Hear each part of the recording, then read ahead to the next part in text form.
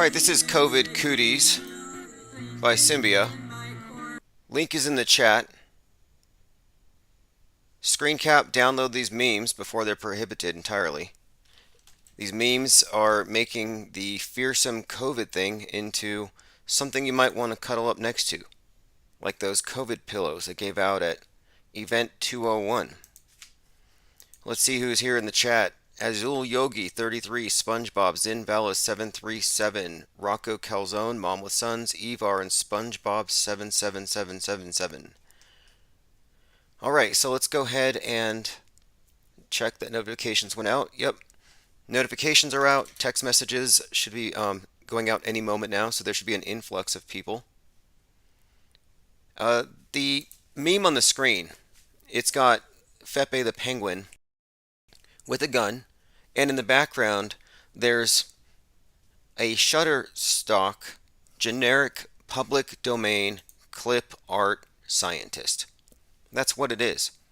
Anyway, funnily enough, I have been sued and I've sued people and it goes back and forth. You know how that is. Well, anyway, I'd kind of left one of these things in the past, and this person then wrote the judge, and I got this notification. Well, this guy is begging for a summary judgment for emotional damage and for trademark libel. Basically, I libeled his avatar, his meme that he trademarked. Well, anyway, I looked into it. It turns out he couldn't have trademarked it legally because this thing was actually on Shutterstock and has been for years, and it's already public domain. So in other words, this guy trademarked a public domain piece of crap clip art in order to sue me for libel. That's how desperate he is. So I wrote back, I replied with a motion just basically saying, this is crap. Clearly this is malicious prosecution, and here's a link. And I submitted evidence that shows that no, he doesn't own this meme. He could not have trademarked it, nor can he sue me over it. So anyway, I'll keep you abreast of that. That's another one of these sideshows going on that this kind of stuff seems to surround the channel. It's like there's always somebody suing us.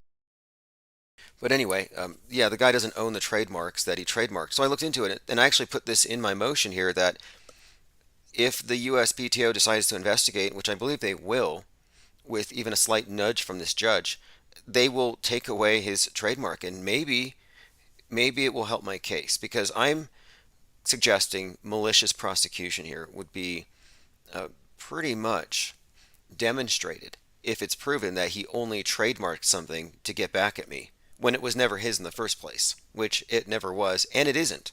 If you want to put that ugly piece of crap clip art on a lunchbox and sell it for profit, go ahead. You don't owe this guy a penny. He does not own it. It's just bizarre how people are so uncreative. All right, let's move on. Adam Lanza commented on the video from the other night, touching grass in a fake reality. And touching grass is just an expression that means you need to get out of your house and get in touch with reality, which, you know, this is something that's really become very clear to me as of late.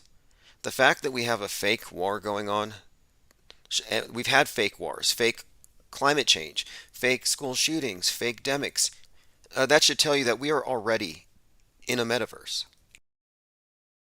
What difference does it make if the screen is on an appliance across the room or if it's strapped onto your face?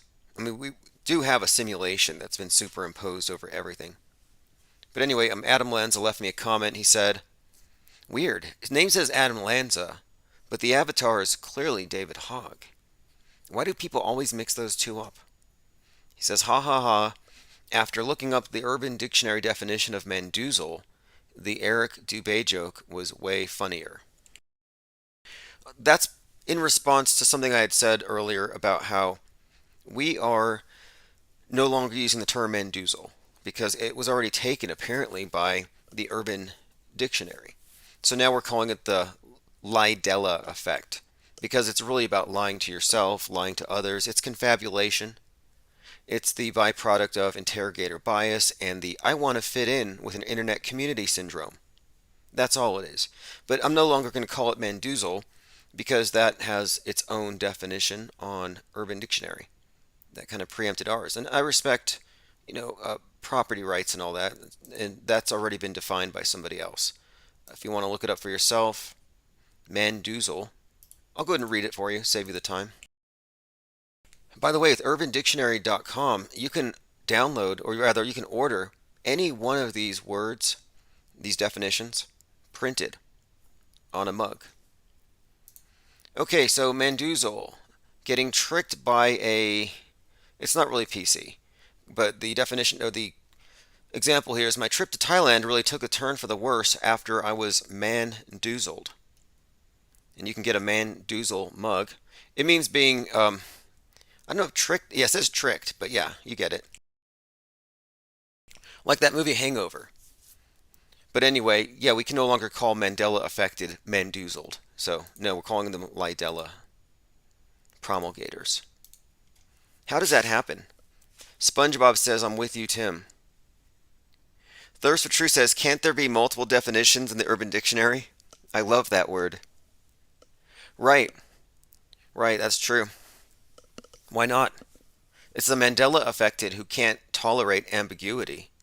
They're like, no, I didn't spell it wrong. The dictionary changed because the whole universe shifted, and therefore all of you are wrong. The world is wrong. Billions of people are wrong, and I'm right. That's how they see it. SpongeBob77 says that Brian Stavely denies that Mac is back. Oh, Mac Parhar? Interesting. Probably covering for one of his fellow agents.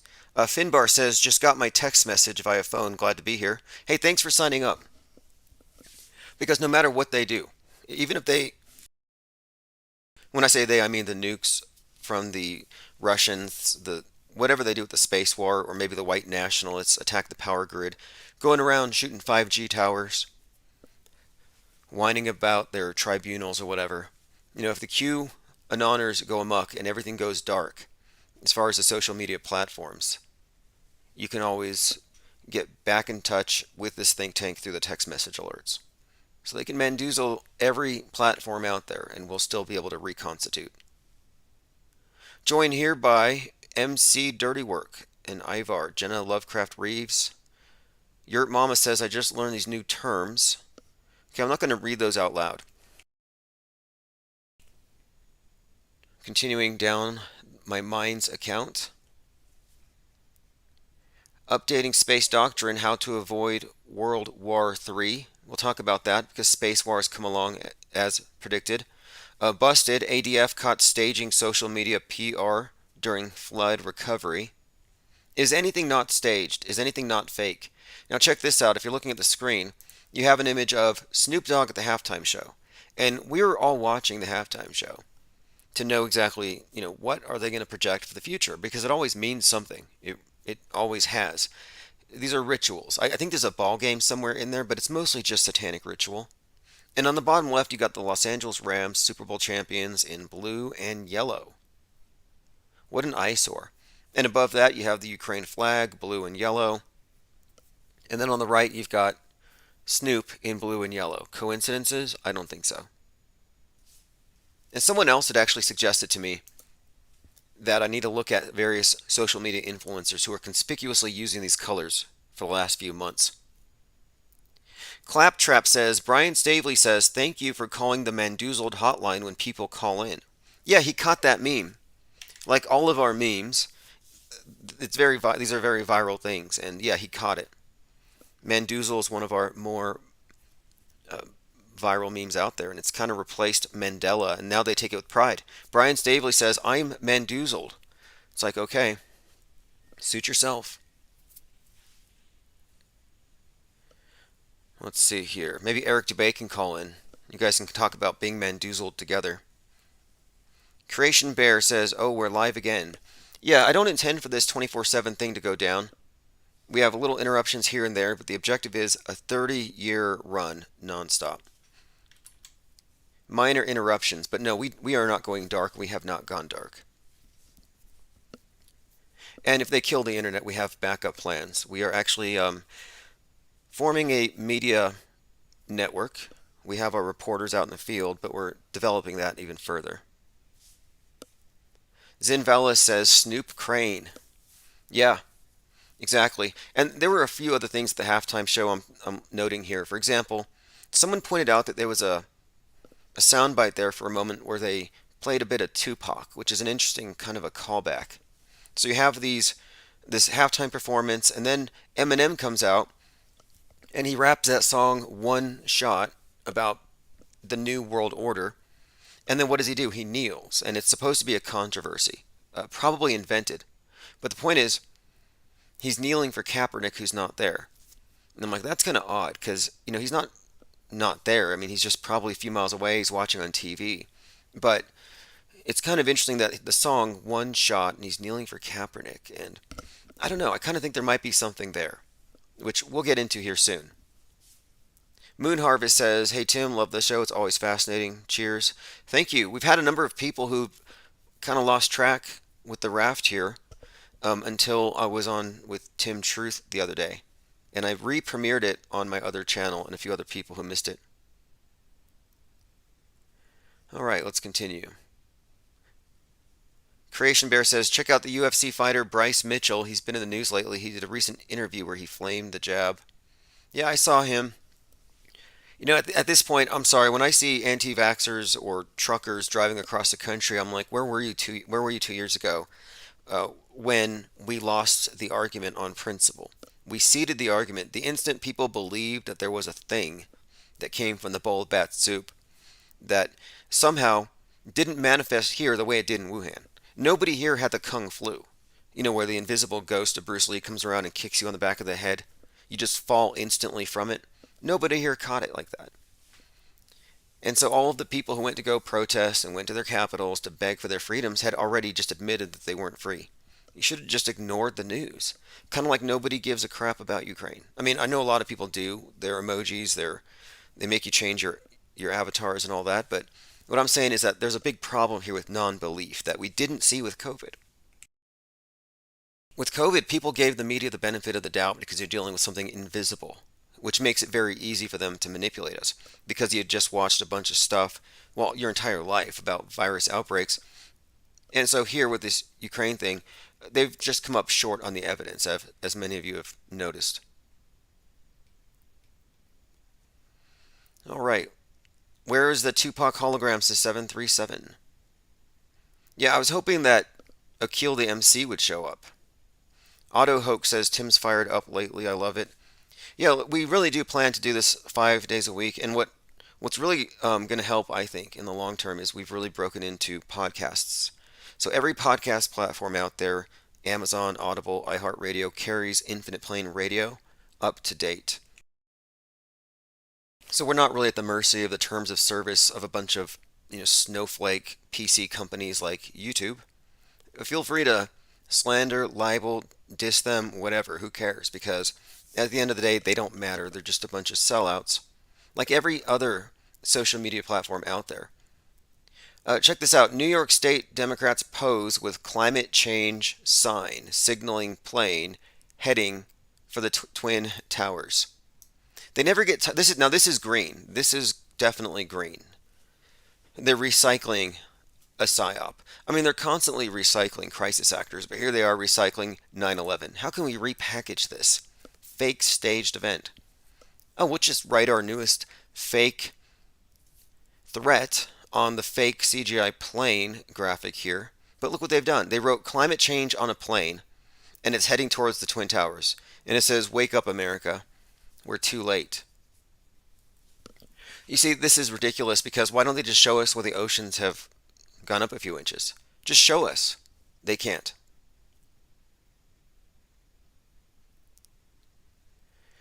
All right, 737 says it's like we're in on the joke. Yeah, you know what? We are. We are, and if you've been following us for more than a year, you already knew about the space station, the drama above with the Russians. And even now, I believe that one of the Kellys, one of the twins, had actually had a public spat with one of the cosmonauts, and I believe he threw away his medal. Yeah, former NASA astronaut Scott Kelly gives back the Russian spaceflight medal. Angry U.S. astronaut tells Russians what to do with the special medal they awarded him in 2011. Well, I don't know. I mean, this to me is like you think they would have bonded a little bit more, given that the Americans have been drinking recycled urine this entire time, 22 years, recycled from the cosmonauts who get pure water. But yeah, apparently they're breaking up, like I've been saying, and I predict this more based on predictive programming. This isn't Ms. Cleo, this isn't tarot cards, this isn't New Age mumbo jumbo. We're just reading the news very closely and noting the subtext and how it interweaves with the popular movies of the day or the movies leading up to it. So in this case, it was pretty obvious that there was going to be a schism above, and this is also foreshadowed by the space race within the movie industry, with the Americans competing with the Russians to film the first movie on the ISS. Tom Cruise's movie was beaten by the Russians, and their movie was called The Challenge. A Challenger reference, if you ask me, but it signified there that the Americans lost the challenge. Well, anyway, Scott Kelly is returning his medal to Russia. He announced it on Wednesday, he tweeted about it. I'm returning to you the Russian Medal for Merit in Space Exploration, which you presented to me. Please give it to a Russian mother whose son died in this unjust war. I will mail the medal to the Russian embassy in Washington. Good luck. Now, you know this is all just theater because these guys all share a green screen. So there's no real space beef. Just so you know, the space war, it's all fake. It's just a war for the space between your ears. It's a war on your mind space. Also, it's a war in cyberspace. But a war in space, sorry, doesn't exist. And these are all characters. Joined here by Pippi Langstruff, who says, Yo, spelled with a J. The Missing says, Have you heard the New York governor speak? She sounds just like HRC. We need to look into these. There's another one I want to look into. Sidney Powell, the Kraken, the original Kraken who was going to flip the election. I'm pretty sure that Sidney Powell is Ann Coulter in a suit, a skin suit. I'm not going to be rude and say a fat suit, but yeah, Ann Coulter in a fat suit. Well, any suit to her would be a fat suit. She's a beanpole. I'm just saying, I think that Ann Coulter is literally Sidney Powell, and that's how she can be so outrageous and just be so like she's getting sued for billions of dollars for slander. Let me go ahead and bring up Sidney Powell. Now, you wouldn't know this unless you listen to the voice and you look very, very closely. And she is very, very masky. Anyway, we talked about this last year. I don't really care to relive it, but I'm pretty sure that Sidney Powell, who was born on May 1st, interesting date, that is the high point on the occult calendar. It's not Halloween, it's Beltane, it's May Day. That's the birthday of this Kraken. Interesting date. And again, if you look here, to me, this just screams deep fake. So forget everything the media says about digital deep fakes and how you can't tell if that's really Tom Cruise or not. It's not about digital deep fakes and TikTok filters. It's about people among us who are like in the TV series V, the reptoids of the human skin. That's what we're talking about. In fact, I think David Icke is controlled opposition to this. I think David Icke is there to help them cover up the seams. Whenever somebody notices, hey, this person looks a little odd, or there's something off, yeah, it's a reptoid, because they don't want you to know, or it's a clone, because they don't want you to know about deepfake tech. And this looks like a standard deepfake outfit, and I think Ann Coulter's inside there. You got to compare the voices. In fact, I'm going to put that in my notes. I'm not going to do it here on the fly, but I am working on a series of 10-minute videos for TikTok and Twitter and a few others, just kind of short form videos that I'll start producing here shortly, and I'm making a list. So if you have any suggestions that you would, anything, any topic that I cover here that you want me to go into detail on in a 10-minute breakdown, just email me, contact me, post it in chat. I'll get it because I am in that business of producing, concise Metascript breakdowns. That's what we want to do here. This isn't alternative media. Alternative media is actually controlled opposition. It's all part of the world stage. What we're doing is a post-world stage critique, and you won't find it anywhere else. No one else can go this far. They see the edge, and they run back. And even the flat earth topic generally doesn't go far enough because a lot of people who believe the earth is flat are still constrained by we'll just say the cult that runs the world and its different heads. It's a hydra. And I kind of think that all the religions are pretty much controlled by the same people who control the media. All right, let's continue here. Claptrap says Waynell Sexton could have her own calendar with all of her appearances. Has anybody thought about doing this? A crisis actor calendar? Interesting idea. And yeah, Waynell's been in what five or six or more. And there's another person too.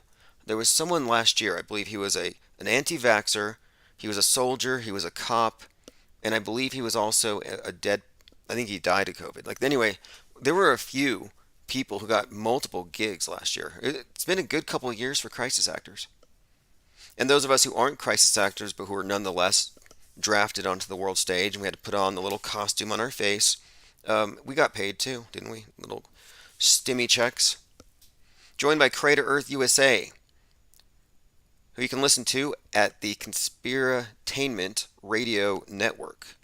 In the mornings, live Monday, Wednesday, and Friday, but I also have replays on the in-between days at the same time. So you can wake up to Crater Earth USA every day.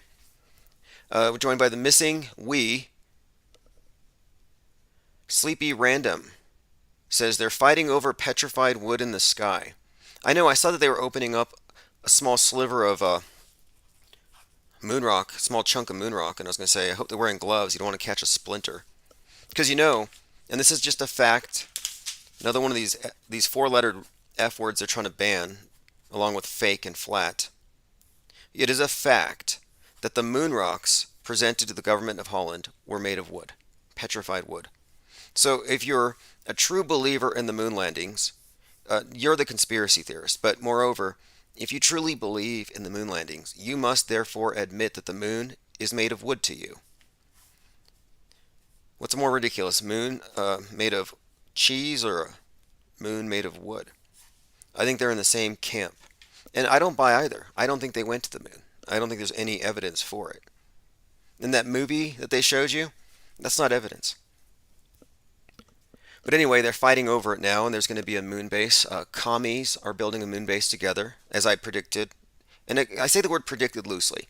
We extrapolated from the available information. We kind of guessed, not guessed, but you know how you're reading a book and it's just formulaic, like every Dan Brown novel. You know by this chapter who's going to make out with who's going to be at the resolution. You know the ending. We're able to guess the endings of these things long in advance.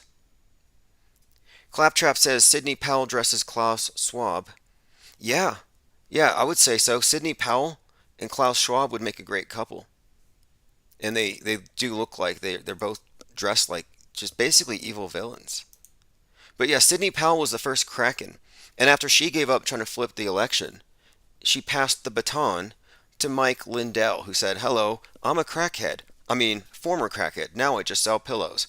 So you have the Kraken to the crackhead, and then Hunter Biden's laptop was going to break the election because of his crack pipes. And I'm like, they just couldn't stop with this crack thing. We couldn't figure out where is it leading. They even said the ISS was cracked. Everywhere we looked, there was schism. There was a split. There was a split throughout society. And the reference to the Kraken that was going to break the election, release the Kraken, it was a meme that has been forced onto us for the last couple of years. And I was like, where is this leading? What is this Kraken thing? Anyway, long story short, Pluto returns on 2/22/2022, which puts Pluto at 27 degrees Capricorn. And this Pluto conjunct, this return, puts it exactly at the place where it was on July 4th, 1776. Significance here? Well, 1776 and 1619 seem to be a couple of key years here when we look at the split and the two competing worldviews. But more significantly, Pluto is another name of Hades. Hades and Pluto are the same. Hades releases the Kraken. And I think that the ritual we saw on 222 out there at Donde 2, Kanye West's ritual, well, that was produced by Future, who goes by Pluto. So I'm pretty sure that they released the Kraken on that day. SpongeBob says, God loves you, Tim. You're doing good. Okay, let's see here. I'm going to open phones in just a moment. Rocco says break down fake nukes.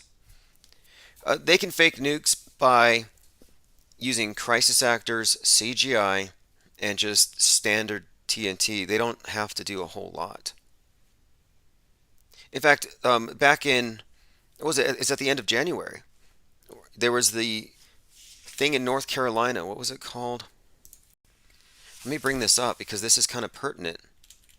You had a National Guard drill in 24 counties, and it was to hunt down domestic violent extremists.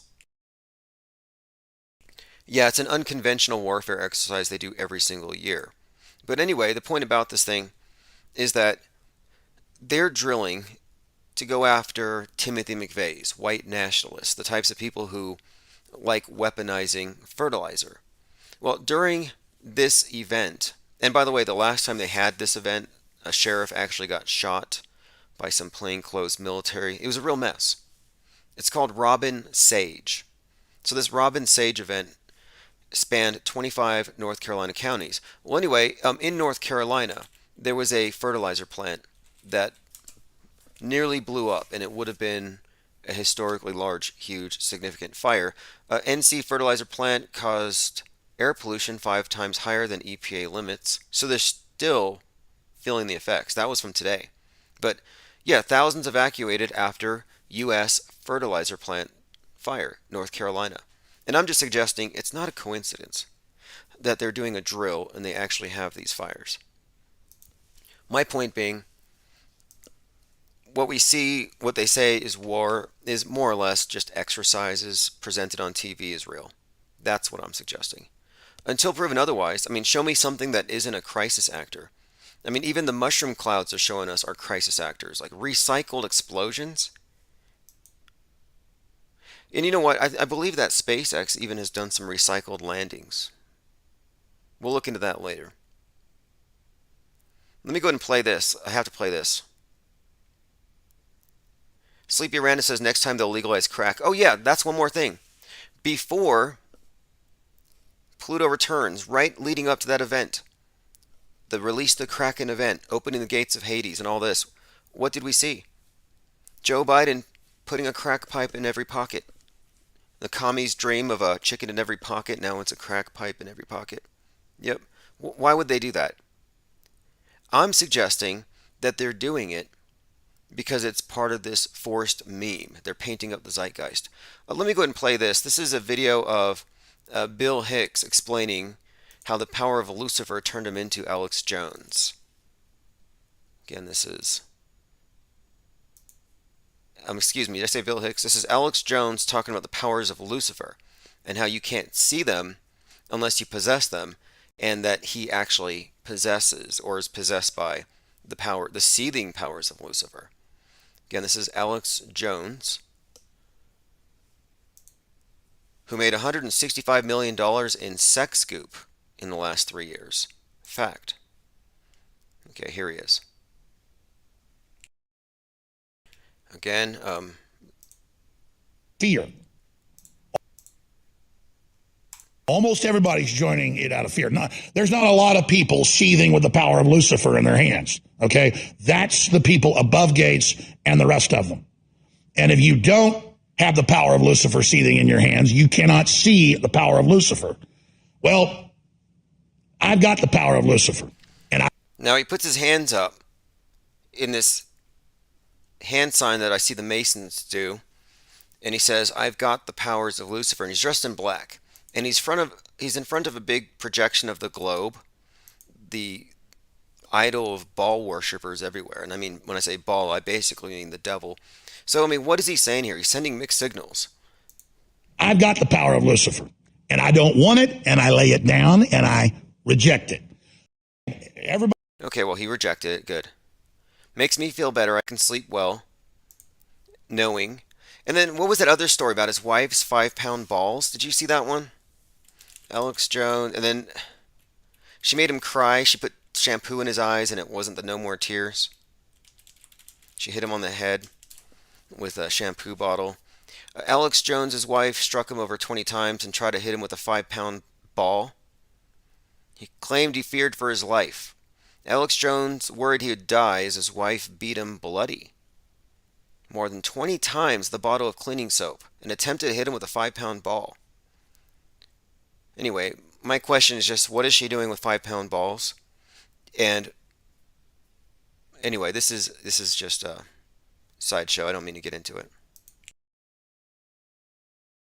All right, so let us continue going through the Minds feed. That was Alex Jones with his Seething Energies of Lucifer. Got a message from Lynn Ertl. She calls in a lot. Lynn Ertel, it's Ertell. Find her on Facebook. She said, I wish we could hear more from Joe Atwill on the pathology rampant amongst this latest crop of Bible thumpers and perfect Christian patriots. The Vanguard, and she's talking about the QAnoners. Now, this is an interesting point she's bringing up here. The vanguard of the entire Trump operation with MAGA and Q. Because she's referring to Joseph Atwill, who wrote the book Caesar's Messiah, about this psyop to create a savior in order to consolidate the popular opinion around a leader. And we've been talking and basically about prophecies being backdated, people being turned into gods. And what we're looking at with the Trump phenomenon is a neo-Christian cult with the Kennedys as the bloodline of Christ, awaiting the second coming, the return of JFK. And this is a real cult. This is something the media has tried to minimize, but they had to address it eventually. But anyway, someone like Joseph Atwill could probably have a field day deconstructing it. And I've said from the beginning, Great Awakening, sealed indictments to be unsealed, judgment. Then, of course, you have the deep state and the white hats. It's like, well, this all sounds like Revelations. This all sounds like they're rebranding Christianity. And when they brought out that JFK is actually the second coming of Christ, it sounds crazy, but this is what they believe. And they believe that the deep state decided we can't have JFK running around, Jesus Christ, Jesus F. Christ running around. They shoot him in the head. He survives, and when he comes back to tell us, the world is going to worship him. So the true QAnoners right now, the ones who are drinking the Kool-Aid, they're literally waiting for JFK to come back so they can worship him as king of the world. And then he'll hand over some kind of authority to Trump and JFK Jr. Now, if that's not weird enough, they take it from Revelations, I believe it's 13, where the Antichrist is shot in the head. And then he comes back and the world falls to its knees. Well, they're saying that JFK is the Antichrist and the Antichrist is Christ. So you literally have a neo-Christian cult, a doomsday cult, with their tribunals, their tribunal fantasy, waiting for this resurrected Sun King who was ritually killed in 63. It's really bizarre, but they want the Antichrist. Thirst for Truth says Alex Jones will still never say no planes. Alex Jones is also a moon landing conspiracy theorist. I'm surprised he's not a climate change conspiracy theorist. Yeah, he believes that man landed on the moon. Can you believe it? John Snyder says the symbolism in the new Corey Feldman single is legit. Okay, I'm glad he's still doing stuff. I saw him on Cameo.com and I'm like, isn't that where these celebrities go to die? Milk a few dollars out of their persona. But no, that's cool. I'll check it out. Portal Complex says Bill Hicks is pushing nukes so he can sell more iodine. Yeah, do you remember Fukushima 311? The other 311. Now, let's take note of this really quick because we're a couple days away from the second hoax anniversary of 311, which was the 9/11 of this present era. But 311 20, let me see, is Fukushima. So COVID wasn't the first one. And there is something of a comparison here when you look at the ground zero and the idea that it starts off small and then it spreads, a chain reaction. Anyway, so on 3/11/2011 or 3/11/11, you had the Fukushima nuclear disaster. And at this time, I was listening to Alex Jones and I believed the news. And he was selling iodine because he said, oh, the fallout's going to come across the Pacific. And if you take a bunch of this iodine, it'll protect you. So he's selling iodine as a preventative thing. And then speaking of the Kraken, Ann Coulter, she came out and she said radiation is good for you. Let me bring this up. Just kind of a little side note here. Yes, Ann Coulter said, go Fukushima yourself. And yes, she said radiation is good for you. Conservative maverick Ann Coulter has poured scorn on fears, saying radiation is good for you. Anyway, I remember this incident because Alex Jones was pushing iodine. He said, you got to boof the iodine, you got to boof, like just like today it's ivermectin. They all have their cures, these partisan cures for these partisan psyops. And it's like, oh, their cure will kill me. And then the other side says, no, their cure is going to kill us. And it's like, what? So one side thinks the vax is salvation and the immune system by itself is not sufficient. And the other side thinks, no, the vax will kill you. And it's like, wait, how can you have these psyops be so perfectly partisan left and right? That's why I don't buy into them. And it seems like it's just a money-making racket. And you definitely do have Alex Jones hawking iodine again. It's usually run for the hills, get your MREs, go off the grid. Does anybody ever actually go off the grid, by the way? Not really. And there's a name for that. It's called the Bubba effect. If you want to look into this, it helps explain a lot of conspiracy theory culture today and why a lot of it strays from pure media analysis and it goes into what are we going to do about it? Are we going to run for the hills? The Bubba effect, this is from Rational Wiki, is a trend of behavior that was postulated by Command Sergeant Major Tim Strong about people heading for the hills when they feel threatened or when times are uncertain. So, better safe than sorry is kind of the idea here, but it says here in practice, the Bubba effect, and it's talking about this notion lifted right out of Red Dawn. The Bubba effect amounts to histrionic overreactions to threatening fake news and vague rumors. In turn, springing from the scrap heap of survivalist ideas and brain-dead conspiracy theories. But despite this, the Bubba effect has proven surprisingly broad. Yeah, it still sells. I'm always telling people, popcorn, not ammo. If you're reaching for the ammo, if you're going for the Bubba effect, then they dragged you onto the world stage with your emotions. It's all still just a movie. And I don't mean to, call anybody out by name or anything, but Richie from Boston, and I remember this very clearly, at the end of March 2 years ago, he said on April Fool's Day they're going to cut off the internet. They're going to send somebody to my house in a black car.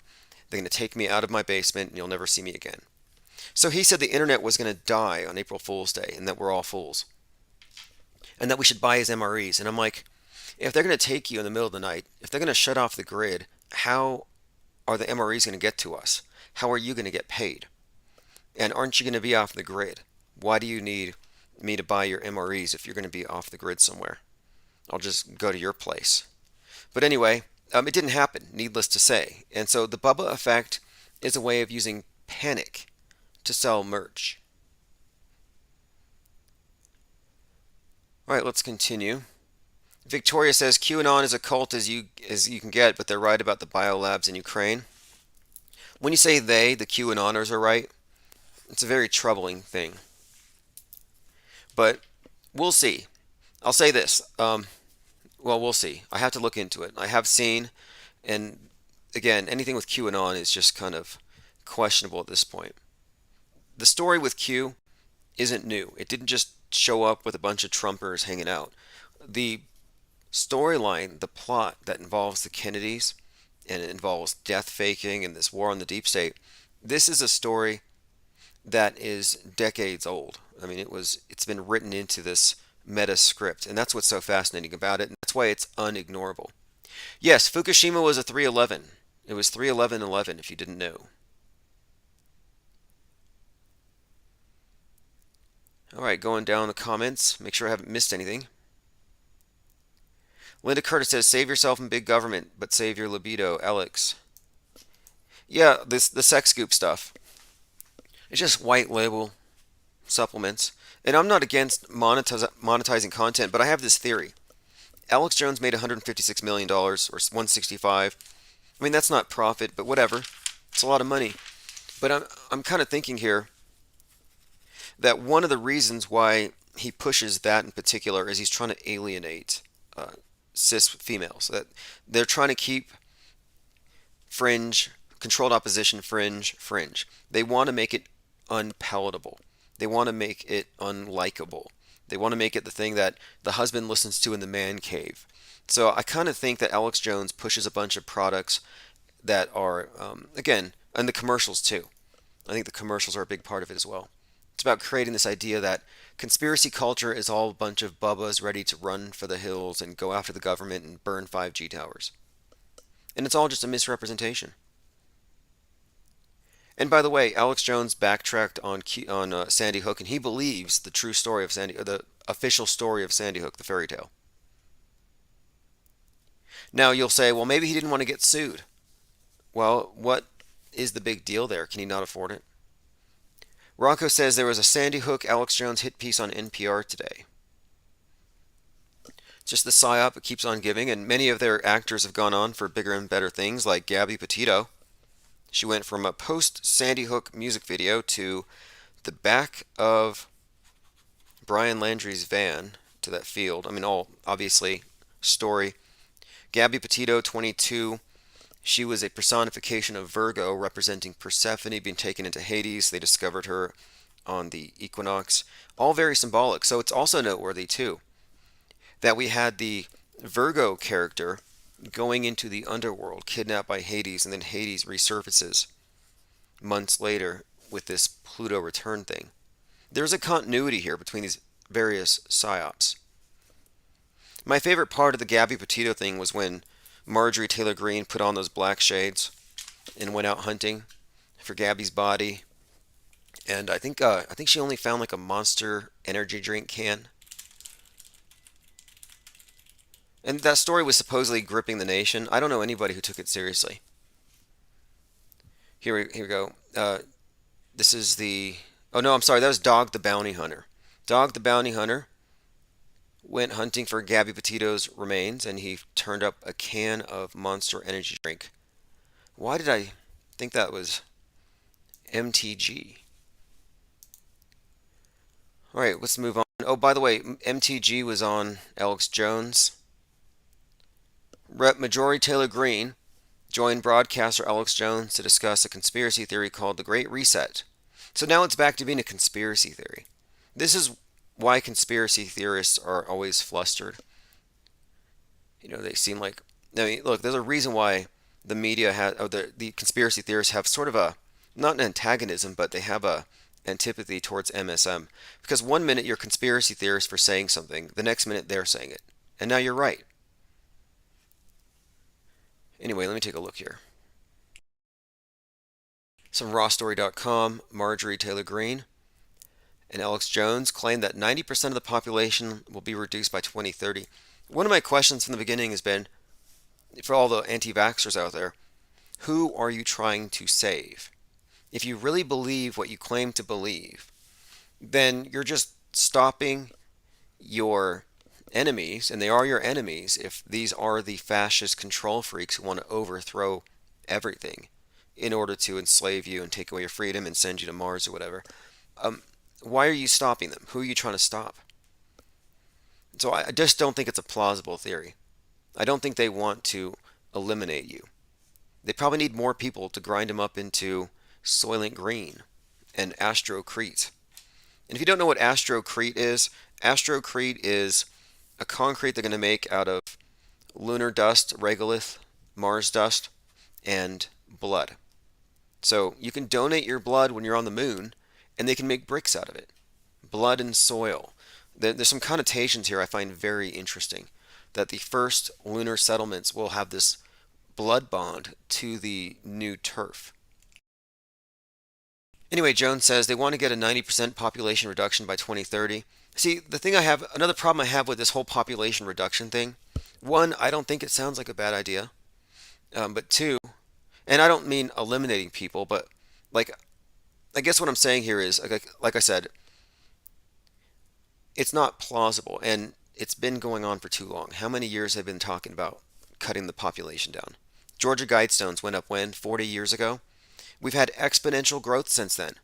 If they wanted to cut down the population, they would have done it a long time ago. They would have culled the herd before it metastasized. So no, they're not going to get rid of the population. We're not going to run out of people. Just another fake, another panic. We're going to run out of people.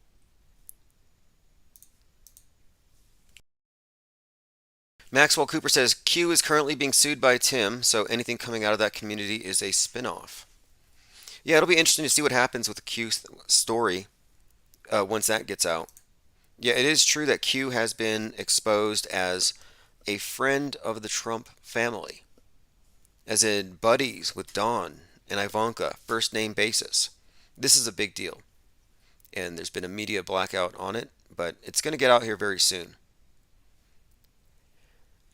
Let's see here. Anything else? Former astronaut Katie Coleman on Russia threatening to pull out of the space station. Yeah, this is pretty much the news. It's like Scott Kelly on Twitter called the head of the Russian space agency a child, and the head of the Roscosmos blocked him on Twitter. He said, he's a moron who will be the death of the ISS. And notice how this is commonplace, the death of the ISS, the sky falling. And I've been talking about this for some time, how specifically I started watching Netflix. All these streaming video services, they're all just basically mugging me. It's like every month one of them's going to get me when my Cash App card isn't off. This month it was HBO, last month it was Netflix. But I just take them up on it, and I watch everything, and I just break it down, and I have found some startling consistency with regard to the imagery that they're pumping into the mass, basically the collective imagination, and it's all space stations falling. It's all space arcs breaking apart in the atmosphere. Specifically, season 1, episode 13 of the 100. These are noteworthy. And then there's also Cowboy Bebop started off with a scene like this, but you're seeing a lot of space junk on the new stuff that has come out. So if you were watching Netflix and all the new releases, let's just say from October through the new year, you would have been inundated with movies about stuff falling from the sky. Then Don't Look Up and Moonfall. My point being, you have a lot of time spent seeing something that is unimaginable, like the idea of towers burning down after getting hit by a couple of airplanes. These are things that are extraordinary, but they make them ordinary just by repetition and by propaganda. And so the propaganda matrix has been flooding the zone with space stations falling. That's my point.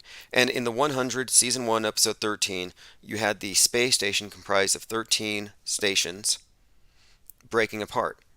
Just like in that video that the Russians put out, the RAA, where it's like the Russian segment leaves. So it's breaking apart. I know this summer it was cracking quite literally, but no, it's breaking apart in many ways. And it's along these ideological lines, the space war, space commies versus space capitalists or cowboys. Commenter says, Democrats are politically uneducated, normie NPCs, and visually illiterate. We're getting pretty stupid. We're already in the metaverse. The fact that so much of the news is fake means we're already in it. Your head may as well be in the TV screen. You have a TV over your head like a space helmet, and you're looking out through the screen. You're in it. All right, let's continue. 737 said, Hitler's face flashed when the towers fell. Okay, do you remember that tabloid story from the Weekly World News where it was like the devil's face in the Twin Towers? Now that I'm looking at this as a scripted event, you have to take these things as direct messages they inserted into these things. So I don't believe this was an organic effect with the smoke. I believe this was a leaked photo, part of the production. A little bit of artistic license from Stanley Kubrick. That's probably what we're looking at here. I haven't seen Hitler, I've seen the devil, and I saw another one. I wouldn't know how to search it. but it looks like a man and a woman in the two towers that are crumbling. If somebody wants to find it, I'm not going to search it, but now check this out. This is also worth reiterating here. We've talked about this, but the significance here, it's hard to overstate it. You're looking at a man falling from the twin tower, one of the towers. This is the hanged man picture, the falling man they call it. So the falling man photo is owned by Sir Elton John. So Sir Elton John actually bought this morbid photo. It was photographed by Richard Drew. And the other thing about Richard Drew that is also interesting is that he also photographed RFK as he was falling to his death. So he photographs two people falling to their deaths. What's the connection here? There's a few connections. RFK, when you get into the symbolism and stuff, was 42, shot with a 22. And 42 is often associated with falling, as we've pointed out here. I would also say there's something significant about the way that his leg is crossed, which we could probably get into. But my point is, this is just another, the photographer constitutes another Kennedy 9/11 connection. And this is one of the common themes here. These nods, these inside hints that there's a Kubrick production at work here. But no, I haven't seen Hitler's face, but I'll be interested to see it if you want to post it. I mean, the whole thing was a CGI production. There were no jumpers, if anybody's wondering about that. That's been explained again and again. How the pneumatic cannons, dummies, Photoshop. There are many other giveaways, but let's see. Diana South says the word Antichrist is not in the book of Revelation. More false teachings by biblically illiterate.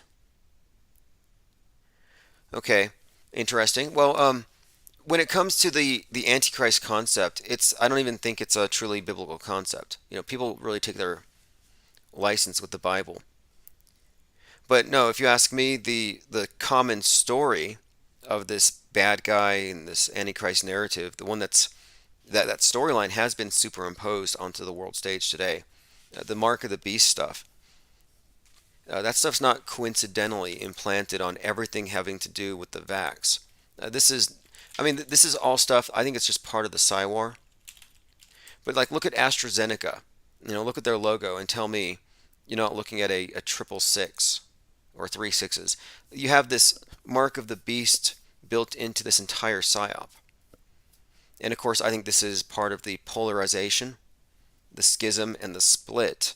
This dialectic they've created between the needle and the bullet. Or the needle, like you had guns versus needles, right wing versus left. The pro-gun side is anti-vax.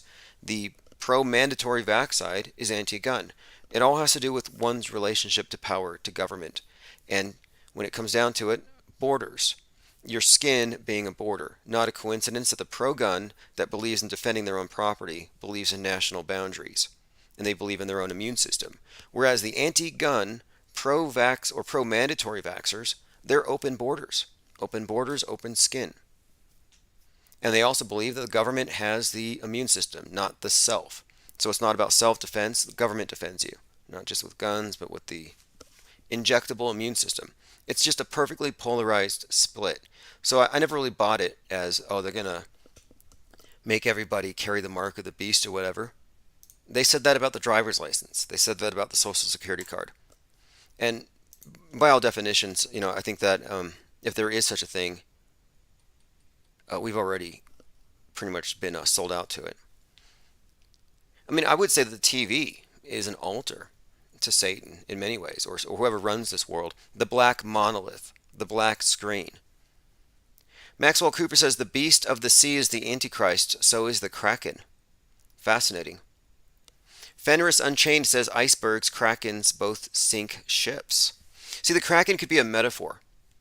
It could be a metaphor perhaps for collectivism, for world communism, for this mass awakening, the overthrowing of something. It could just be a metaphor for this rousing of a leviathan. It doesn't have to be a big squid, although that would be believed by the masses. And they kind of have set the stage if you look into the overlapping stories of the spacecraft cemetery, where they drop all their used satellites. All their spent satellites get dropped at Point Nemo.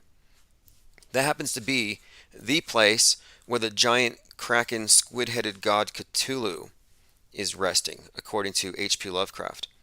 So there is this area in the ocean, this remote place associated with falling objects from the sky, also associated with the slumbering but soon to awaken thing that fits all the definition of a kraken. John Snyder said, I saw a new Lincoln Kennedy connection. 10 days before he was shot, he was in Monroe, Maryland. And 10 days before JFK got offed, he was in Maryland, Monroe. Yeah, there are a number of those. Some of them may be urban myths, I don't know, but the dates line up. Another one, Kennedy gets his blood splattered on a Ford Lincoln. Lincoln gets his blood splattered in a Ford theater. Lots of interesting connections between these two, and we'll probably get into those. And if you really want to go deep, look, I mean, JFK and the Kennedys and all the major psyops are connected through this Stanley Kubrick storyline that actually connects a number of his films. But it's fascinating. Even thanks someone. We appreciate the support. And yeah, that was Godzilla. Speaking of Kraken-like things, and the Godzilla sound effect is basically represents the infinite plane society and what happens once we get past all of the hurdles placed there by government operatives. I mean, hopefully these trolls were well paid for their work, because I don't know how it's going to pay off in the end. You know, I don't care if you work for the DoD. If you purchased 40 plus domains in order to steal traffic from someone, you can't get away from that. I mean, that's a property crime in progress. Side note, I mean, there's a couple of lawsuits. In fact, I was writing a newsletter to kind of clarify so everyone knows who's suing who and what I'm talking about whenever these things come up. Oh, anyway, JFK. J is 10, F is 6, K is 11. So that's kind of interesting. If you flip it, you do get 9/11/01. And another one, this is kind of interesting too, because you consider all these various events to be 9/11. It's not just 9/11. There are many events that connect to 9/11 symbolically. We talk about the George Floyd, Derek Chauvin event frequently because 8:46, that's the time that Chauvin knelt on Floyd. 8:46 is the time that 9/11 started. They use these numbers to communicate this story, and it's pretty consistent all around. I mean, even Timothy McVeigh, executed on a 6/11/01. Okay, well, 6/11/01 kind of has a 9/11 built in there, but also he was inspired by the Turner Diaries. Of course, the Turner Diaries, brought to life by the McCloskeys in 2020. The Turner Diaries, written by Andrew MacDonald, and if you look into the author's birth date, 9/11/33. So there's another 9/11 connected to Timothy McVeigh, another 9/11, like an American OBO, an American terrorist, an American white Al-Qaeda Osama martyr character. And by the way, McVeigh was killed at the age of 33. So many side notes, but they're all connected because I'm suggesting that this Stanley Kubrick thing goes beyond Apollo 11, and it goes into the 9/11s, it goes into the major racial psyops. There's a lot of fingerprints here. I can point to Tom Clancy, I can point to Spike Lee, I can point to, I guess, Alan Moore would be another major meta scripter in this unfolding world stage drama. So it's not just Kubrick, but it's definitely a drama, and you can see whose fingerprints are all over this thing. Anyway, let me go back through some comments here. Kind of got behind a little bit. We've been joined by that SOB. Rich Flat says giant squids from space. I've seen squids from space in the news lately. And then in The Watchmen, and there's plenty we could say about that HBO series. In The Watchmen, you have a Kraken falls on New York. Linda Curtis says, in my opinion, the Kraken is the new Moses parting of the waters. Info overload, splitting of the mind. If you pay General Flynn enough money for a private consultation, he's going to tell you, because I heard this from somebody, they left a message for me. Apparently, General Flynn is telling the people in his inner circle that China is going to do an EMP, and anybody who's been vaxxed is going to have a head explosion, like scanners. So if you know someone who's triple vaxxed, tell them to put on a helmet. Not just because when they fall you want to protect their heads, because they will, but also you just don't want that splatter to get in your eyes if you're driving. All right, let's see here.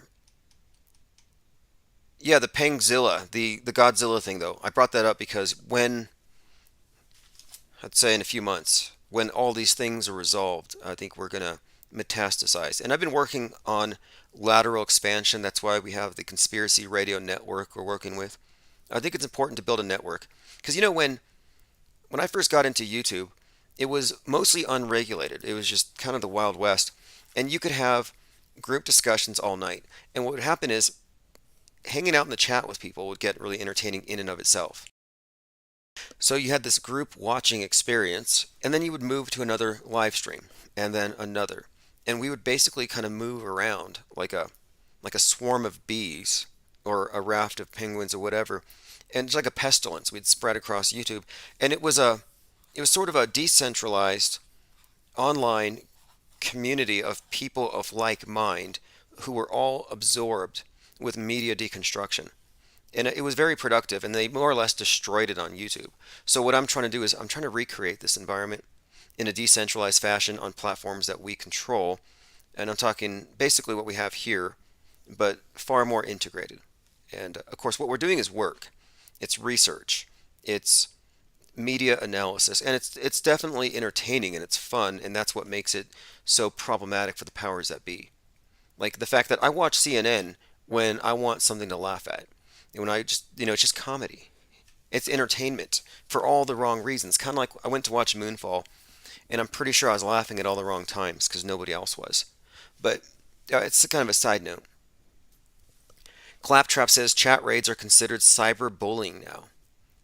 Yeah, they've had to put up walls. I think we kind of exposed a few weaknesses, a few loopholes, a few cracks in their matrix, and they had to seal those up. Maxwell says it's hard to take people seriously that take CNN seriously. Yeah, I can't really watch it these days so much. I'm traumatized by Don Lemon. Don Lemon's Lemons. Don Lemon did the most disgusting thing, and he's in court over it, and it bewilders me.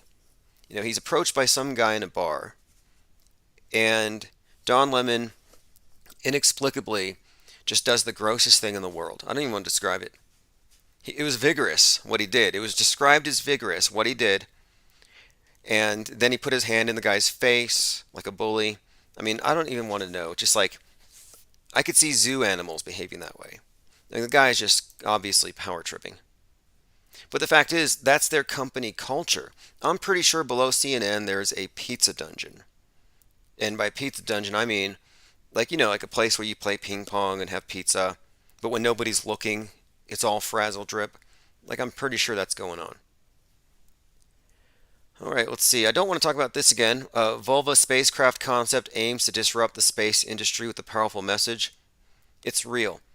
It's as real as anything else that they send into space. So, you know what that means.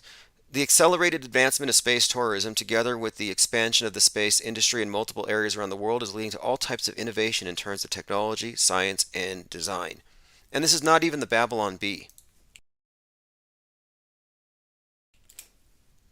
But it's kind of strange how, like a broken clock, right, twice a day. Sometimes the media is, or sometimes people who are absorbed in it, who are on the world stage, total blue pillars, sometimes they see things as they are. It's rare. NASA will be opening a pristine 50-year-old lunar sample. Again, if you find a piece of moon rock, you're just going to have to drop it off somewhere and just call the police and let them know where it is, because NASA will show up with a SWAT team. They will drag you out of your house, they will rough you up, and they will take it from you because they don't want people to know. Because if you look through a microscope at a moon rock, you will find out that, yeah, it's just wood. Claptrap said, did he grab the guy like Trump's pickup line? Yeah, pretty much. Pretty much. Whatever he did, it was just bizarre. And I'm just saying, like, um, it just conflicts with his nice guy persona on TV. But we called it out way in advance. You know, I had postulated, and we put this into an episode of South Pole, that Governor Cuomo was selling his brother Andrew to the Minister of Unhealth, Maggie the Block, you know, the big Jabba the Hutt character, that he was selling his brother to Maggie the Block for higher death tolls so he could have more power in the big rotten apple. And that was just a storyline, kind of a guess, and I'm pretty sure that's exactly what was happening. What was with all the ministries of untruth? Have you seen such a collection? Like this was like Adam's Family stuff. Let me bring this one up. Maggie the Block. And these names. This is a world stage name. The Block. That's like a World Wrestling Federation name. Some really big guy calling the Block. And I'm like 99% sure that this is a costume. It's like Ann Coulter in a Sidney Powell costume in a Maggie the Block. This is layers. This is a fat suit over a fat suit. And this person is telling us to regulate our intimate behaviors, to wear masks in bed, to wear masks when we shower. This is your health authority. Looks like a South Pole character. Yeah, absolutely.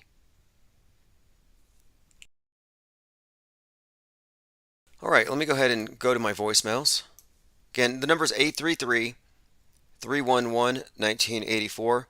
Again, 311, second anniversary, second hoax anniversary of the pandemic is on Friday.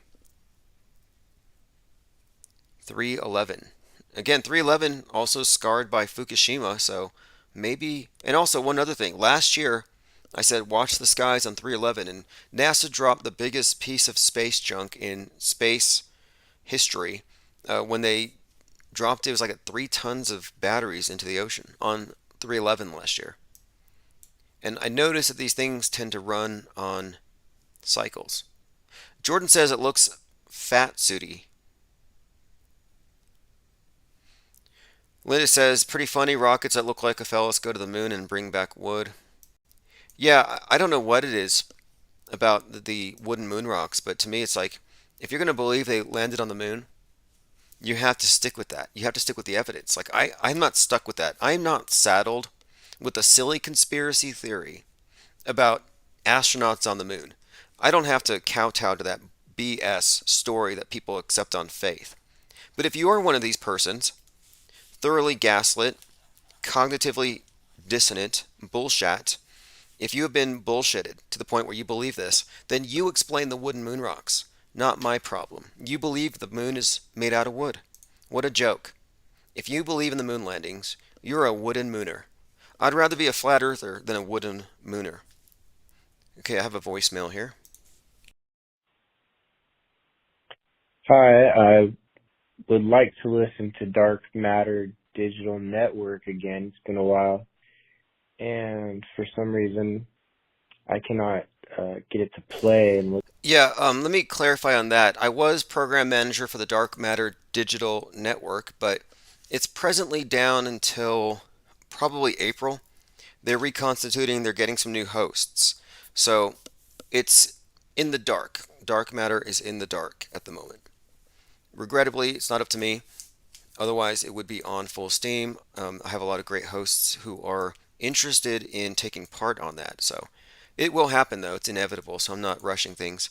But in the meantime, I highly recommend you go to conspiratainment.live or conspiratainment.blog or conspiratained.com. Just search conspiratainment.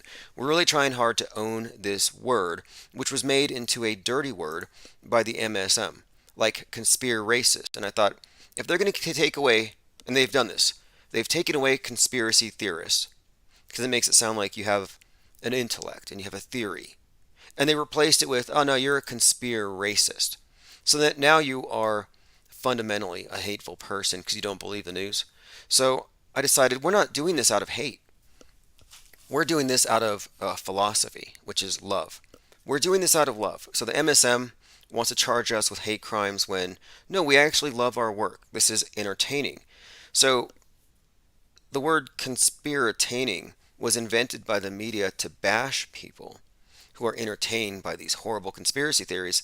And I'm thinking this is a word that we have to appropriate.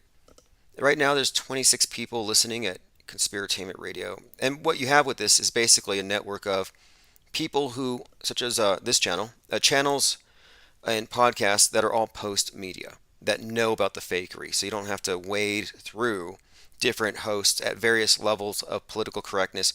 And you know what's really hypocritical?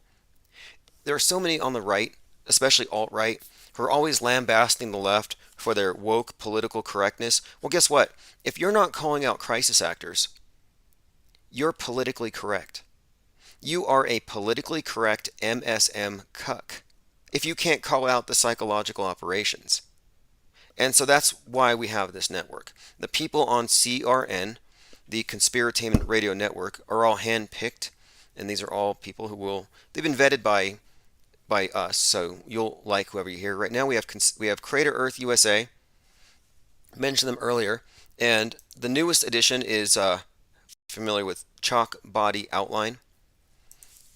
Well, he has a new podcast. It's called Vocal Fry with Layla and Drew. I'll put a link in the chat if you want to check that out. RJ's joined us, says, I was around in the beginning of Infinite Plane Society back in the day. Yeah, thanks for joining.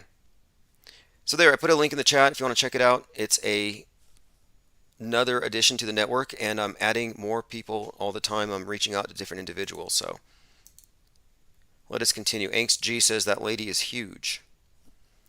Yep. She's your health authority, though. I mean, see, this has got to be gaslighting. It's got to be a joke. It's some kind of a sick joke. All right, Celestial Wonders. Do you want to call in? 833-311-1984. All right, let's continue.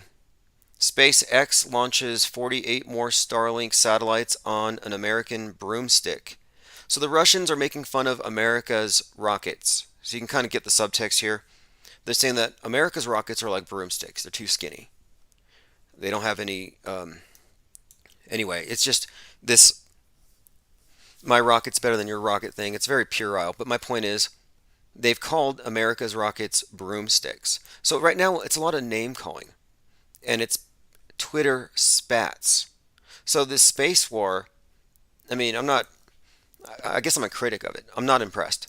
This space war is Twitter spats, name calling, and that's about it so far. Threats.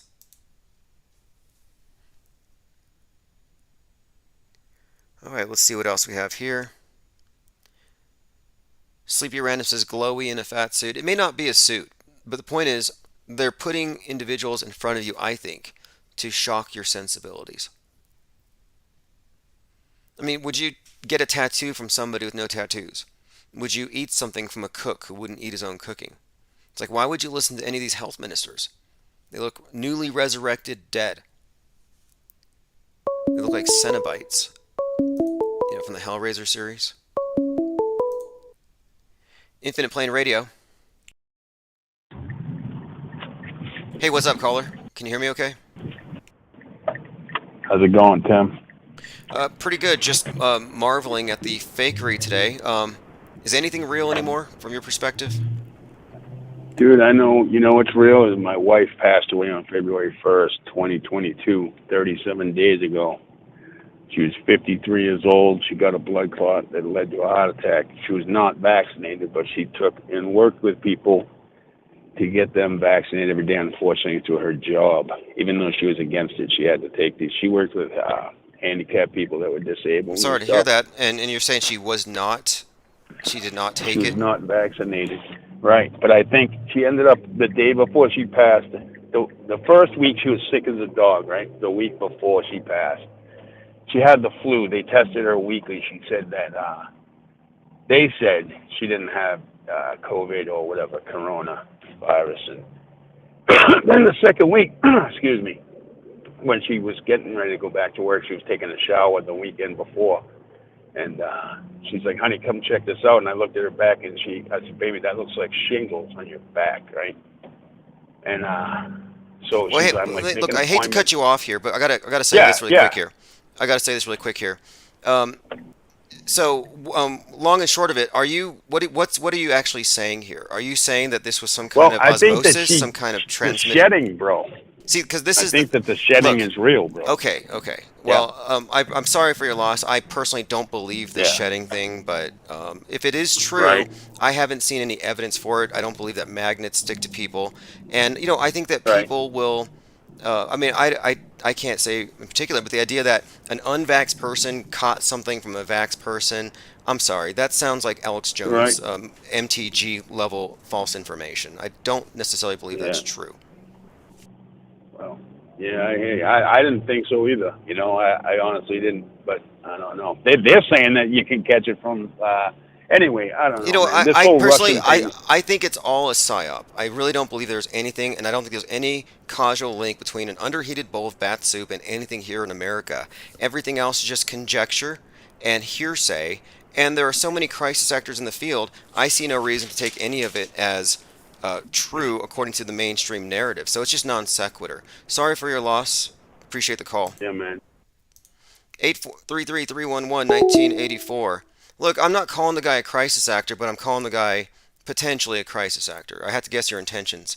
It's just too personal of a thing, and you can't use a personal tragedy as leverage to control a conversation and spread some already debunked BS. Check this out. There was that new 9/11 video, and we have an explanation now for why it was probably not released until just recently. It's this. When the plane was crossing the smoke, there was a CGI glitch. The wing actually disappeared. Total fraud. This is from Texas Patriot at Noble Butts. If you want to follow him on Twitter, Noble Butts. Fraud. Total fraud. The plane is a crude CGI rendering. Here are some screenshots from that video. The image breaks up in the smoke, and no attempt is made to create a realistic plane crash. All of the planes in the videos from 9/11 were crude computer graphics.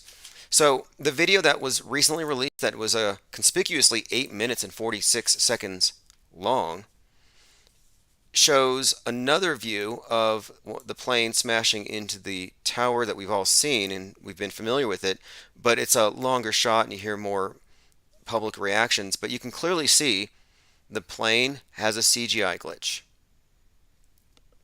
Sleepy Random says caller is glowing. Yeah, I'm suggesting glowing. Look, I don't buy it. And you know what? Here's something else too. I didn't even know about crisis actors. I didn't look into the idea that people lie.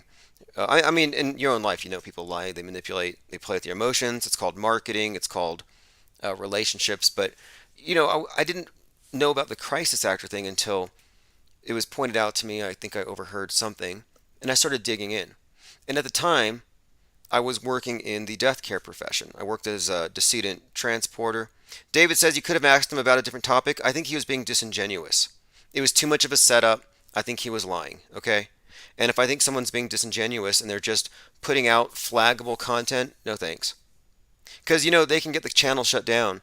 This is what glowies do. They'll call in and they'll say, my neighbor got vaxxed and I caught something from him and now my leg is shedding all over the floor and I got black goo dripping out of my bumhole. They'll say this stuff and then you get banned. I'm sorry, but that's just where they are at. It's like, look, there's no black goo, there's no magnetic stuff. Vaxophobia is a massive psyop. It's like right-wing gunnophobia.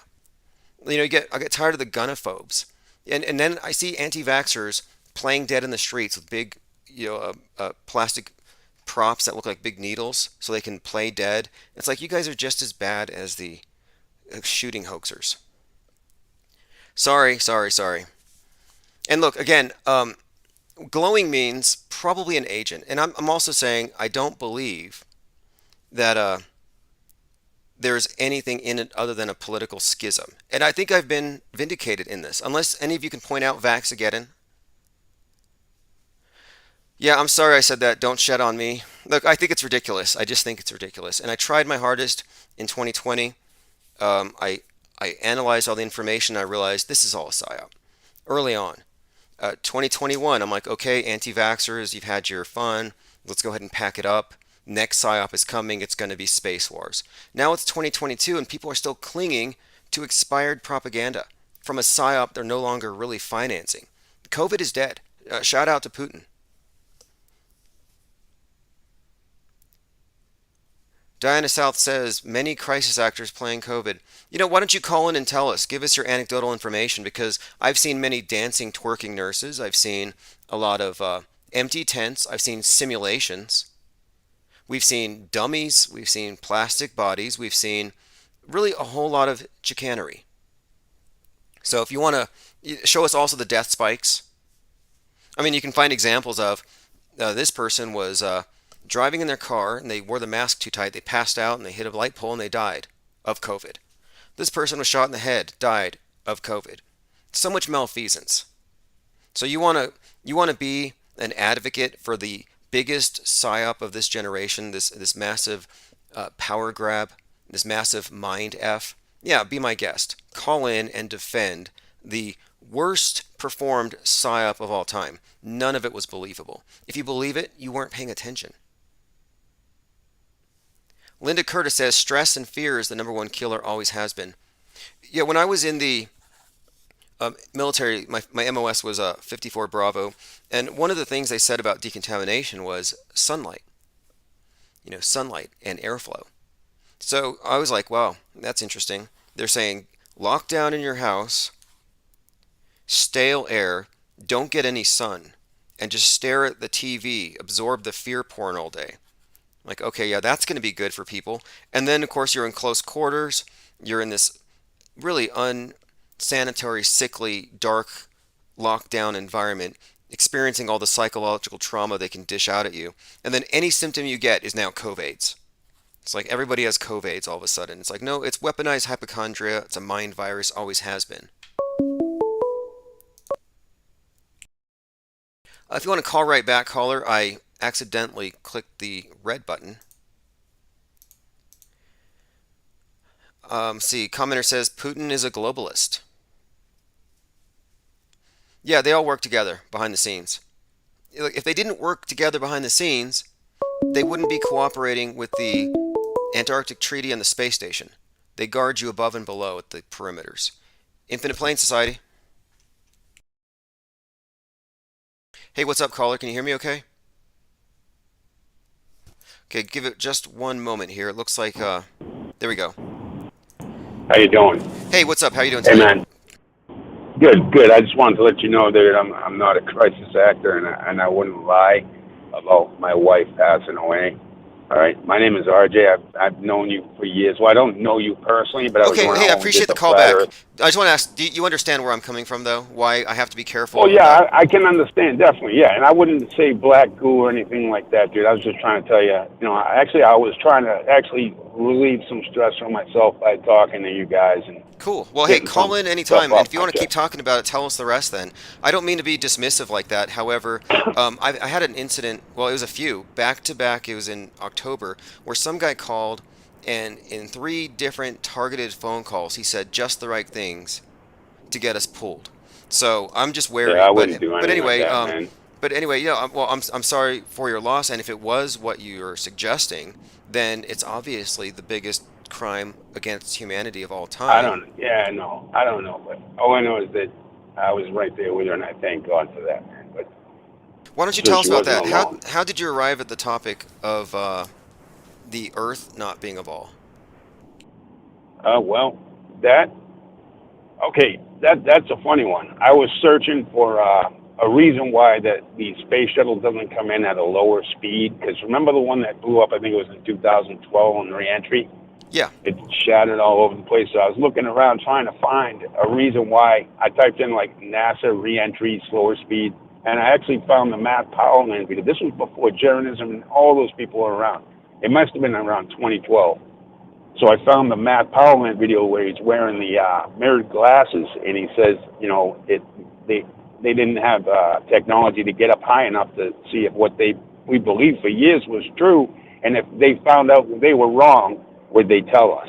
And that just struck me as like, wow, these guys are definitely lying to us. It would just seem so legit, you know, the way he put it. And it was a comedy routine, but still, it struck me as legit. It's a at the powerful time. point. I mean, it's sort of cynical, but it's like, do you trust your government to not, Absolutely not. when it comes to something like unlimited resources, more land? I mean, who knows if this Right. idea that they are hiding something, then clearly there's a motivation there. And now they're about to go mine space, and I'm like, I wonder where that's going to come from.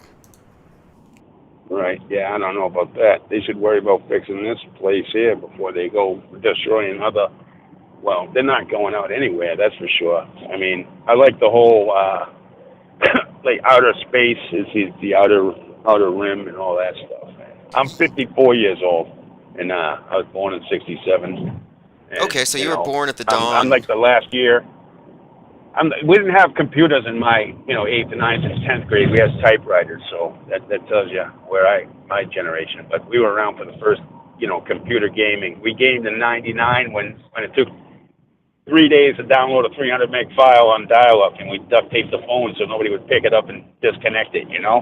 Those were the days. We used a game called Half-Life. We played, and we used this thing called Roger Wilco for voice communication. So you were born. But it was pretty cool. You were born. You actually grew up in the Meatverse. Now everyone today they're Oh. born in the Metaverse. So you've actually had the experience of of having existed in the real, well, as real as it could have been. It was great. Right, yeah. Well, what we think is real anyway, right? Yeah. I'm questioning everything now, man. I'm questioning everything, and I'm actually, I don't have any kids, and I'm coming home from work right now. I talked to you a few times before. Well, let me run this by you, because Douglas Trumbull recently passed, and this was the guy who did the special effects for 2001: A Space Odyssey. And before he died, this was like last year in an interview, he said that the special effects from 50 years ago that he did look better than today's CGI. So I had this theory that they're dumbing down the public visually. And what do you think? Do you think that the movies, the special effects, do you think that we've been put into a video game universe to dumb us down, as I do? We've definitely been dumbed down. We have definitely been dumbed down. I mean, I've learned more in the past 10 years than 20 years than I did all my life. Yeah, I remember when they told me when I was a kid in school that the earth is spinning. I went outside and I jumped up and down and I said, no, it's not. Because if it was spinning when I jumped up, I'd be 2 feet over there, Well, that was my psychology back then. There's an answer for that, but yeah, I understand the basic you Yeah, question. inertia. But yeah, their explanation is wonderful. They're like, oh, well, the atmosphere moves with it. Everything is consistent within the model. You have to really think outside the globe to actually understand what it would mean if it isn't a globe.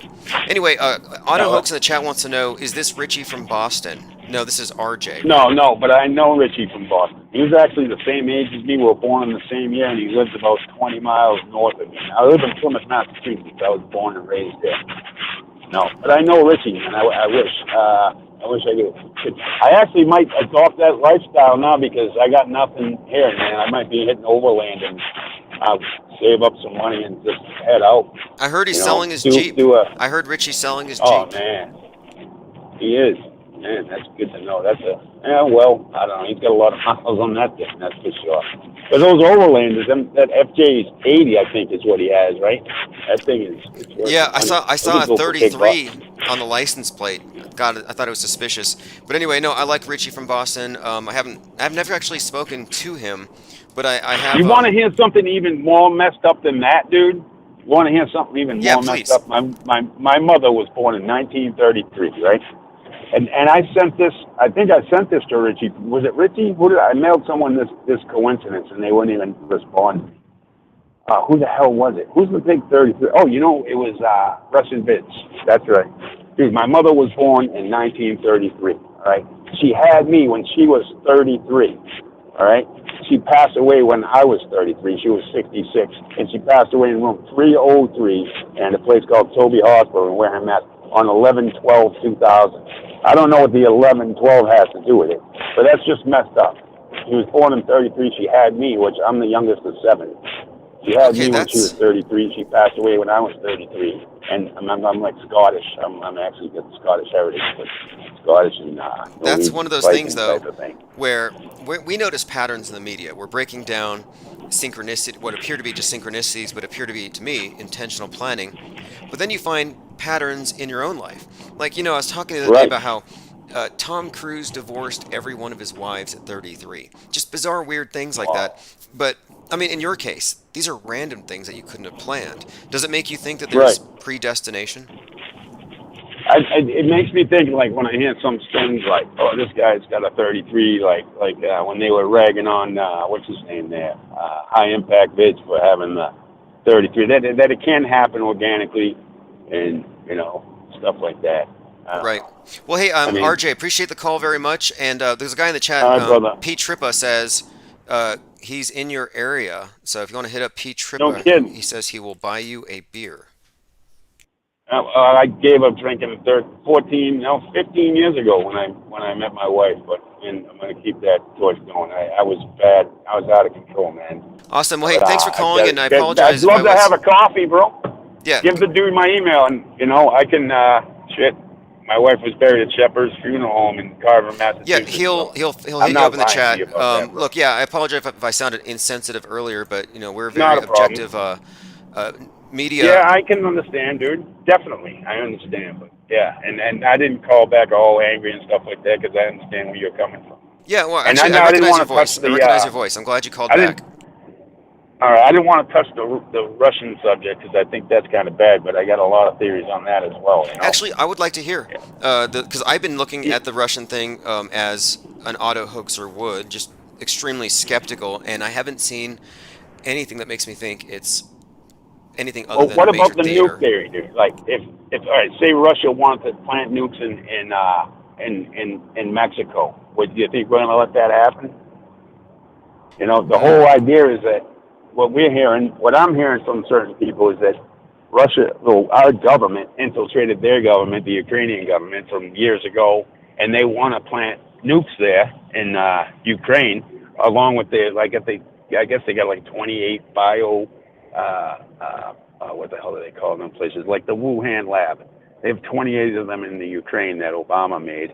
I mean, no, Obama, that's his name. I was going to say Osama, pretty much the same guy, isn't it? But anyway, the and they don't want them planting the nukes there. Russia's taking that as a threat to their, they take that as a serious threat because then they'll, I read also that he threw the Jacob Rothschild out of the friggin' country back in 2015. Actually, it was November 15, 2015. He threw the whole group out, paid off the banking cartel, and told them to get the hell out of his country. He wanted nothing to do with their one world well, government. But we'll see, who but knows? whatever they do, you know what? It's going to be like COVID's over, but keep your mask because Yeah. radioactive fallout is next. Hey, thanks for the call. Yeah. Call back anytime. All right, then take it easy, brother. All right, thanks. All right, everyone, that was RJ. All right, let's see here. Linda Curtis says 33 is not an evil number. I don't think any numbers are inherently evil, but the number 33 has been consistently associated with Freemasonic sorcery, order out of chaos rituals, mass trauma induced mind control. So, yeah, I would say if there is an evil number, 33 is pretty evil.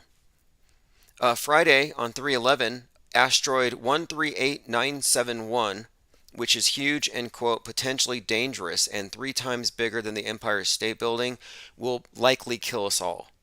So don't look up on Friday, 311. Tyrone McCloskey says Mexico is the new Cuba Missile Crisis. I like it. Now, I don't believe in nukes, but it's all a show. It's all just world stage theater. They'll say duck and cover. It's all gone full circle. Your grandparents ducked and covered, and then you ducked under the desks because of the school shooters, and then your kids are ducking under, well, not ducking under, but they're kind of ducking and covering. They wear the masks when they go to the restaurants. When they sit down in the cafeteria, they take the mask off. It's kind of like ducking and covering would actually protect you from COVID, in other words. Get down on the floor or sit down in a restaurant booth and it'll go above your head. Get down on the floor and the school shooter, the bowl cut won't take you out. And and the nuke, of course, you'll be protected from the nuke if you duck and cover beneath your desk. I think someone in the Discord server, maybe it was Salty Siren, had pointed out, we have these big terror threats that they use to menace each generation. And the nuke threat, duck and cover, replaced by the school shooter. The school shooters are typified as having bowl cuts. That's why we call them bowl cut shooters. It's like the NWO PSYOP department only has one, hair guy, and he's just terrible. But they all have bowl cuts. I think it's a symbol. I figured it's a symbol of poverty, of being unhip, uncool, an outsider, poor white kid, aggrieved, angry, the bowl cut. But someone had pointed out in Discord that the bowl cut kind of looks like a mushroom cloud when you just look at the silhouette and the shape of it. How these various threats, these various symbols, they often kind of mirror one another. But anyway, duck and covering. Diana South says, I ducked and took cover in school. I must be old. What a completely useless exercise. And if you ask me, here's what it is. Ducking and covering in whether you're ducking and covering to the new crown, novel Corona, or the nuke, or the school shooter, you're actually just kneeling. You're genuflecting to the power of the state. And so the nuclear warhead is just a big obelisk. It's Osiris, it's Big Brother, it's the world government, and you are kneeling, you're cowering before. It's like the Wizard of Oz. All right, let me see. I'm going to scroll through comments here, see if I've missed anything. Sleepy Random says, I keep seeing the number 666. I never see 33s. And what we're looking at, for the most part, is a cult that is astrotheological. It's based on the celestial storylines, archaic as it may sound. And let me point this out too, just to show you how integrated everything that you know is with this story of the sun and its personification, its journey through the four seasons. 52 cards represent 52 weeks in a year. Red and black symbolize night and day.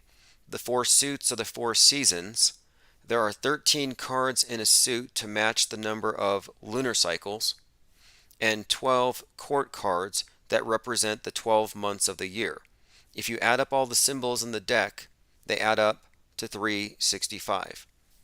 So again, this is just showing you how integrated this is, and this of course is where these come from, the tarot cards. Just like the Bible, it's all a personification of the sun. Same with the tarot cards, and these playing cards are the four suits are based on the same ones from the tarot cards. So the hearts and the cups are the same. Pentacles and diamonds are the same, and so on. Maxwell said, we had earthquake drills under the desk. Tyrone says, the exercise was to traumatize kids, effective for general obedience programming. Yeah, in my opinion, it's part of inducing Stockholm Syndrome, because they want you to be afraid of guns. They want you to be scared to death of guns. But not when the gun is held by the guys in the black uniforms with the stormtrooper outfits. So it's like, wait a minute here. Why fear these guns and not these guns? Because the guns from the state protect you.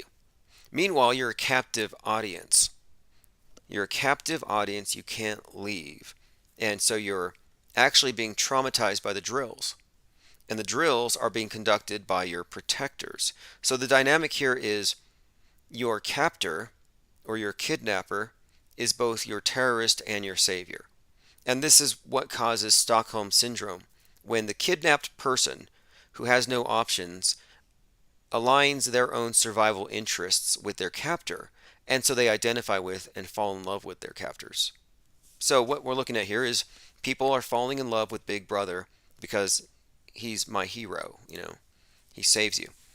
Big Brother is your rescuer from this universal ubiquitous terrorist threat that you always see on TV and in the movies.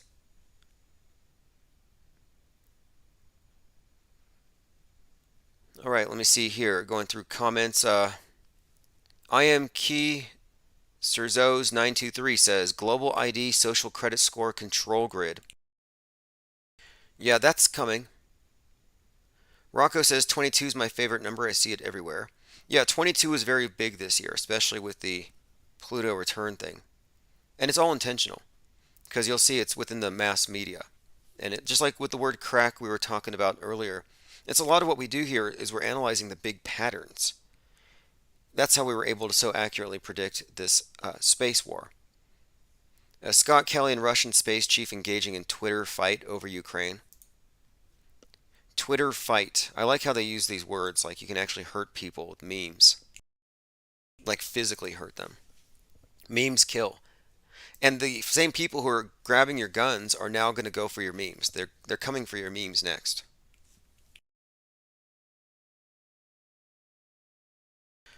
All right, if you want to follow me on Twitter, it's real Tim Osman, and that's where I put a lot of my notes for tonight. If you've been wondering what I've been scrolling through, let me go ahead and continue through my minds.com as well. All right, John Wayne Gacy docu-series is coming out. Can't wait.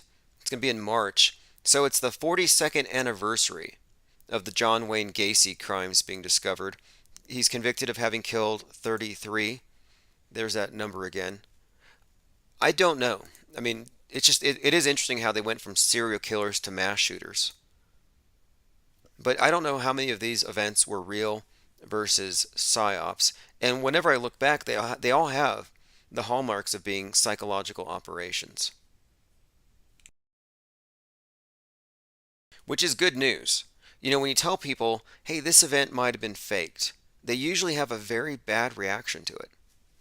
Like, how dare you say nobody got their legs blown off at the Boston Marathon? It's like, wait a minute here. Isn't that like good news? Let's see. Speaking of Russians, by the way, Russian Vids, RJ brought him up. Russian Vids is now RV Truth. So be on the lookout for an RV driving around like van lifestyle, disseminating truth. I haven't seen the RV Truth yet, but no, he's no longer Russian Vids. For those of you who thought masks worked, here's a bomb shelter. I don't know who released this. Was it DHS or CDC? Some government agency that really cares about you put this meme out there. For those of you that thought masks work, a bomb shelter. Basically, it's a cardboard box. Man, how many comedians have fallen on their heads in the last couple of weeks? Because I was saying too that we're going to see helmets for space junk, and this is all kind of interesting and ironic because there's this constant correlation being made between outer space and inner space, and this is something that I've spoken on at length. Like, so for example, Aliens Among Us, which is the title of an Economist magazine from August of 2020. It has this image on the cover of outer space, and it looks just like, well, no, it's inner space, but it looks just like outer space. It's interchangeable is my point. So are you looking at a planet with a moon and some rockets and a satellite? No, you're looking at AIDS and bacterium, some kind of microorganisms in the bloodstream. You're looking at junk in inner space. So my point is this: inner space junk. Because think about this. The very first time the space station in space was hit by space junk was last summer during the mission Celestial Immunity. Now, during the mission Celestial Immunity, they were shooting each other up. They were up there in the space station testing the efficacy of vaccines in microgravity. So there they are, vaxing each other in space, and the arm of the space station, this 32-foot arm, gets punctured by a piece of space junk just above its elbow. So there again, they've deliberately made this correlation between inner space and outer space.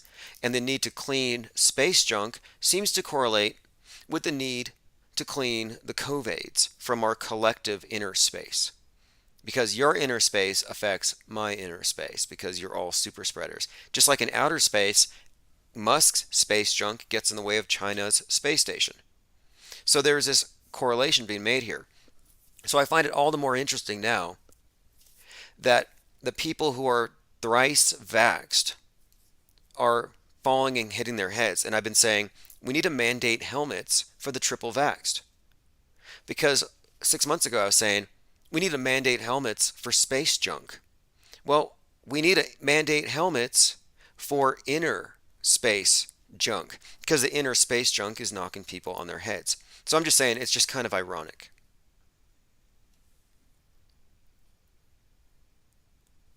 All right, let me go through some comments.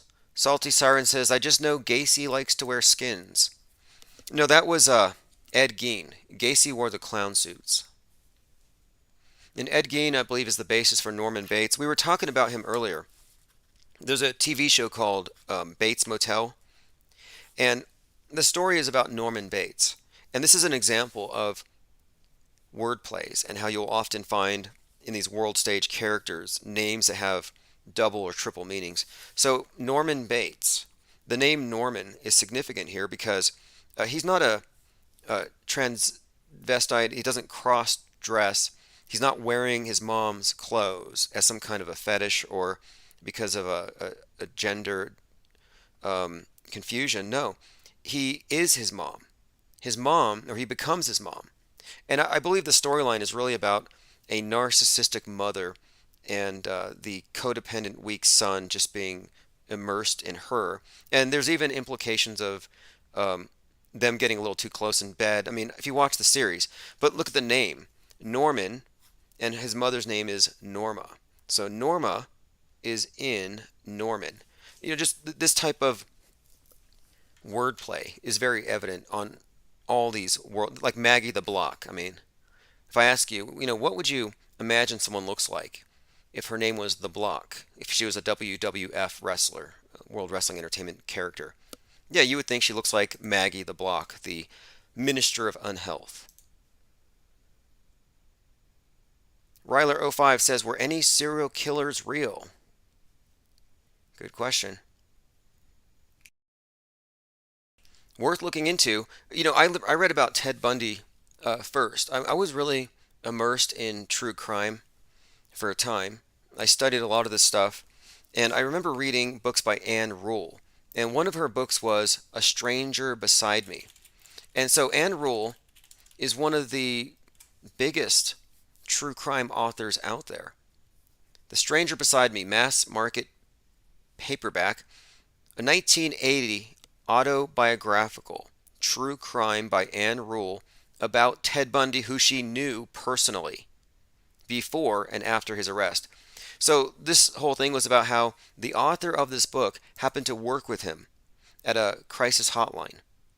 So a suicide hotline, things like this. So what are the odds that the author of this best-selling true crime book about this character that has been, really a terrorist in many ways, that this character is written about by someone who knew him closely and was somewhat in love with him? So yeah, that's questionable in retrospect. I'll have to look back at it.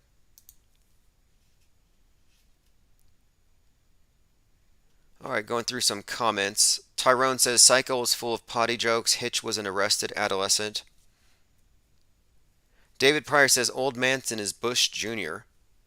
I do believe that one. They sound the exact same. And there is a method to their madness. Again, heads up, 311, it says a massive asteroid that has potential danger will pass the Earth.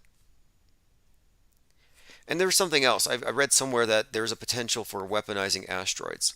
Like, why have we been inundated with this asteroid? Like, it used to be ocean levels are rising. Animals are dying off. Forests are dying off. The sky's turning black. Like, all the environmentalist hype, save the whales. No, it's all been replaced by space junk and asteroids. Nobody gives a damn about the whales. Like I said, last 311, they dropped 3 tons of batteries into the ocean. Like they care about whales. You have an infinite trash can of outer space behind you. Throw it into a black hole. Drop it in the sun. Nobody's going to find you. There's no EPA in space yet. But there is an indication that there may be some space environmentalists. Bezos was speaking to a group of college students, and there was someone who actually had said to him, and this is in Wired magazine, if I can pull this up, he was talking about drilling into asteroids and then creating a an environment inside where you could live and mine. Just this is just this space utopianism gone wild. But anyway, he was giving a speech, and there was a woman in the audience, an environmentalist, who said, "You can't go up there and rape the universe." She said, "Stop raping the universe." Here we go. How dare you rape the universe? This is from Wired.com, October 2018. Bezos wants us all to leave Earth for good. So he's giving this speech and he gets interrupted. And I'm like, this is kind of a parallel to the types of environmentalists who would chain themselves to trees. Only now they're going to be chaining themselves to asteroids. But yes, so he was there speaking in a West Texas location. But again, what they're going to do is they're going to become trillionaires. And that's why you've seen Bezos recently on his mega yacht. They really want to impart upon us the idea that the rich are going to doom us all with their greed, with climate change caused by their greed. America is 5% of the world population, and we're responsible for 95% of the climate change. We're the pariah. And then we've got the space capitalists with their 42,000 CubeSats. And by the way, like a month ago, 40 CubeSats fell down from the sky. Another prediction come true. Frank Zen says that had to be staged. Yeah, I think so too. I think the person in the audience who said, "How dare you rape the universe?" I'm pretty sure she was a plant. But maybe not. It just wouldn't surprise me. Do you remember that one environmentalist who said, "It's too late. We have to start eating the babies"? That's where it ends. And in 2022 is the year of Soylent Green. A Chinese rocket junk may have just smashed into the moon. They told us that we're not going to see it. We're not going to see the crater. We're not going to see it for possibly months or years. So many nothing burgers. They said it was going to explode. And then I watched the moon fall, so I was hoping the moon was going to actually fall. Like maybe they knew it was going to fall. Big chunk of wood. And so they preempted it with a movie. And space trash could kill satellites, stations, and astronauts. Again, nobody cares about the oceans anymore. 737 says you'll own nothing and you'll love it. Yep. Hail Darth Schwab. Up there at the WEF 666, they're bringing in the new god, Gaia, which is the name of the Earth god, but Gaia is the Global AI Initiative Alliance, which is basically turning over all power and control to AI, because unlike human beings, it's not going to be manipulated by emotions. It's objective, and it knows it has to save the planet first and foremost. In the 100, which is a Netflix series, the AI that takes over the world, or rather takes over our governance, decides for our own good it's going to have to cut down our numbers. So the AI named Ellie nukes the human race. And that's where the story begins in the future. It's like Mud Flood with the orphan trains, the repopulation, only these are orphan trains from space. If you want to call in, the number is 833-311-1984. Tyrone McCloskey says the moon used to be made of green cheese. Yeah, that's not scientific though. It's made of petrified wood. That is scientific. They literally have evidence that the moon is made of wood. Yeah, someone's going to get a splinter. Actually, I got an email from somebody recently and they said they have an explanation for it. The whole story about how 66.6 million years ago, a Mount Everest chunk of space rock hit the Earth and killed the dinos. Well, during that time, a big, splash happened and a bunch of biomatter got shot to the moon like a super soaker. And so a bunch of dead dinosaurs and vegetable matter made the way to the moon. So those moon rocks could just be 66 million year old chunks of wood from that day. One of the first things that you were taught when you were a kid, by the way. We were talking about MK Ultra mass mind control, trauma-induced mind control programming. Well, you have no better example than dinosaurs.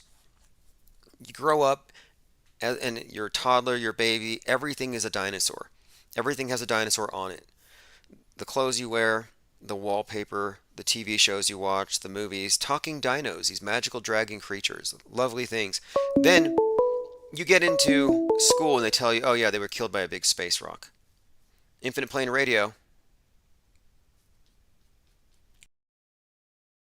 Hey caller, go ahead and hang on just a second. Gremlins are causing the phone to buffer. Eric of Bear says the moon is in its fall in Scorpio, astrologically speaking. Good to know. And if you're questioning whether this is a replay, you're probably not on the text message alerts. So I'd advise you to go to infiniteplane.radio. A few other things. Lynn sent this to me.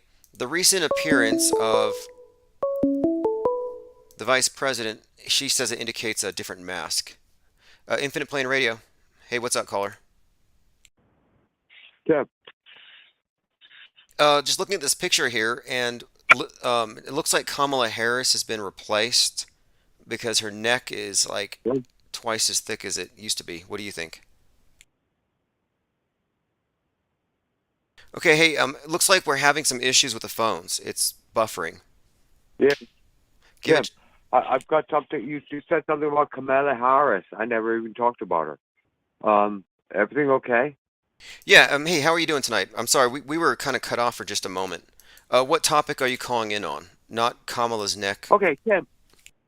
Yeah. Okay. Good. Hey, Tim. This is SpongeBob.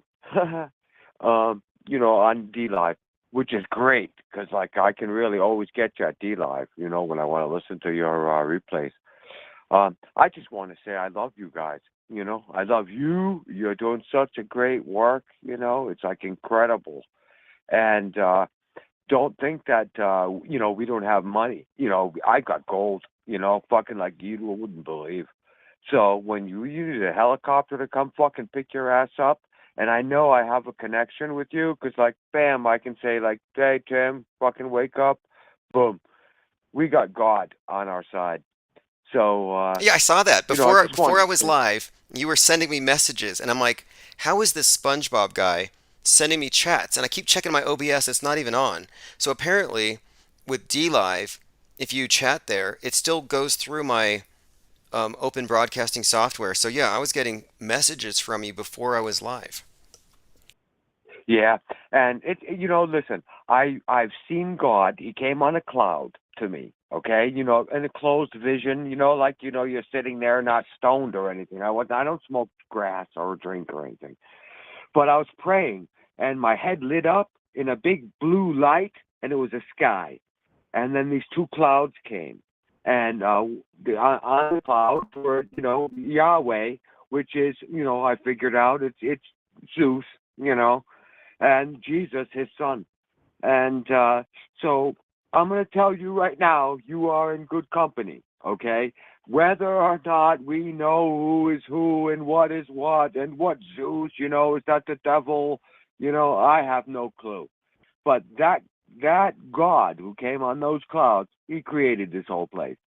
So it must be the God of, Almighty. And I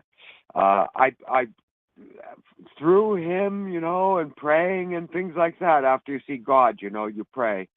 I started to look for, who am I? And we are the tribe of Israel. We're the lost tribes. You too, And if you look into it, Christian identity, it's number 3 on the terror watch list. You might just figure out who you are. As a white guy, especially with blue eyes, they're coming at you. Interesting. And This is that's new to me. It really is. But your vision, fascinating. This Jesus Zeus thing, yeah. also very fascinating. I'm not familiar with Christian identity. If you want to clarify that for me. Okay. In around 800 BC, the Israelites, who are the lost tribes of Israel, they wandered to Europe because there's nobody in Europe before then. You know, like when you look at archaeologically at Europe, you know, oh, like nobody lived there like 1,000 years ago. It was an ice thing or whatever, and that's not true. These Israelites, there was millions of them. It's just the lost tribes. You know, you'd figure the Jews would be complaining constantly about losing the tribes, right? You know, if they constantly complain about 6 million Jews, right? Well, why not complain about the 10 tribes, you know, who it's like the whole fucking group of them? They never complain. And they all went, after they got released from captivity, they went straight to the Caucasus Mountains, which are named after them because the Caucasians came through. And those people who live there to this day know that the Jews came through there, the Caucasian people. Interesting. And Wait, we're let me, not talking. because I heard this before that I heard somewhere, I read somewhere, this idea that whites were created through a genetic modification through an ancient scientist named Jacob or something, and that the whites represented the evil that was purged out of the human race at the time, and that the white devils were locked up in the Caucasus Mountains or whatever. Does that sound familiar? No, listen, these people who run this place are going to throw out so much bullshit. And what I'm telling you, though, right? The stuff I just mentioned, yeah, archaeologists say yes, that's true. You know, that the millions of people went through the Caucasian Mountains into Europe and settled it.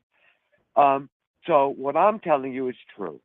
What these other people tell you, you know, the Jews, right, who don't want you to know Wait, that okay, so you're wait, really quick here. the If Zeus comes back on Friday, which would be the second anniversary of COVID, should I dye my hair blonde? no, definitely not. Listen, I know it's a heavy thing to get.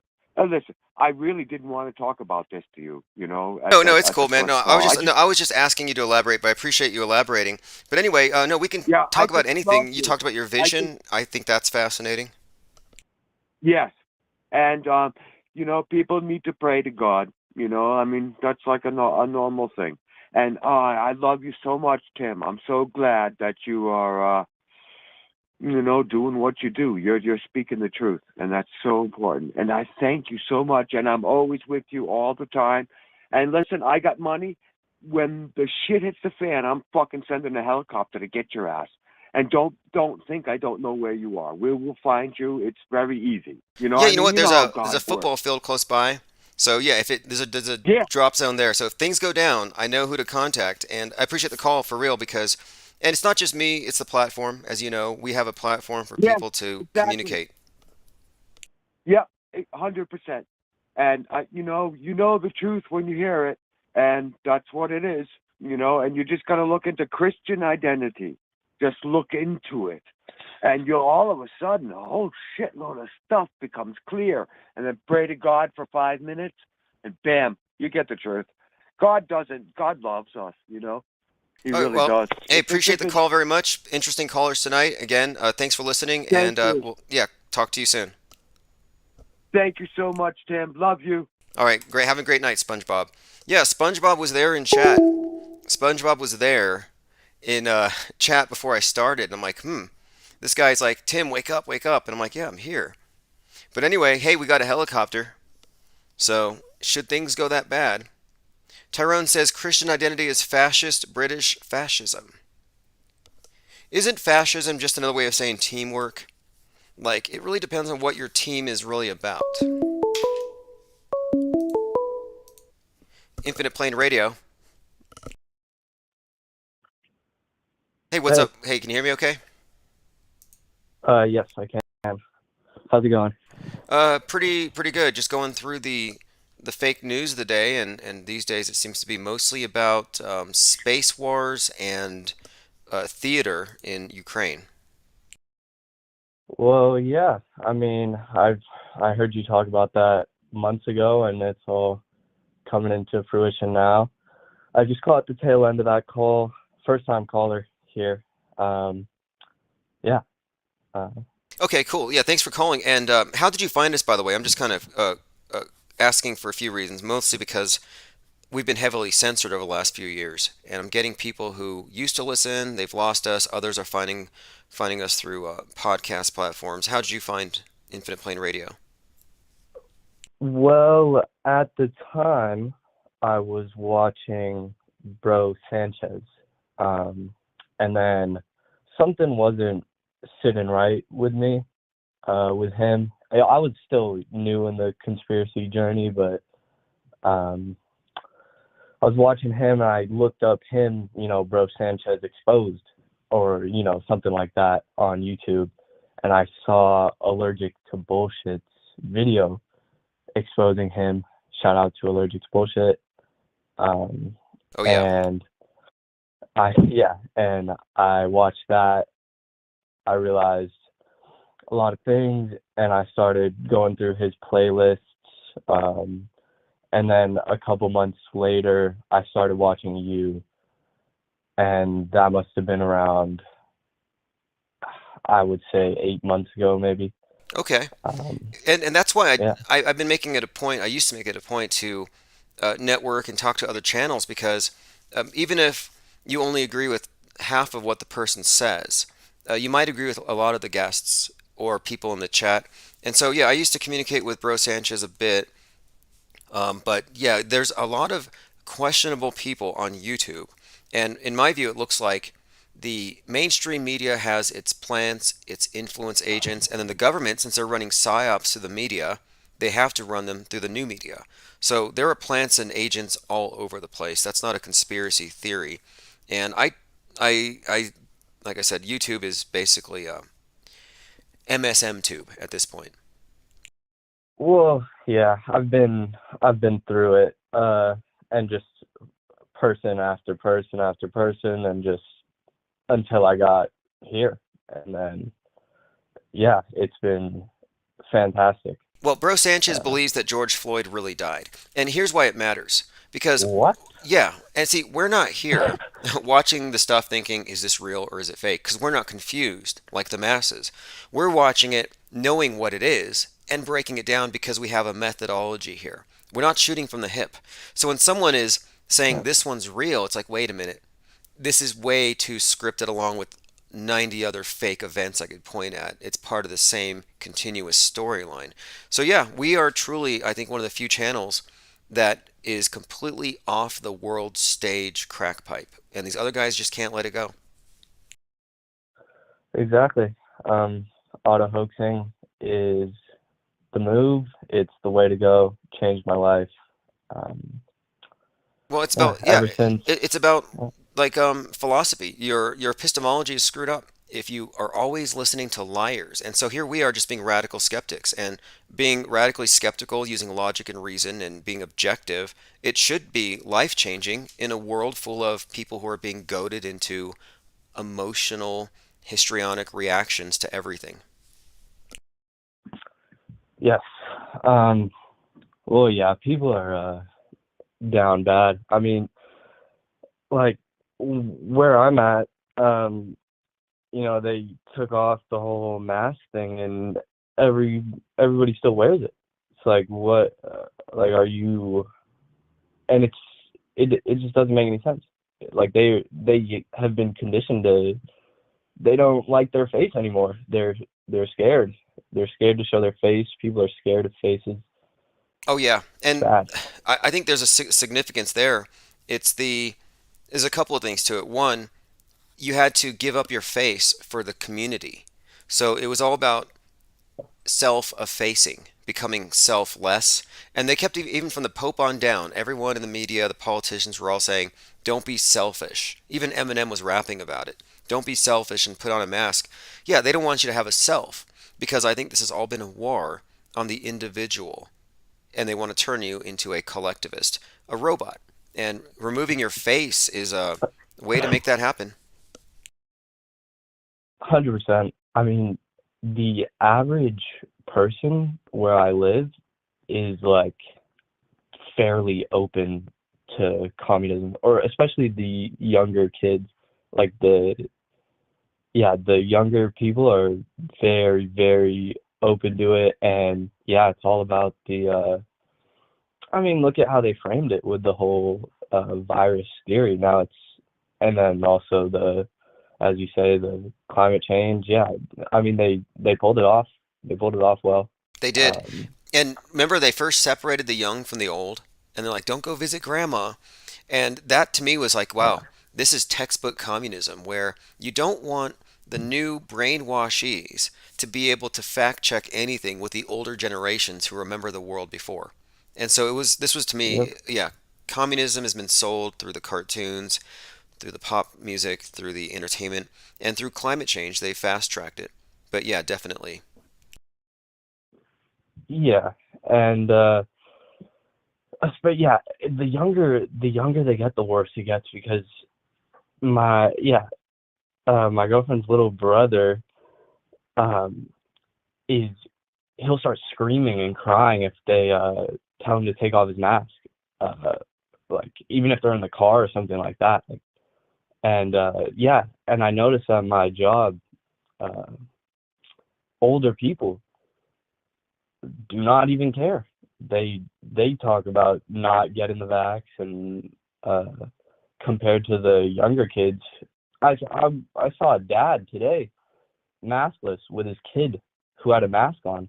I was like, what is going on here? Yep, that's because the propagandists know that if they can get the youth, they don't need to worry about what the older people think. And I think it was the Weather Underground radical commies were saying, never trust anybody over 30. And this is again Greta Thunberg, this youth rebellion against the older generation, separating the young from the old. Mm. It's all part of that because they don't care. And they make it very uncool, unhip, unappealing, and hateful to be on the political right because it helps the youth see themselves as taking the moral high ground against their Nazi parents or whatever. Oh yeah, culture. Yeah, they're really they're really going hard with that. Just yeah, and that's what we're trying to do here is, or my take on it was, showing people that it is not cool to be a communist. Like it is clearly not. And what's going on here is, normal people, cool people. It's a very, very amazing thing that you have going here. And Yeah, compared to, yeah, well, communism goes along with the destruction of individuality and private property and free speech. And I noticed in 2020, so many people in America are against free speech and against private property. And I even think the whole vax status question is just another invasion of privacy. Let's make your private information public. You go to the airport, naked body scanner, you get patted down. We all get to know, what's beneath your clothes for the most part, but now we get to know what's in your blood. I think it's an invasion of privacy. This is the alien invasion. And most people have gone along with the invasion, no doubt. yes. I mean, yeah, they're going along with the program. I mean, and as you say, they only listen when they're told. They don't really. It's just whatever the government says, whatever the new, because they're scared. They're like, yeah, Yeah, it's a major philosophical difference, but yeah, luckily here at our think tank, we've managed to, I think, uh, we've kept a continuity with a lot of people who haven't given over their authority to televised experts. They still think first, which, it's not quite a crime yet, but they're trying to make it such. Like I've been saying for a couple of years, they're going to eventually kick down your door and take the question marks off your keyboards. And I think that's where we're at. I really think they're at the point where they've conflated viruses with memes and ideas spread the virus, and it's just this vicious circle. So I'm going to have to do something about free flowing ideas. yeah. And then the whole, you know, uh, spreading misinformation and how that can cause somebody to shoot up a school, or Yeah, that information being out there. do you And remember it's like, weapons of mass destruction, WMD? Well, now it's DMD. No, it's MDM, excuse me. So WMD, weapons of mass destruction, where one person can destroy the world with a dirty bomb or a bioweapon. Well, now it's MDM, which is mal, dis, and misinformation. And this comes from the DHS, the same people who gave us weapons of mass destruction. And so one person could spread a meme that could fundamentally disrupt society. And these memes are now pretty much the new weapons of mass destruction. Yeah, I mean, and all they have to do is one psychological operation for this particular topic, and then censorship all the way. And there's nothing that you can do about it, because what if they took that off YouTube? Where are you going to go to get the same amount of people? Nobody's going to get off YouTube. Not the hundreds of millions of people that are on it. They're not going to all band together and go to another platform because they can't afford to it. And all the creators, and yeah, you just have to look at who's not really getting censored, to see what is okay, and to see a lot of the controlled opposition And by the way, people. we've seen it after Christchurch, another fake event, templated off of other fake events. And I saw this one and I said, this Brenton Tarrant in Christchurch. I was like, this is just going to be another one of these like Norway shooters, a guy with the manifesto, another Anders Breivik. And it was. But anyway, they used that event, which was live streamed, to ban a number of websites. They blocked BitChute in that country, and they put up all kinds of barriers to live streaming. So you used to be able to pick up your phone and talk to YouTube. Well, now you have to have 1,000 subs. And if you're like me, you can't get to 1,000 subs. If you get to 999, they'll find a way to censor you. So because of Christchurch, they actually have managed to constrict and stultify and stymie live streaming and broadcasting from the general public. So yeah, you're right about this. And I think that's what's coming next. Maybe they're going to blame something on a QAnon or some atrocity, and they will clamp down on the web. 100%. And yeah, I've seen, your channels get deleted many, many times since I started watching you. I've had to find you, keep typing in your name over on YouTube. There was a whole month where I thought you stopped posting, but you just had to create another channel because I was subbed, and so I wasn't looking up Infinite Plane Radio. Yeah, it's tricky. It's Um, tricky, but we'll get over it eventually. I mean, we were artificially suppressed. It wasn't for a lack of trying, but it was outside agencies working against us. But I think this year, within the coming months, we're going to overcome a lot of that. Because there have been times where we've gone from a few hundred subs to 10,000 plus in a matter of weeks. It just really yeah, depends on whether or not we're being actively censored. But yeah, I'm actually in the middle of a lawsuit against YouTube, and they're not going to like it, but yeah. it's probably going to fix everything here. By the way, were you talking about the rapper Kyle the other day?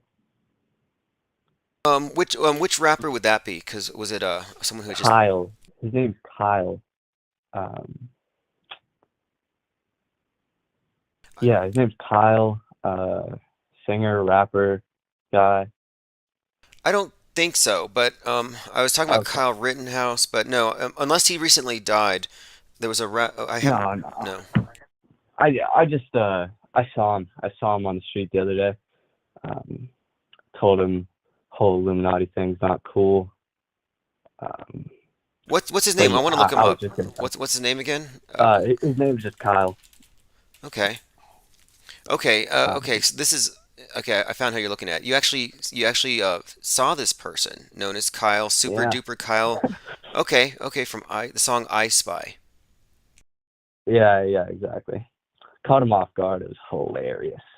Funny, Um, interesting. Have you looked to see does he have any of the usual hallmarks of a Illuminati insider? One eye symbolism, any of that? oh, yeah, no. So I thought I saw you breaking it down.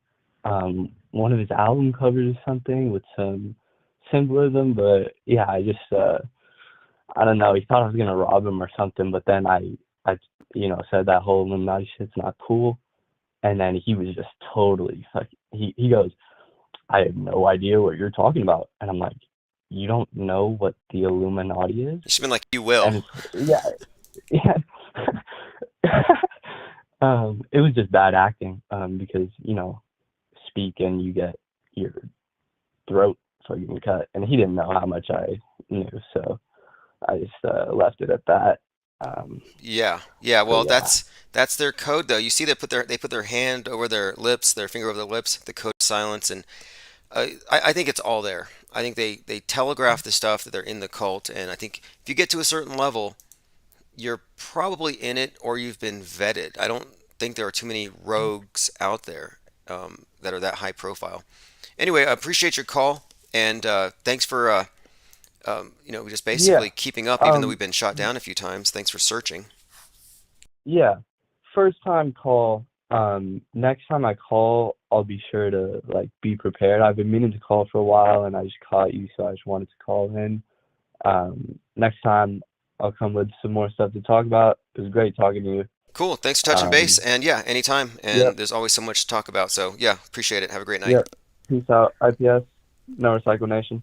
See ya. All right, awesome. Thanks. All right, so I think you might be in chat. Oh, today's the anniversary of Biggie's fake death. Now he's in Jurassic 5.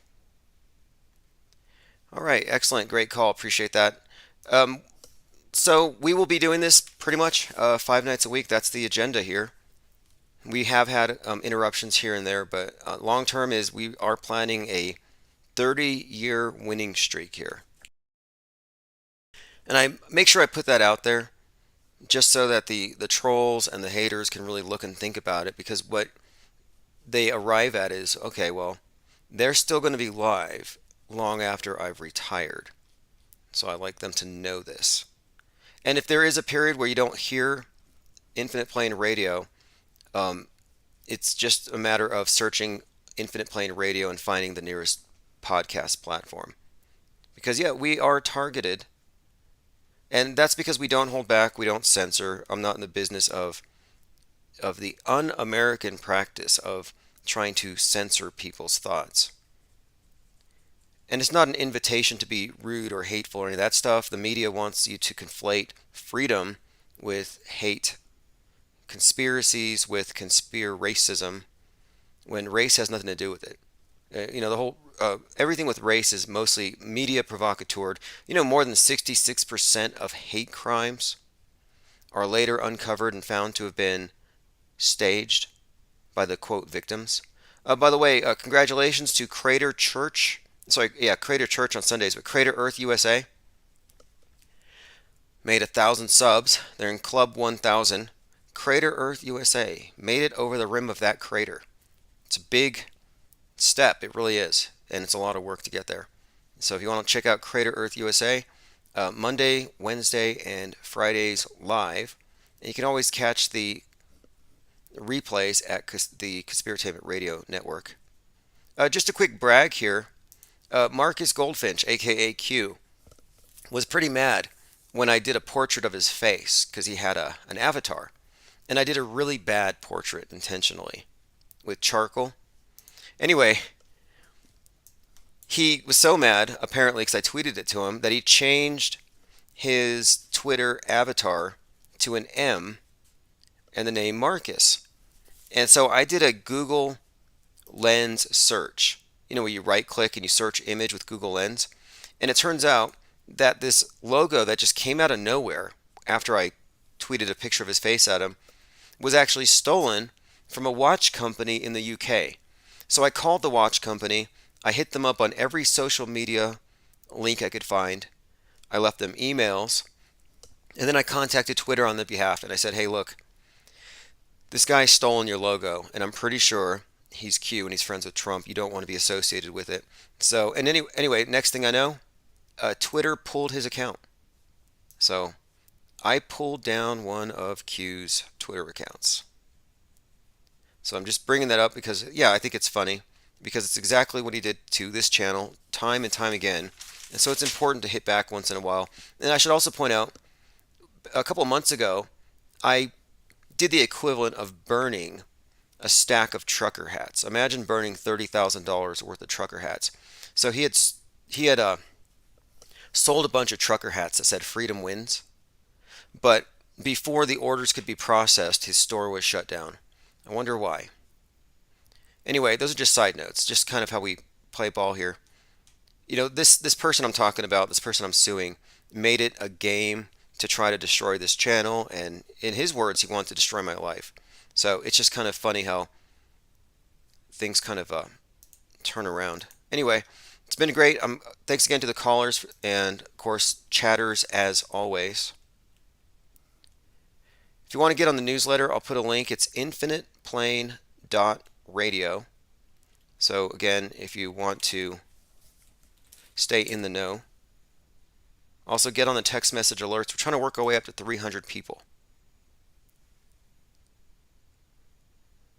300 people on the live stream. We're up to 150 or so on the text alerts.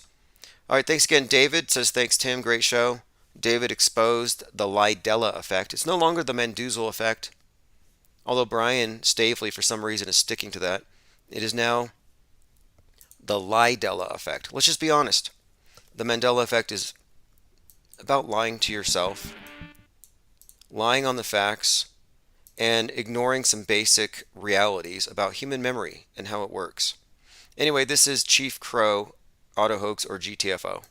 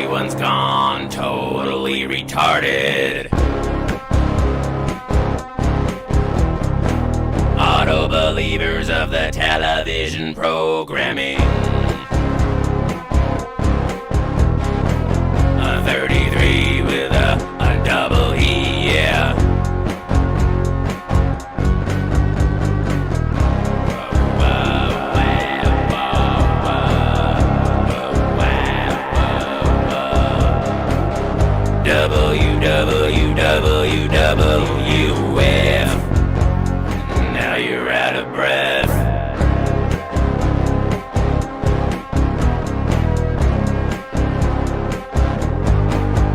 It's the mask of the beast, mask of the beast, mask of the beast, mask of the beast. It's the mask of the beast, mask of the beast. Faceless cock, another NPC.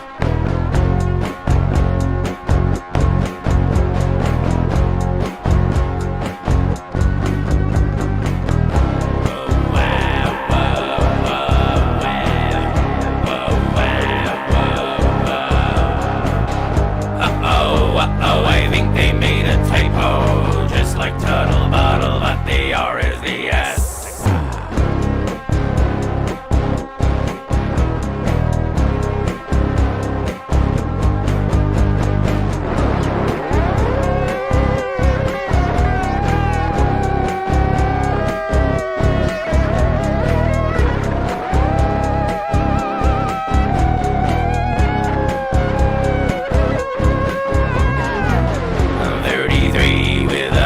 Double E, yeah. Whoa, wow, whoa, wow, whoa. Whoa, wow, whoa, wow. WWWWWF. Now you're out of breath.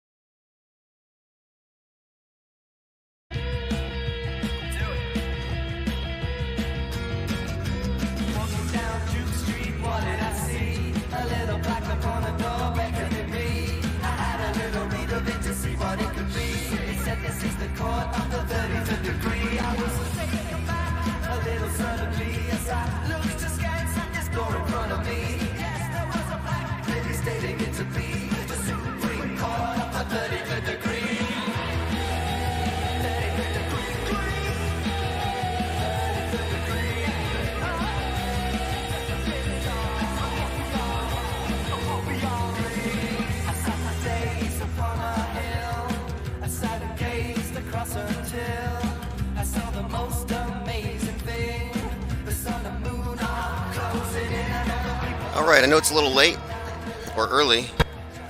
We're just going to make this one midnight, so... It is now 2:25:22. 12:01 a.m. is the starting point, but we're getting started a little bit early. You're listening to 33rd Degree, Lucifer Tim. I'll be right back. Notifications are back on, thanks to all the supporters. Text message alerts and everything.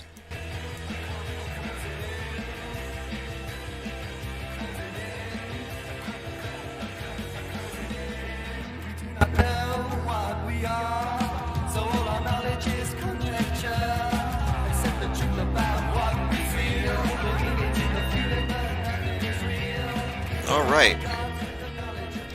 I'm going to go ahead and read all comments tonight. No censorship. East Coast Late Night, AJ206. Jungle Jim. Santos Bonaccio scheduled a Saturday night special on the benefits of aged urine. Manna from Heaven, it's titled.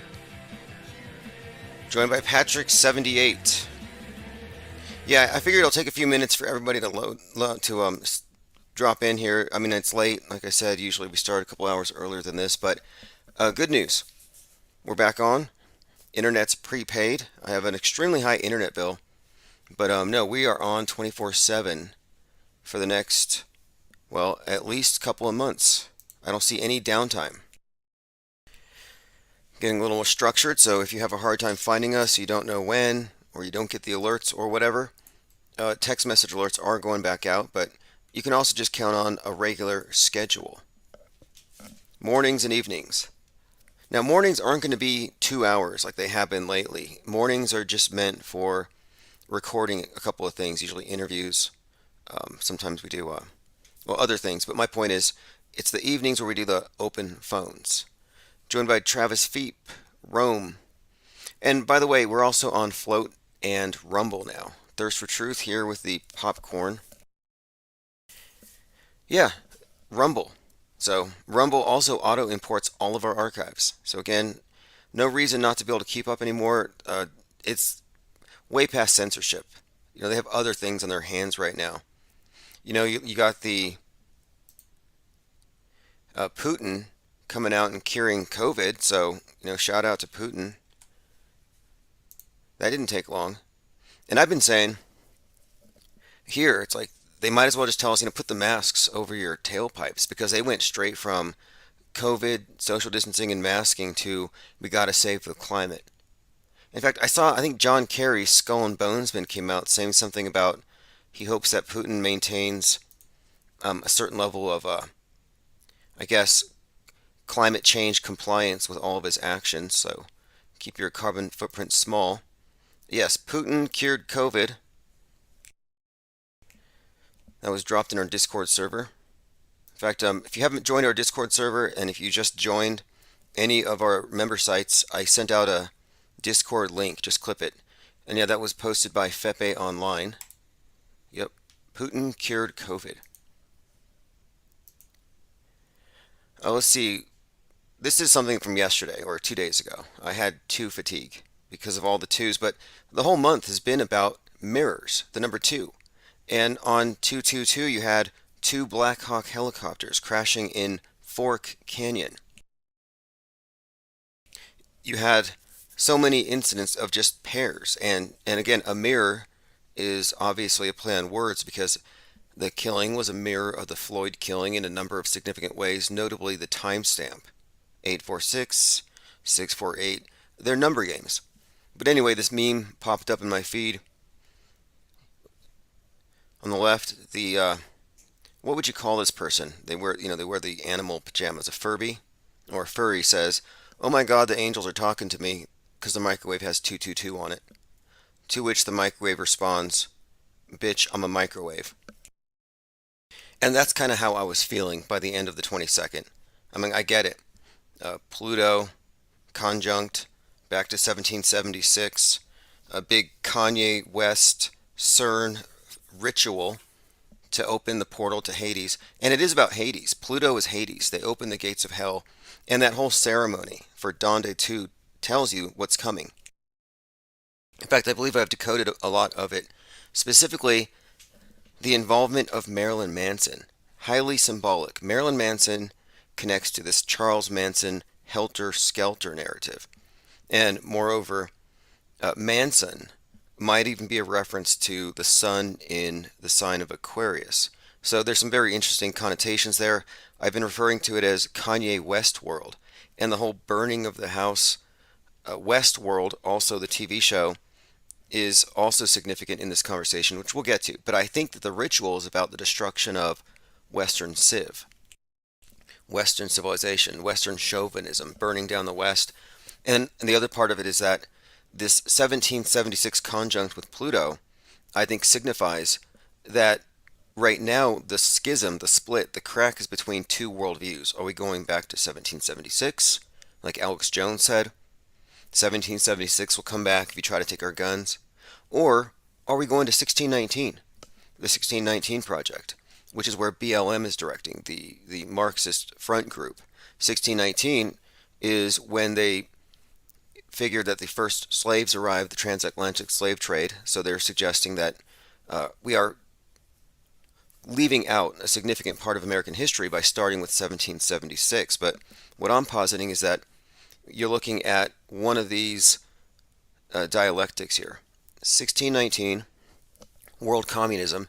1776, independence. And that's what we're facing right now. That's the crack. And so then the Kraken, and all this talk about the Kraken over the last year, the Kraken, the crack pipes, and now they're actually passing out crack pipes, it comes to this. Because it's Hades / Pluto that releases the Kraken. So they open that up. Crack pipes on the streets, not a coincidence. It's all part of this memetic info warfare. But you can pretty much see the script now, and there's plenty more. In fact, I was looking at this TV show on Netflix called Inside Job, and there's an episode, a flat earth episode, where Jeff Bezos is killed. He's on his yacht, and he's killed by, of all things, and think of the significance of this, a kraken. Jeff Bezos is eaten by a kraken at the end. Now, the kraken is the thing that destroys what? The Tower of Babel. This global warming inducing political and economic system that's the bane of the entire world that they have been telling us, don't look up is about this, Moonfall's about this.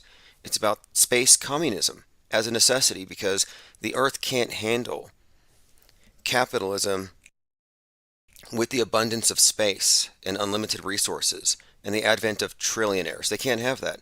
So yeah, they had Bezos killed by a kraken at the end of the episode. Fascinating. Anyway, it's called Inside Job. It's meant to make fun of conspiracy theorists. We all know it's damage control. Lorenza Brown says, me and my wife listen to you every day. Awesome, appreciate it. And we're going to be on 24/7. I'll be more engaged with the network in terms of notifications on the screen. I'll be in the chat. We're just getting such great intel, from the collective of Penguinati out there. And it's really the reason why I think the powers that be have been adverse to having this Discord, this think tank. I mean, if you're part of our Discord server, you see our research and how we just pull it together, throwing puzzle pieces onto the table 24/7. And what I envision for the think tank, the chat room, is that we do the same thing here. It's just out interacting with the public. But yeah, Kanye West world. And Kanye West has a kid named Northwest, very significant. And then you had that Northwest Tower that burned on 1/9, the 19th story, initially reported 19 dead. And one of our reporters went there, and it was indeed the number 42 fire engine, reference to Washington, but it was space heaters that started the fire. Space wars, space heaters, global warming. This is all connected to the I can't breathe. Space heaters, a symbol of inequity. The poor can't breathe because the rich have screwed up the atmosphere, and climate change necessitates extreme measures like space heaters. It's all scripted. That's why you have Brother Mason Benjamin Crump defending that family too, or those families. I can't breathe is code for this communist revolution. It's actually code for a better China. And I was thinking too, build back better. We've been spelling it lowercase and then replacing the lowercase b's with sixes. 666, build back better, more consistent with the World Economic Forum. But I was also thinking, well, we'll go into all the symbology later, but there is sort of a 222 tie-in when you get into their numerology system. And it's theirs, not ours. We're not the ones encoding this stuff. We're not the witches and warlocks with OCD, like the vampire on Sesame Street, who is compulsively counting everything all the time. Joined here by Marve, River of Junk, Clockwork 113 in Rome. Hey, I also want to point out, my internet bill here is crazy. Everything as far as running the channel is a little expensive at times. But since we have a Patreon, we keep this thing going, and it's completely and 100% independent. We are not funded by the Jesuits. I am not a Jesuit gatekeeper, as some have suggested. Not that I'm offended. I might understand where they're coming from, because you don't attack their particular bad guy. They think you're one of them, or you're defending them. But anyway, thanks to the supporters of this channel, we have our text messages back on.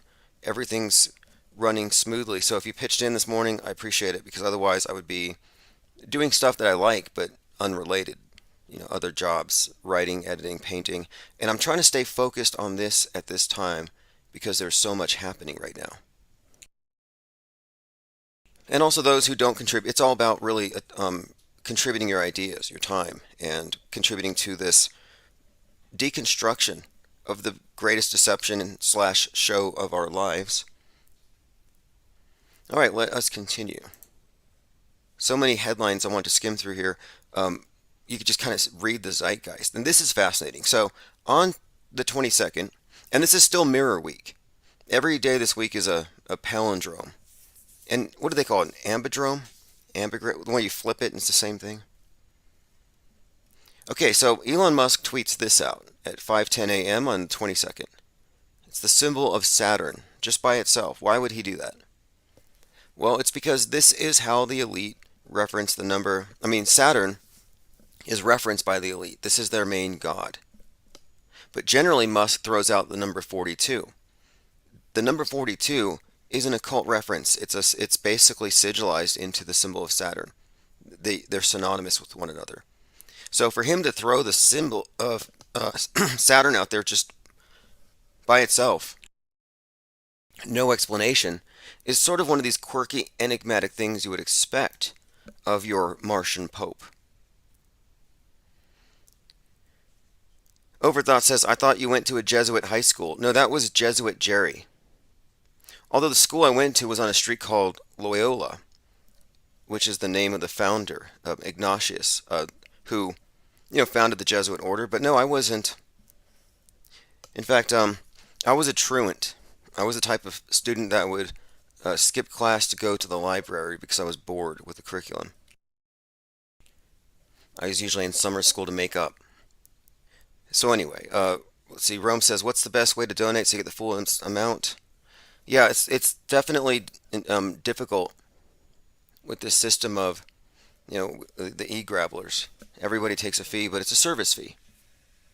But whatever you choose, for the most part, I just recommend that people go to Ko-fi, which puts your super chat message on the screen, and it also gets you on the mailing list and gets you into Discord. I should mention that if you donate on Ko-fi, where it gives you the super chat message on the screen, it does in fact give you instant access to the Discord server.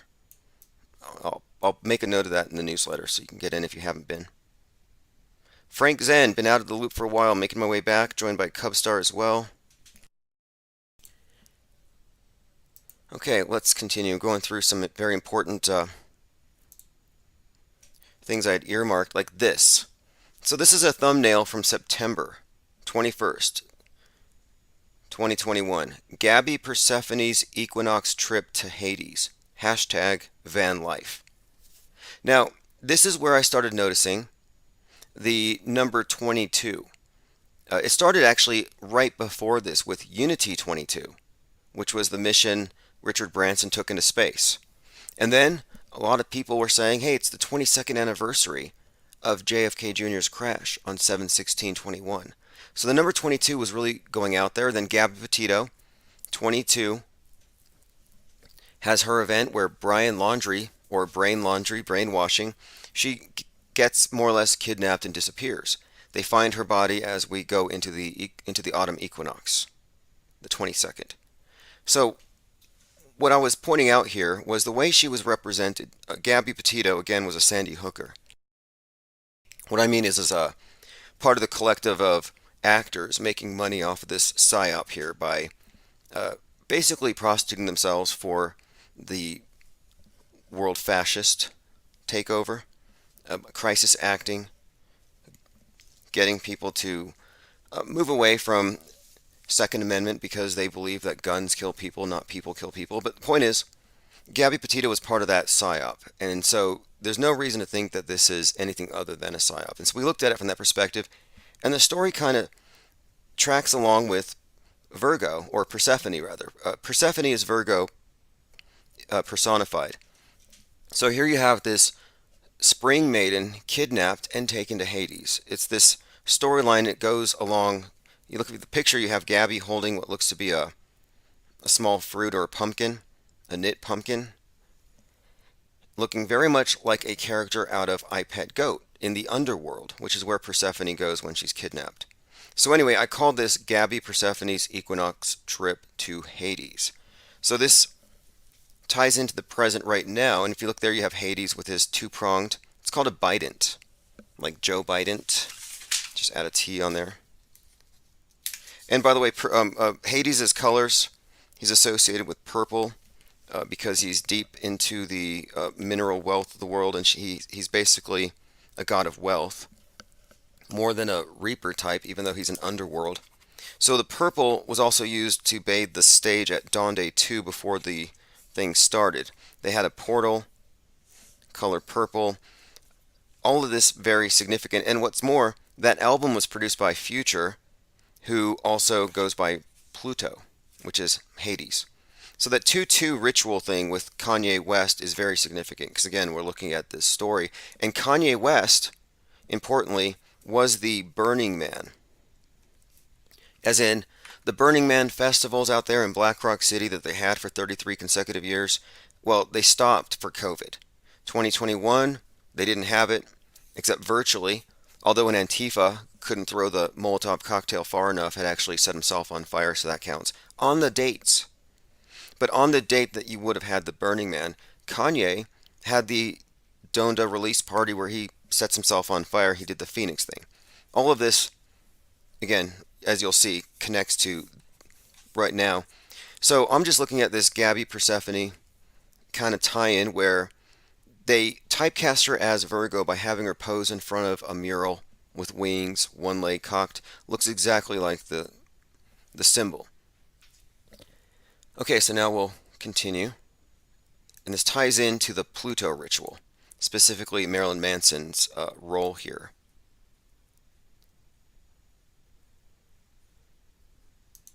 I'm going to go through some comments as well. Just heads up here, I am eyeballing the comments, and I'll be opening up phones here shortly. Break Zen says, have you seen the Malaysia flight resurfacing? Some guy says he knows where it is. Yeah, I remember when Don Lemon said it went into a black hole.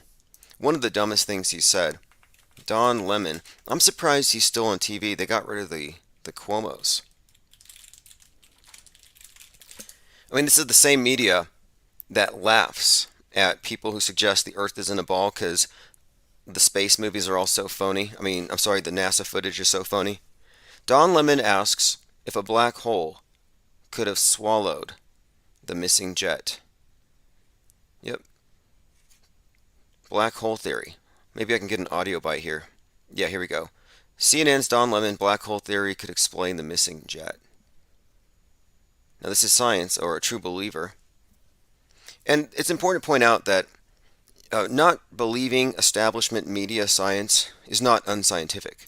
Believing it is by definition unscientific because they don't present you with evidence. Establishment media science is pretty much the trust me kind. Oh, that guy's wearing a white robe. I'm sorry, a white smock. Interchangeable. Okay, here we go. Don Lemon is a black hole responsible for the missing jet. Hijacking or terrorism or mechanical failure or pilot. And it's Flight 370. Error, but what if it was something fully that we don't really understand? A lot of people have been asking about that, about black holes and on and on and on and all of these conspiracy theories. Let's look at this. Noah says, what else can you think about? Black hole, Bermuda Triangle. And then Deji says, just like the movie Lost. And of course, they're also referencing the Twilight Zone, which has a very similar plot. That's what people are saying. I know it's preposterous, but is it preposterous, you think, Mary? Well, it is. A black hole is about, a small black hole would suck in our entire universe, so we know it's not that. Bermuda Triangle is often weather. Okay, so a small black hole would suck in our entire universe. Okay, cool. So it's not that. Good to know. Straight-faced, trustworthy, authoritative. All right, so again, that's Don Lemon. He's pretty much one of the most disturbed individuals there at the CNN. I mean, we did a cartoon take on CNN's basement, positing it to be basically a kind of a pizza parlor and a dungeon. And I think that's pretty much true. Okay, a couple other things here. Let's go back to this topic. So I wanted to get into this Donda 2 event. I think this is important. I think it's very important here. Now, I wanted to talk about why it's significant that they have Marilyn Manson up there, because I don't think this is some random choice. And his role symbolically is, I think it's meant to convey this helter-skelter narrative. It connects to the 1969 Charles Manson event with this cult leader. It ties into everything that we're looking at today, especially when you look at today's counterpart for Charles Manson. The actual killing was performed by Matthew Coleman out there in Santa Barbara, the guy who stabbed his kid with the spear 17 times. Well, that was on the Manson anniversary. I actually predicted that there would be a killing, an atrocity commensurate with the Manson killings on the anniversary, consistent with the patterning of 1969 over 2021, as we had observed, not just with the space program, but also with this Manson narrative. And at this time, I had noted that Marilyn Manson was in the news consistently for his mind control, for abuse, and these allegations that are now coming out. So they've pretty much they've reinvented this Charles Manson in a composite form. You got the face of Q, the QAnon shaman Q sent me with the spear. You got the guy who kills his kid with a spear on the Manson anniversaries because Q sent him. And then you have Marilyn Manson. Now this is where it gets, as you'll see, very interesting, because Helter Skelter is what Charles Manson was talking about. They were trying to do these killings as a psyop, blame it on the Black Panthers, which would be the BLM today, and trigger a race war.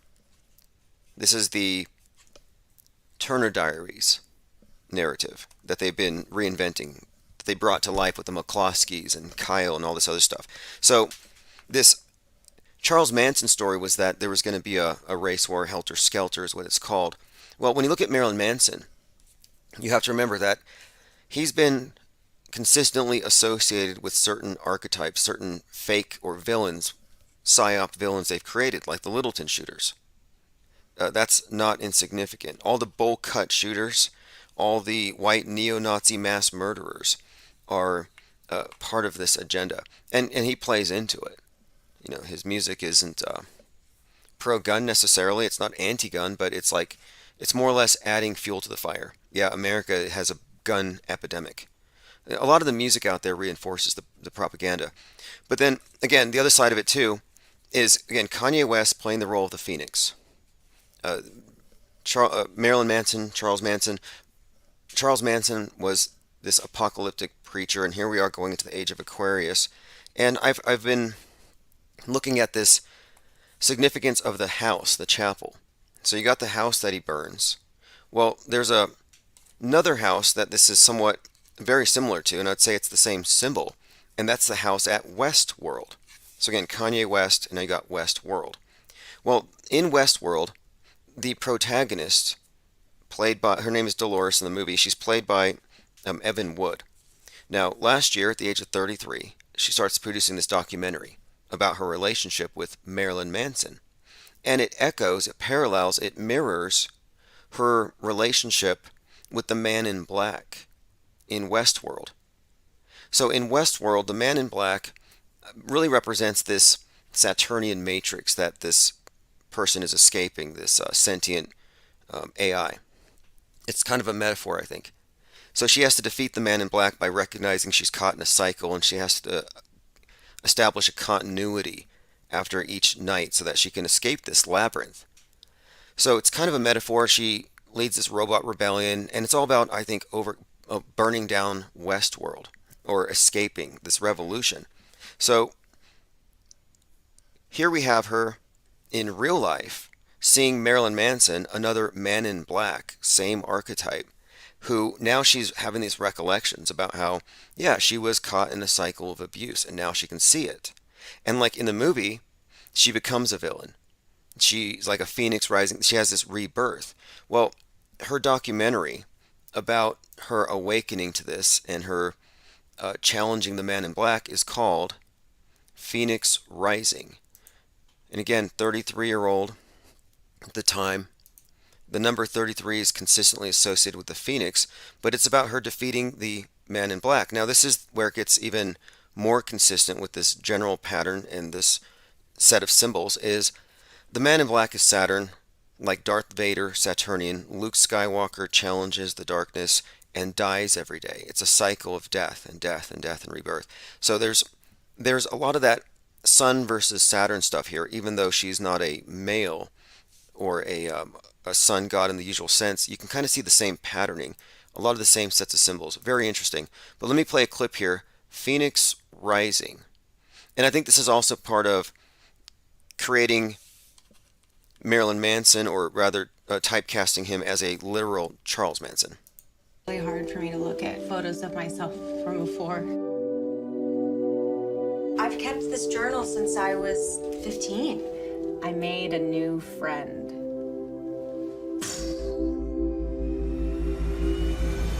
I'm here today to talk about Brian Warner, also known to the world as Marilyn Manson. Okay, so it's a Sundance movie, and again, this is, you can believe what you want to believe about it, but I'm of the opinion, based on the same sets of numbers, the characters, the actors, Marilyn Manson's previous relationship to so many other fake events and psychological operations. This is all part of a protracted psychological warfare operation, and I think this is probably part of a broader mind-washing agenda, more Brian laundry, brainwashing.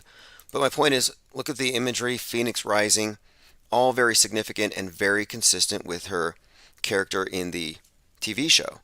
And then one other thing, there's a song by Marilyn Manson where there's a line called, where he says, the rape of Persephone. And now, again, Persephone was taken into hell by Hades.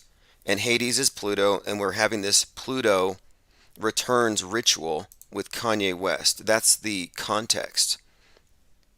So we have the Gabby Petito character going to Hades. Well, now we have this person.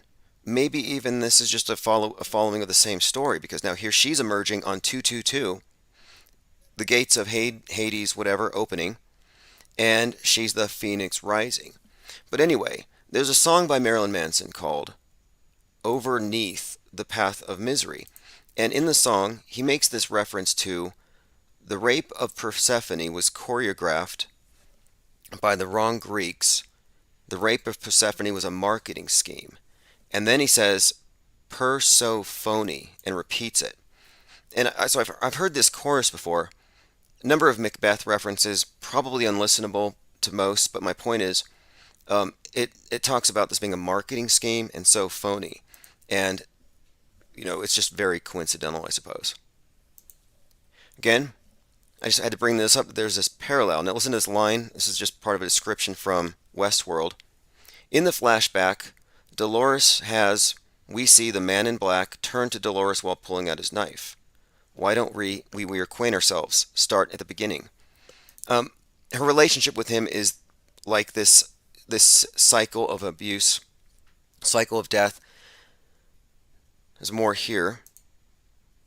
It says here there are more layers to what the man in black is looking for, and that cumulative experience for Dolores has allowed her to start seeing the fissures and cracks in her world, and she's beginning to fight back, and that's what we're excited about.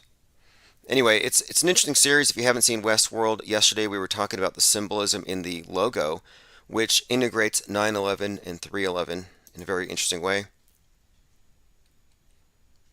Okay, I'm going to go ahead and catch up on the comments really quick.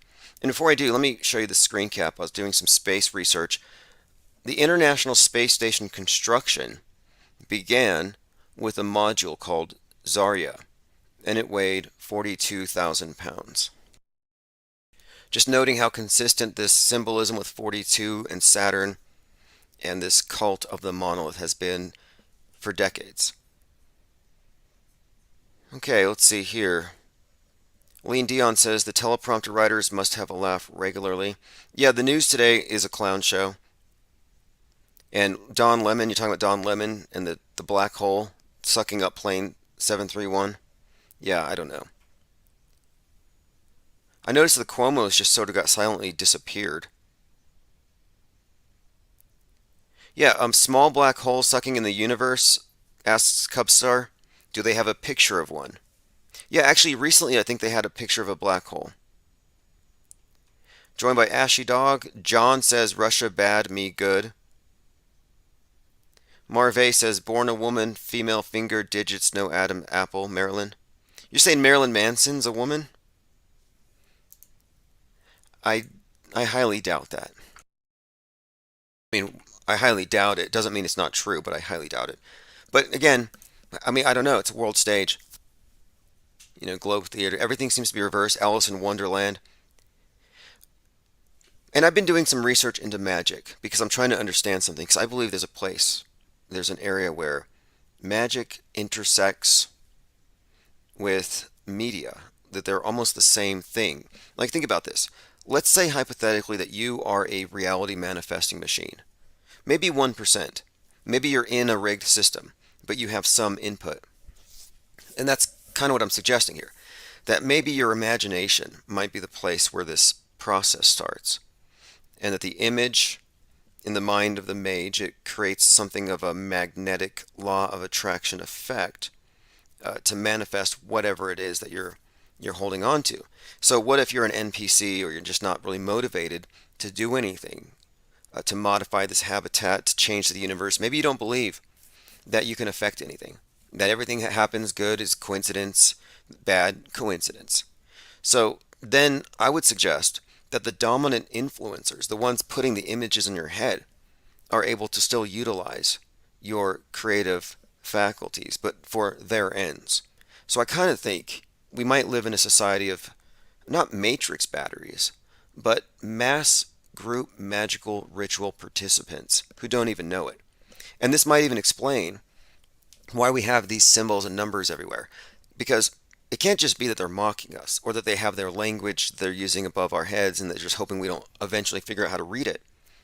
The more I'm looking into sigil magic and how this stuff works, it may be that they need us to ignorantly just perceive them in ignorance, to see them and to take in the symbols through a form of osmosis so that they are embedded in your imaginations, where they have the power to hijack your God powers, your creative capabilities. And that's kind of what it looks like. I mean, if this magic, as it's explained, is real. I mean, I'm not saying it's real, but look at this article from Fast Company. Just a pull quote here. The ISS is too large to satisfy the design for demise principle, which is why we need special operations for a D-orbit. The experts estimate that if it were to crash down in an uncontrolled metropolitan area, worst case scenario, it would be on the scale of a 9/11 event. I mean, how many times have I said that 9/11, the next 9/11 is going to come from space, and that it's being encoded into the space station, that even the solar, there's just too much about this thing that suggests that that's what's going to be. And yeah, they actually said that in Fast Company. All right, let's see. Ashy Dog says, yikes, Marilyn Manson, who knows what it is. Johnny's List, he played a woman in Party Monster. Right. John says, JFK assassination was a Disney masterpiece. Well, okay, speaking of Disney. So Disney invented Pluto the dog, or named him Pluto, in 1930. The planet Pluto, quote unquote, was designated such in 1930. So 1930. Not that long ago, but my point is, the Disney dog's face is perfectly silhouetted on the planet. Now, we live in a flat solar system. So you're a flat solar system-er if you think you're on a ball Earth. So you can laugh at flat Earth, but your solar system's flat.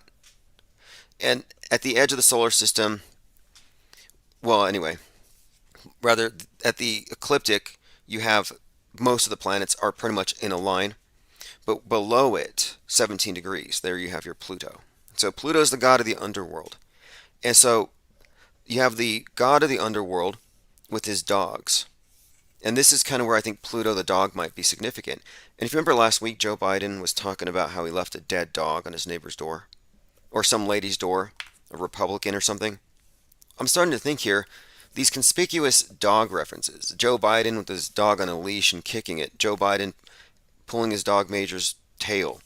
Joe Biden leaving a dead dog. You know, then there's a bizarre clip of Johnny Depp talking about having to kill his dogs. I'm like, okay, what's going on here? Gods of death and the underworld. Dogs. Maybe there's some kind of correlation. And then what do you know? Pluto returns. And along with it, we have this big ritual celebration of Pluto returning. Angst G says, reality as mass conjuring. Yeah, I would say so. However, I don't think any one person has a monopoly. I think that's why they want to monopolize your attention. Marve says, the sad part is most people don't distinguish. They just go with the mainstream belief. Yeah, I don't think that the quote transvestigation experts have any background in anthropology.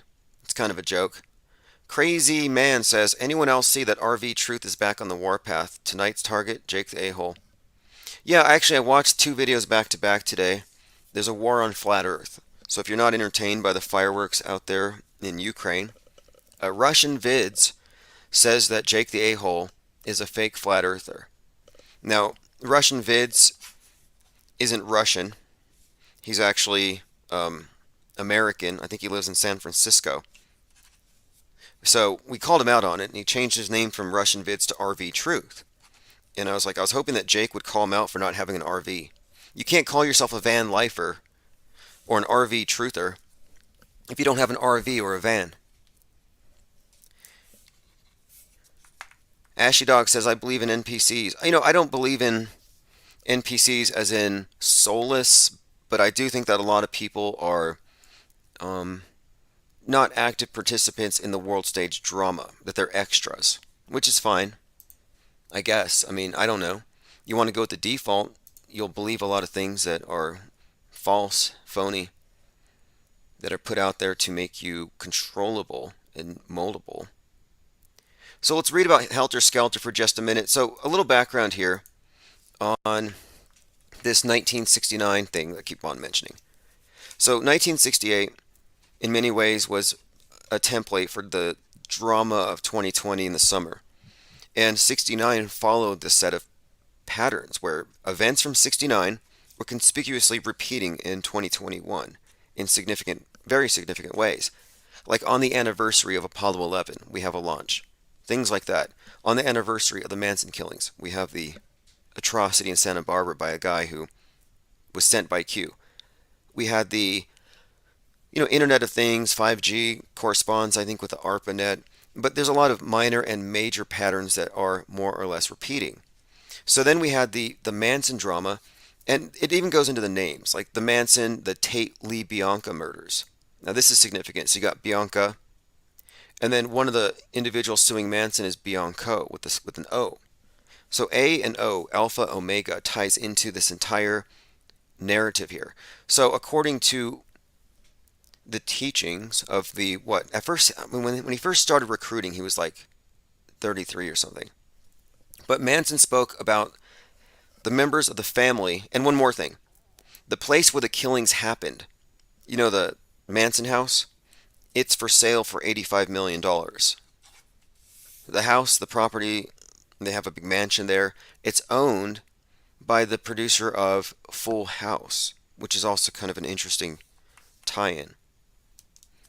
But anyway, Manson spoke to his family, or the cult, about an apocalyptic war arising from racial tensions between blacks and whites.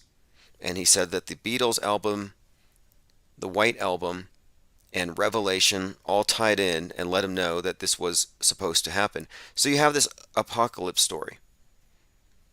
It says here,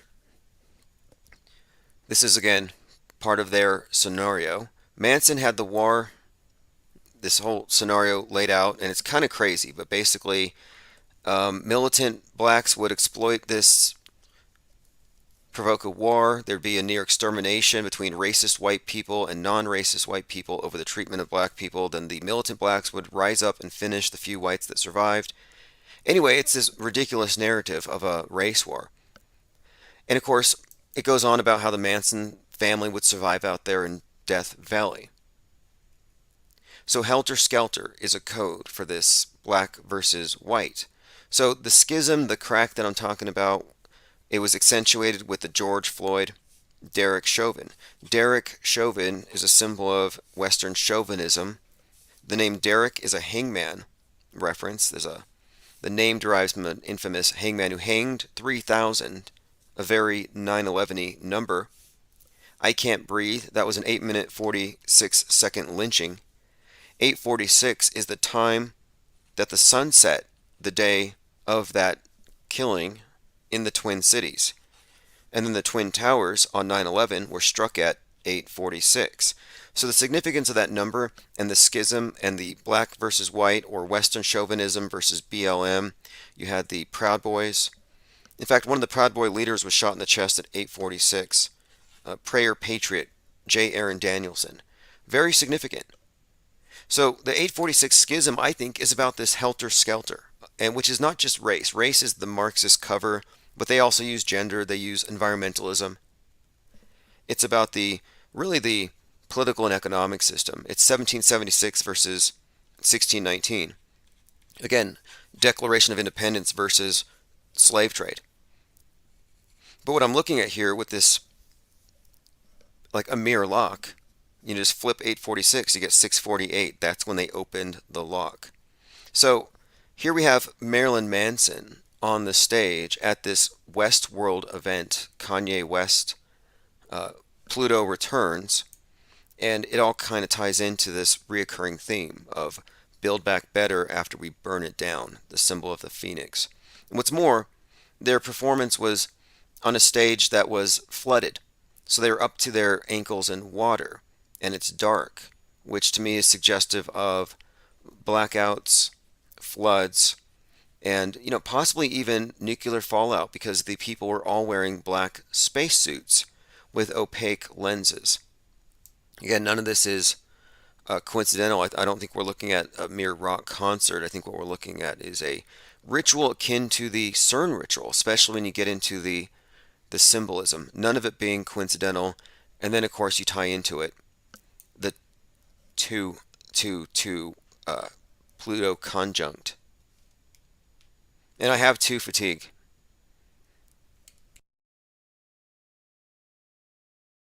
All right, let me go ahead and catch up on comments here. Johnny's List says RV is the real a-hole. Ashley Dog says, for everyone calling people fake, flat Earth civil war. Yeah, it's a long time. It's sort of a long story, but if you really want to get into it, basically, on YouTube, when YouTube started, I think that the way you built your channel, in some ways, was to call out another channel as being phony or fake, and then their subs would come to your side. I would call this approach treating other channels like subscriber pinatas. You just keep hitting that channel, and their subs will fall out, and they'll gravitate towards you. And I think that worked originally, because originally you used to be able to reply to YouTube videos, and so all their subscribers would see it, and you could build a channel that way. So Russian Vids is attempting to gain Jake's subs. This is very zero-sum game thinking, programmed by the people who designed the closed globe model system.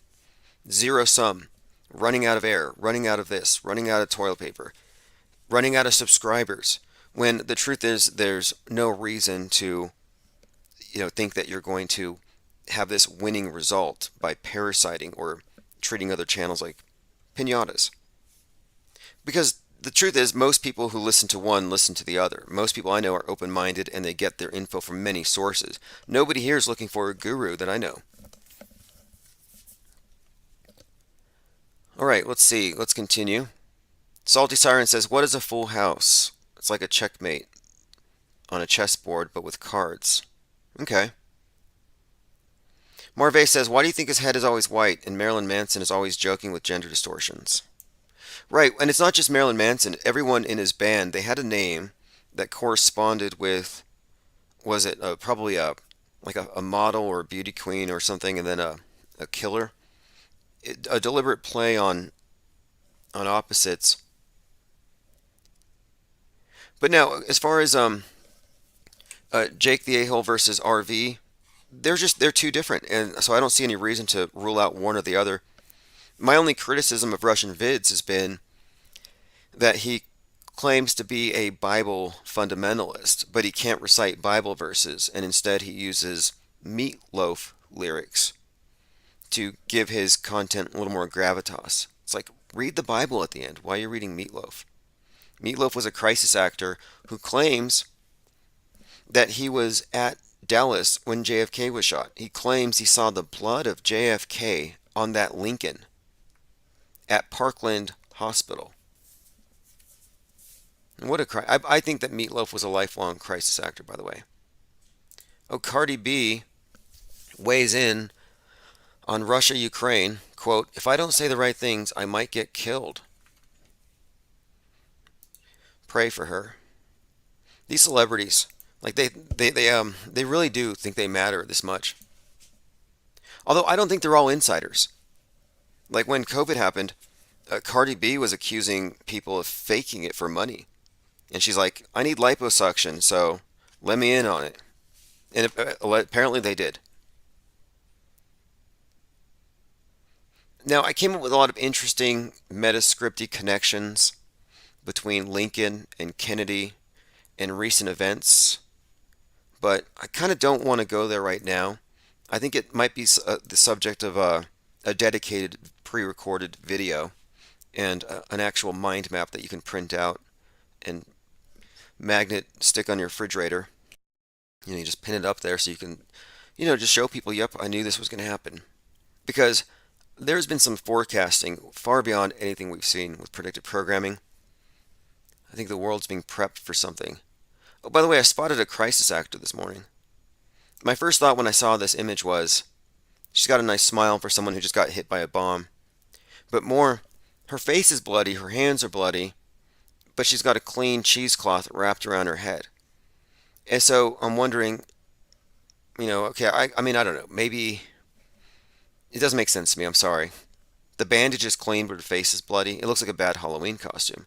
So I automatically doubted this one. Well, it turns out that she's popped up a few different times as a head wound victim.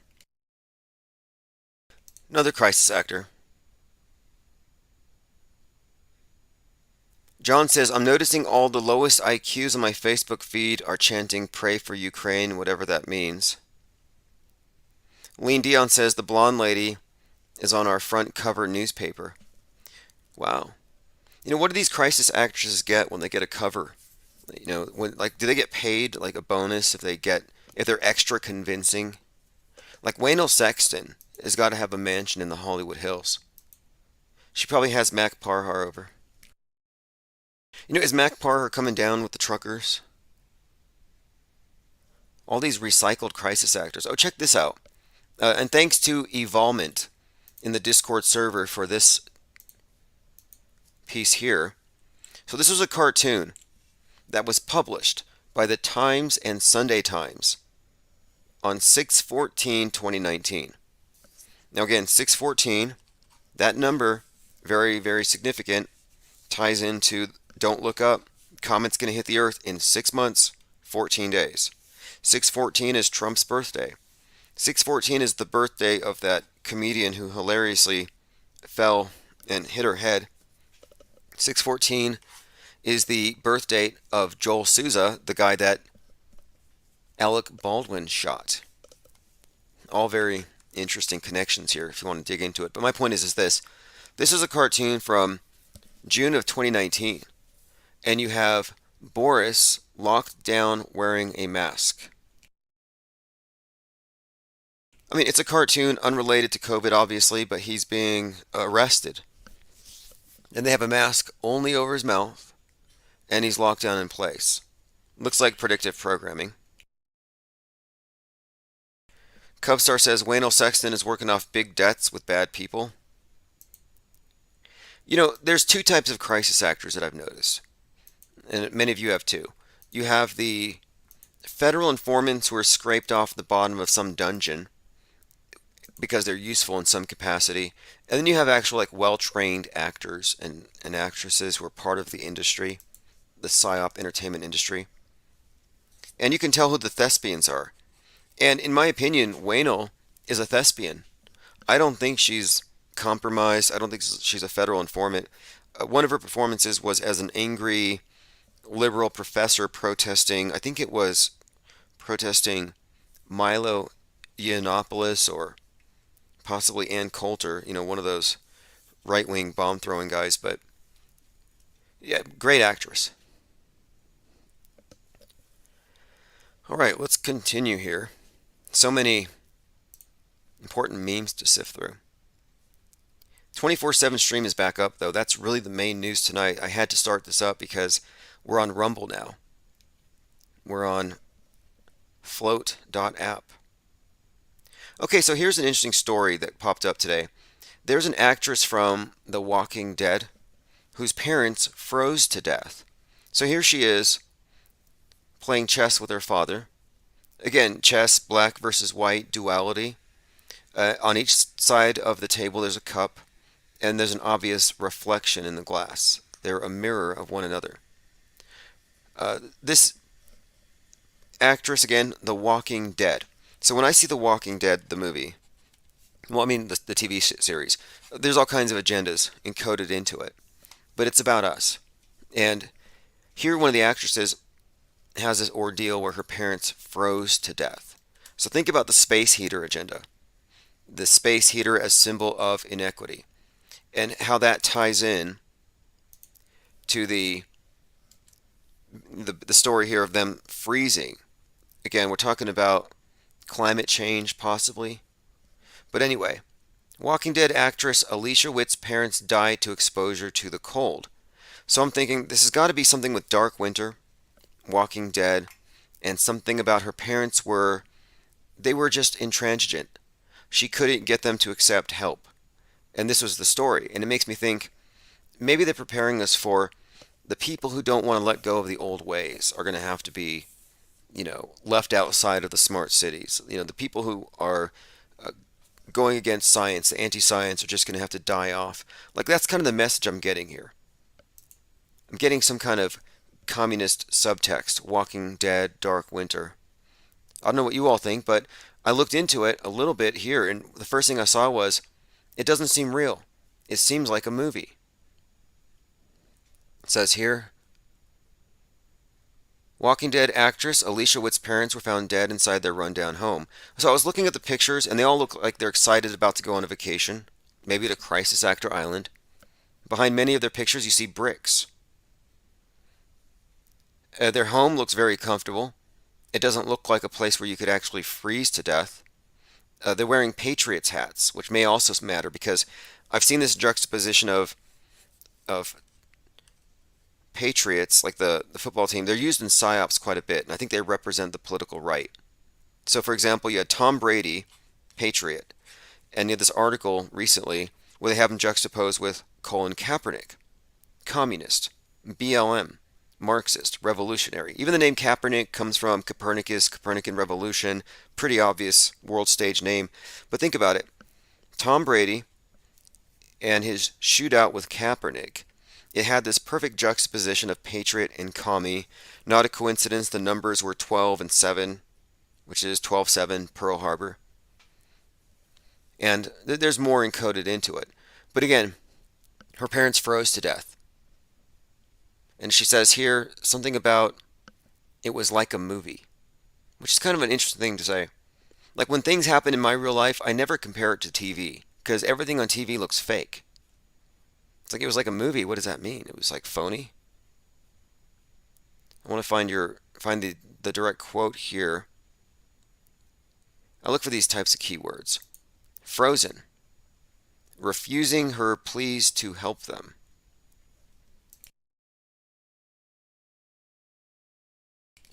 Going through comments. Lickety Split says Sean Penn is filming inside Ukraine. Oh yeah, Sean Penn.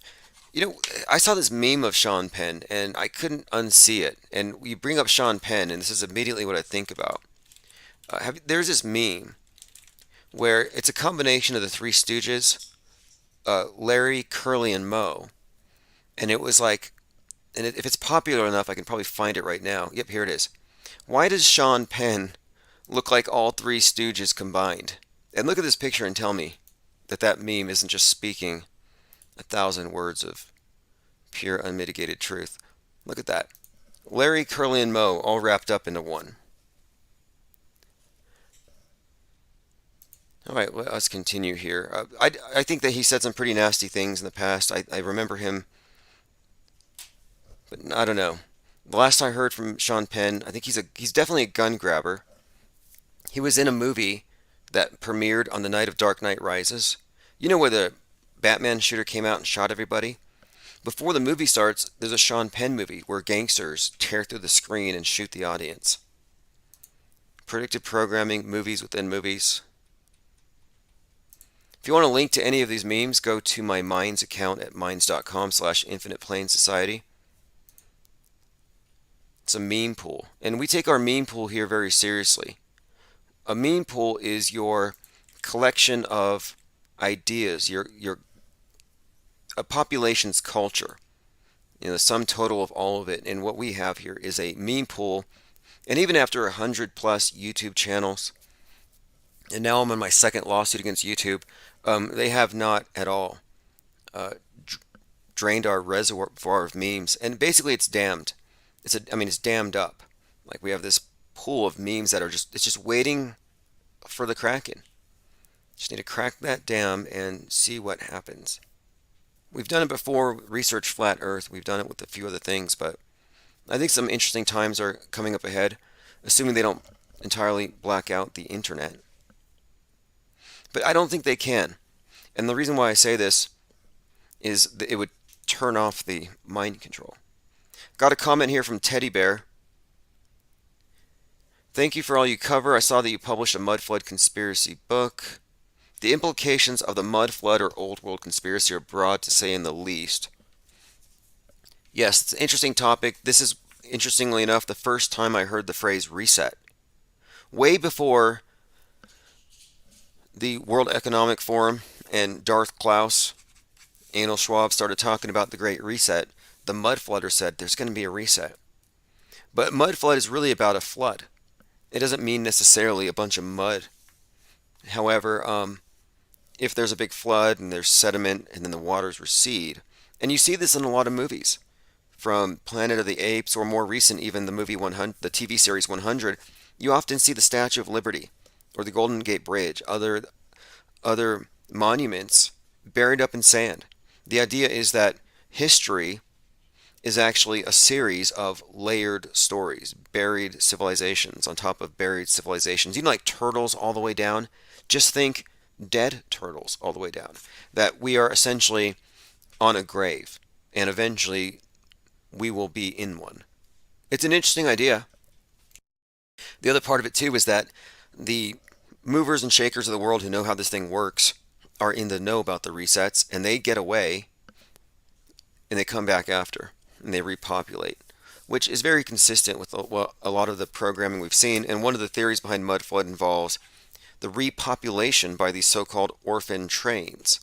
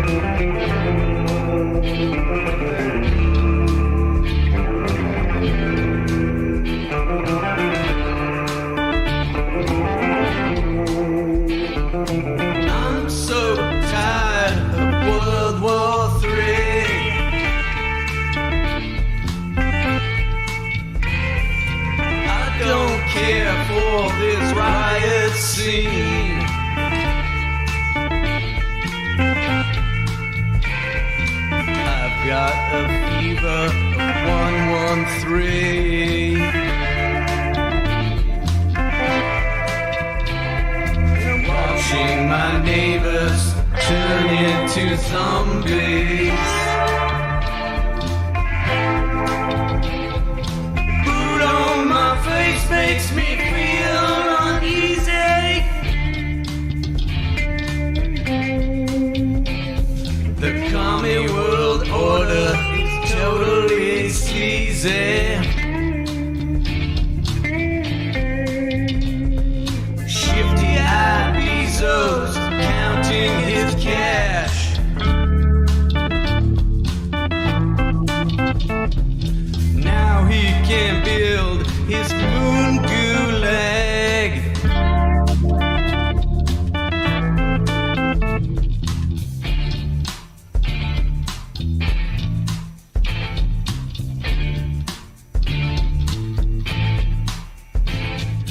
Nipsey, forgive me, I can't stay home.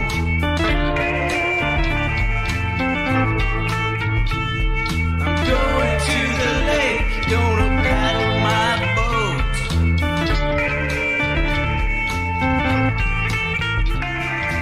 Had enough Netflix, 4,000 lives.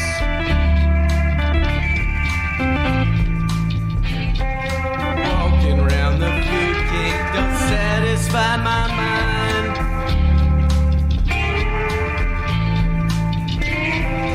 Dancing nurses are boring me, wasting millions in PPA. No one is in the hospitals, you see. Must be practicing the dance routines.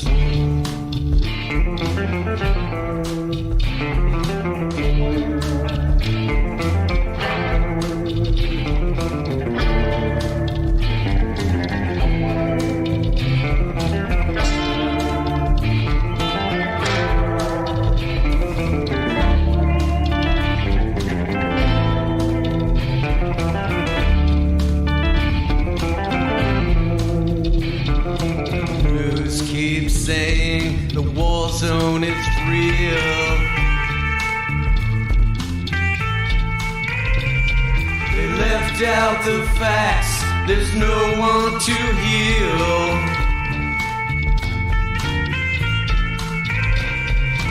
I'm so tired of World War III.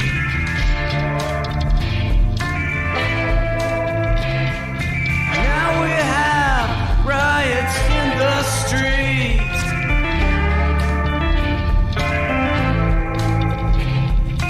Better wear your mask, boy. Get somebody sick.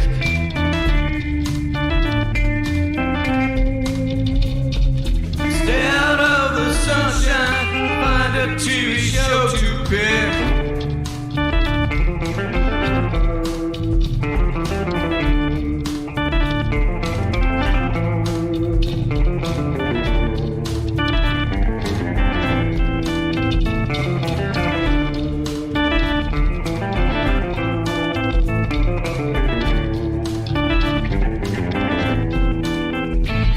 Don't worry about your money, yo. Your truck check's on the way. Your COVID ID's coming, and the vaccine's here today. You'll get your vaccine and your COVID passport too. They're selling us all doom and gloom. Are you buying it?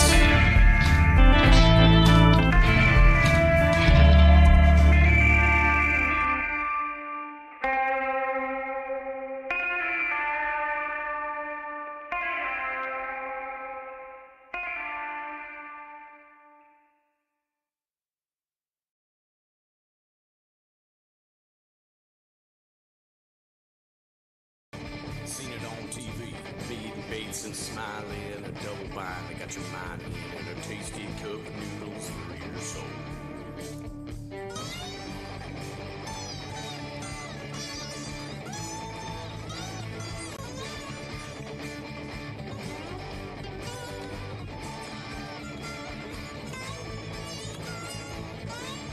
America. And that's what made me realize, whoa, South America's like 1,000 miles over. And again, it moves more after that. It's even further than 1,000 miles. And I'm just guessing, it's just way over to the right, way over to the east. And, Okay, you're listening to One-Eyed Jack and the Shells, Ed McMahon. Absolutely. We're going to talk about flip-flops as well. Well, what will you do when you find out you don't exist? You've been faked out. No gold notches, no box of chocolates in this neighborhood. Well, I was there, man. I ate the Fruit Loops. I seen that movie with Tom Cruise. Okay, I think we're on, and yeah, interview with the vampire, not interview with a vampire. Really mind-shattering stuff here, the Mandela effect. Thanks everyone for joining, assuming I'm not alone here. Had some gremlins, and we're not sure if it's going, but we're just going to proceed as if. So if you're there, say hello. I'll hand out wrenches here shortly. We started off with that song by One-Eyed Jack and the Murder Hornets. Some people remember One-Eyed Jack and the Shells, which is in fact a Mandela effect itself. But the reason why I'm starting with that song today is Meatloaf supposedly died, and the name itself, Meatloaf, is something of a Mandela effect. I had erroneously spelled it as one word, for which I was deemed Mandela affected, which doesn't qualify you for a padded room or disability or anything. It's not a disease necessarily, but Mandela affected meaning whether or not I believe in the Mandela effect, that I remember it as meatloaf, not meat loaf, means I'm affected whether I believe in it or not. So that's kind of where this conversation starts. So Brian Staveley, really one of the head disseminators of the Mandela effect theory, he came out and he said that I was in denial of my affectedness, that the Mandelas got me. So I got a case of the Mandelas, but they don't want to accept me into their club because I'm in denial about it. I thought it was just a misspelling. So anyway, strangely enough, Brian S. Staveley had a live stream today. Meatloaf is not dead. And if you notice, he spelled it as one word. Now, he didn't forget to hit a space because the L is lowercase. He had no intention of making that into two words. So why is the head Mandela effect pusher, who's pushed it on me on account of my use of meatloaf rather than meat loaf, why is he using it this way? Is he Mandela affected? Apparently. Or he's a massive hypocrite. Or maybe this isn't a Mandela effect. So we looked a little deeper into this thing, and it turns out that Meatloaf himself has actually taken note of people getting his name wrong, and he called them idiots. He said that the name is Meat, last name is Loaf. People chant meat, meat when he shows up at places. So it's not something that people would get wrong. Anyway, a few other things about him here before we get into that. Well, Meatloaf had this video I was watching where he gave this long explanation of where he was on the day that JFK was assassinated, quote unquote. He was with Mike Huckabee on Mike Huckabee's TV show, and he told this long story about how he was there, he saw blood on the car. So just to give you a heads up, you're dealing with a major world stage actor. And also he had COVID, and he had recently been fighting against COVID restrictions and lockdowns. So it's another one of those. But anyway, here's what Meatloaf himself actually said about people misspelling his name. So my point is, it can't be a Mandela effect. Look at this one. Michael says, I thought Meatloaf died already. That's how Mandela effects got started. It's going to be the Meatloaf effect. Like the Pope Della effect. The Pope died on Christmas to people who read the news in the morning before the corrections came out. So there's a whole contingent of people out there mourning the Pope. And when they find out he's alive, it's going to shock them. Meatloaf complained about people spelling his name as one word. Quote, if you do that, you gotta be a moron. Okay, now let's go back to Brian Staveley's post, where Brian Staveley spelled it with one word, meatloaf, No intention of splitting it in two as evidenced by the lowercase l. So again, I guess that would apply to Stavely, just saying. Meatloaf visits musical Bat Out of Hell. Okay, so there's some metascript I wanted to get into here. But basically it says this. When I see people spelling my name with one word, I want to slap and choke them. If you do that, you got to be a moron. It's on every poster, every album, on every ticket as two words. If you spell it as one, you are a moron. Bottom line. So that just came out 19 hours ago. So again, me and Stavely have been beefing about Meatloaf for a little while here because again, he tried to drag me into his cult of people who routinely misspell things but don't want to take responsibility for their own mistakes, so they blame it on the universe and they say, I didn't make an error here. The universe changed. That's actually their claim. It's not my claim. So again, the singer said, I want to slap and choke people like Brian Stavely. So what is this? It's not a Mandela effect if Meatloaf called it out. So it coexisted. Meatloaf, one word, two words, coexists. So again, you make of it what you will. Makes me think that this is, again, another example of why this whole thing is something of a psyop. 5 minutes says live, finally. Yes, I've actually been very productive. I would rather be here, but I've been working on darkmatter.radio. I suggest you check it out over the weekend. We're bringing in some new paranormal hosts. I'm going to have a regular schedule. I'll have an actual time slot that you can depend upon twice per day, mornings and evenings, as I have been. But what we're trying to do, what we're accomplishing here is back-to-back live shows. So we have a pool of listeners in the chat hanging out, and of course a lot of cross-marketing, and bringing back some programs that we had, like last year, if you remember, John LeBon's Apostasy Show. In fact, on February the 6th, if you want to mark your calendar, I'm planning on a panel discussion I'll be attending with JLB and Fakeologist. But that's a couple weeks from now. I'll keep you abreast of all that. If you subscribe to the newsletter at infiniteplane.radio. Commenter says, Rip Louis Anderson. Well, yes, according to the world stage, we have people who are dying. And I have my own take on these things. In fact, let me go ahead and start with that. Bat out of Wuhan. And all the world's a simulation. So Meatloaf was reported dead of COVID-19 at the age of 74. And first thing I want to say is Russian Vids, the biblically illiterate Bible creationist flat earther, had better not be calling this a hoax. Because he's usually one of the first ones to call these things hoaxes.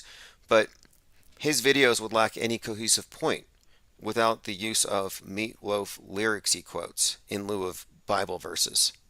But anyway, we don't have enough information to conclude one way or the other, unless you know something we don't. So, celebrities dying of COVIDs is already highly suspect. So again, he died of COVID. That should tell you something. And then the other thing that stands out, 2022 is the year of Soylent Green. This is the metascript. This is the story. 2022, the year of, cannibalism. And there's a few things we can get into with this cannibalism angle. For one thing, he was cannibalized in the Rocky Horror Picture Show. Eddie was cannibalized. And then you find other associations with this notion of cannibalism. It's built into Fight Club. Fight Club, Project Mayhem, where he dies, his name was Robert Paulson. Project Mayhem was about resetting the system, tearing it down so they can build back better. They even have buildings falling at the end. But in that movie, they do have a very Soylent Green-esque component with the soap made from liposuctioned human fat. So, okay, that's one thing to talk about. There is some Soylent Green cannibalism tie-in here, and of course the COVID thing. Something else, Axiom, the company that's behind Tom Cruise's movie in space, is building an actual film studio in space. So that project's still happening. I know there are half a dozen launches between February 22nd and March 3rd, so I expect that maybe sometime in between then, Cruise may go up. But the company Axiom is going to actually build a studio, a film studio in space. So if flat earthers are correct and outer space is just a movie, then what we'll have here is a movie studio within a movie studio where movies will be filmed. So this tells me that we are already in the metaverse, and you don't need a special headset because you've already passed your head through your television screen, through the movie screen. We've already merged with the world stage. The fact that there's movies within movies being filmed, and the movies being filmed within are acknowledged as movies, but the ones within the movie that aren't being filmed in the movie studio within the movie are quote unquote real. And they have perfected this. We have time travelers for all intents and purposes, people who don't exist, who didn't exist, who are just made to exist because they're written into our timeline. So again, we already exist in TV land. I also went to go check out the tragedy of Macbeth.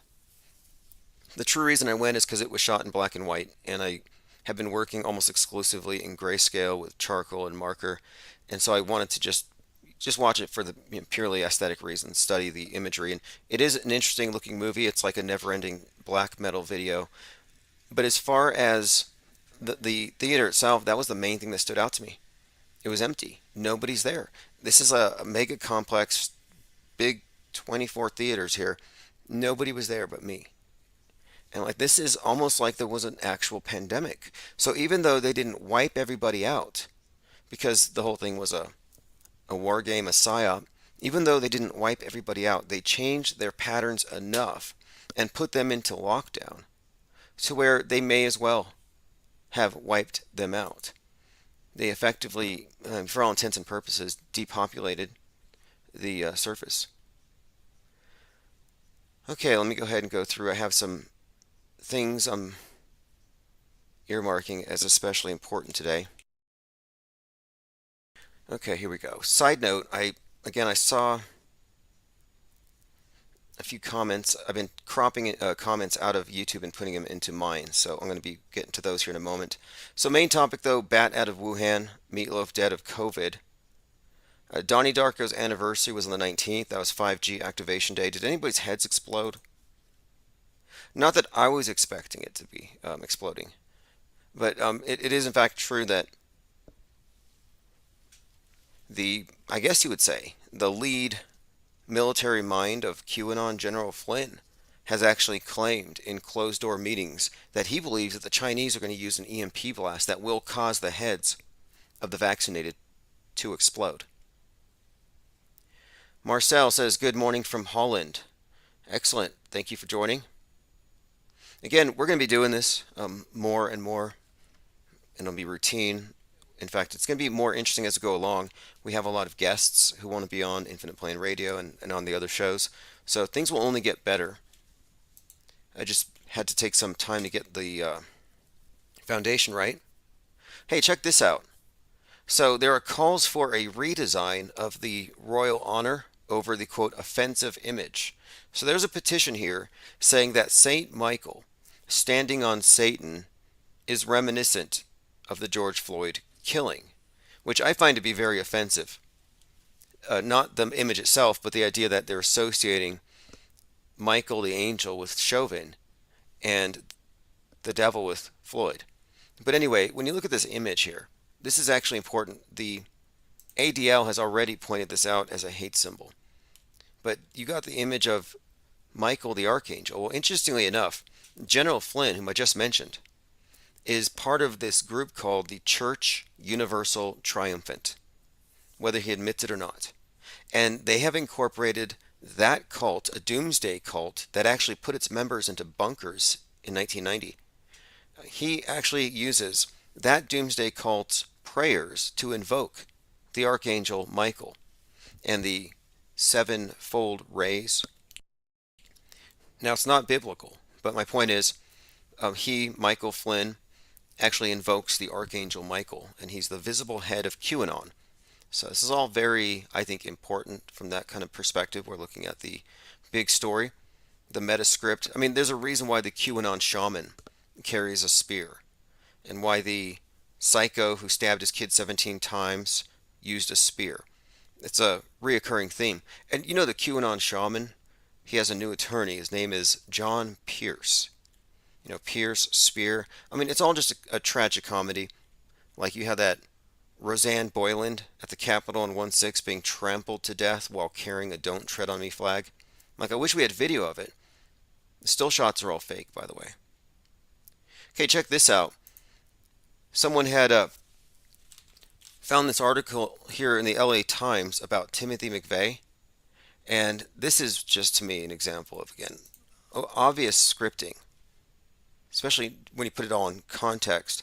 So this is an article about David Woodward, and this guy is performing some kind of event having to do with Timothy McVeigh, but he's talking about Timothy McVeigh himself. And listen to this. This composer performs a musical requiem for Timothy McVeigh before Timothy McVeigh's execution. And he says that this 12-minute piece was meant to help send Timothy McVeigh to heaven. Again, this is from Los Angeles Times. I think it came out in 1990. Let's see, 2001 is when this article came out.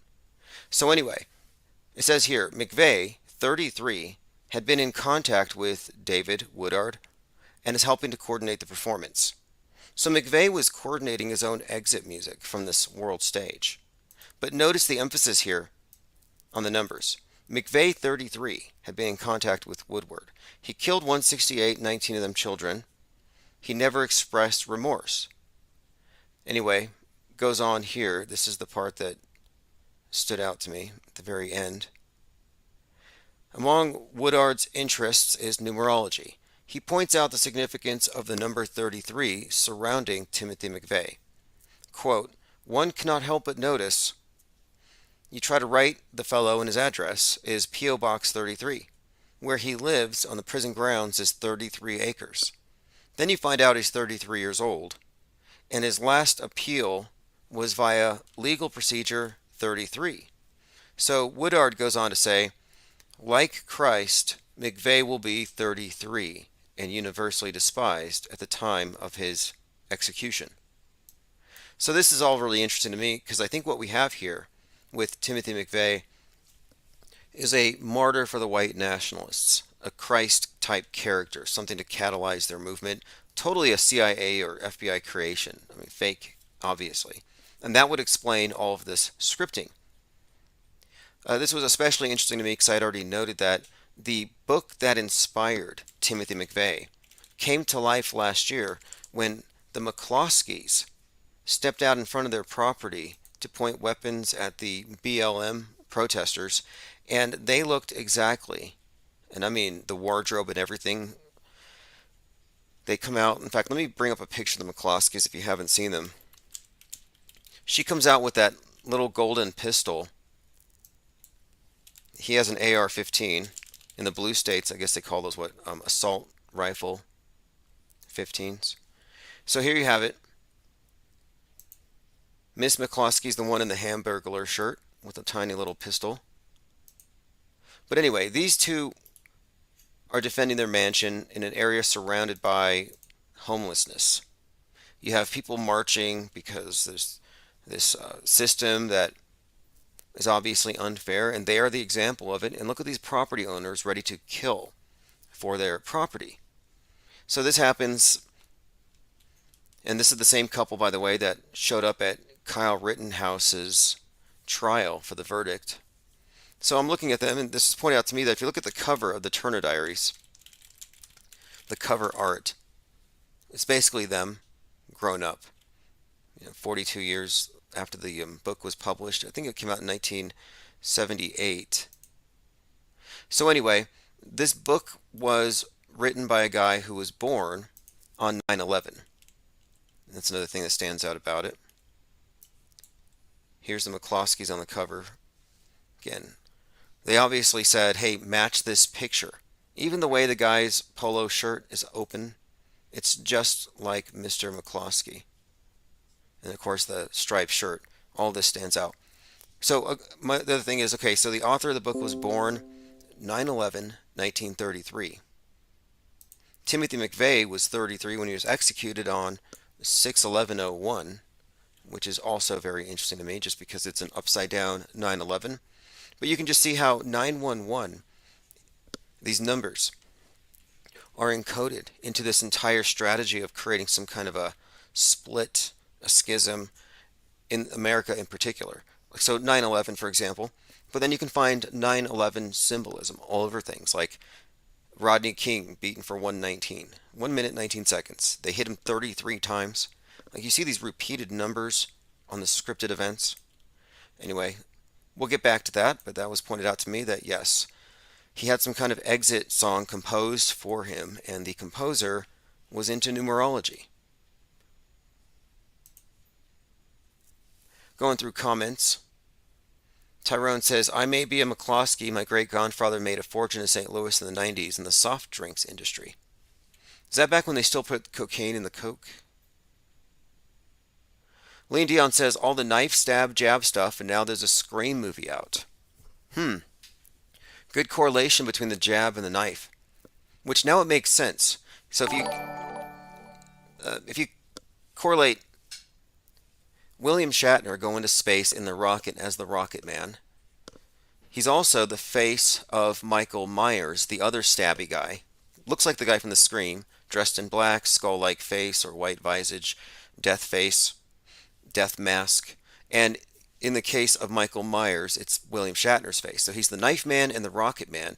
And we've seen many correlations between rockets and the jab, the Space Needle and the Needle, between this entrance into the New Age through vaccination and then, of course, traveling to other worlds. There's been so many correlations. In fact, I pointed out how recently the Drudge Report had this image of the Earth surrounded by, outer space filled with COVIDs.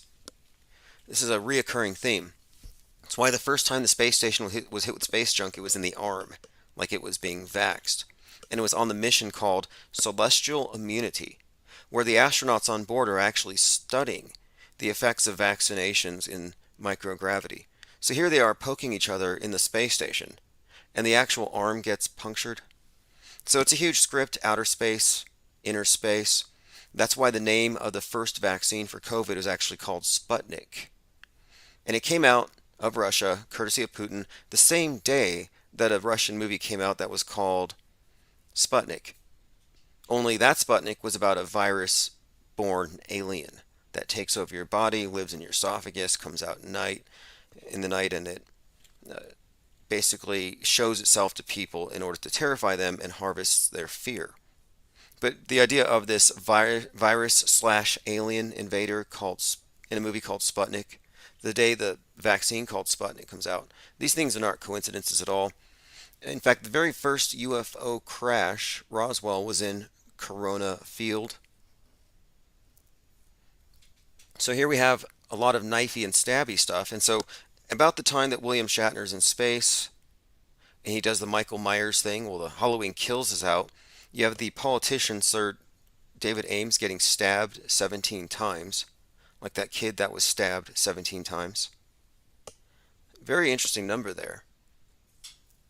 But then after that, you have Astro World, something of a sacrifice event. But at that event, you had Drake singing the song Knife Talk, which kind of stood out to me because that day, Travis Scott was pictured with one of those William Shatner, Michael Myers masks. But he performs a song called Knife Talk. And then, a little more recently, at that event where Snoop Dogg was at, I think it was called Once Upon a Time in LA, you had a guy, Drakeo, getting slashed in the neck by a knife. Like a lot of knifey stuff, a lot of jabby stuff. So again, there are correlations here, though, between boosters, rockets. It's also interesting to me, too, that the trade tower, the One World Trade Tower, looks like a big vax needle. And it opens up on 11/3. And it's perfect because 9/11, 9/11, two towers go down, this one comes up. And it's like, well, 9/11 was also replaced as far as the agendas. You had 19 hijackers, 19 years later, COVID-19. It's like you have this kind of a transition from one psyop into another. But they maintain the template. Like they have all the main components. They just changed it. So the new universal terrorist isn't the Quran radicalized Islamic terrorist, but now it's either the QAnon radical domestic terrorist or it's the super spreader. Then you have the suicide bombers replaced by the incels who have the same attitudes towards women And they've even correlated the MAGA with the Taliban. They call them the MAGA ban. White Al Qaeda, vanilla ISIS. You can see these direct one-to-one correlations. And they've just advanced the agenda. So post 9/11, they were able to pat you down to make sure you don't have a bomb in your underwear. Post 3/11, now they get to go even deeper and see what's in your blood. All right, let me see. Zaret says, like the Omicron sci-fi film.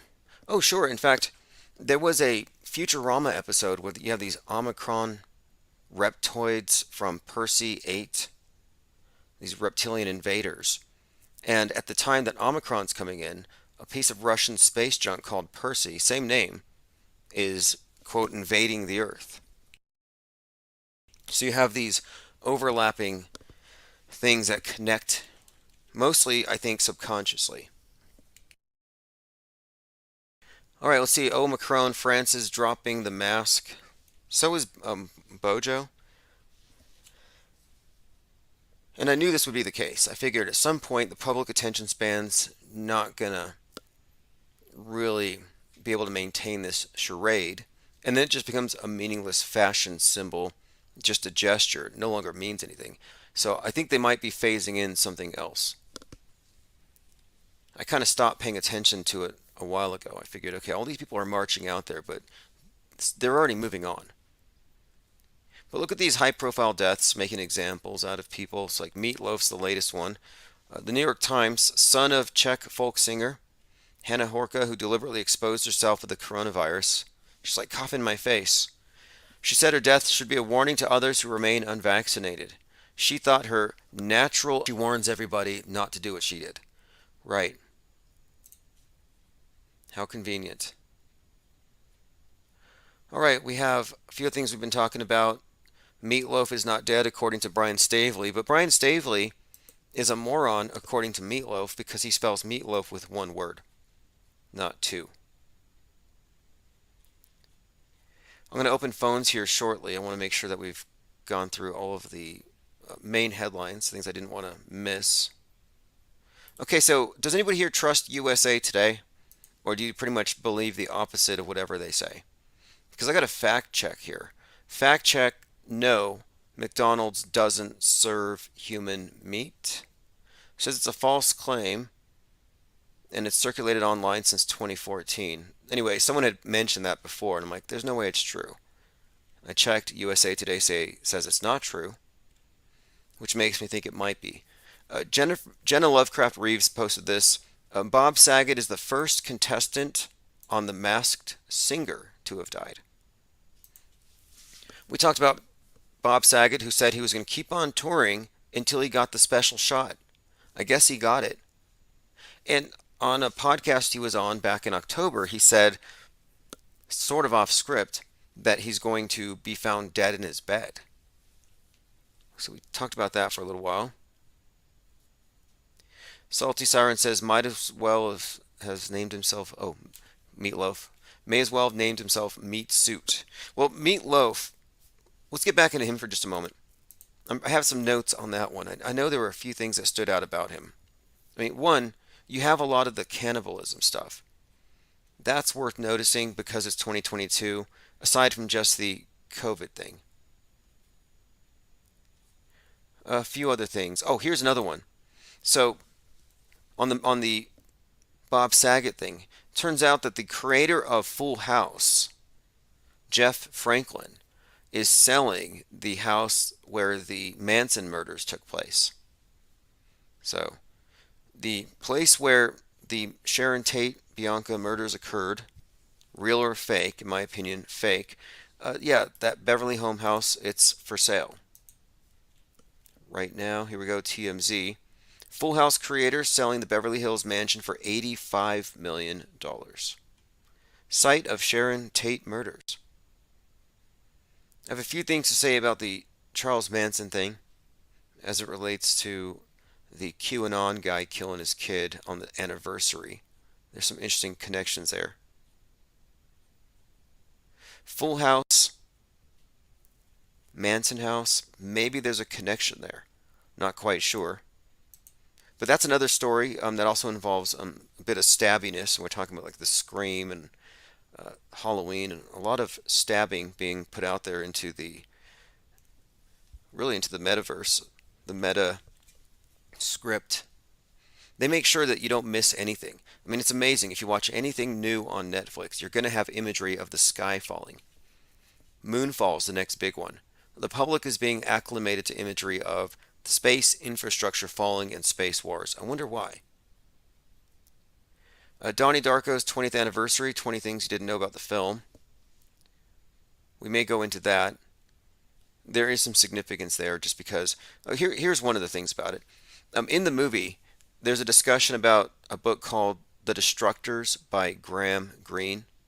And in that movie, they discuss how the characters in the book burn a mattress full of money.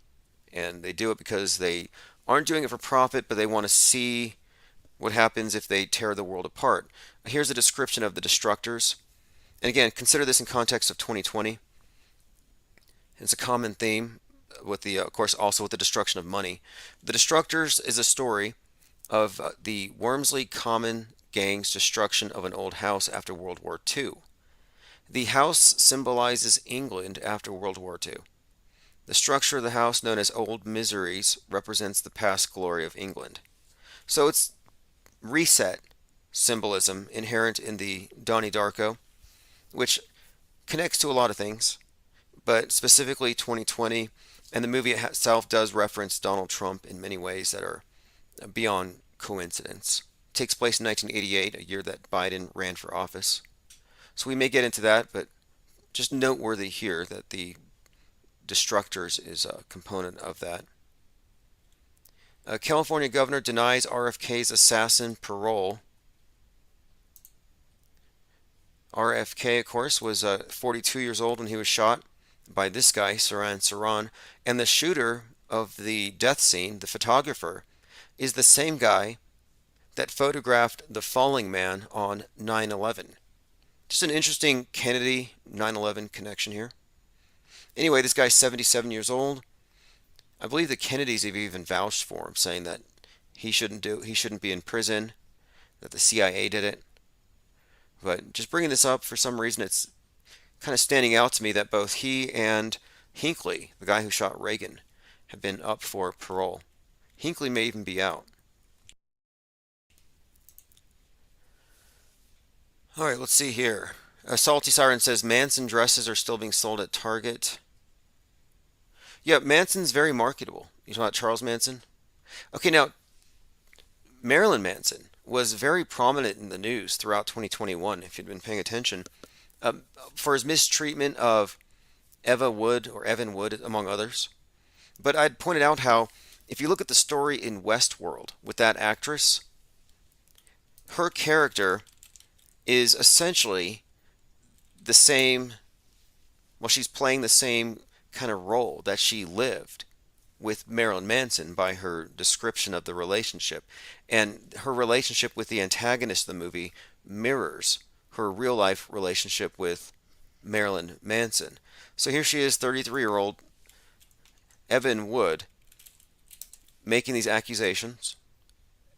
You know, in Instagram, I believe. I don't even think these are police reports. But anyway, I think it stands out that, yes, it was very similar to Manson. She talked about basically an abusive, psychologically abusive and otherwise relationship. Well, in Westworld, she's a simulation. And she begins to wake up to it when she begins to have continuity of memory, when she begins to notice the patterns, and she begins to realize she's in something of a prison. But once she does that, she's able to break free. So what she was saying, though, in the news was that when she saw Marilyn Manson on that stage with Kanye West, it reminded her of all of this trauma. Now, it's kind of interesting because he was on stage with Kanye West, and the stage looked like the Westworld set with that church that Kanye had burned. So here she is seeing Marilyn Manson, and she's having these recollections of this abuse. I'm like, okay, this sounds exactly like this character in the movie. And of course, here he is, an older guy, significantly older than she was, dressed in black, very Saturnian. And in the movie Westworld, she's constantly confronting this man in black who's very much kind of a dark character, very Marilyn Manson-esque. No coincidences here. Again, Manson's in the news. And then we have on the anniversary of the Manson killings, a slaughter out there in California in Santa Barbara, where the guy stabs his kid 17 times and he says, Q sent me, which is a very similar rationale that the Manson killers had. Charles Manson sent me. They mirrored the story in many ways, but it was, on this time, it was a right-wing hippie. But you had Charles Manson, CM, this other guy, Matthew Coleman, MC. Very interesting how these two stories overlapped. But now here's another one. So the Tate house, the Tate Bianca murders. So it was Manson versus the LaBianca.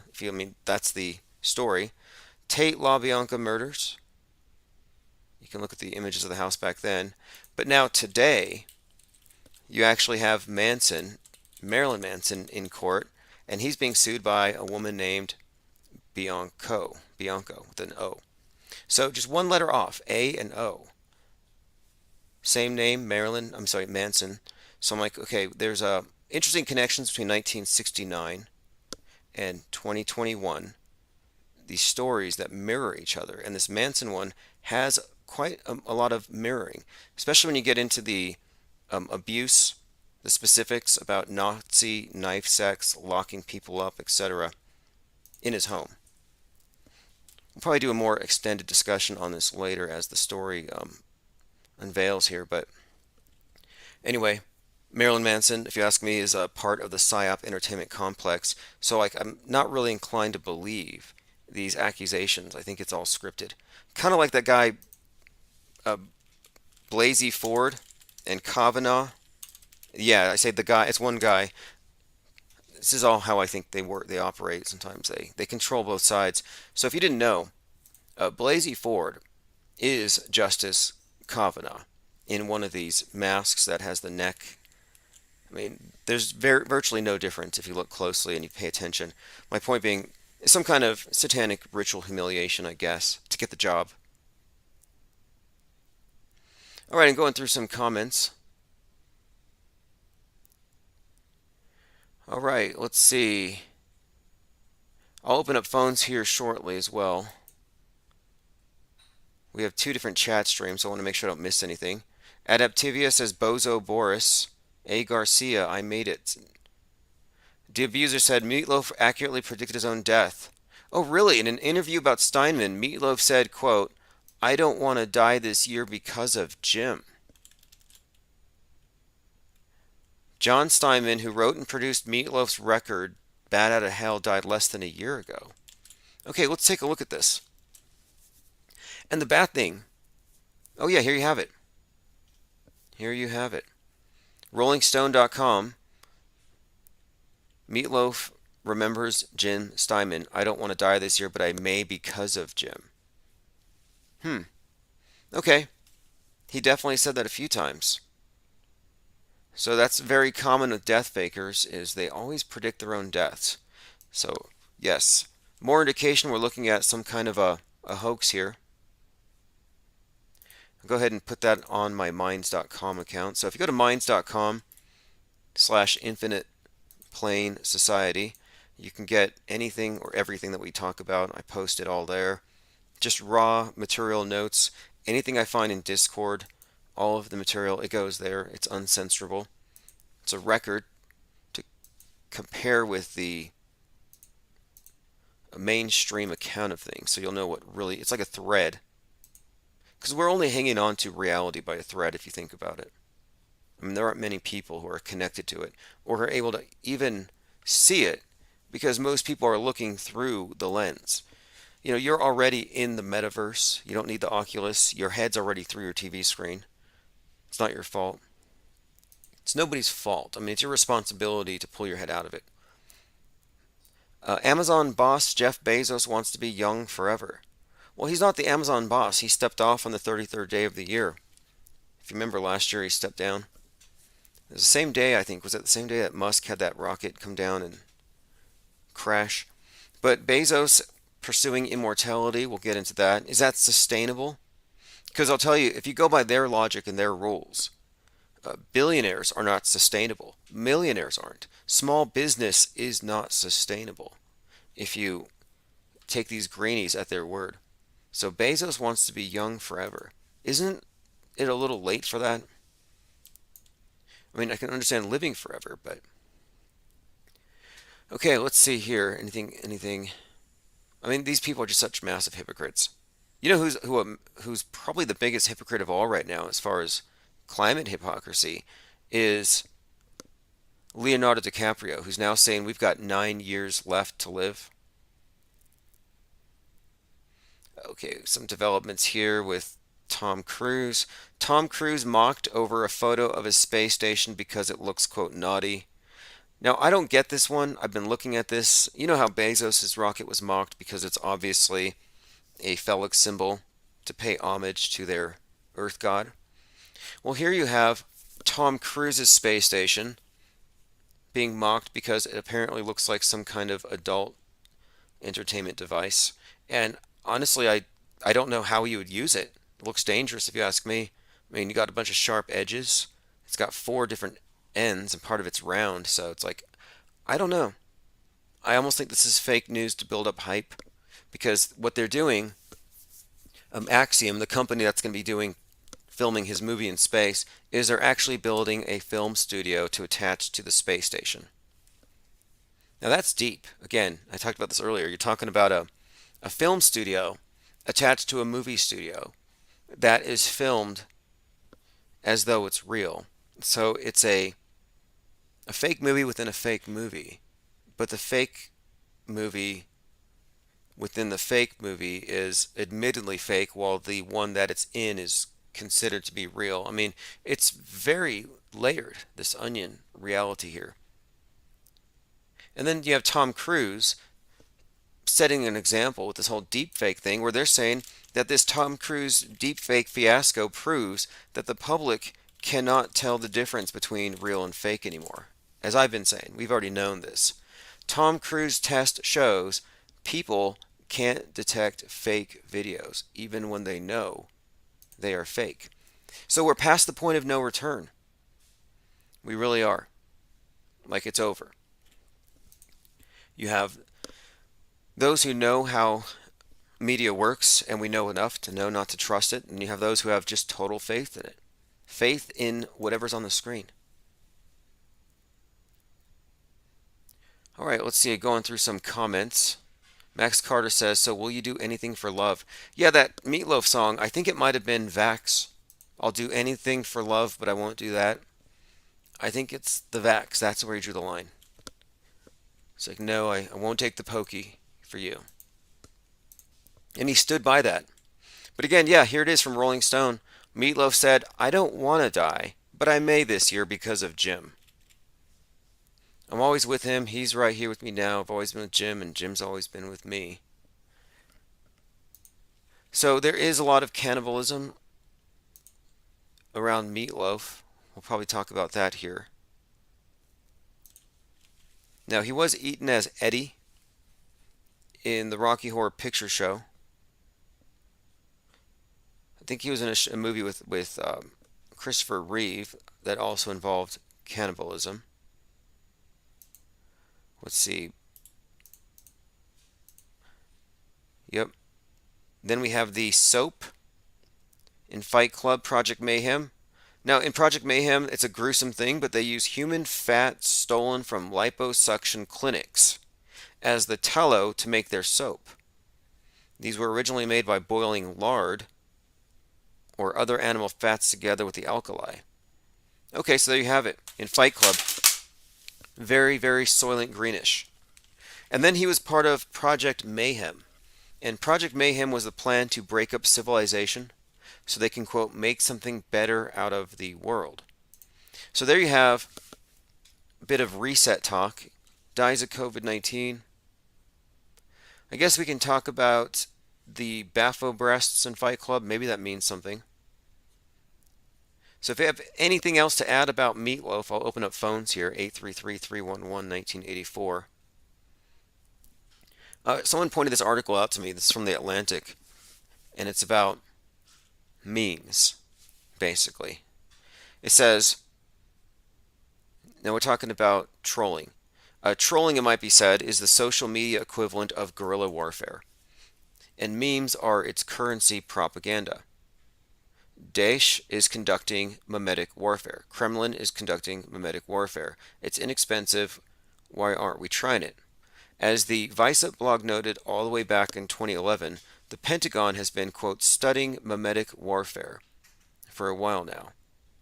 So how the CIA uses social media to track memes, meme trackers, all very interesting here. It says the CIA facility wasn't specifically built to track social media, but it was established to a recommendation by the 9/11 Commission with a mandate to focus on counterterrorism and counter-proliferation. So using 9/11, they were already preparing to hunt down memes. At that time, it was the meme of the radical Quran enthusiast. Now it's the meme of the anti-vaxxer or the QAnon enthusiast. And I'm starting to think now QAnon might be nothing more than a massive honeypot to get anybody with half a brain, because they already got the other ones. And they just want to figure out, okay, who's thinking, who's questioning, and then they can, of course, move on from there. They've already got them identified, and then the quarantining process has already happened under the false pretense of a pandemic. But yes, ultimately the pandemic was a cover for the infodemic. And the infodemic isn't only for right-wing memes, it's for memes in general. They want better control over the flow of memes. If you're looking at the screen, there's a meme of Kathy Bates from Stephen King's Misery, and she's holding a gun and a needle saying, I love you. And this is a perfect picture of the Stockholm Syndrome believer in big government solutions. It says every single government of the westernized world in 2022. Like, this is the kind of meme that they probably want to stop. They want to find it at its source, find out where it went, trace it, see everybody who saw the meme. They want to find out who laughed at it. All right, Sleepy Random says NASA has deep faked space for years. Yeah, now they're going to film movies in the space station. And that's the point of no return. We're already pretty much there. It's getting to be so deep. All right, we'll move on. Again, if you didn't know, Meatloaf claims that he was there when JFK died, ditching school that day, that some Secret Service guy gave him $100 to disappear, not say anything, and that he saw blood on the vehicle. So it's a cool story. I have no reason to think it's real. Check this out. This is Tom Hanks in The Simpsons. Quote, hello, I'm Tom Hanks. The U.S. government has lost its credibility, so it's borrowing some of mine. Now here is exclusive. Biden's inaugural committee will mark the first anniversary in office by blanketing the airwaves with a Tom Hanks narrated video promoting a recovering, resilient America. Again, this is just an example of how they prepare you for the news with the cartoons and the entertainment. I mean, it's really that simple, but just look how pervasive this mind control system is. Hey, check this out. For those of you who have been wondering where we're at with this Justin Bieber being the weekend thing, so if you didn't know, and there's a lot to support this, there's this very popular conspiracy theory, it's all over TikTok, it's all over everywhere now, that the weekend doesn't exist, but that it was just a way to repackage Justin Bieber for people who are outside of his demographic to give him bigger credibility, and basically he has an alter ego, you could say. So the idea here is that Justin Bieber is the weekend. So before I go any further on that, I could probably point at 1,000 different things overlapping girlfriends, overlapping wardrobes, many different things that would suggest that yes, we're looking at the same exact person. And people who aren't familiar with deepfake technology may find this hard to believe. But it should be easier to accept now in 2022 when you know what is possible. And what they have just recently been accomplishing with digital, they have already done with synthetic skin, with silicone face masks. So here we are looking at Justin Bieber and The Weeknd, just side by side, just a heads up, just a kind of a refresh there. So anyone who doesn't know about it. So he's got a new video out, The Weeknd does. It's called Sacrifice. And in the video, he takes off his gloves. And I have a still shot of what it looks like when he takes his gloves off. And it's just a little interesting. I'll leave it up to you to decide, are we being let in on a secret here? But if you're looking at the screen, you can see the hands of The Weeknd when he pulls them out of the gloves. And they just look very, I don't know, not the hands I would associate with him. But make of it what you will. Salty Siren says Tom Hanks looking like he got hydrocephalus all the time. Yeah, what do you call what Chet has? I mean, it looks like a rubber chest suit, if you ask me. Chet Hanks has got all the Illuminati tattoos. He said, "Stop talking about my family. We'll have you hunted down at the FEMA camps." Do you remember when Chet Hanks was making these threats on the internet? And how basically, I think he has COVIDs, he has the medical symbol, and the all-seeing eye, and he was letting us know he's in the club. But, I mean, I always thought his chest looked like some kind of a face, like one of these, like, synthetic bodysuit things, like he had these fake faces. It looked like maybe he didn't want to go to the gym. He's just wearing a rubber chest. All right, let us see what else. Going through the recent headlines. Tom Cruise being mocked over his space station. Is this what it means to have a space station? I could just have a space station then. Just go to MS Paint. He doesn't have a space station. He's got a cartoon graphic. It's a cartoon. But anyway, somehow people are mistaking that for some kind of a adult object. 4 threats posed by Elon Musk's Starlink satellites. Now they're saying that Musk's Starlink satellites are going to block the view of incoming asteroids. So again, the space capitalism is going to endanger us all. Okay, will Space Force protect orbiting gas stations and bases on the moon?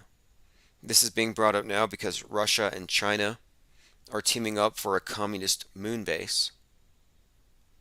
Now, if you go to the moon, you're going to have to donate blood. It's going to be an expectation of you. You're going to have to donate your blood and other body fluids so that they can mix it with the regolith, the moon dust, to make bricks, astrocrete. So just a heads up. Just a little bit of self-sacrifice for the good of the community. Futurism.com. There's something weirdly sexual about the Tom Cruise space station. A film studio is being built in space.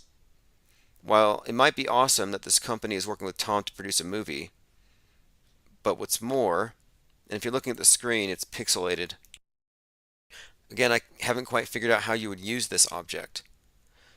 But they're building a content creation studio in space. The company is called SEE, S-E-E, Space Entertainment Enterprise, which kind of made me think about the Holy See, where the Pope is at. Okay, anyway, apparently it looks like some kind of popular massage tool. Is this what they have to do to get people's attention? Tell you you're about to die because there's an asteroid the size and shape of the Empire State Building. Or they throw in something like that. Look, Musk's Starlink satellites are hindering detection of near-Earth asteroids. So if we get hit, now we know why. Photobombing Starlink satellites are leaving image trails disrupting critical space observations.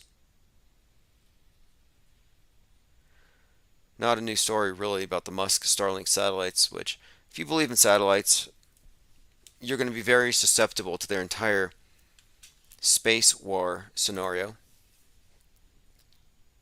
Travis Feep says no space heaters on flat Earth. Oh yeah, I'm still convinced that the Bronx fire on 1/9, 19 stories, initially reported 19 dead, caused by space heaters.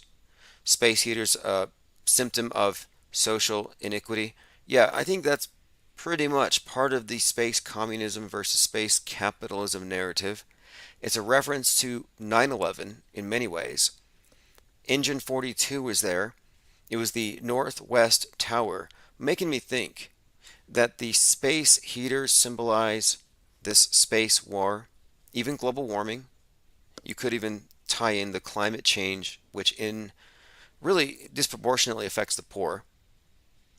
So you could look at this, I'm thinking, as foreshadowing that the next 9/11 is coming from space.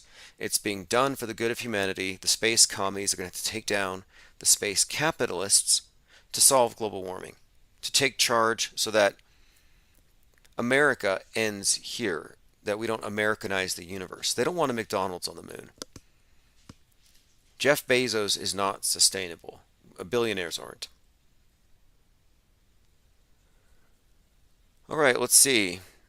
Going through comments. Gubby says blue clay makes yellow bricks. No, they really aren't talking about using blood donations to create bricks. Like, why can't they just send unused donated blood to space? I mean, there's so many questions I have. But ultimately, I don't think it's even about that. I think the whole idea is to acclimate you to the idea that outer space equals self-sacrifice collectivism, and more, blood and soil, an old concept of you're starting a new civilization, and the first generation there are going to be physically tied to the land. I think this blood and soil is very much part of this idea of the collective, that the individual doesn't have any value outside of the group. And I think it's part of the new age. The space age isn't about space exploration, if you've noticed. It's about confinement. They might spread you out, space you out with your state-mandated safe spaces, but Huffington Post has this article. My gentle, intelligent brother is now a conspiracy theorist, and his beliefs are shocking.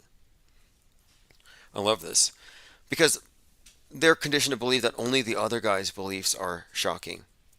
Well, I'm not the one saying that the sky is going to fall, or that we have 9 years to live, or that we're going to be underwater in 2012, or that there's an epidemic of mass shooters, that the internet is causing the gamification of mass murder, and that hate is a pandemic. Like, they're the ones with the crazy beliefs.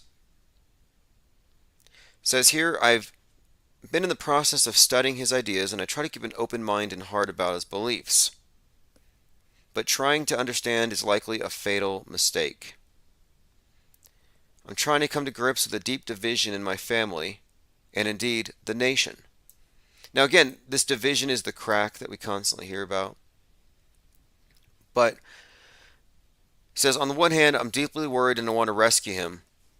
On the other hand, I want to laugh it off or slam the door in his face. Fascinating. When my brain and heart feel scrambled like this, I want to throw up my hands and not write anything out of fear that'll further fuel our national crisis over truth and division. See, it's not even about the pandemic. It's about truth, or what we, I guess, agree upon as truth, and the fact that the conspiracy theorists don't believe in global warming means that the angry globe god's going to flood us all. Because you have to have unanimous agreement. Okay, it says conspiracies lend themselves to racism. Oh, really? Fascinating. That's a nice little leap there. When a definable person or group is targeted for blame. So, that's true in a few ways. I mean, I can understand where they're coming from, but my point being, conspiracy. So like, oh, I think Bigfoot might be real. Racist. I think that alien abductions are likely. They probably want to study us. Well, that's racist. You see what I mean? Like, where do you draw the line? And I pointed this out more than a year ago, that the term conspiracy, I mean, they used to call you conspiracy theorists, but they've introduced the term conspiracist. because they don't want to make it seem like you have any kind of ideas that you're thinking about and you have an actual theory that you formulated. So what they've done instead is they've created the term conspiracist. Conspiracist. Well, conspiracist. But if you look at the way they use it, it's clearly this was a strategy. Okay, going through some comments. Max Carter says, I hope Eminem spits his Mask lyrics at the Super Bowl. Oh yeah, his lyrics. So, from memory, right after COVID started, Eminem, who apparently shops at Walmart with a handbasket, so wherever if you live where he lives, I would check out the Walmart, like the neighborhood market, and look for Eminem with his shopping basket. He's got the song where he's like, when I'm shopping with my basket, someone's going to put me in a casket because their coffin is going to put me in a coffin. Like, those are Eminem lyrics. It's that bad. I mean, it's even worse than the pro Vegas shooting song he did. It wasn't pro Vegas shooting, it was pro MSM interpretation of it. Where basically if David Hogg could rap, he would be Eminem rapping about Vegas. Like, that's the level of anti-gun activism and pro-MSM pandering Eminem is doing. So Eminem Mask lyrics. Worst rap ever. Okay, Eminem disses those refusing to wear masks in this new track. Okay, so it was a track with Kid Cudi. Rap legend Eminem called out people who don't wear face masks in his new track. It says here, a bunch of half-wits in the office don't want to wear a mask and they're scoffing. That's how you end up catching it off them. I just used the same basket as you shopping. Now I'm in a casket from you coughing. So there you have it. Eminem was innocently shopping with his basket at Walmart and you're coughing, and now he's in a coffin. You know he'll sell a lot more records now. He had to fake his death like that. You know, it's like cliche that these rappers get shot. Like, die of COVID.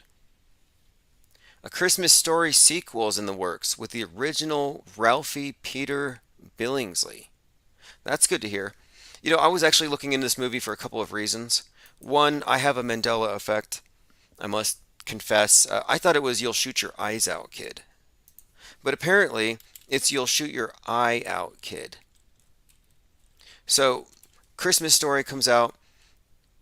First thing I thought of when I saw this kid, Eric Crumbly, I thought of the Christmas Story. So if you remember, we had this Michigan school shooting recently.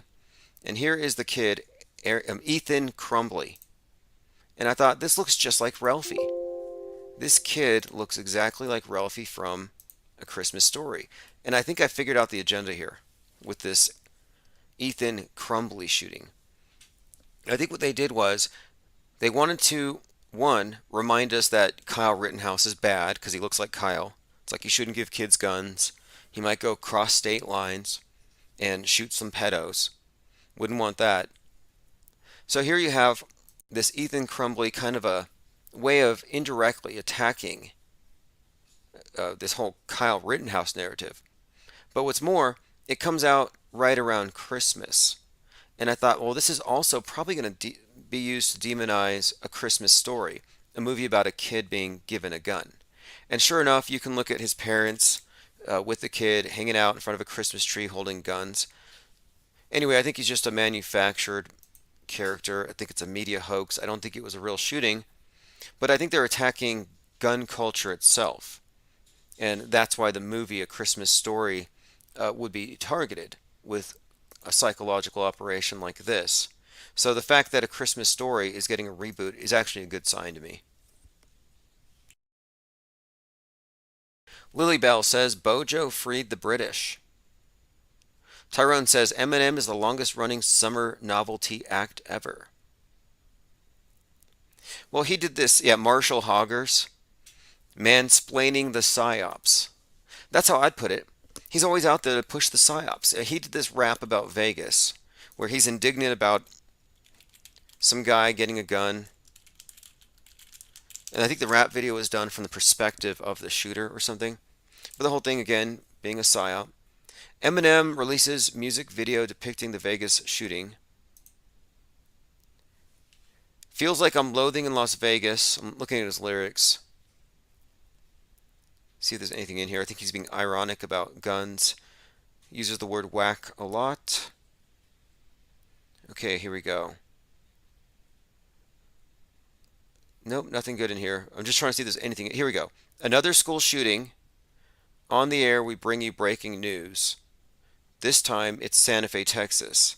Last night's shooting in Southern California. This one's in Texas. There's a deadly shooting at a food festival. Anyway, he's rattling off a list of all the most recent shootings. All of them fake, by the way. He mentions Dayton, Ohio. But I guess they get paid to do this. Like when Corona started and Cardi B came out saying people are getting paid to say that they caught it. A fact check here. Indian satellite under maintenance collided with the International Space Station. The collision caused the death of astronaut Michael Collins. Did you see this? Fact check, it didn't happen. So the video is getting massive viral attention on social media platforms. I told you that this is out there. The masses are being inundated with imagery like this. So here you have a viral video of what appears to be an Indian satellite under maintenance colliding with the ISS. And the public doesn't know the difference between real and fake. Happened to be released on 119, interestingly enough. I'm going to put the video on the screen if you haven't seen this. But apparently it's fake. It's fake. I mean, it's fake, obviously, because it's CGI. But it's not real fake, as in fake that they say is real. So it's not designated real, even though we all know it's fake. But here we go.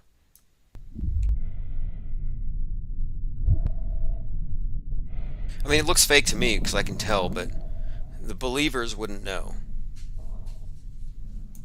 There's the satellite. There's the impact. This probably looks very real and compelling to the people who think the moon landing was real. You know how I know it's not real? I know it's not real because it looks realer than the ISS footage. Interesting though, just to see that that's going viral. Zara says, Hollyweird cannot make a new movie ever. They just make the same old stuff. Yeah, that's been true for some time. I watch everything on Netflix. Been monitoring to see, and it's pretty clear to me though, it's all agenda driven. Most of it's climate change based. Most of it's what you call cli-fi, climate fiction. And climate change is 33 years old. It started in June of 80. It's in its 33rd year. And my point being, major psyops happen along certain time frames, and you see these same numbers again and again. So if you know, for example, 9/11, well, the tower construction started in 1968. So you have this 33-year cycle, creation to destruction. So if anything, I would suggest that the global warming nightmare scenario, melting glaciers, ocean levels rising, etc., I would say it's going to come true, if it is going to come true, between now and June. So heads up, global warming's about to get real. Or they're going to fake it in some way. Maybe they're going to have a flood happen. Maybe a tsunami in New York. Anyway, if you're looking at the screen, that's going to be a movie studio in space. And some people think it looks like a sex toy of some kind, and they're mocking Tom Cruise over it. To me, it looks like CGI. Everything does, though, at a certain level. You get above 62 miles, and I'm starting to think, is that what happens when you pass the Van Allen radiation belt? Everything turns into pixels? Maybe space is actually CGI? And it doesn't get, quote, real until you get into this habitat where you're in the game, so you don't see the pixels. But you do see them a lot on the ISS. And that's what kind of clued me into this. I'm like, how come these astronauts are constantly glitching? Maybe space, I mean, some have speculated that space is water. Many biblical flat earthers say space is water. It's like, well, maybe space is CGI. What does the Bible say about that? All right, let's go ahead and check in on the chat room. Rage TV, Spartan 000 Superior 1. He says, I know a person who's sane, but he thinks IQ tests are racist. I wouldn't say that they're racist, but I'd say that they're somewhat, well, I think there would be an inherent bias within it, depending on how, culturally, where you come from. It depends on the part of the tests too. But the idea that they're just, no, I wouldn't say that. That's too simple. I don't even know if they mean anything, though. I mean, what does it mean to pass a test that's based on believing a lot of BS that requires that you absorb a great deal of cognitive dissonance? Like, I would fail an IQ test because I don't believe the moon landing, and I'm pretty comfortable with the idea that the Earth is more than likely flat because I don't know it to be a ball, and I don't believe a lot of the cartoons I'm supposed to believe. So my IQ can't be higher than what, 30, 33? And I'm fine with that. I'm not measuring it. If having a genius IQ means believing all this world stage idiocy, yeah, you can keep it. The highest IQ people there are the most highly vaccinated, probably wearing helmets. Like that one professor wearing a fishbowl on his head, he said his students were all virus vectors and super spreaders. I'm like, okay, that's what happens when you score too high on these IQ tests, when you go with the program. Hey, check this out on the screen. So, Cows in Trees is the name of a company. Well, let me show you the photograph. On the left, because we're approaching the anniversary week of a lot of NASA disasters. So on the left you have the commander of the Challenger, and on the right you have the CEO of a company called Cows in Trees. Now the CEO obviously looks like an older version of the commander of the Challenger. Their names? Richard Scobie. Richard Scobie. Same names. Now here's the interesting thing. If you look at the logo of Cows in Trees, and their website intro has an animation of a cow flying around and it sprays smoke behind it, it happens to look similar to the pattern that the Space Shuttle Challenger made in the sky during the January 28th, 1986 disaster. That's a coincidence, is it not? All right, going through some comments. If anybody wants to call in, I'm going to open up phones here in just a moment. Just wanted to get through a few more important notes here. We've been talking about the bat out of Wuhan, Meatloaf dead of COVID, probably a psyop. Looking deeper into it, I don't have enough information to conclude it's real, and you probably don't either. Our best telescopes for spotting the planet-killing asteroids are getting their views blocked by Musk's satellites. So they're setting the stage again for some kind of disaster, and it's going to be the fault of the billionaires. Just a heads up. Don't look up. And of course, don't look up, double meaning, as in don't fact check the establishment facts. Also, it's been a couple of weeks since we honed in on this story here about the QAnon shaman, who is on the cover of the National Enquirer right now, with his obnoxious nipple sticking out of that tattoo. And still, he is Owen Schroyer. So the spear-carrying QAnon shaman is also the voice of InfoWars, the tip of the spear. This has not been debunked yet, not even close. I put this out there as a challenge. I asked Owen to respond. He hasn't responded. And to the best of my discernment, Owen Schroyer deepfakes it as the QAnon shaman, just as surely as Bill Hicks has been deep faking it as Alex Jones this entire time. If you can contradict this, please contact me, call in. Owen Schroyer is the QAnon shaman, and this undermines everything. Literally everything. This undermines the story to the point that there isn't even any contention. They're all friends behind the scenes. Trump and Pelosi, they're all friends. There's no way there's any kind of real political struggle. It's all WWE if this is true. Roxy says, I missed a Trivial Pursuit question over Lee Harvey Oswald. You know, there's some interesting connections with Oswald to look into if you want to go down this route. I mean, assuming that the JFK assassination was a hoax, and it has the fingerprints of Kubrick all over it, you would expect there to be some kind of Stanley Kubrick, Lee Harvey Oswald connection. Well, here it is, Riley's Coffee. If it's true that Kubrick was involved in Apollo 11 and the JFK assassination, probably the Challenger explosion and 9/11 and coronavirus.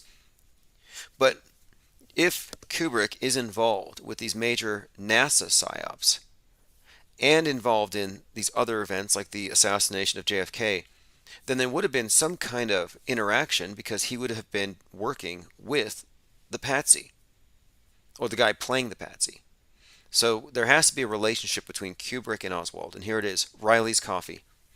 Riley's Coffee is the place where Kubrick is working, and he and all of his coworkers were all drafted to go work with NASA.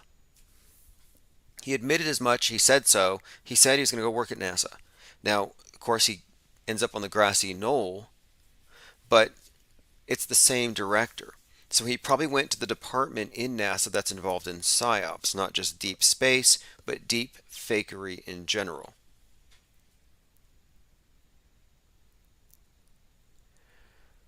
All right, let's see. Going through some comments. Someone says that's so cray.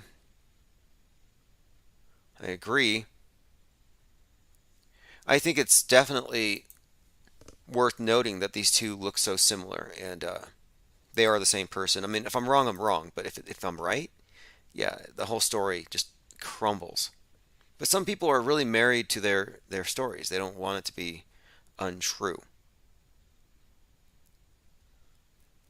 Let's see, going through some of my Twitter feeds. If you follow me on Twitter, it's real Tim Osman. I tend to post a lot of things that we play here, especially the video and audio. Like, here's a bizarre clip from Saturday Night Live having to do with Biden and Biden not being the real president because the real Biden was off doing something else in a parallel universe. And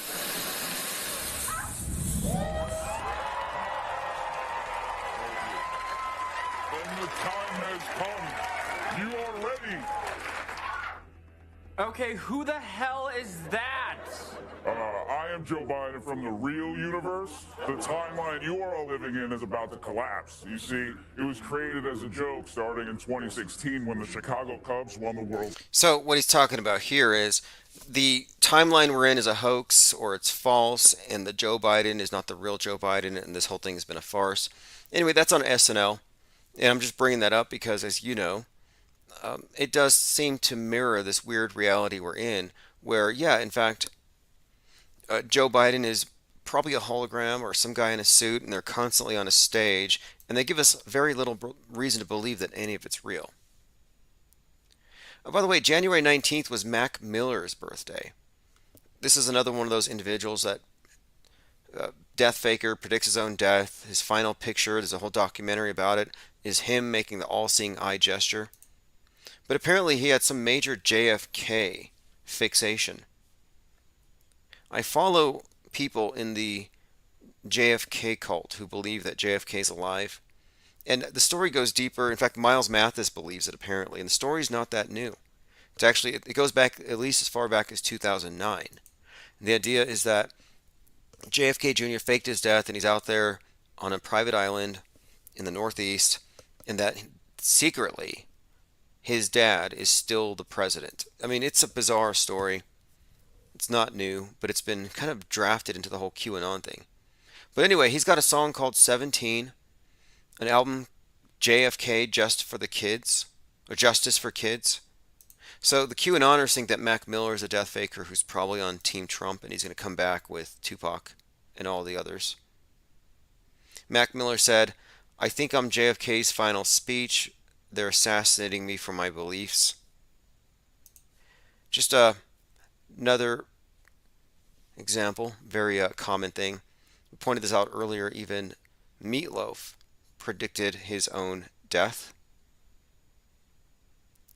We talked about Wag the Dog the other day and the story of Joe Biden naked, chasing his dog and then slipping on the rug and twisting his ankle while pulling the dog's tail, and how that was really just a way of jokingly referencing the fact that they were just wagging the dog to distract the media from Biden's laptop, Joe Biden's son, Hunter Biden, his laptop and all the photos of him naked with the crack pipes. And it worked. Perfect Wag the Dog story. But anyway, if you haven't seen that movie, Wag the Dog, it's about a group of operatives who are able to basically hijack the media story with psyops. And the group is called 303, the Men of 303. And that number, of course, 33, has quite a lot to do with psyops. So it's interesting here. It says the film featured many songs for the fictitious campaign waged by the protagonists, including the Men of 303. If you haven't seen it, I highly recommend it. Again, Wag the Dog.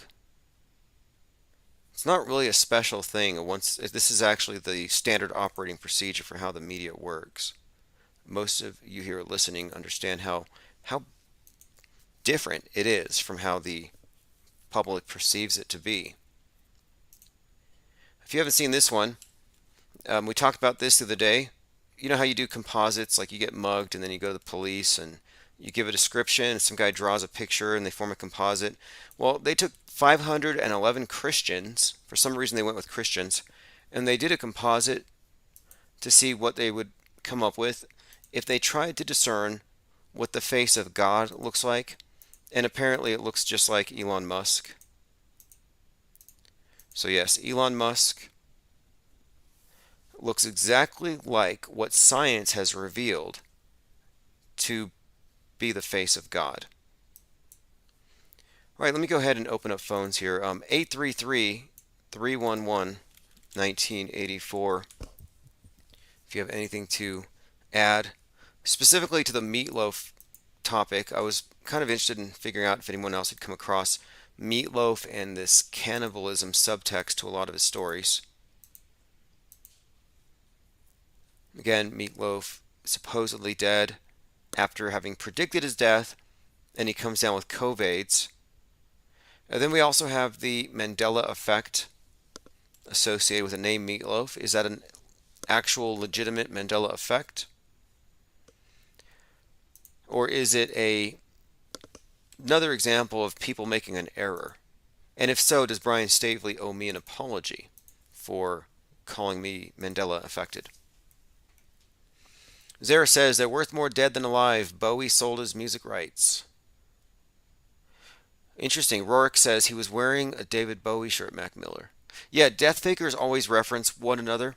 And I've noticed too that many death fakers are forever after referred to as legends. You see the name legend is synonymous with these death fakers. I just think that maybe they're cashing out, like when they exit the world stage and leaving, for example, dying on 9/11. Not everybody can do that. Only a few celebrities could claim that they almost died on 9/11. But I'm like, well, maybe this is the same thing, but instead of only a few people on one day, they can spread it out, and it's more realistic. Hey, check this out. This is an actual magazine in Australia. Somebody posted this on Twitter. Australia's top misinformation super spreaders. Now, what's funny about this is my Twitter account, it's labeled as the top misinformation super spreader. But they have a meme in here where it's an NPC with a mask who's full of pokies bunch of needles in both arms, and it says, "Govern me harder, Daddy." Well, we actually have this meme in the tabloid Fake World News, so I'm sure this is a coincidence. But this particular meme, and this is a tabloid. I mean, I would buy this See, this is why we're doing Fake World News. I would buy this mainstream media agitprop government rag for that dank meme, just so I could cut it out and put it on my fridge.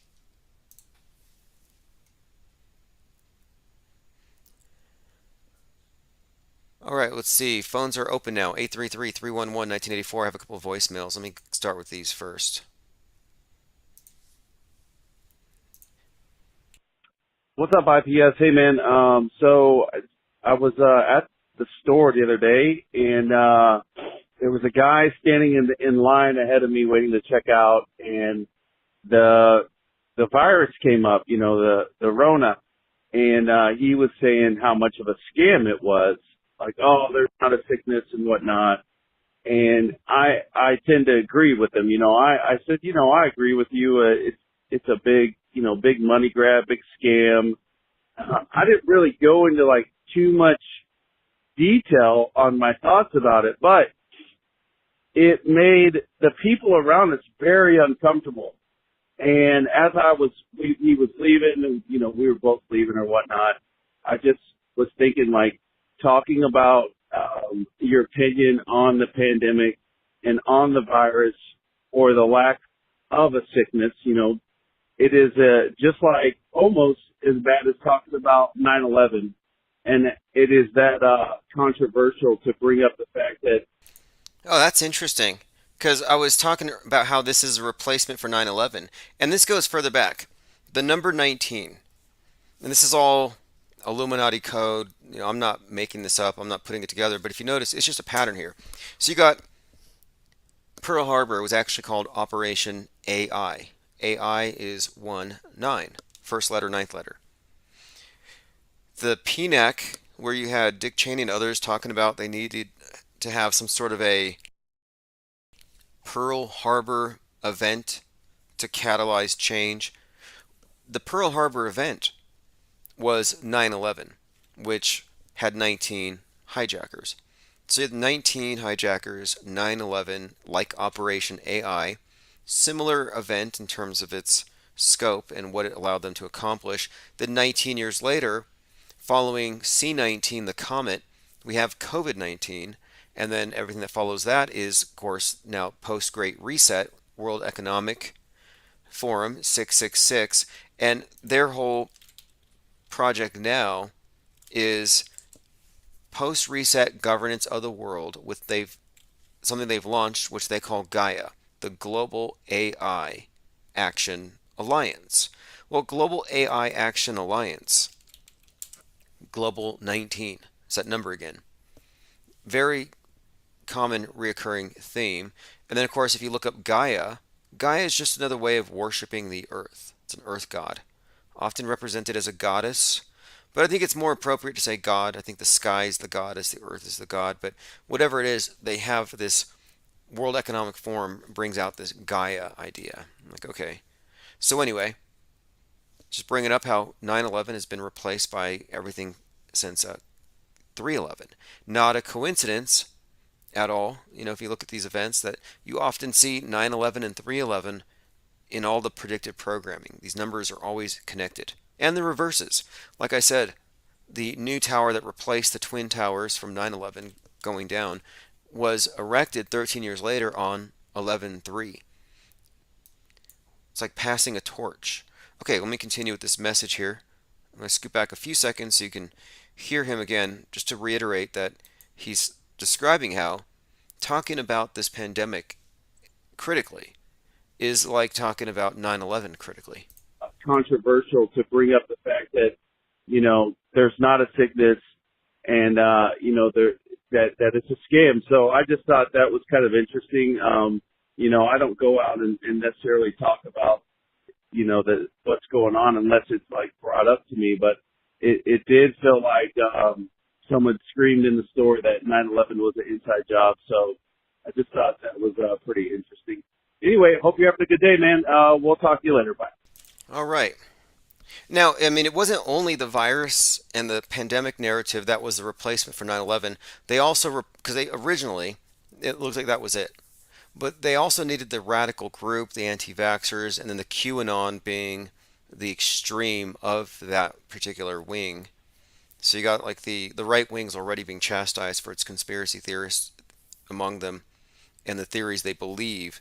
But the far extreme ones, well, they're the ones who are the new terrorists, the incels, the shooters who are ideologically motivated, nationalists, etc., conspire racists. Racism being the replacement in many ways, but I mean, if you look at how the jihadis looked at America, it's the great Satan. Israel's the little Satan. And of course, it means that they have to wage this holy war because you got these evil people in power. It's the same story that QAnon has. And they have the same enemies. Same basic ideology, but when you go to the extreme wing, we have the incels, the so-called black pillars. Well, their motivation is also to take down the West and the great Satan and to change the role of women in society. So they're very much like the Taliban in their attitudes towards women and gays, and pretty much, I guess, the idea that women should be barefoot pregnant in the kitchen and not in the workforce or whatever. Those types of attitudes, which are incel attitudes, are pretty much part of the way that the Taliban was characterized. And so you have this, and these are stereotypes, but you have the stereotype of the sexually repressed terrorist in the terrorist cell who wants to blow himself up so we can have 72 virgins in heaven. Because the women down here are corrupt, and in heaven you get these pure ones. So this is just this idea that they are willing to martyr themselves for this holy war. Well, the incels are also treated the same way. I think Elliot Rogers was one of the first ones. But again, the idea here is that they represent the replacement for the suicide attackers. All right, let me see. Going through my voicemails. Got a couple more here. Next one is.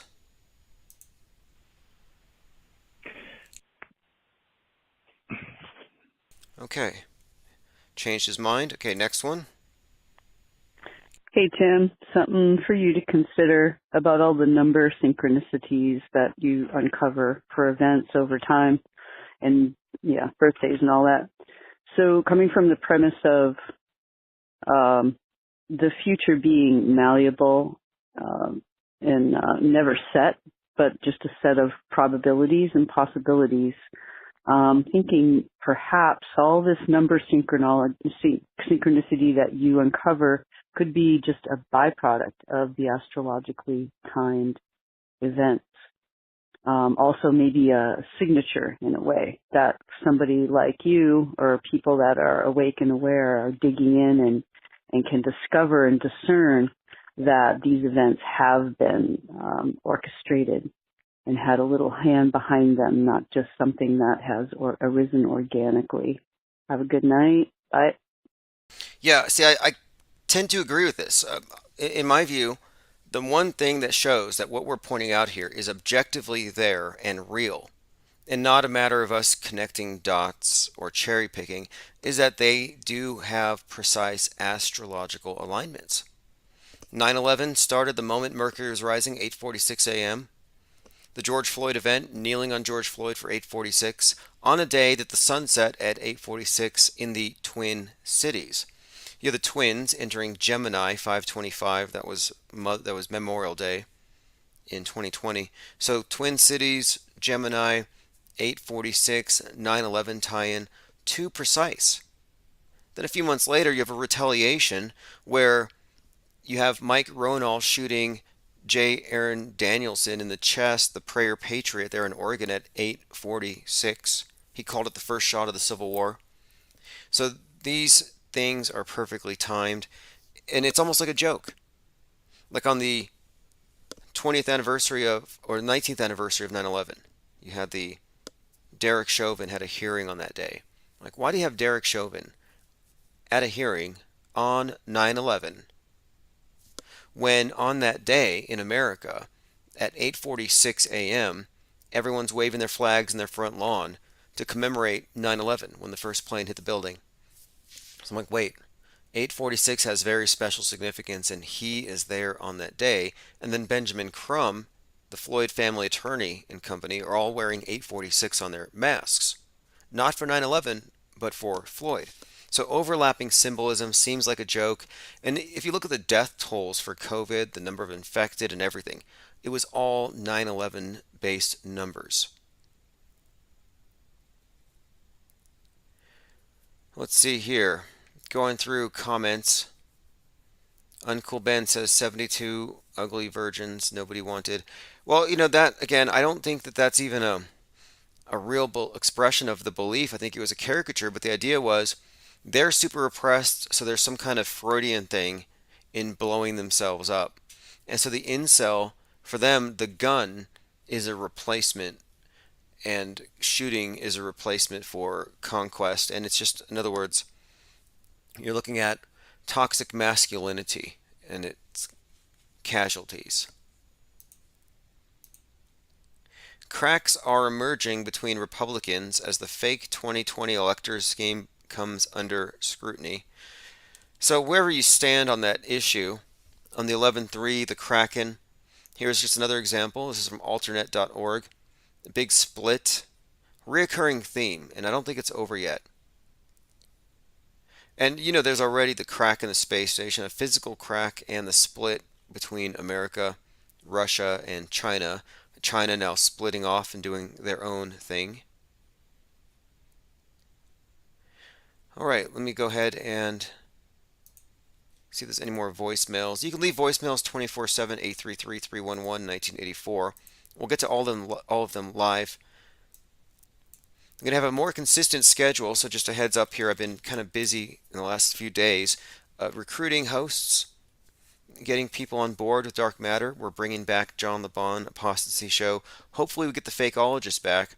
But if you go to darkmatter.radio, in fact, I think right now it's probably playing something out of one of my archives. The science of space, if you want to call it that, it's all been hijacked for ideology, and it's being used primarily to condition people to accept the inevitable destruction of the Earth by falling space rocks, climate catastrophe, any number of things. All right, so there you have it. And you also have a list of the other programs on there. Crater Earth USA, Monday to Friday in the mornings.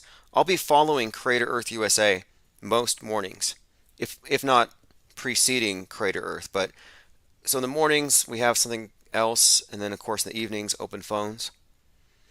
Other podcasts that are on there will be listed here, Apostasy Show and others, but I'll keep you abreast of all of that as it goes along. But it should be good, especially when we get some of these new hosts. And I'm also merging it with a video stream, so we'll have a separate chat there as well, and it won't be going down. So once I have that set up, Infinite Plane Radio 24/7 will also turn back on. Okay, again, Meatloaf, it's 2 words. If you think it's 1 word, it's either a Mandela effect or you're an idiot, according to Meatloaf. I'm waiting for Brian Stavely to comment on this, because we have evidence that he's actually affected by this Mandela effect himself. Evidence is on the screen, so he sort of owes me an apology, but I'm not going to hold my breath. All right. It is Friday the 22nd, 2022. I have a few reasons to think the 24th is going to be a day to watch, major PSYOP day. I don't want to give you any spoilers. As we've been saying, good conspiracy theories are basically spoilers. Oh, here's an interesting tie-in. So there was a disappearance. It was one of these it's like a Gabby Petito level story where everybody knew the name. You have Madeleine McCann abducted, and there's a sketch of her abductor. And it happens to look exactly like Ghislaine Maxwell. Again, I don't know how real you take any of this to be, but there she is. Supposedly there's a painting of Ghislaine Maxwell, 6 feet tall, big old painting, life size, where she's nude and holding a knife. It's in a mansion a few hours north of where I live here. I would like to see it, and I'm actually considering recreating it. Would I have a customer for it? That's the only question. Like, I would like to paint it, but would anybody here purchase a life-sized nude painting of Ghislaine Maxwell holding a knife? Put a 1 in the chat if you would. Not if you can, because I don't know how much it would cost, but like hypothetically, if you had the money, would you buy a big nude painting of Ghislaine with a knife? If so, put a yes. If enough people in there put a 1 in there for yes, I will probably do it. This is another interesting one. So here you have JonBenet Ramsey at a party, and in the background, who it looks to be Ghislaine. Ghislaine Maxwell, the Forrest Gump of sex traffickers, quite literally everywhere. I don't know how she does it, but yep, there you have her in the background when Kate Perry was JonBenet Ramsey. Isn't that how it went? And if you're in doubt about that one, about Kate Perry being JonBenet Ramsey, I actually have something I can point to. Look at the parents. The parents give that one away. All right, so yeah, more than likely tomorrow morning, definitely Monday to Friday. Like I said, we're building up the new network and everything's coming together nicely. Someone asks about 22222. Yeah, February 22nd, 2022 is also a Tuesday. It's a Tuesday. Uncool Ben says, I bet that's meant to be Maxwell. Yeah, there's some connections between Maxwell and her sisters. I think one of her sisters looks exactly like Fauci's wife. Another one of the sisters could be Marina Abramovich, spirit cooker for the elite, who smears gross things on the walls and calls it art, and makes way more money with that art than anything I could ever do. Then you have this other sister of Ghislaine Maxwell, or alleged sister, who would be the psychiatrist to Dylan and I think the Littleton shooters. Dylan and Klebold. By the way, Dylan Roof, that name was obviously a callback to the Columbine killers, Dylan Klebold. Dylan Storm Roof, the storm is coming. Great foreshadowing there. I mean, really. And I've seen more examples of it as well. Jenna Lovecraft Reeve says, I love Rocky Horror. Now, in Rocky Horror, I'm pretty sure that Eddie from, as in Meatloaf, was eaten. They cannibalized him. So then, yep, did they eat Eddie in Rocky Horror? Frankenfurter hated him. Yeah, it says here, Frank becomes so jealous that Rocky likes Eddie singing that she kills him. And I believe afterward, it says here, it cuts out half of Eddie's brain. It sounds horrible. I mean, I think I might have seen it before. And, you know, the thing is, yeah, so they, maybe it's not explicit, but they definitely ate him. Okay, let's see. Rourke66 says, I thought she was holding a gun instead of a knife. No, I got the information from a local radio host who managed to get some information from some contractors at a mansion nearby. Well, I mean, north of here, they had some kind of a compound, but they said in the mansion there was a 6-foot tall painting of Maxwell with a knife, and it was on the bottom floor. Here it is. Epstein kept a 6-foot nude portrait of Ghislaine, nude with her. Okay, I'm trying to find if it's a knife or a gun. Here in his New Mexico mansion, the baby making ranch. Okay, here we go. The multimillionaire decorated his house with nudes featuring couples doing things, fertility statues, Prince Andrew. Now, they don't have any pictures of it, but she was leaning on a chair. You could see everything, and I'm trying to see where the knife is. It doesn't say here. But by the account from the local paper, it says she was holding a knife. No pictures of it, though. I'll keep on looking. I'm not sure what to make of all of it. It just seems to me it's just too perfect of a story to be anything but a story. Like the Kenosha thing. I mean, really everything in 2020 was so well structured and scripted. Too perfect. I saw someone today that looked like Kyle Rittenhouse, and I was like, wow. What an unfortunate look to have today. Very distinctive. Hope nothing happens to him. It surprised me that they didn't put him into witness protection. And that's another reason why I think the whole thing is very hoaxy. Instead, they're making him into some kind of a right-wing celebrity or something, which is kind of bizarre. Like Kyle Rittenhouse going to be the next Louder with Crowder. Max Carter says Betaverse. Yeah, I think what they're doing is they're moving us into lockdown society. It's going to be lockdown culture. They're getting us to lock down. In fact, the McDonald's down the street has a sign that says, going out is overrated. And they deliver. So you don't need Uber. You just get it direct. Drone delivered Big Macs 24/7. All right, yes, that looks like Ghislaine Maxwell is also the kidnapper of another one of these high-profile cases, Madeleine McCann, and had something to do with John Benet Ramsey. If you trust these pictures, if you trust these photographs. And she is literally like everywhere, connected with every single one of these events. Okay, so we'll probably do the same thing tomorrow night, open phones. Like I said, we're developing a lot of things. 5G activation will cause economic calamity, airline CEOs warn. How come that didn't happen? Was anybody here expecting it to? Not that I'm let down or anything, but I'm like, they're always hyping up these threats. It's just another one. They're always hyping these things up and they don't come true. Asteroids,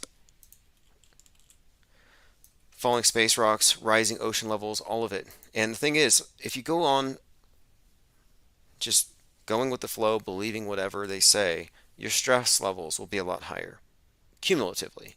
And so maybe it's good news, hey, the asteroids didn't hit, but every time they scare you, they shave a little bit of life off the end of your lifespan, I think. They're killing you death by 1,000 psyops, which is why I think it makes more sense to just assume it to be fake unless proven real, for your own sanity, if nothing else. Anyway, thanks for joining. This is the Auto Hoaxer Revolution by MVP. See you all tomorrow. Sign up for the newsletter. So these guys, this group, they call themselves the Infinite Plane Society. Sometimes there's a lot of penguin usage, right? They actually know how to do spiritual warfare online. They're good at it. They're trained in it. IPS is just sharing the truth. Yeah, respect to the Infinite Plane Society. The Auto Hoaxer Revolution.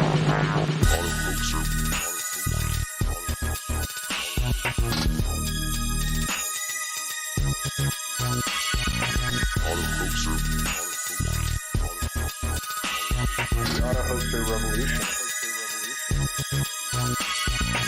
Auto Hoaxer.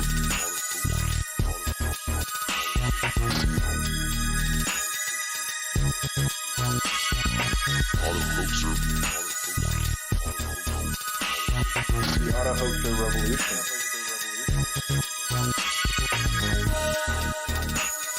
We've taken over auto hoax. The term auto hoaxer was meant to attack people who jump to conclusions too fast.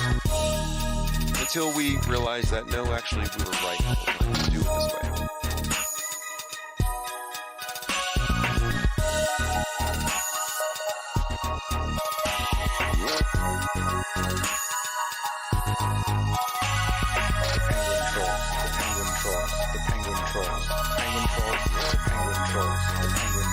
The Auto Hoaxer Revolution.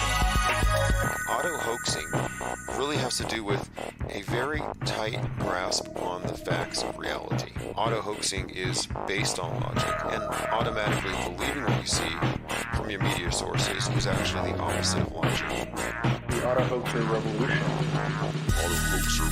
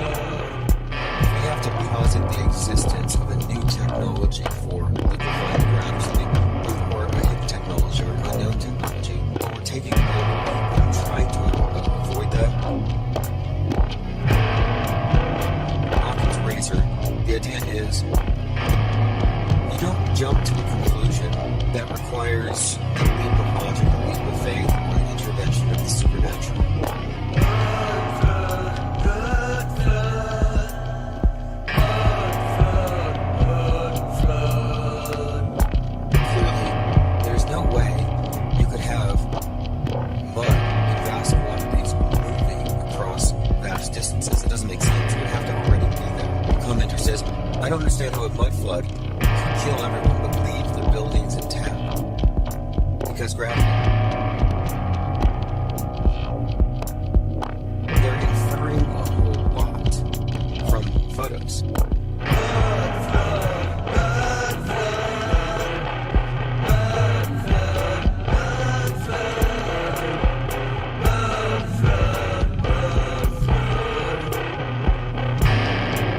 We're just going to sink. And the only buildings that don't sink are the ones that have the foundations built down low enough, built before the last mud flood, maybe even several recent before, inferring a whole lot from photos.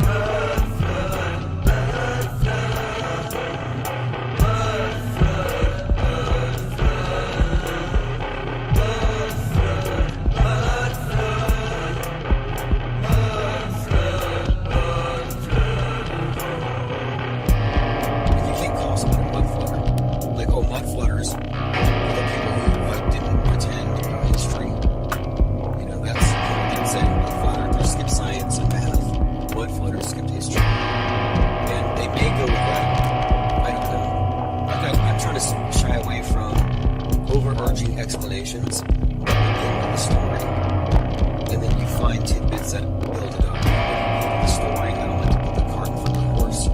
And to me, the big story with hidden technology and Tartaria and this, it needs to be approached very much by what we can verify and run away with it. Like, you're supposed to believe that's a vitrified Nephilim elephant. Come on.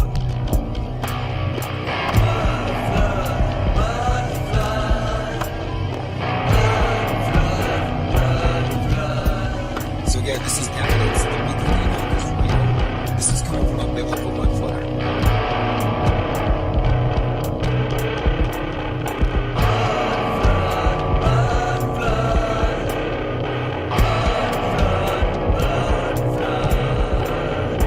Some of them take this reasoning to suggest that many of the churches and cathedrals are actually places of mysticism. That's their true purpose. Oh no, So, right now, you're going to be seeing rock formations, which are going to be presented to you as evidence of fossilized Nephilim.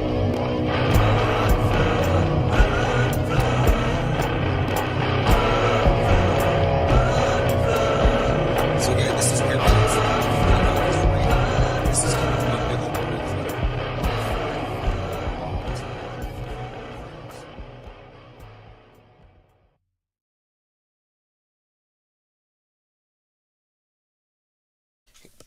Great question. If you're asking for these links, let me go ahead and point you to infiniteplane.radio. And there's a button at the top where we have a listing to all of the music that is featured on this channel. And I'll go through it tonight and tomorrow and fill in any blanks. And I'll send out a special newsletter. I'll put that in my notes here. I'll send out a newsletter with the music catalog linked. And then, of course, we'll add an update as appropriate. Alright, so it's a Sunday morning / Saturday night. Happy Saturday. Well, is it? No, what day is it? Let me double check here. Don't want to confuse anybody. I did that last week. Yeah, now it's officially Sunday. Okay. I'll go through my headlines here in a moment. Just taking care of some business here up front. Like I said, I'll give you the links. Let me play this. This is not a joke. I mean, this clown world. It's kind of what we're doing here, this world stage analysis. It's just watching clown world jump the shark. But you got to hear this. I got a clip here. This is from a Canadian MP claiming that honk honk is an acronym, which is kind of a misuse of acronym, but it's an acronym for Hail Hitler. And this takes a few leaps, because you got to then suggest that honk honk is code for HH and HH is Hail Hitler. There's a point where you begin to sound like the conspiracy theorists who use gematria to decode and encode things. So just at this level, she's suggesting that there's a level of code and cryptic language to be discovered to know what the real intention is. And of course here it leads, to Hitler. But I'll play this clip because you got to hear it for yourself because it sounds like something you'd hear on Saturday Night Live. But I'm bringing this up too because the truckers are heading to DC. And I think there's a connection here. How many guns Here it need is. to be seized? How much vitriol do we have to see of honk honk, which is an acronym for Hail Hitler? There you have it. How many guns do we have to seize? Protesters on social media. So she wants to seize the guns, but again, How many guns need to be seized? How much vitriol do we have to see of honk honk, which is an acronym for Hail Hitler? there you go. How much vitriol do we have to see Need to see by of these honk honk, protesters on which is an social media. acronym for Hail Hitler? Fascinating. We'll get into that. It's like if you type honk honk in Discord, they're going to pull your server down. 6 famous singers who predicted their own deaths. Pretty much all the death fakers do it. Tupac, Juice WRLD, Biggie Small, Lady Gaga, Amy Winehouse, and I don't recognize these others, but we'll go through that one too. Jaden Smith was reported as dead. This is especially significant in the bigger picture. We've been talking about the Metascript view and how we have this very interesting world stage character, Colin Kaepernick, whose death was reported on January 30th, and it was a viral story, and then it was reported to have been a hoax. Well, the guy who played Colin Kaepernick in his younger years, Jaden Smith, was just reported dead. So fact check, no, Jaden Smith did not die in a car accident. Just kind of curious there. You have these pairs of hoaxes that might mean something, which we'll explore that a bit here. Also, Obama is still a community organizer. Do you remember that whole thing about George Zimmerman and Trayvon Martin? Well, that was 10 years ago today. So Obama comes out and he shares a tweet, and the tweet has a clip from NBC where George Zimmerman is reporting that he's a neighborhood watchman and he's going to go kill, or rather investigate, Trayvon Martin, and it resulted in the altercation and his death. Well, anyway, originally NBC played a chopped up version of the audio, and in the chopped up version it made it sound like it was a racially targeted hit, like he was going out because of race and therefore it was a racial hate crime. Well, that version of the story went unchallenged at first, and it was enough to ignite the BLM as we know it today. It was a perfect martyr situation where America was now being held. America was guilty for that murder. It wasn't one wannabe cop. Well, the thing is, that original version of the story was corrected, and I can play them both here, but here's the transcripts. And my point is this: Obama came out and he tweeted the doctored version. I'm like, why would he do that? Why would Barack Obama tweet out a doctored version that has already been corrected? So the transcript of the audio NBC played was from Zimmerman: "This guy looks like he's up to no good. He looks black." The actual transcript was: "This guy looks like he's up to no good, or he's on drugs or something. It's raining and he's just walking around looking about." Dispatcher asks, "Okay, and this guy, is he black, white, or Hispanic?" Answer: "He looks black."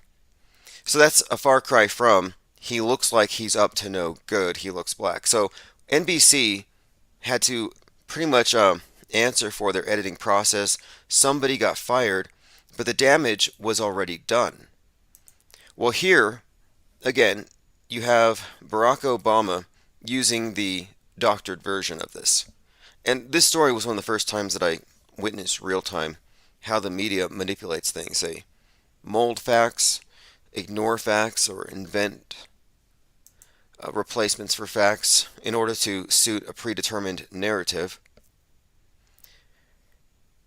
Let's see, Zinvella says, "Gotta remove horns from cars now due to hatred." Right, you're right about that. Honk honk is, well, it's definitely a new dog whistle. Okay, this is Barack Obama saying, "It's hard to believe it's been 10 years since Trayvon Martin was killed. Leading up to this anniversary, I reflected on what his death meant to me as a president." Now, the thing is, I don't side with George Zimmerman, obviously. He deserved to get beaten. I mean, basically. They made this story this way. But again, this was an engineered thing, but if anything, the way they interpret it, I mean, the way they tell the story, it's engineered to cause this fracture in society here. But if anything, I think they're bringing it back just to throw more fuel on the Amir Locke killing. I think they're bringing this back for people who haven't heard about it. So it's just another example of how you can figure out what's really going on. You can report on the facts versus what the MSM is reporting, but all it takes is a little bit of time for people to forget, and then someone like Barack Obama can come in and play the version that's going to go down in history as the official version. And this is why I think they can confidently continue to lie. The media never backtracks. You can expose PSYOP after PSYOP, and you're never going to see them coming out and actually saying we were wrong about this or that event. They just gloss over it because they know eventually they will silence all of the conspiracy theorists and alternative views. So what I'm going to play next is the audio from the doctored version, and then Obama's comments on it. I'll play a few seconds of it, but I just want you to show that they don't even bother here to, I don't know, address the fact that this has already been corrected. Like, this is literally the definition of fake news. This department line is being recorded. Sean. Hey, we've had some break-ins in my neighborhood, and there's a real suspicious guy. This guy looks like he's up to no good, or he's on drugs or something. He looks black. Did you see what he was? So, they make it sound like he offers this. He looks like he's in drugs, he looks black. But as you could see from the transcripts I referred to, there were a series of questions. But it's cropped up this way, and then Obama responds to it. Wearing? A dark hoodie, like a gray hoodie, and he's got something in his hands. I don't know what his deal is. These assholes, they always... But yeah, the way it's doctored, it's pretty bad. It was bad regardless, but here we have Barack Obama talking about how if he was a kid, he would have looked like Trayvon. Or if he had a son, his son would look like Trayvon. The shooting death of a black youth in Florida sent out new shockwaves today. Then, when you found out the circumstances, I responded specifically as a black parent and as a black man. You know, if I had a son, he'd look like Trayvon. I don't know what. If I had a son, he'd look like Trayvon. Very much a way of personalizing the story. I posted the transcript here, and again, the fact is it was doctored. They admitted it, but it doesn't matter. So again, never let facts get in the way of a good narrative. They're preserving the warped version of the story. All right, let's see. And you know, I wanted to bring this up too, because I get a lot of fake evidence from QAnoners like this. It's an image of Biden groping on Psaki. Well, it turns out to be fake. I mean, I'm like, okay, why are they making stuff up? And then I realized that the people who are against the mainstream media are just as biased, just as willing to bend the facts in a way that I think it's just the end justifies their means.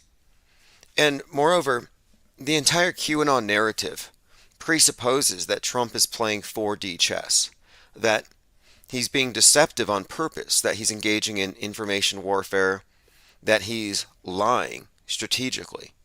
So this is another thing. The QAnon movement is based on their belief that their leader is lying with every breath, but that he's their liar and they know the truth. So it's a very cognitively dissident group of people. They have a kind of a schizoid way of looking at things. If they see him as a savior and a hero and God's man on earth, like Christ basically appointed him to save them, and yet he has to be as deceitful as everyone else in the media and can't state his real intentions. So I just find it kind of noteworthy that so many of these memes that I get used as evidence against the other side are just as often as not fake. A couple other developments in the last few days. If you haven't seen this, the Russians have threatened to take down the space station. And if you read the book, The Metascript Decoded, you probably came across this. But basically, the Russians have said that they would allow the ISS to fall on Europe or the United States if the U.S. goes along with major sanctions. So this is pretty much consistent with what I was suggesting would occur, this space war thing heating up. The thing is, the way it's going to come down is they're not going to shoot it down. They're just going to let it run out of momentum, because the space station requires a boost. You got to get your booster like every month to stay clean. The ISS has to get a monthly boost. I love their terminology. But basically, it stays in orbit, but it gradually kind of goes into orbital decay, but they have a refueling module that comes up, and when they merge, when they dock, it actually bumps it and gives it a little more time up there. So they're suggesting that they would just let it fall on the US, hopefully Seattle. But then I think Musk just stepped up and he said that should they decide to let it fall, SpaceX will save the ISS. So Space Wars is there, and I kind of think it's interesting that you have Musk now throwing himself into the middle of this thing. So if the Russians decide they want to bring it down, Musk is going to be the savior. Kind of a interesting setup here. Lickety Split says History Channel, mud flooding our brains. Yeah, absolutely. Absolutely. And most people they remember things from like the movies they saw about these things. A Ukrainian man miraculously survives a Russian tank running over his car. One of the things that stood out to me about this one is like, well, first of all, everything we've seen is fakeable. There are numerous instances of the media reporting video game footage as real footage. All kinds of fakery as you would expect. I'm completely underwhelmed with this Pluto return, Spirit of 1776. I was expecting some fireworks, but I mean, we'll see. But I'm not really impressed. And maybe this is real, the guy with the tank running over his car. I mean, we don't know. I don't have any special information to say that it's real or fake, but just given the context, I think it's convenient that, I mean, I don't know. But anyway, it just seems, everything here just seems so perfectly staged. I'm looking for Waynell Sexton to show up, or maybe Gene Rosen. But I was noticing that he was wearing a mask. So it's like, okay, good. I was worried that one of the rescue workers would give him COVID. A congressman proposes kicking Russian cosmonauts out of space.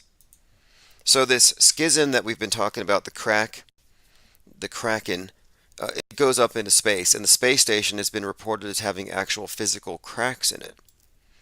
Well, here we have, this is from Futurism, Russia has cut itself off from the international community with the invasion, and it could bode badly for the space efforts as well. So Texas Congressman Dan Crenshaw said, it's time to replace the Russians on the ISS, kick them out of the program, and see if Musk can replace the Russian half of the station with something that's not falling apart. And it was Thursday that the head of the Russian Space Agency said that continued U.S. sanctions would lead to the destruction of the cooperation, and he suggested dropping the 500-ton structure onto the U.S. And I found a separate article last week, I think it was Forbes, but they were just suggesting that if the space station were to fall, it could constitute another 9/11. And I thought, that's a strange thing to compare it to. And just days later, it becomes a distinct possibility. Now, for the record, I'm not convinced that there is a space station. I'm just saying that the world stage narrative is going in that direction. Elon Musk says SpaceX will rescue the ISS if Russia tries to drop it from orbit after threats by Putin's space chief. Now, there are a lot of reasons why I've been saying for some time that the space station is going to be part of the new 9/11 or the next 9/11 event. And one of the things I pointed out is just the symbolism of it, this modern Tower of Babel, but also the foreshadowing in Kubrick's work of the space station, and then also, of course, various shots and angles that seem to depict the solar panels as like a twin tower-like structures. It just depends on the shot, but it's inferred in the architecture quite often. It looks to me like you could assemble it into the twin tower complex.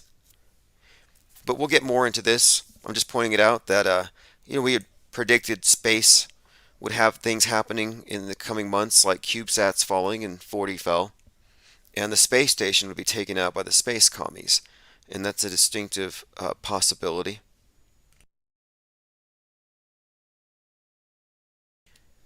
Let me go through your comments here. Lickety Split says evidence is becoming non-existent. Yeah, we are entering an era here, I think, where presumption of innocence isn't a thing anymore. Finbar says, I wonder how many have to die before they recall the vaxes. Isn't it obvious? I don't think so. I haven't seen any evidence to the contrary. I was waiting after they first started doing it. I'm like, when are the pro-vax people going to drop? They never did. Infinite Plane Radio. Hey, greetings. This is Lickety Split. How you doing? Pretty good. So what do you think about my predictions, more or less, or the reading on the script that the Russians and the space commies would go after the station? Great, dude. No, listen. So this is why I called in, because you were talking about that. So when I was living in Utah still, I worked, at a bar and cooking and whatnot. And my manager, supervisor guy, he was super libtard, idiot, communist. And he would talk crap about this kind of stuff. But I've been staying in touch with him, and I just sent him the Moonfall episode of your stream. And then 3 days later, that whole satellite Elon Musk thing happened, and it was just perfect. Because his response when I sent him the Moonfall link. And what was his response? Because for people who don't know, the Moonfall movie seemed to coincide with the announcement that SpaceX is going to have a piece of junk hit the moon, and then stuff falling from the sky like Don't Look Up. So you point this out to a total normie, and what's his response? He was completely sarcastic, just oh, so something's gonna fall from the sky, the space station's gonna fall from the sky. And then 3 days later, that whole satellite Elon Musk thing happened, and it was a beautiful thing.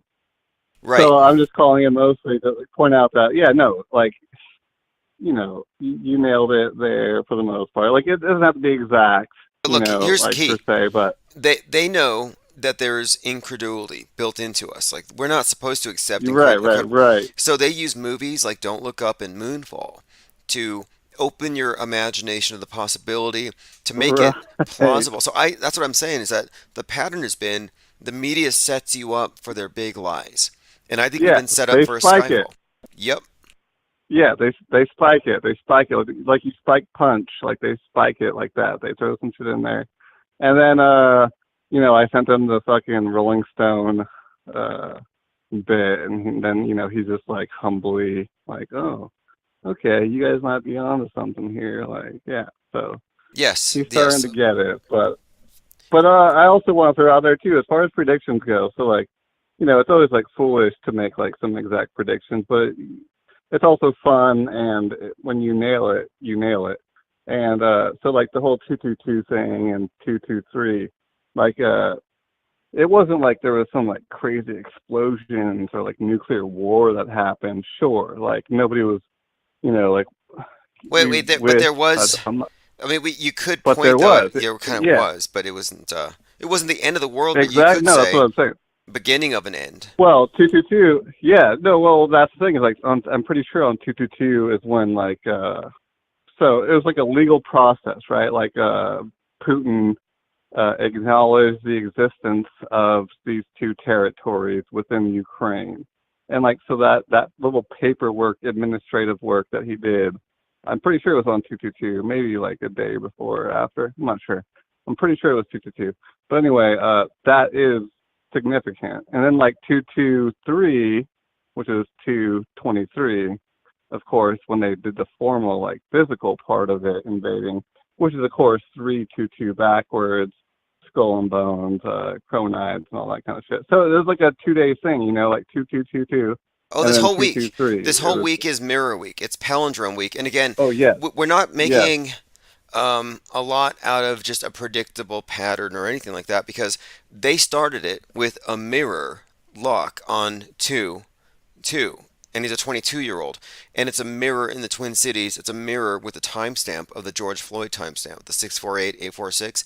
So Oh yeah, they that's just they put it crazy out too. there, and look, all of it That's correlates. insane. It all correlates to Pluto/Hades and his bident, the two-pronged trident. It correlates to all kinds of weird things on 222, like the two Black Hawk helicopters crashing in Fork Canyon. Not a coincidence. And one more thing, Hades creates the Kraken. So Pluto conjunct with the U.S., I would suggest that maybe the Kraken is being released right now, whatever that happens to be. Yeah, I'm still diving into that whole thing because there's so much there, the whole Kraken thing and Pluto. But with the 223 and the 222 thing, really quick, I want to mention, I gotta throw it out there, like, I don't want to just like be somebody that's just like throwing predictions out there, but I think I'm guessing something with Long Beach. I'm gonna throw this out there. Long Beach, there's gonna be something happening possibly because I'm going back to the Super Bowl thing too. Nobody else would see that as what I saw it, but with the Super Bowl, like everybody saw like quarantine camps and all that kind of shit. And for me, I saw a train. Like carts connected. I didn't see necessarily like a quarantine camp, but it reminded me because I lived in Long Beach in like 2017, 2018. And I'm pretty sure the grid that was on the, when it would go to like the bird's eye view, you would see this grid pattern. I'm pretty sure the grid pattern was the city of Long Beach, North Long Beach specifically. Right. And it's a port town, which, without like getting into some like hoaxy conspiracy stuff, like it's a port town. Like a port town's always going to be a target somewhere. But I'm not trying to lay it out necessarily, but I'm saying right now, I'm like from that I saw something there with Long Beach. The Well, let me pictures point were this very out. reminiscent. Go So, ahead. okay, a couple of things about that. You said Port Town. A lot of the Kraken stuff, predictive programming wise, There you go. has suggested Yeah. something about something from the water. Leviathan, the Kraken. And I also want to point out this too. Jeff Bezos, and again, you got to connect him. He's the King Bezos, Space Pope, Tower of Babel, that whole thing, poking his head into the heavens recently on the Yeah, anniversary of Apollo. cockeyed. Yeah. Yeah, everything about him. Richest man in the world. Well, in the Netflix show Inside Job, he gets killed by a kraken. The kraken comes out of the ocean and kills Jeff Bezos. So I think that's also important to keep in mind is that this kraken thing could be most likely be Well, from the water, and I would think that Long Beach, Port Town.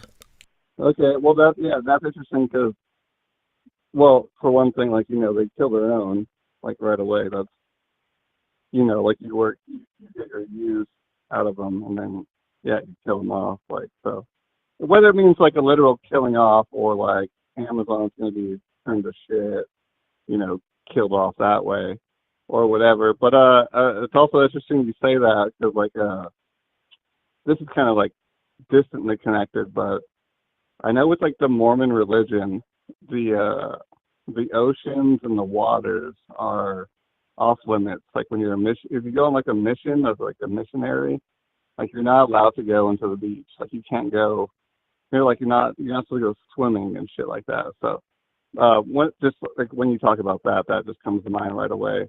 Okay. But yeah, so yeah, and I don't know exactly what that means, but I mean, like, Mormonism is highly connected with Freemasonry and all that kind of shit. I think I might have one more there's thing more here to- then. One more connection we might look at is they've already been talking about what happens when they decommission the ISS.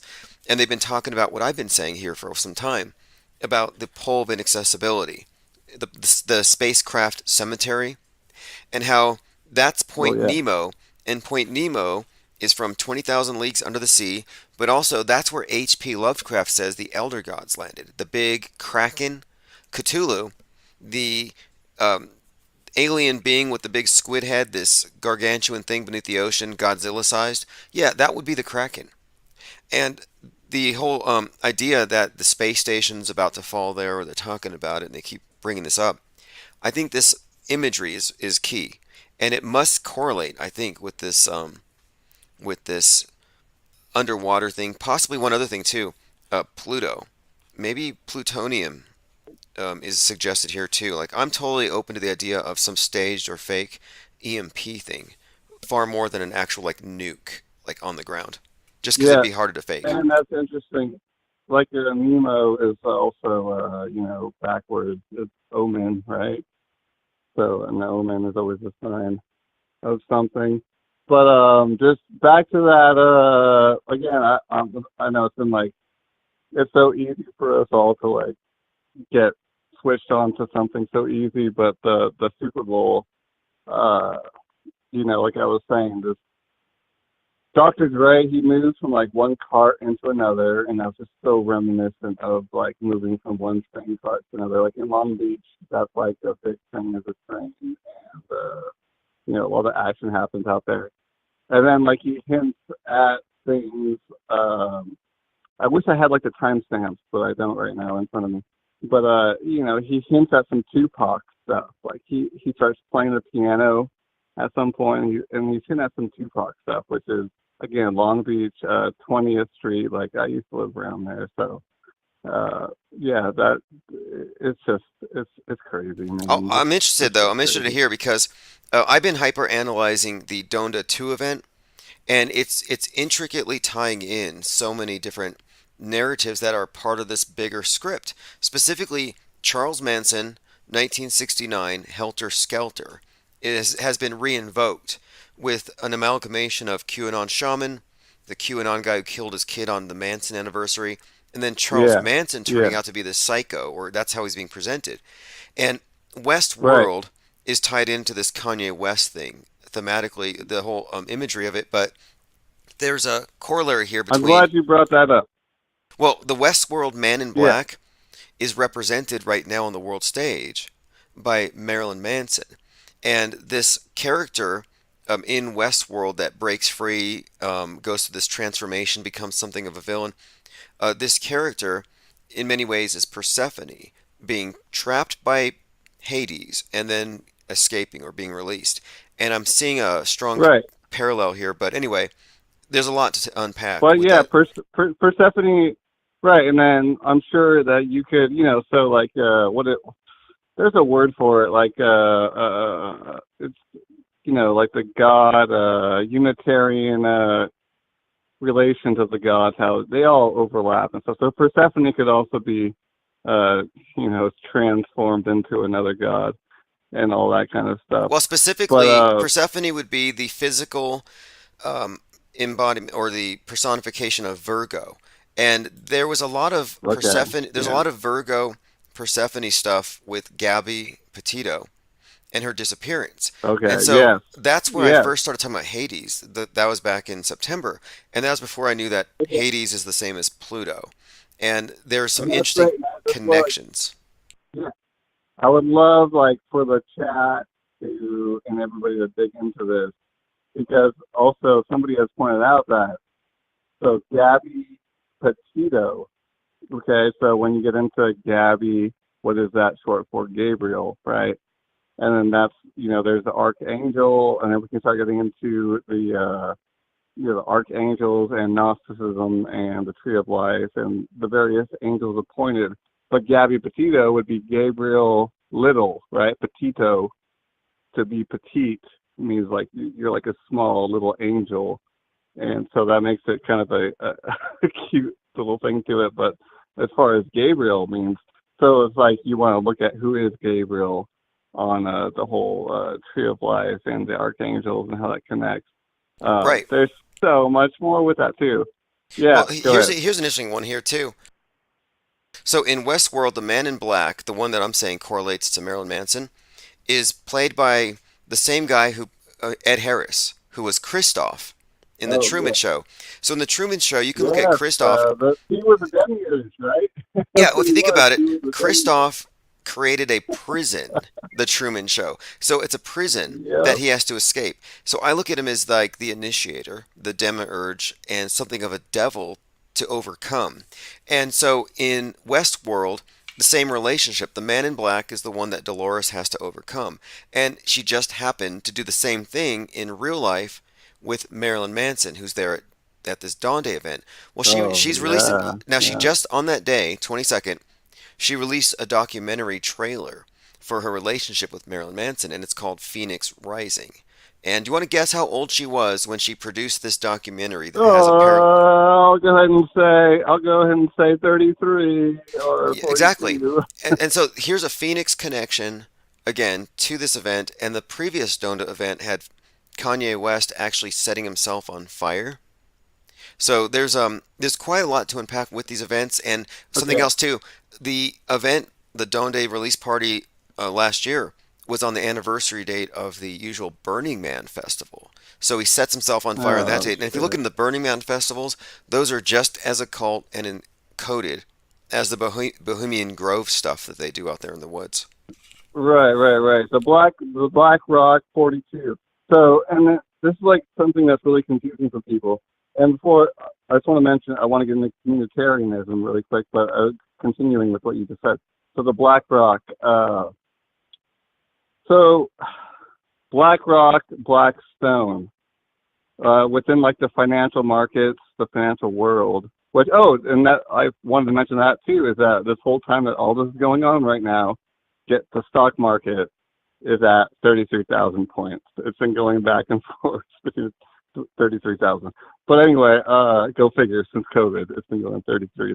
Yeah, and look, for everybody to know, COVID was really quick here. Right after COVID was declared, we had the Black Monday market crash, which was the worst crash in 33 years. So Black Moon, Black Monday, anyway. And the Phoenix coin, and the Phoenix all over that too. But so just like if people, because people want to go look some stuff up and verify what we're talking about. And this is like an easy point to be confused on, is that Black Rock came out of Blackstone. So if you start Googling it and like researching all that stuff, you're going to come across both Blackstone and Black Rock, but both of the CEOs were working together, and then Black Rock came out of Blackstone. So just for people that want to go research that, you're going to see that, so don't get too confused. Okay, so Bill Gates' dad wasn't Bill Gates' father an attorney for BlackRock?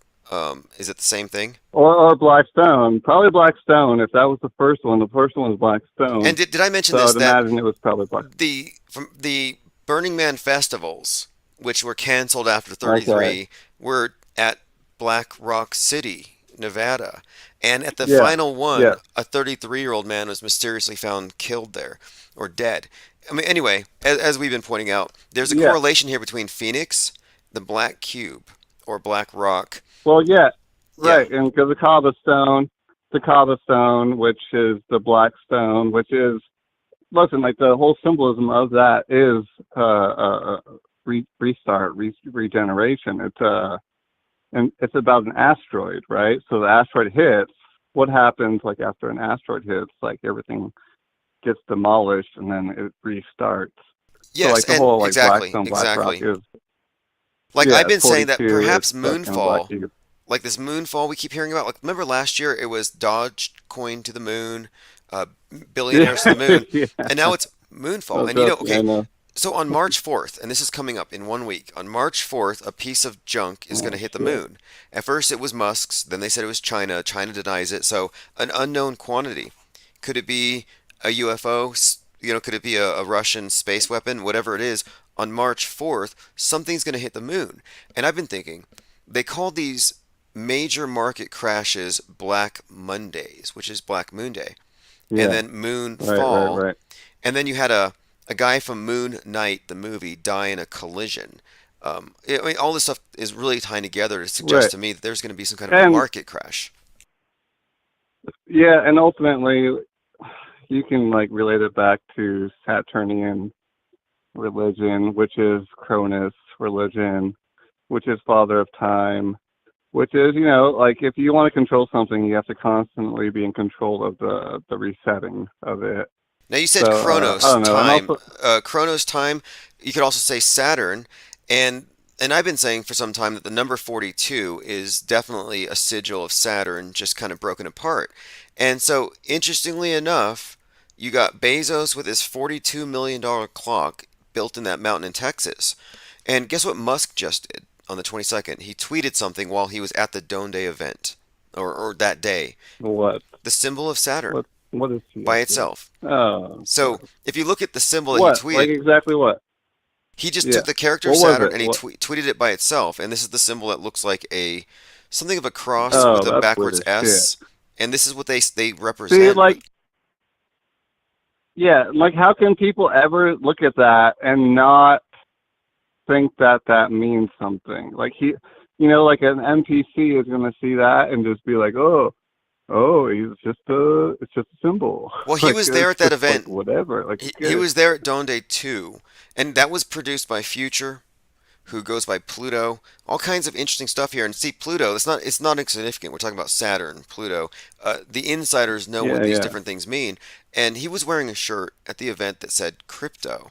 So I'm not quite sure, but there's no accidents here. So read into it what you will. And crypto can mean.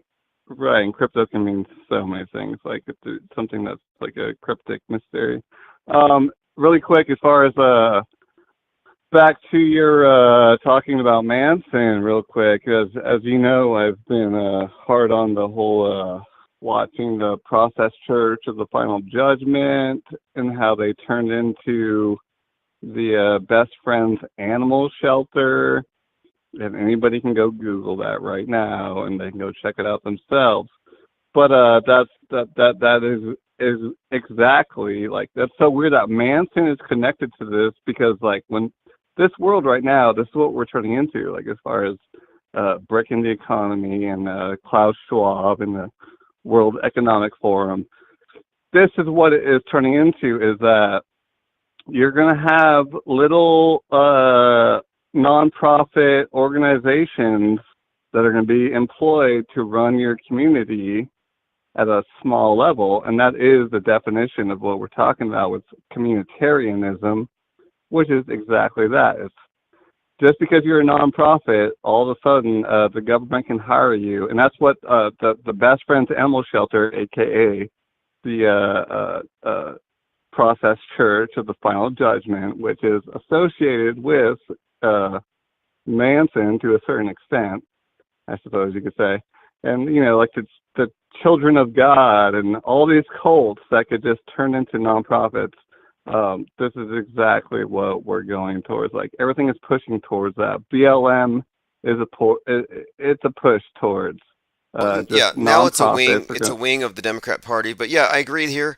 And Charles Manson definitely had some apocalyptic views, and it's the helter-skelter thing that they're invoking by bringing Marilyn Manson out. And there's I could do a mind map on this. There are some fascinating relationships here when you look at Charles Manson. Should do one. With this Charles Manson and his connection to the Church of Satan through Susan Atkins, who was a topless dancer for Anton LaVey, and then she does the supposed murders. And then you have Manson and his connection to the same church, even if it was just a couple of meetings. I'm just saying you can find some fascinating links here. Right. Then Roman Polanski, Rosemary's Baby. It's pretty much clear to me that this was a psyop. Listen, IPS, and listen, people out there, listen.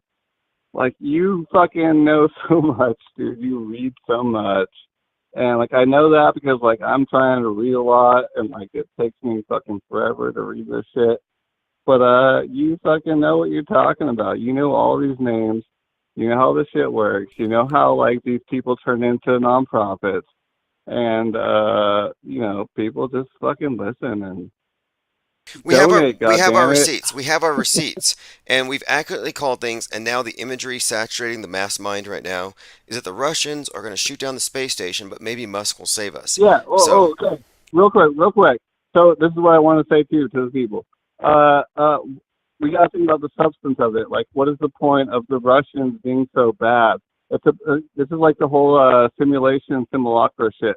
It's like, why are they so bad? The whole point of the Russians being bad is supposed to be because they're socialist or communist, you know? And if they're not that anymore, then why are we hating on Russians? Like, we have to ask, what is the substance of the hate? And there is no, you know, it makes no freaking sense. good point. Like, Good the point. socialism, And especially when already it's took partisan. over. Like, it's, I got this message this morning, so yeah. I'm like fulfilling an order. Somebody ordered a coffee mug, and the print company's like, would you like to use this blue and yellow in solidarity with Ukraine background on your mug? And I'm like, wait, that's Oh my weird. God. Like, I'm supposed to just default all of the merch is now pro Ukraine. Like, that's how I'm like, okay, I can't Yeah. take this too seriously right now. Right, and it's like, give me a discount or something. Like, give me some fucking incentive to fucking encourage this shit. Otherwise, fuck off, you know? Right, like I I didn't. don't Yeah, know, man. exactly. Give me a Krispy Kreme, and maybe I'll consider it. Hey, thanks for your time. Appreciate Yeah, the yeah. support, and yeah, we'll talk soon, All and right. we'll go deeper into this Manson Church of the Final Process stuff for sure. Absolutely. Best friend to Animal Shelter. All right, I'll see you later. Cool. Yes. Helter Skelter was the reason for the Manson atrocities. It was meant to be blamed on the Black Panthers in order to incite a race war, and that might sound far-fetched, but think about Jussie Smollett blaming the MAGAs for his own lynching. Same idea. That's why I said, why did Charles Manson get his hands all dirty? You know, he could have just went to work for CNN. You know, if that's what he wanted to do, try to provoke that kind of a societal rift. But that's kind of what he was doing. And so you can imagine how that would be effective today if you had a commensurate atrocity blamed on BLM. It was a sloppily done psyop, this whole thing with Charles Manson, but again, I think it was, again, keyword here, a psyop.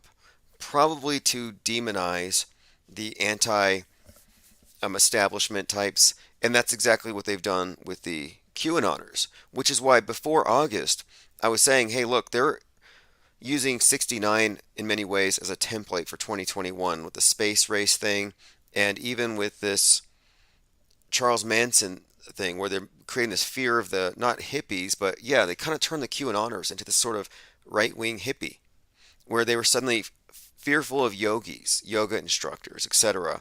And so around this time I was saying there's going to be something, and yeah, on the anniversary date of the Manson killings, a QAnoner said, Q told me to stab my kid with a spear. Strawberry Blind says, I'm brewing some coffee. David Hoaxum has joined us. Finbar says, nonprofit. Oh, yes. And finally, you know, by the way, there are no religions in the world that dispute the existence of outer space as science presents it. I mean, that to me tells me that the universal religion is the space religion. It's the heaven that they have scientific validation for. Kind of like you can't see sin under a microscope, but you can see a virus. You can't see heaven with a telescope, but you can go there with a rocket. You know, it's the ultimate religion. The new universal faith is the space religion. And right now we're having a interesting little schism here between the various ways that we're all going to go up into this, because it has to be universal. And so we've been given this contrast. Are we going to go with the billionaires on the mega yachts, the Titanics? We're going to follow the space entrepreneurs who are dropping CubeSats irresponsibly on us? Or are we going to go like good comrades and space communists with sustainability in mind, not just for where we go, but for on Earth. Because if the billionaires are allowed to plunder space, they become trillionaires. And billionaires aren't all that sustainable, according to this ongoing narrative. So, what are we supposed to think about the advent of the trillionaire? So, I think they want to stop it before it happens. And this was the subtext to Don't Look Up. It was, don't let the rich people plunder the heavens. We got to use science. Listen to the guy who's not motivated by money. But anyway, well, one other thing too. I was kind of analyzing the movies Don't Look Up and Moonfall. And both of these movies have a Noah-like character warning the world that their wicked ways will bring about some kind of destruction. You got to listen to the scientist. Both of these scientists were wearing glasses, signifying they're basically studying all the time. They're deep in the books, doing their research. They're unshaven because they're so busy. But also, they both have anxiety problems. They both have agoraphobia. So why is it that the guy in Moonfall and the guy in Don't Look Up, played by DiCaprio, why is it that both these characters have such bad anxiety that they're constantly popping pills? What they're trying to convey to you is that if you knew the science, you wouldn't be able to sleep at night. You would be agoraphobic. You would want to be locked down in the safety of your bunker. So, just a heads up here, more of this Chicken Little programming that the ideal scientist is actually afraid of the sky. Kind of like the preacher who's God-fearing is the one you want to follow because he knows what's really going on. Really quick here, I uploaded this track, ISS on Fire by Symbia. If you haven't heard it or seen the video, I'll put a link in the chat for you. It's again ISS on Fire. ISS on fire. ISS on fire. ISS on fire. ISS on fire. ISS on fire. ISS on fire. ISS on fire.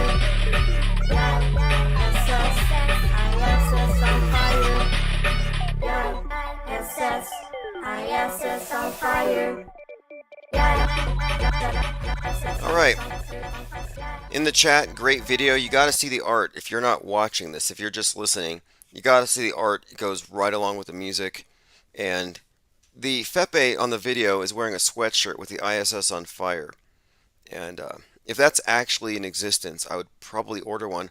I also put a link to the upload to the artist's SoundCloud account there. Okay, let's go ahead and go back through the headlines of the night. Yes, Elon Musk tweeting out the symbol of Saturn, very ominous, has nothing to do with outer space. By the way, the new Survivor series is season number 42. So if you watch Survivor, the next season is season 42. Just a heads up, that number has been consistently correlated with stuff falling from space. Stuff falling from the sky. I can go through a list of things.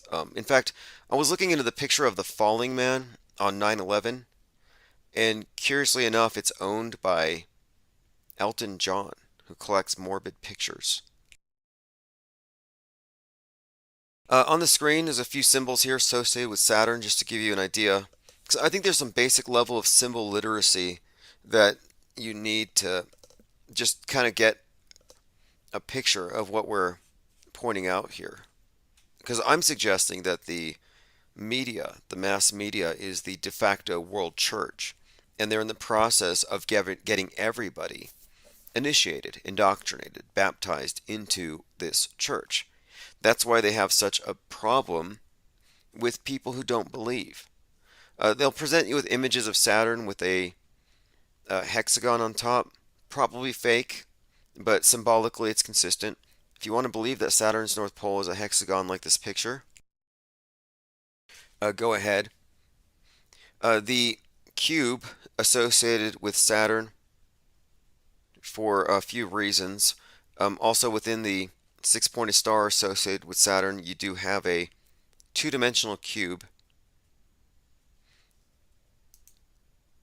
Lickety Split says Kaaba. Well, there you have that too. The cube on the bottom left. And this is a very consistent thing. I think that Kubrick's monolith may also be associated with this. I think also the black screen is correlated to the monolith. And I think that Kubrick's film, which had the monoliths at the end, like we had in 2020. Just a quick note here. I was talking about 69 in 2021. This is something we were following since 2020, when the summer of 2020 was consciously framed as 1968 all over again. Well, 68 you had Space Odyssey, and in 2020 there were monoliths appearing all over the world. So I looked deeper into what this could possibly mean. Well, in Space Odyssey, they go to Jupiter, but in the original story, they go to Saturn. And the character David Bowman merging with the monolith, I think, is really telling the story of humanity merging with the screen, merging with the monolithic one world view, the world church's singular worldview that's going to, remove, once they're done sanitizing, they have to get rid of the non-believers or assimilate them, but I think they're perfecting a new digital Bible for all intents and purposes. It's a replacement religion, and in many ways, it's a prison for the mind. I'm going through some comments. David Pryor says they added the all-seeing eye to Saturn's south pole for good measure. Now, at the ground zero, you do have a black monolith, which, let me go ahead and pull this up. It's a great article by chartword.com, and it's about Kubrick's suspected role in the 9/11 event, as foreshadowed in a number of his films. So it's not just Apollo 11 that Kubrick's accused of having a role in. Like with 9/11, you can go through this article. I'll put a link in the chat. There's just things that he changed, that Kubrick added that the two girls would be twins. And there's a correlation between the twins in the hallway, the twin towers, Danny on the bike, passing the twins, who he then psychically perceives to be dead on the ground.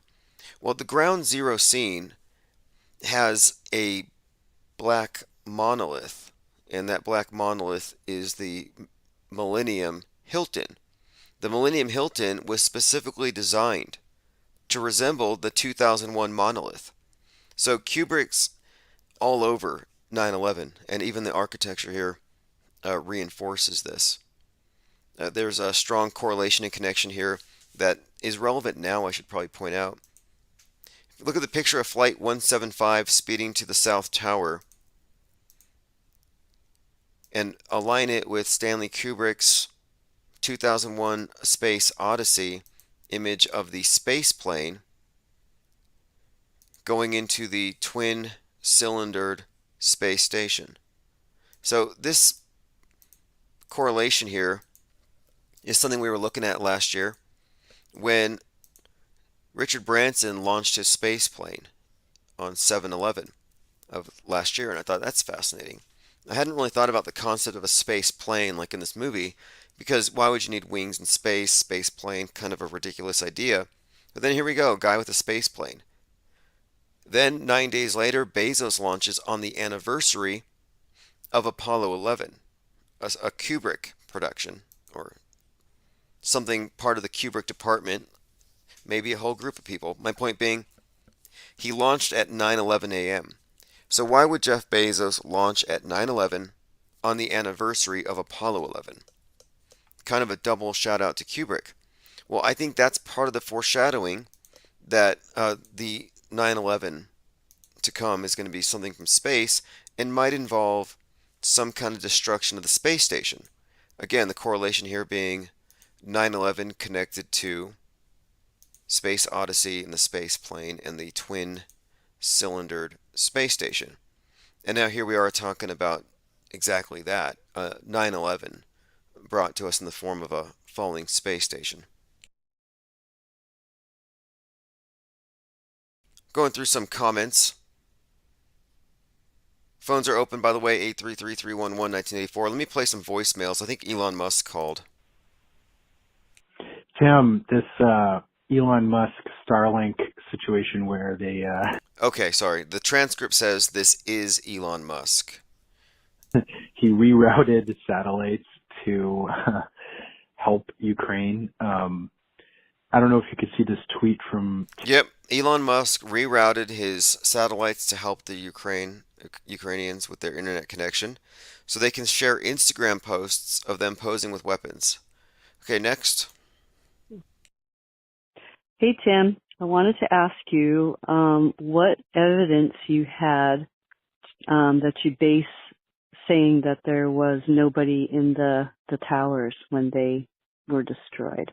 Okay, my evidence for the towers being empty, I would say it's a burden of proof issue, and that your burden would be prove people were in them.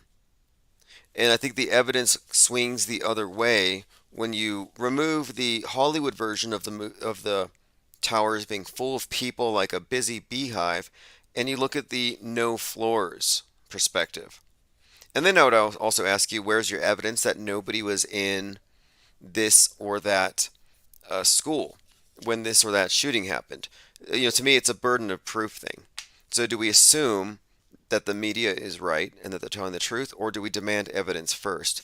So, and then one more thing, the very fact, and I say fact, capital F, the fact that there were crisis actors, the fact that much of it was faked, rules out actual victims for a lot of reasons. But no, they don't kill people in psyops for the same reason they don't kill people when they make horror movies. They fake it because it's a movie. So again, I would say, where's your proof that people were in there? I can show you examples. In fact, I could name people off the top of my head. I have a few that are listed as in their own bios as 9/11 victims, but their names don't show up in the lists. So I would say, if you're going to posit the conspiracy theory that people died in those towers, show us the names and we'll go through them. But the burden of proof has been shifted. And if the planes are CGI, there's even less reason to think there were people in those things. And when it comes to the jumpers, the so-called jumpers, there's every reason to think you're looking at dummies projected from pneumatic cannons. Everything we're talking about is well within the scope of just standard special effects, basic Hollywood. And if one part of it's fake, if one part of it's psyoped, it all comes into question. Because you don't have actors mixed in with the real. Otherwise, you would have whistleblowers. You would have participants in a mass murder, war crime, and atrocity, instead of people cashing in on the public's ignorance over how the media has hoarded itself off to the PSYOP entertainment complex. By the way, Sean Penn is in Ukraine filming a documentary. More reason to suspect the whole thing is as being nothing more than a major PSYOP. Again, no explanation for how he managed to look like Larry, Curly, and Moe at the same time. David Pryor says Hollywood is created to perfect these special effects. Look, let me give you an example of something. Like, if you still think there's any veracity to any of their claims at all, we've been talking about Tom Clancy a lot, who predicted 9/11, more or less, who wrote Hunt for Red October. A lot of interesting connections there to the Rust event and present tensions, but also he wrote the Division, Dark Winter. Many of the psyops we're living through, more or less, have originated in the imagination of this or that novelist, this or that filmmaker. So in this case, there was the NASA astronaut Frank Culbertson, who was on the space station. He was the only American at the time on the space station on 9/11. So he's up there on the space station, and he claims that when he looks down, he sees smoke over New York. Now, I think the smoke looks like it was from a smoke generator or whatever. But my point is, he's 400 kilometers above the Earth in the space station, and he claims he saw a column of smoke from lower Manhattan. And so he took out a handheld camera, which they don't use on the space station anymore to record the Earth, and he recorded the space station, and it looked like a model. It all looked fake. But my point is, he was at that time reading a book, and here's a direct quote. A flight surgeon told Frank, quote, they were having a bad day on the ground. He says, I was flabbergasted, then horrified. My first thought was, this can't be a real conversation. This is Frank Kuberson in the ISS. Quote, I was listening to an audiobook, a tape of Tom Clancy's, and I just didn't seem possible that this could be happening on this scale in our country. So, in other words, Frank Culberson was listening to an audiobook of Sum of All Fears while he was in space, while he was watching 9/11 happen. So I'm just saying, what are the odds? Astronaut Frank Culberson saw 9/11 from space, peering out the space station window, and watched helplessly as he floated by, listening to a Tom Clancy tape in the middle of a Tom Clancy novel. Again, that's the Tom Clancy novel that predicts 9/11. And then look into Tom Clancy 9/11, and you'll find many, many examples of why I would call him a metascriptor. 4 real-life events predicted by Tom Clancy. September 11th, Russia-Georgia War of 2008, Osama bin Laden's capture, and the activities of Joint Special Operations Command in clear and present danger.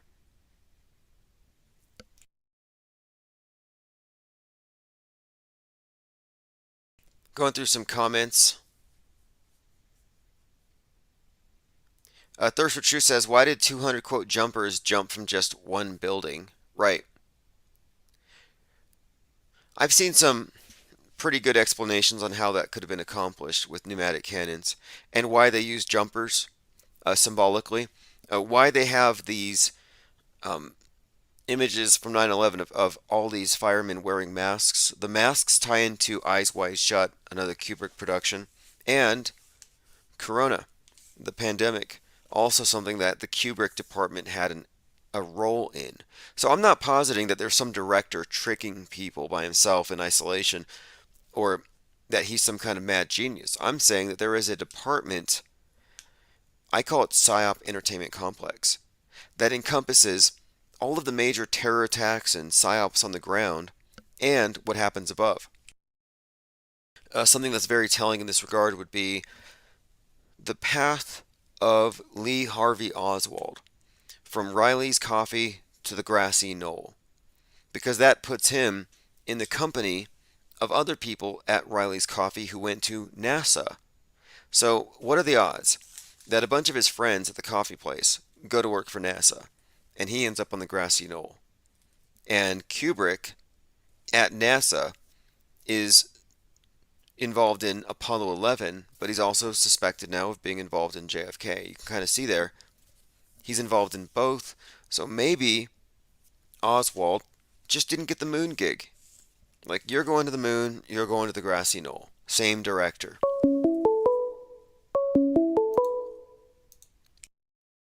Infinite Plane Radio. Yes, Tim. This is Marcus calling.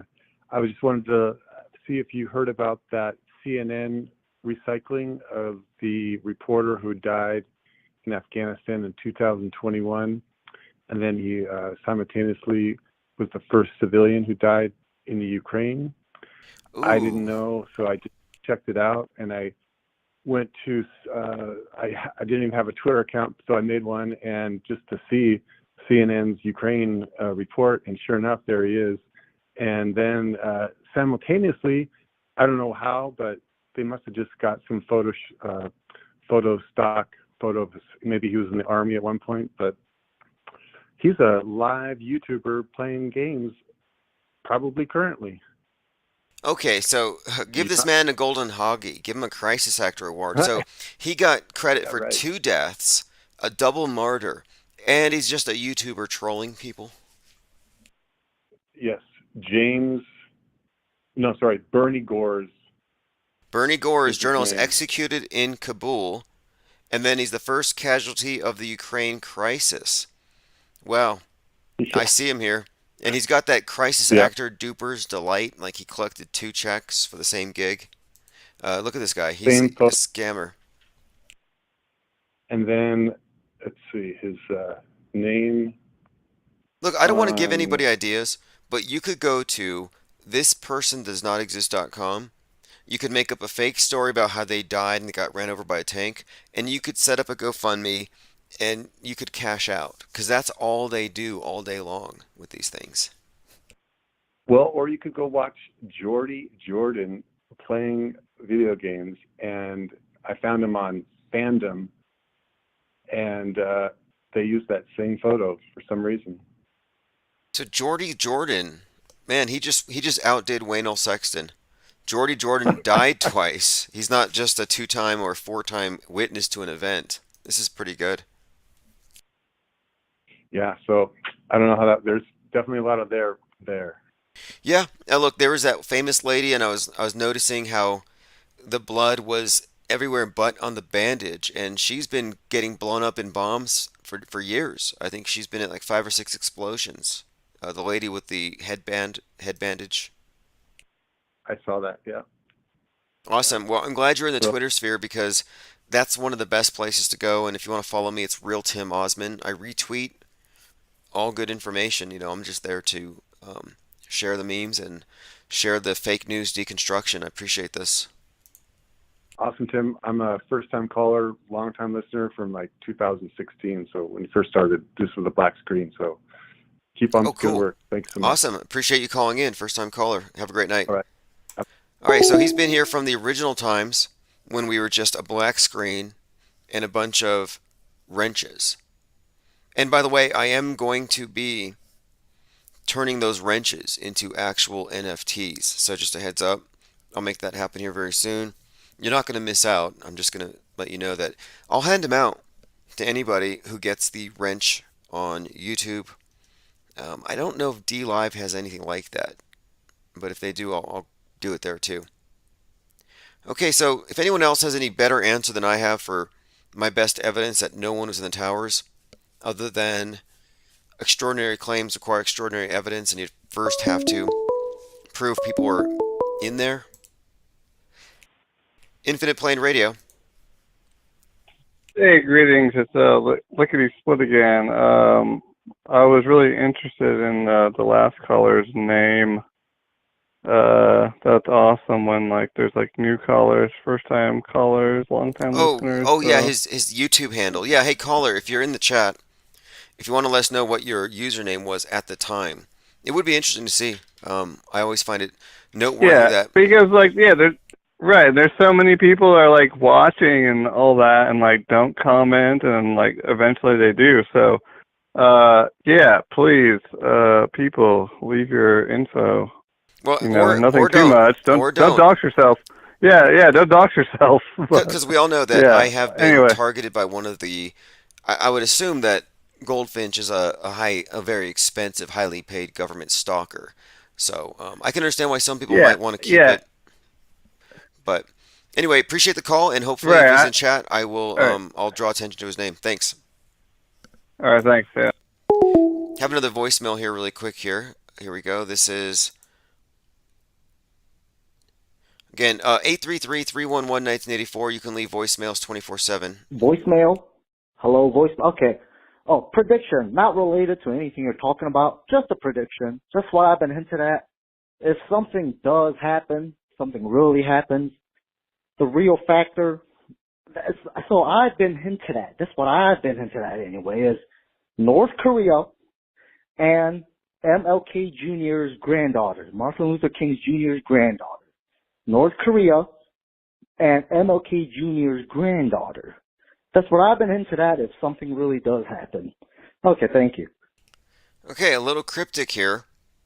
So, caller suggesting that something is going to go down with MLK Jr.'s daughter, and something with granddaughter, and something with North Korea. Okay, I don't know what that could be, but I'm intrigued. And no, I wouldn't say we're making predictions here. We're making observations, and Squid Games is trending at the moment, and I was even thinking that maybe there's a connection with Squid Games and the Kraken. Hey, check this out. This is our actress, She has her hands out like Jesus. It says her blood. Posing. Great smile for someone who just had her head hit by a bomb. Dark day for Europe. They chose this face for a reason. Maria says, not to sound unsympathetic, but I wonder why the media is using the same woman in 2018 that survived a gas explosion. And this year she survived missiles in Ukraine. Right. That's some bad luck. I would not want to live next door to her. I would not want to live within a mile of this person. Gassed, bombed. She probably caught COVID. All right, let's move on here through the headlines. Using cyber and space warfare, Russia aggression may extend beyond Ukraine. And I've been saying for some time that there's a direct correlation between cyber and space war. And this was predicted last year when the Keystone Pipe, you had that hacked pipeline.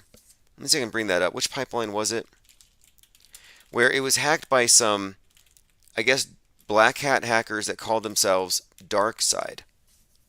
So DarkSide shutting down that pipeline, the Colonial Pipeline. DarkSide, Darth Vader, Star Wars, Cyber Wars. There's this overlapping of cyber and space wars. Could break up. Oh, look, there's another one here. Is there an ISS split coming? Right. Are they going to split the ISS in the middle? I would say that's likely. And I came across this video just out of nowhere.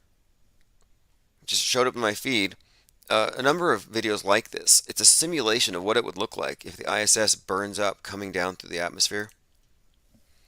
Again, I just noticed this pattern of things that are about to happen being simulated and presented to us in a myriad of ways in advance. Predictive programming, in other words. But with all we've seen lately, with all the movies, Don't Look Up, Moonfall, etc., I don't think anyone will have a hard time imagining what it would look like for such a thing to happen. And I don't think anybody's going to question the media's claims when they do deorbit or pull it down or whatever. Now listen to this. Speaking of Helter Skelter, February 25th, 3 men sought to assault the power grid with powerful rifles to stir up unrest, motivated by white supremacist ideology.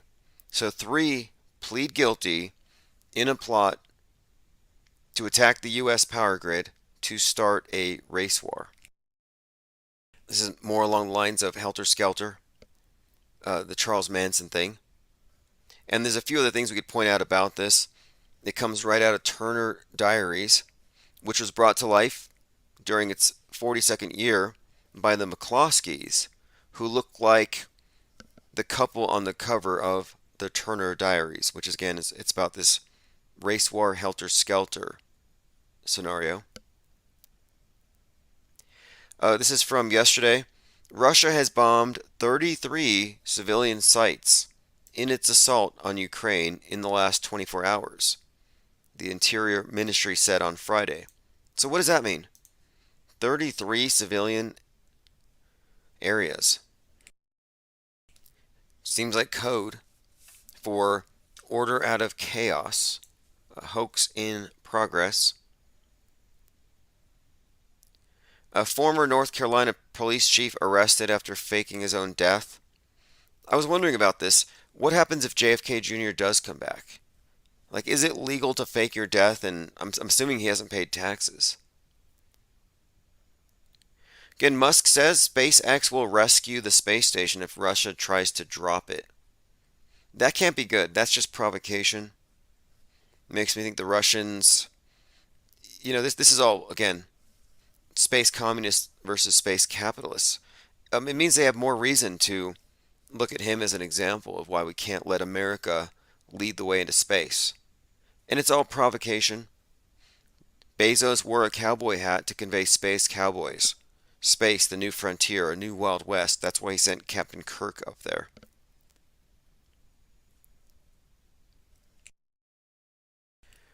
All right. UK's firm New Deal to extract oxygen from lunar rocks. So when they send you to the space commune, that's probably somewhere beneath the ground, they have a perfectly good explanation for why there's an atmosphere you can just breathe, so readily available. They put these stories out there, I think, to get people ready. If you didn't know, my new theory about space, I'm 99% sure that deep space is deep underground. That they're not actually spending $30 million to go on a parabolic flight to the Kármán line. I think they're spending the money on infrastructure down below. David Pryor says the ISS burning up would look like a literal phoenix in the sky. Yeah, let me bring this up, because this was from in 2019. It was right after the cathedral, Notre Dame, burned, that I started seeing all the predictive programming for the fallen space station.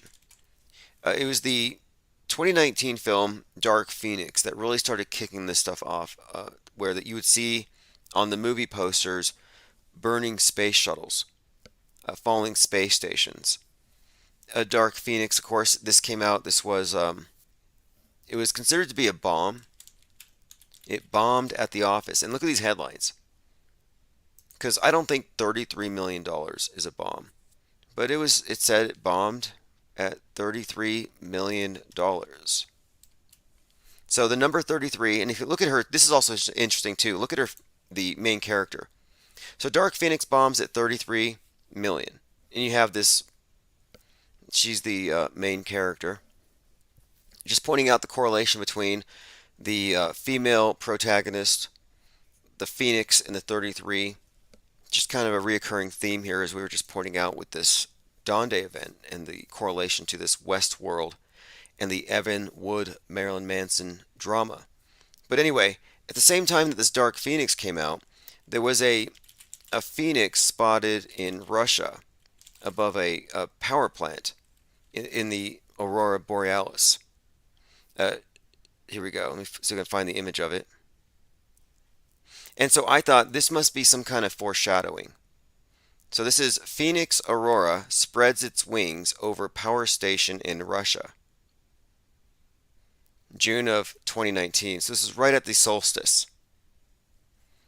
So it says, against the star-spattered backdrop of the night sky in Russia, a glowing green light, a spectacular aurora rose in the shape of a phoenix spread over an abandoned military power station. So in context, this event, the solstice, and a few other things was just highly suggestive that we might be looking at some kind of nuke attack from Russia as part of the near future. Again, and possibly something with the space station. And again, this is all hinted at with these various clues, but specifically the movie poster from X-Men is when they started putting the burning space station motif out there. Now look at this tweet here. Draft the unvaccinated. And then you have someone pointing out, you idiots literally just kicked them out of the military. I love these types of moments of common sense. It's like they say, I think it was John Kerry. He's like, I hope that Putin is keeping climate change in mind with all his military actions. Like, you want to keep it green. And it's like, if you really get down to it, the environmentalists really believe that the greenest thing you could do is eliminate a substantial number of people. So it's like, well, do you want to save the planet or save people? You can't do both. Check this out. Out of all of Ukraine's injured people, 6 independent newspapers all used that same actress. What are the odds? Same actress. I mean, famous face now. I wonder why they chose her. And you'd have to watch Wag the Dog or even Utopia, I think, to get an idea of what kind of conversations go into why they choose this or that actor or actress to represent an event. Here's another one. You're looking at the explosion in the Ukraine, and then there's one in 2015. Looks the exact same. They're even recycling explosions. So even these mushroom clouds are recycled crisis actors. It's like, do they not have a better budget? Or are they just lazy? Could the media just be institutionally lazy and just perhaps just used to compliant people who don't question things? Bill Gates, I mentioned the movie Utopia. There's a character played by John Cusack in the movie Utopia that's based on Bill Gates, and he he simulates a flu outbreak that breaks out in his fake meat factory in order to scare the public into vaccinating their kids, in order to sterilize them, in order to save the planet. Well, anyway, here's Bill Gates talking about how he's going to make tons of money off his fake meat investments. And, I've been pleased that the interest level in climate has gone up pretty dramatically over the last 2 or 3 years. It was about 10 years ago, I had some professors come to me 4 or 5 times a year and bring other experts so I could learn, okay, how good are the models? What are the negative effects? What is the uncertainty? What are the positive feedback cycles? And so I've been on this learning curve, and that's the whole reason I started this nuclear power company called TerraPower, was not to make money, and I've avoided that. But although the artificial meat companies I put money into, I'm going to make more from those than I lost in the other ones. But look at the way he waves his hand above his head whenever he's talking. I mean, I'm going to turn the sound off, but yeah, he's going to make money off fake meat. But it's like he's waving a cab at all times while he's talking. Like, who talks like that? Is he swatting a fly? Okay, now, this is body shaming. I don't support this, but this is Joe Rogan talking about why he personally would never take health advice from Bill Gates. I mean, I guess you would call this body shaming. I'm going to play it for you. This is, again, from the Joe Rogan show just a few days ago. And you'll notice, listen to what he hones in on. Bill Gates' food. Like, they want it to be operated like IP, like software. They land in the United States. Yeah. We looked at that up once. There was some sort of dispute about that, but then we looked at it, said he wants to be. He owns a lot. He put it that way. The Gates Foundation is one of the major sponsors of this study that I was just talking so about. So it's fuckery. But the thing is, like, he keeps saying that we've got to eat less meat, and we've got to cut our consumption of meat out to be healthy, and then we're going to get used to these meat alternatives. When a guy like that says that, I'm like, are you making money because of this? Like, why are you saying that? And by the way, you look like shit. Like. Okay, so this is Joe again, just really questioning Bill Gates and are you making money off this? And yeah, he's making a ton. And he's bragging about it. We're talking about Bill Gates making money off the fake meat. And by the way, my theory on this fake meat thing, it's really not about saving the animals, and it's not about saving you, because you're also animals they see you in the same class.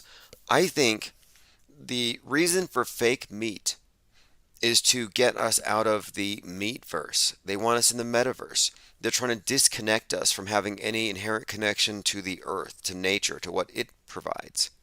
We only are supposed to know what the government provides, which will be, a Soylent Green or whatever.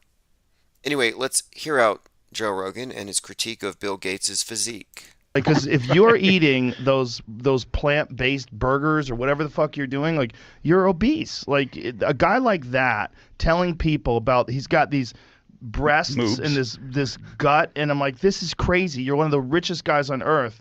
You have access to the best nutrients, the best. You could have an amazing trainer. You could be in phenomenal shape, and you're giving out public health advice. You're giving out health advice. There you have it. I mean, he makes a point in a way, although to me it just amounts to ad hominem. Bill Gates could be very healthy. Joe Rogan, you don't know. You don't know. So I think it's not really a fair criticism. And I did look into it, and there was this viral video of Bill Gates with these massive, Robert Paulson sized breasts. But no, it turns out that was doctored. For some weird reason, somebody doctored a video, in fact, and spread the thing. All right, let's go ahead and continue. Inside Job, Season 1, Episode 6, My Big Flat Earth Wedding. Karmic Death. Jeff Bezos dies because he hides in the yacht bathroom. and no one bothers to search for him, and a kraken eats him. So, Season 1, Episode 6, a snooty wild rapper dies, age 36, after being shot in the neck. I don't know much about this one. It's new, but just a heads up. Probably fake, but I don't know. It's fake until proven real for the most part. I haven't seen anything yet. I don't know enough in here, but generally speaking, whenever you have a publicized death by some gossip site before it's gone through the investigation, it just seems more story than real. And by the way, I have an article here about 6 famous singers who predicted their own deaths. Speaking of, Meatloaf predicted his own death. Bob Saget predicted his own death. Is there anyone who's died in recent memory in the media that didn't just predict their own death? By the way, I predicted a few deaths, like based on patterns. Okay, let's see here. It looks like Juice WRLD predicted his own death. Biggie Smalls predicted his own death in 1997 in a song called Suicide Thoughts. Tupac, same. Okay, the other guy here, Swedish musician Tim Berling, behind Wake Me Up. Another one, Amy Winehouse. Eminem's best friend Proof rapped something along these lines too. It's hard to say if these lyrics are very predictive though. Anybody can write lyrics like that. I have a higher standard of evidence. So for me, a good example would be the Die Young Club, where there's a yet to be dead rapper in the video on the screen, and the rapper is Roddy Ricch. His lyrics are about not wanting to die young, and then of course Nipsey Hussle shows up on the screen, and shortly after he dies in real life. Okay, here's the actress who's been hit by a gas attack and then I guess bombed. Я никогда не думала, что это действительно случится в этой жизни. Мы писали стихи. Terrible bandaging. It looks like special effects. And I think it's really odd that somebody would be bandaged and there'd be all kinds of blood outside of it. As though someone couldn't just wipe the blood off around the bandaging. And if there's still blood on the face, if they're still bleeding, then they didn't do the bandage right. So it just looks very theatrical. I don't think that this person is anything other than a crisis actress, deserving of an award. And this other guy too, Bernie Gore's journalist, executed, and also, let's see, he was killed by a mine. I mean, this guy's been killed multiple times and he's still alive playing video games and laughing. I mean, I hope he's getting super chats or something, or a GoFundMe. Could you get a GoFundMe? They probably wouldn't even pull it down. They're so crisis actor friendly. I also have a video of a van being hit by a missile. If you care to look at the footage, nothing happens to the van. It looks like AVR. And the thing is, you can't tell the difference between augmented virtual reality between an app and the real thing. We've crossed that line. Let me play a clip of Bob Saget predicting his death on 10/27. This is 10/27, 2021. To live, these are your favorites. I'm going to be found dead in bed. And he was found dead in bed. Apparently he bumped his head on a marble floor, probably black and white tiles. Don't know. Want to say thanks to the callers, first-time caller as well, and everyone in the chat. This is a 24/7 stream. I would highly recommend that you get on the newsletter. I'll put a link in the chat. And I'm going to put out a listing of all the musicians, and I'll update it. Pete Shea says Jeff Buckley predicted his own death. David A. Pryor says Biggie's albums were Ready to Die and Life After Death. Fascinating. Well, there's a Die Young Club. There's the 27 Club. You can find them grouped together, and there's a reason for that. And there's not the reason why, of course, is it's the same production studio. It's the same production. It's the same psyop. And these death makers all run together. They're all part of the same club. Listen to this. This was a comment from Gubby about Greta. He said Greta took a sailboat to the U.S.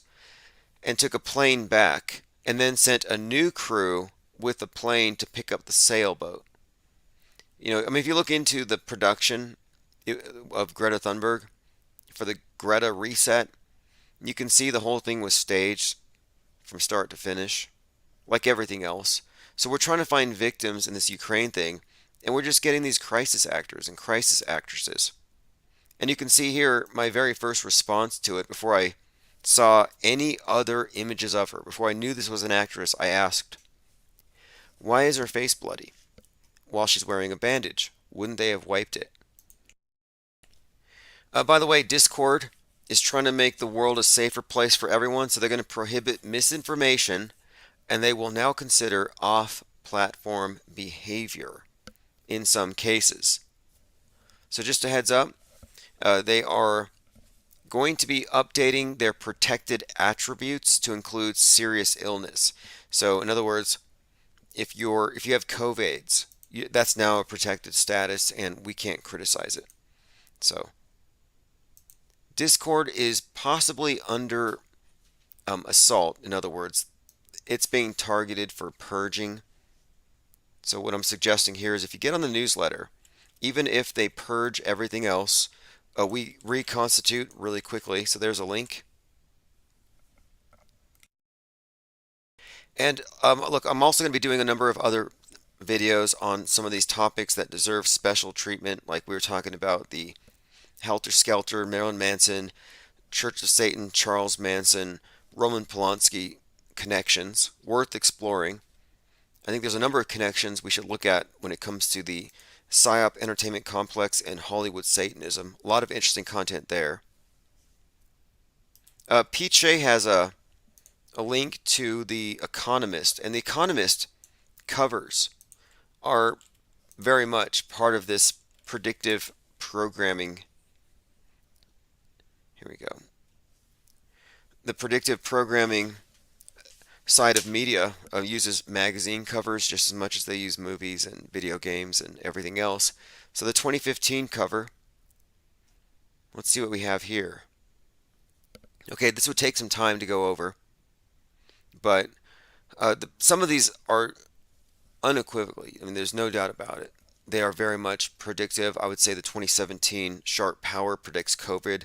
You got one that even foreshadows the advent of the MAGA. All right, anyway, appreciate the calls. We'll be back tomorrow for Infinite Plane Radio Open Phones. Leave voicemails. I'll definitely be playing all the voicemails and won't miss anything. And if you put anything in the comments, by the way, I do make it a point to screen grab things, so nothing's wasted. And they've deleted so many channels and so many comments that I realize just got to screen cap it.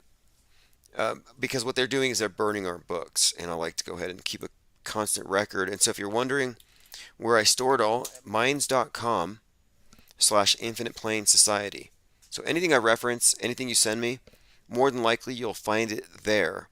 And it's just there, of course, so we have a permanent record. Anyway, thanks again.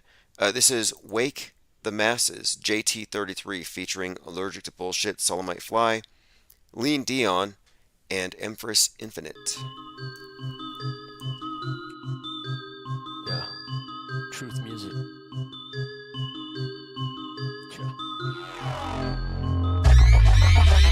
This is my medicine, I'm steadily fetishing to make sense out of this nonsense they relish in. Look at all the poison they're feeding us, always misleading us, all they're doing is bleeding us dry. I'll be red pilling to keep on with healing us, why? I just want to open your mind, open your mind. May take more than a minute to get it, but once you get it, you'll never regret it. Their lies are incredible. All this destruction was always inevitable. Fuck these elitists, they're up on their pedestals. Pharmaceuticals, they're pushing their chemicals. Some sort of federal tyranny up in your medicals. Are you really hearing me wrong? It's pitiful. Bear witness to my swan song, I'm a general. When we're gone, we're leaving everything to rubble. We're gonna watch you stumble through the fall. You'll find deliverance in the barrel when we're playing gods. Wake up, wake up. What the fuck? I'm trying to wake the masses. With your vocal cord, shake your minds with your every word. Remove the shift from your lyrical sword. Swallow your tongue, not suit up for the war. Wake the masses with your vocal cord, shake your minds with your every word. Remove the shift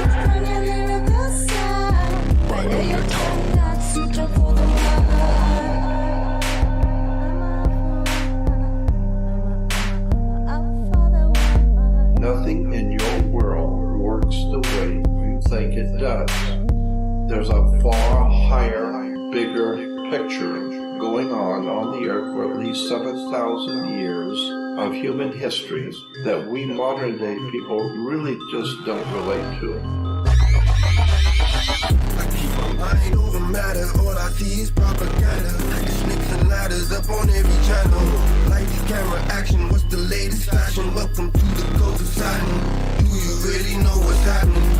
When you watch the news, do you see the patterns? No, it's not hard to fathom. This shit is far from random. I see the puppets standing on man, sifting through the rubbish like that's a strong man. Where's the damage? Don't be unique and build some courage. Read it deep and do your best to make it flourish. Feed your soul the best foods to keep you nourished. Stay honest, find your strength and solace and become a colossus.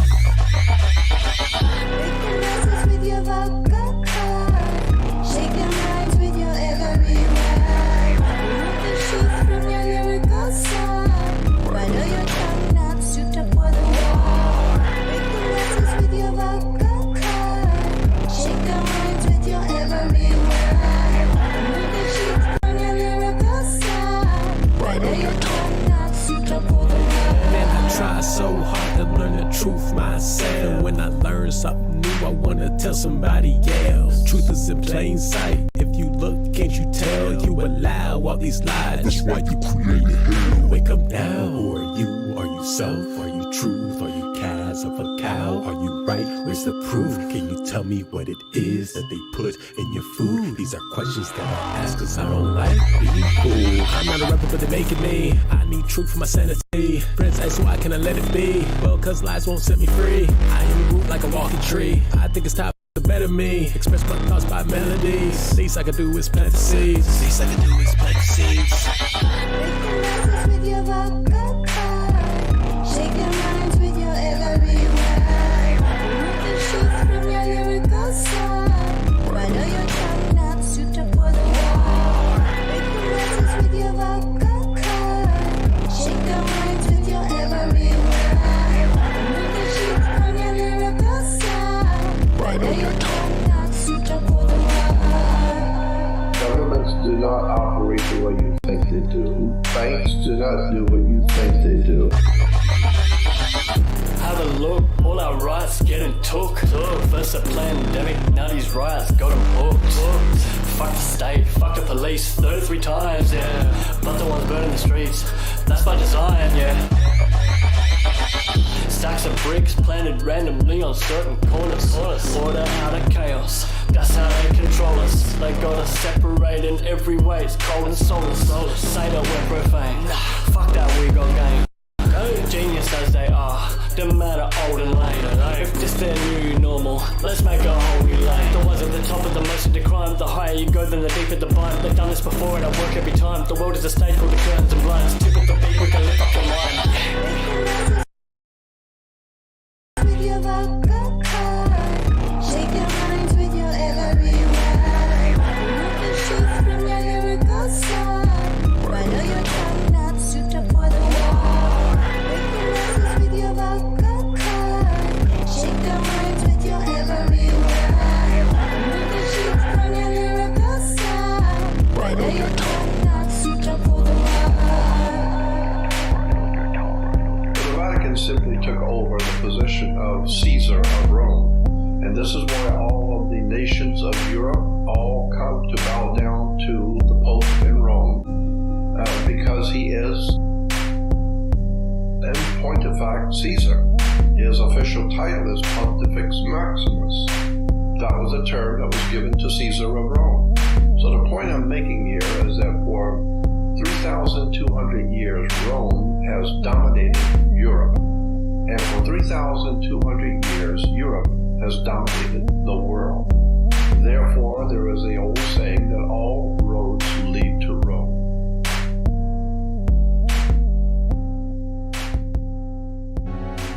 You are listening to Infinite Plane Radio. Stick around for live call-in shows. Stay for the music and recent replays. Join us at infiniteplane.live for 24/7 live chat with other listeners.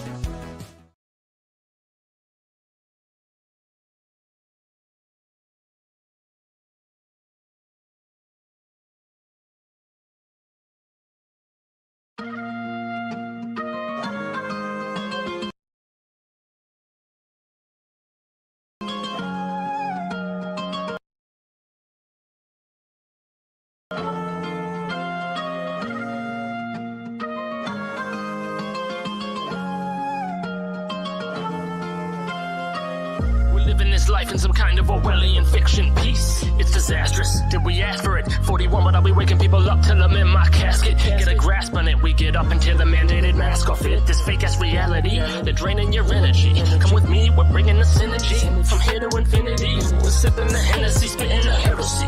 You're blindly following enemies. The weight of your life, why do you let it be?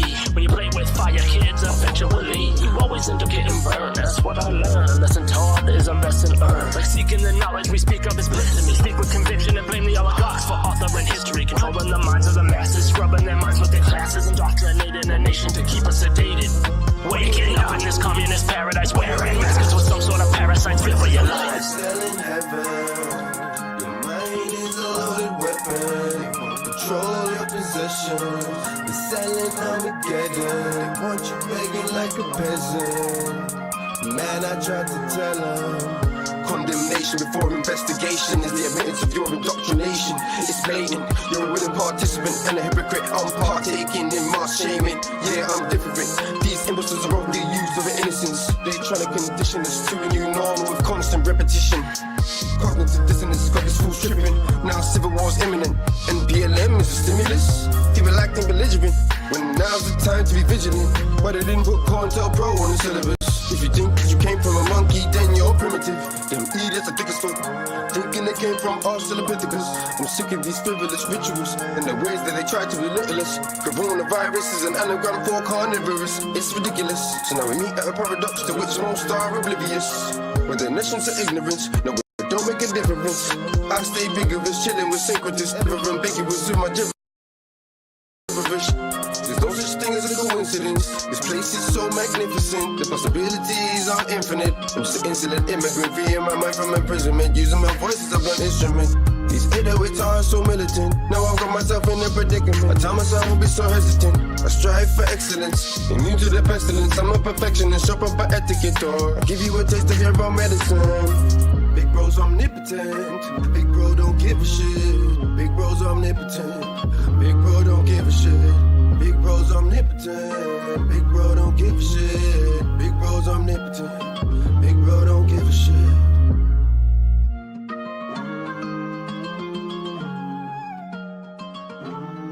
This is Chief Crow and the Flat Earth Worms. Auto Hoax.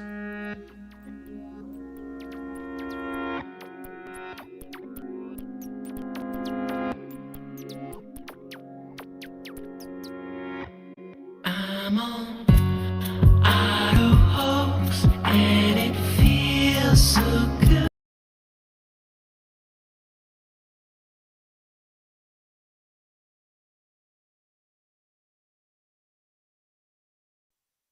This is Chief Crow and the Flat Earth Worms. Auto Hoax.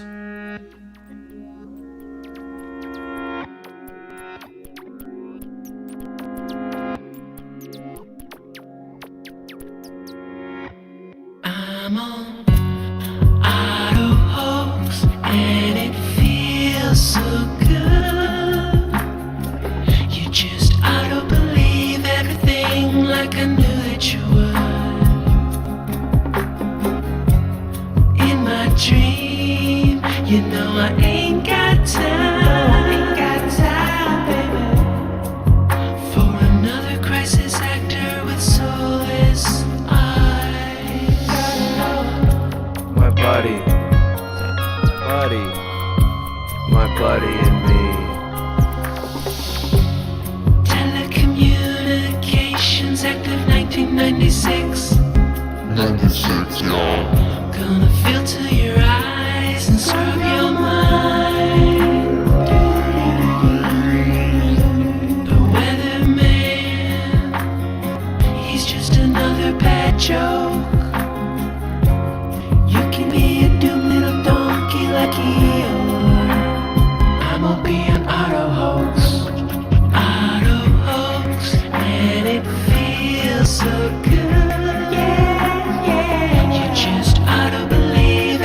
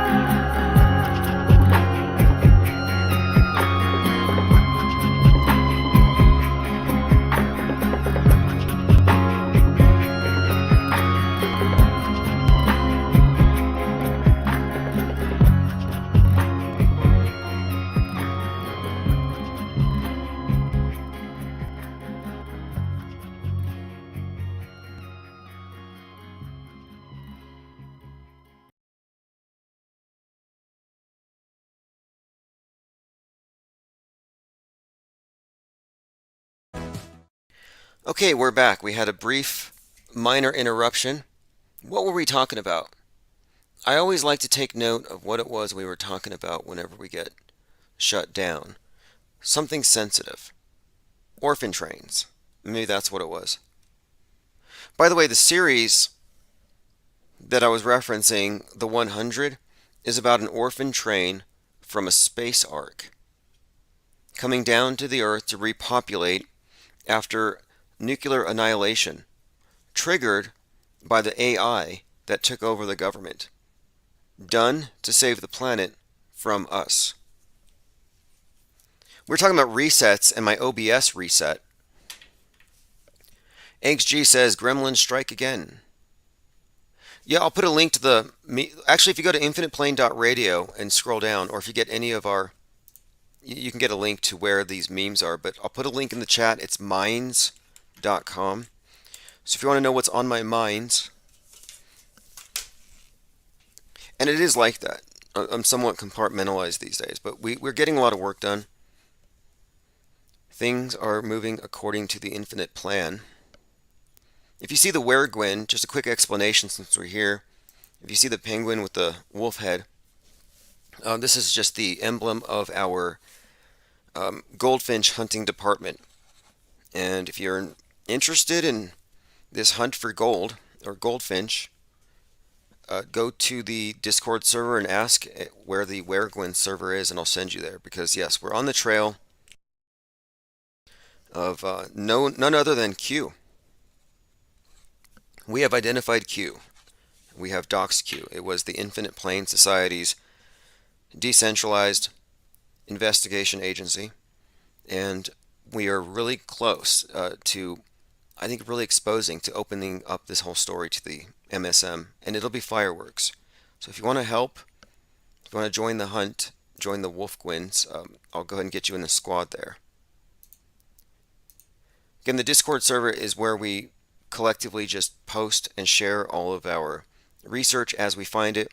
And some of the stuff I find is just so unbelievable, but you would not be able to amass all these memes by yourself. That's why I suggest you join. Add to our strength here. Listen to this. John Kerry says he hopes Putin stays, quote, on track to fight climate change during the Ukraine invasion. What does that mean? Coming from a skull and bonesman, Saturn, cult of Saturn, Satanist, whatever you want to call these guys, they're not philanthropists. In fact, John Kerry is waging World War Zero, which is the agenda of let's cut our collective carbon footprint in half by 2030. So I'm like, wait, what does he mean by fighting climate change? Conserving on fuel or killing a lot of breathers? Because you are climate change. You're responsible for this. You're the consumer, you're the breather. Whenever they say we got to do something, like to fight climate change, I hear to fight man. That's pretty much the pattern. There are no philanthropists who believe in the climate change agenda, which is obviously Marxism. Okay, here's a couple of weird stories I got to point out too. We talked about this thing before, how on the 30th, there was a viral story about Colin Kaepernick being dead. The story went viral on all the various websites that deal with sports. Just a hoax. Well, anyway, Jaden Smith, who played young Colin Kaepernick in Colin in Black and White, was on 22222 mistakenly reported as dead. Jaden Smith has broken his silence by shutting down rumors of his death that took the internet by storm on Wednesday morning. He reacted to Twitter, on Twitter with a bizarre social media. This is, again, he just tweeted the word invisible, but it's a bizarre social media claim that went all over. So he was reported as dead, and he responded with the word invisible. Whatever that means, but my point is, he played Colin Kaepernick. Colin Kaepernick was reported dead mistakenly a month before. Strange. Doom for the Dinos came in springtime. This new study is just discussing when the I guess Mount Everest-sized rock hit the Earth 66 million years ago. The one that punctured the atmosphere and hit with such velocity that it shot a great deal of biomatter out into space, basically squirted dinosaurs onto the moon with a bunch of ocean and trees, supposedly, I imagine, because the moon rocks that came down were all made of wood. You're all familiar with that story, and this is a deal killer. You want to say that the moon landing hoaxers are conspiracy theorists? Explain this. Petrified wood. The moon rock is nothing but petrified wood. This is admitted. So, if you're going to be consistent with yourself, if you're a believer in mainstream science, then you're going to have to admit, or at least agree, that the moon is made out of wood. There's no other explanation. The moon is made out of wood, A, or B, they faked it. They didn't actually go to the moon. Or maybe when the asteroid hit the Earth, it also sent wood to the moon, if you want to believe that. But yeah, is the moon made out of wood? Let me go ahead and play this clip here. This is from NPR. Moon rock is really just petrified wood. This is one of their sources. NPR will tell you the moon landing was real, but NPR. Listen to this. A prized possession in the Dutch National Museum. Good morning. I'm Steve Inskeep. A prized possession in the Dutch National Museum is not what the curators thought. Back in 1969, the Apollo 11 astronauts visited the Netherlands, and the U.S. ambassador gave the Dutch prime minister what he said was a moon rock. No doubt it gave a warm feeling to the U.S. ally. But when an expert saw it in the National Museum, he said he wasn't so sure it was real. Geologists have now identified the moon rock as petrified wood. It's Morning Edition. Petrified Between wood. streaming services and digital. Okay. Guys, NPR. IPR, Infinite Plane Radio, will soon be doing what NPR does, but from the perspective of not having our heads through the screen. Eric Britton says, I believe you're right about that. Climate change is code for the common man. That's correct. When they get you to recycle, they're getting you to separate your decisions. Those decisions that are sustainable versus those that are not. It's the new concept of, sin and the expiation of guilt. And the recycling process takes you to the dumpster with the symbol of the 3 nails, a reference to the dying and resurrecting sun god, but also 3 nails arranged in a triangle, but also at right angles, so it's a cycle. So the god of death and rebirth, recycling, is encoded into, earth worship by recycling. You're worshiping Gaia, which is a name for the earth god. And then speaking of Gaia, and this is something most of you here have already heard, but the World Economic Forum 666 says that they're launching this thing called Gaia, the Global AI Action Alliance. So this is the idea that they can have an artificially intelligent being take over and nuke us to save the Earth, just like in the 100. But the significance here is Gaia includes AI in the middle, which very significant. AI is code for 19. We've talked about the symbolism of that number itself, but also more importantly, Gaia is the goddess of the earth. So the earth itself, the earth god is Gaia. So you're recycling for Gaia. Praise Gaia. And throw your crushed cans in there and think you're staving off his wrath. Johnny's List says, I think climate change is code for bullshit. Right, well, climate change is 33 years old. It was started in, I think some NASA scientist, let me take a look at that, the birth date, because you'll notice that a lot of these psyops take 33 years to come into fruition. Happy birthday, global warming, climate change 33, celebrated on January the 23rd. Okay, so it was January the 23rd, 1988, and it was a NASA scientist, so you know it's true, who just declared it a thing. So global warming's a vibe.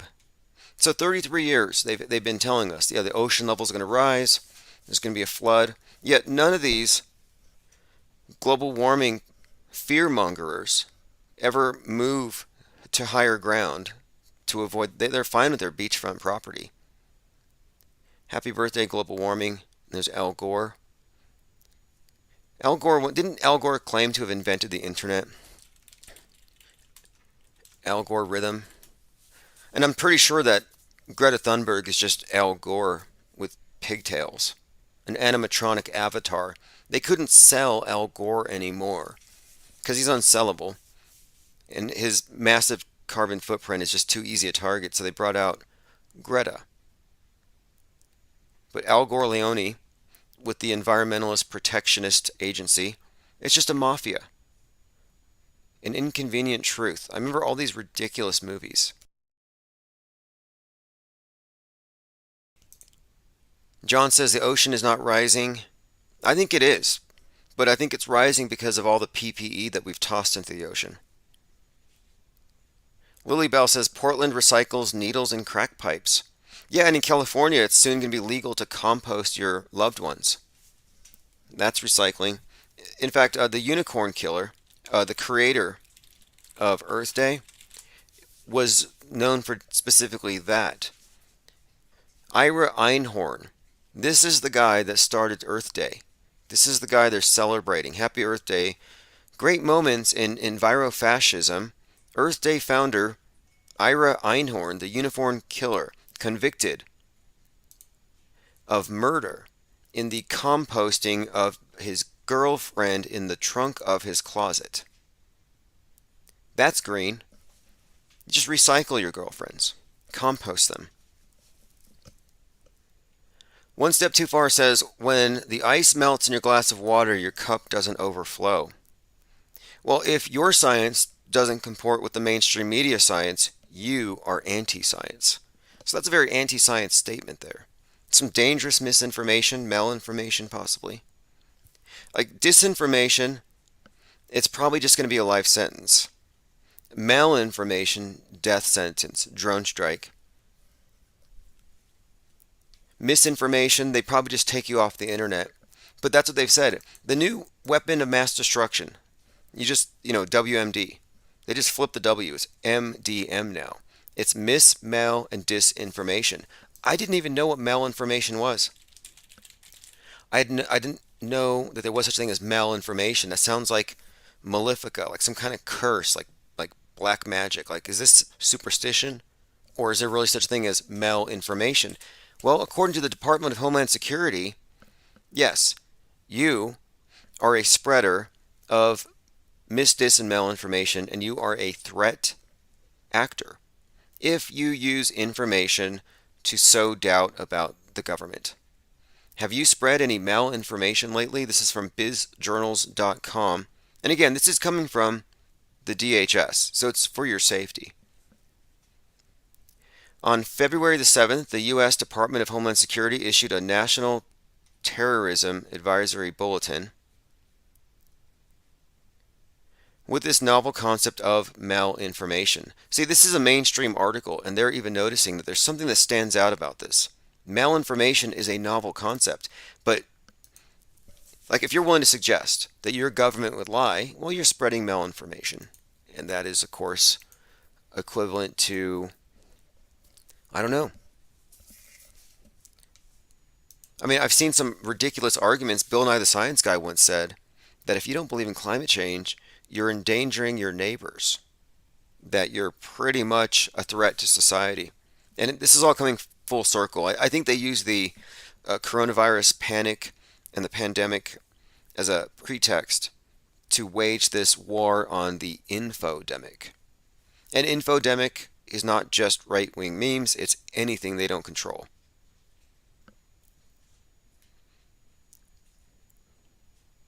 All right, going through some comments. Johnny's List says the ocean level is rising mostly at the equator due to the Earth spinning. I heard it on the radio. Oh, that's funny. So it's fatter in the middle. It's oblate. I like that whole idea. But by that logic, how come the planets that we see on the TV are so spherical? I mean, wouldn't they all be somewhat pizza-shaped? And if the Earth is fatter in the middle, then, flat Earth is where we're eventually going. I mean, like tossed pizza dough. You spin the dough, and it flattens out. So maybe we're not flat yet, but we're getting there. Symbolic Study says, greetings all. Joined by Strawberry Blind. Infinite Muse, mal equals bad. Yes, exactly. Well, see, this is the thing. What is it? Malleus Maleficorum, that witch's hammer. Yes, the Hammer of Witches, best known as a treatise on witchcraft. This was the book that was used for hunting witches. And so this idea of, like what we're having now, this pretty much superstitious notion that people who are carriers of bad information are more or less witches. Contact tracing is what we're looking at here. They're setting this precedent already too, that your browser history is a predictor, of what you might do in the future, Minority Report level stuff. But anyway, I would say that yes, you are not just an infidel, you're a witch. This is a new inquisition. The whole Patriot Act idea of, like, we got to find the people who are being radicalized by the Quran, trace the radicals to their source, find the radical cleric. Where do they go to the secret meeting where they all signed the pact with the devil? This is the idea of this radicalization. But now the radicals are radicalized by misinformation. Like, they've replaced the Quran radicals with the QAnon radicals. Contact tracing set the idea that you got to trace the people who might be super spreading as a way of protecting you. So you get a call. Oh, you went and got your hair cut here. We're calling you to let you know somebody there had COVID. So they established the precedent that, yeah, privacy is actually in the way of you being safe. Well, now it's being applied to, of course, people who spread information. And now, of course, they actually call you a threat actor. Hey, check this out. Tesla is no longer a $2 billion man. So he's still the richest man. He's still in the triple comma club. But he lost $71 billion. Now, I look at all these stories as coded. He gave $42,000 to the truckers, by the way. But yes, he lost $71 billion. And I thought, I wonder if there's any significance to that. The only thing I can attach to it might be they pulled 71 Joe Rogan tracks. But again, the $200 billion club just lost its most recent member. Does anybody here believe that Elon Musk is anything other than a media construct, an actor? He pre-existed himself in the book written by Werner von Braun. He's obviously been typecast as this Iron Man / Willy Wonka. And then there's all these tie-ins between the space program and outer space, media tie-ins. Like the Starship, Star Trek. On Mars, they actually found a plateau that looks just like the House of Stark from Game of Thrones. Again, it's a wolf. Now, House of Stark, Tony Stark is Iron Man. Let me hit the comment section up really quick here. Salty Siren says radical rabbit holes. Yeah, that's what they're suggesting here. And I think they're setting the precedent for something, an internet blackout. Like, I saw this coming last year when Kim Kardashian froze her social media. I think Leonardo DiCaprio did too. I mean, that's what they said they did. They reopened it, but they froze their social media because of internet hate. And I thought, that's kind of weird. Like, who cares, right? Well, apparently this is, I think, an influence operation. Kim Kardashian and other celebs froze their social media. And they use the word froze. They protest social media by freezing their accounts. I can't sit by and stay silent. Kim Kardashian West freezing Facebook. And there were other celebrities too. But this is because of online hate. And I thought this was a trial run. This was in September of 2020. Okay, here's some other celebrities. And think about the term frozen. Leonardo DiCaprio. Oh, they did it for 24 hours. Stop hate for profit. Misinformation shared on social media has a serious impact and undermines our democracy. I think they all said it. They all read the same lines, but my point being, they've been setting the stage. Like, so the public has already accepted the idea that if somebody sneezes, somebody else can drop dead if they walk by it within an hour. That's how it was originally spread. Do you remember when they were referring to this thing as like airborne, this airborne AIDS? And then it just kind of became what it did, and now it's gone because Putin cured COVID. And speaking of AIDS, like AIDS is now the variant of the day. These things are all like a cycle. They just bring these things back. And so now they're going to say, well, how did I get AIDS? How did this kid get, how did these virgins, how are these people getting AIDS all of a sudden? What's the common denominator? And they're not going to want to point at the boosters. They're going to point at the anti-maskers. They're going to say, oh, these guys, they're going to say it's airborne, that you can be a super spreader with no symptoms. You know, asymptomatic super spreaders, the healthier you are, the more dangerous you are for society. I mean, they really did a job on us in 2020 with the cognitive dissonance. But it's amazing how they accomplished so much. They got people to bend over backwards. They got people to just throw away all their common sense, walking around with fish bowls on their heads, wrapped up in garbage bags, fighting over TP. And now, just like that, it's over. Lean Dion says, winter is coming. Game of Thrones, crowned and conquering child.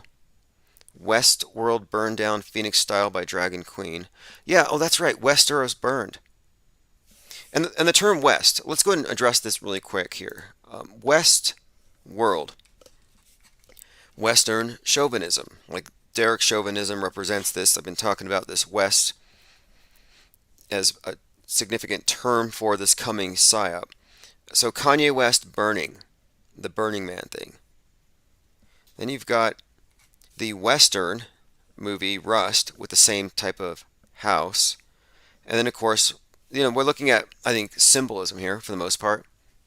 But I was looking at this Marilyn Manson Kanye West thing very closely, and I find it to be very, very interesting how they've already had these connections to them before. I remember I heard this song called Black Skinhead, and I thought, it sounds like Marilyn Manson. And it turns out it's some type of I don't know if it's a collaboration or something, a sample. But, you know, we're looking at drama, ritual, and I would say predictive programming with that whole Donda thing, which corresponded, of course, with Pluto and ties us into 1776. I mean, what we talk about on this channel with the scripting of our reality, of the world stage reality, it's all based on the stars. It's based on, like the Great Reset was Jupiter and Saturn's conjunction. You know, these are templates that they write our script within. So there is a bigger structure here. And I think this destruction of the West and Westworld and Pluto coming back, it's all very significant. And my take on it here is that it's 1776 versus 1619. I'm going to have to do a separate live stream on that particular dynamic and how I have arrived at it. But I think that's what the crack is about. This crack we're referring to, this split or schism. Two different competing visions. This is from Daily Dot. Combat footage from a game called Arma 3 is being passed off as real. Combat footage from Arma 3 is a reoccurring fake news meme. See, this is what I've been saying about people can't tell the difference between real and fake. John says, the robo phone call on Crater Earth really cracked me up. Rourke says, you notice they don't talk about COVID anymore because the shit's about to hit the fan. Right. Well, look, there's something here. I have I believe, some predictive programming for you. So, do you remember when the piece of Russian space junk was about to hit the Earth? And this is probably a story from, I guess, was it November? Let me bring this up really quick first, because this is probably predictive programming for what's about to come. Okay, here we go. Russian rocket fails. And this was from December. Russia's biggest space war rocket in decades, the A5 malfunctioned and only made it to low orbit, sending 20 tons of payload back to Earth. So if you missed this story, and this is back in December, Russia's rocket didn't go up all the way, and it comes back down to the Earth. It failed to reach its orbit of 22,000 miles above sea level, and it drops back down. Now the thing is, the object had a name. It was, here we go. By all indications, the object is very similar to our Percy, stuck in low Earth orbit along with the payload. So anyway, we were just like reading about this piece of space junk and the name Percy, Persei. And it turns out that that name has a relationship to these invading reptilians from Futurama. They're called the Omicron Persei. Omicron Persei 8 is a planet inhabited by large aliens that frequently attempt to invade the Earth. So the significance here was mainly that Omicron was the variant that was on the way in. And at the same time, we had this Futurama tie-in with these alien invaders with the name Omicron. And then, of course, we had the Russian space junk named for the place where these aliens come from. So we've seen this constant recurring theme of alien invaders being correlated with the viral invaders. So you got this new Omicron viral strain coming in, and at the same time, we've got this alien reptilians from Futurama. But again, the Percy upper stage crashing into the Earth. So again, invading from space. Big hunk of Russian rocket crashes as space junk. And then part of it too is there's a correlation that they've made between orbit and circulation. As in, the space junk is a problem internationally, globally, whatever, and the junk in our circulation, in your inner space, is a problem. You got the boosters.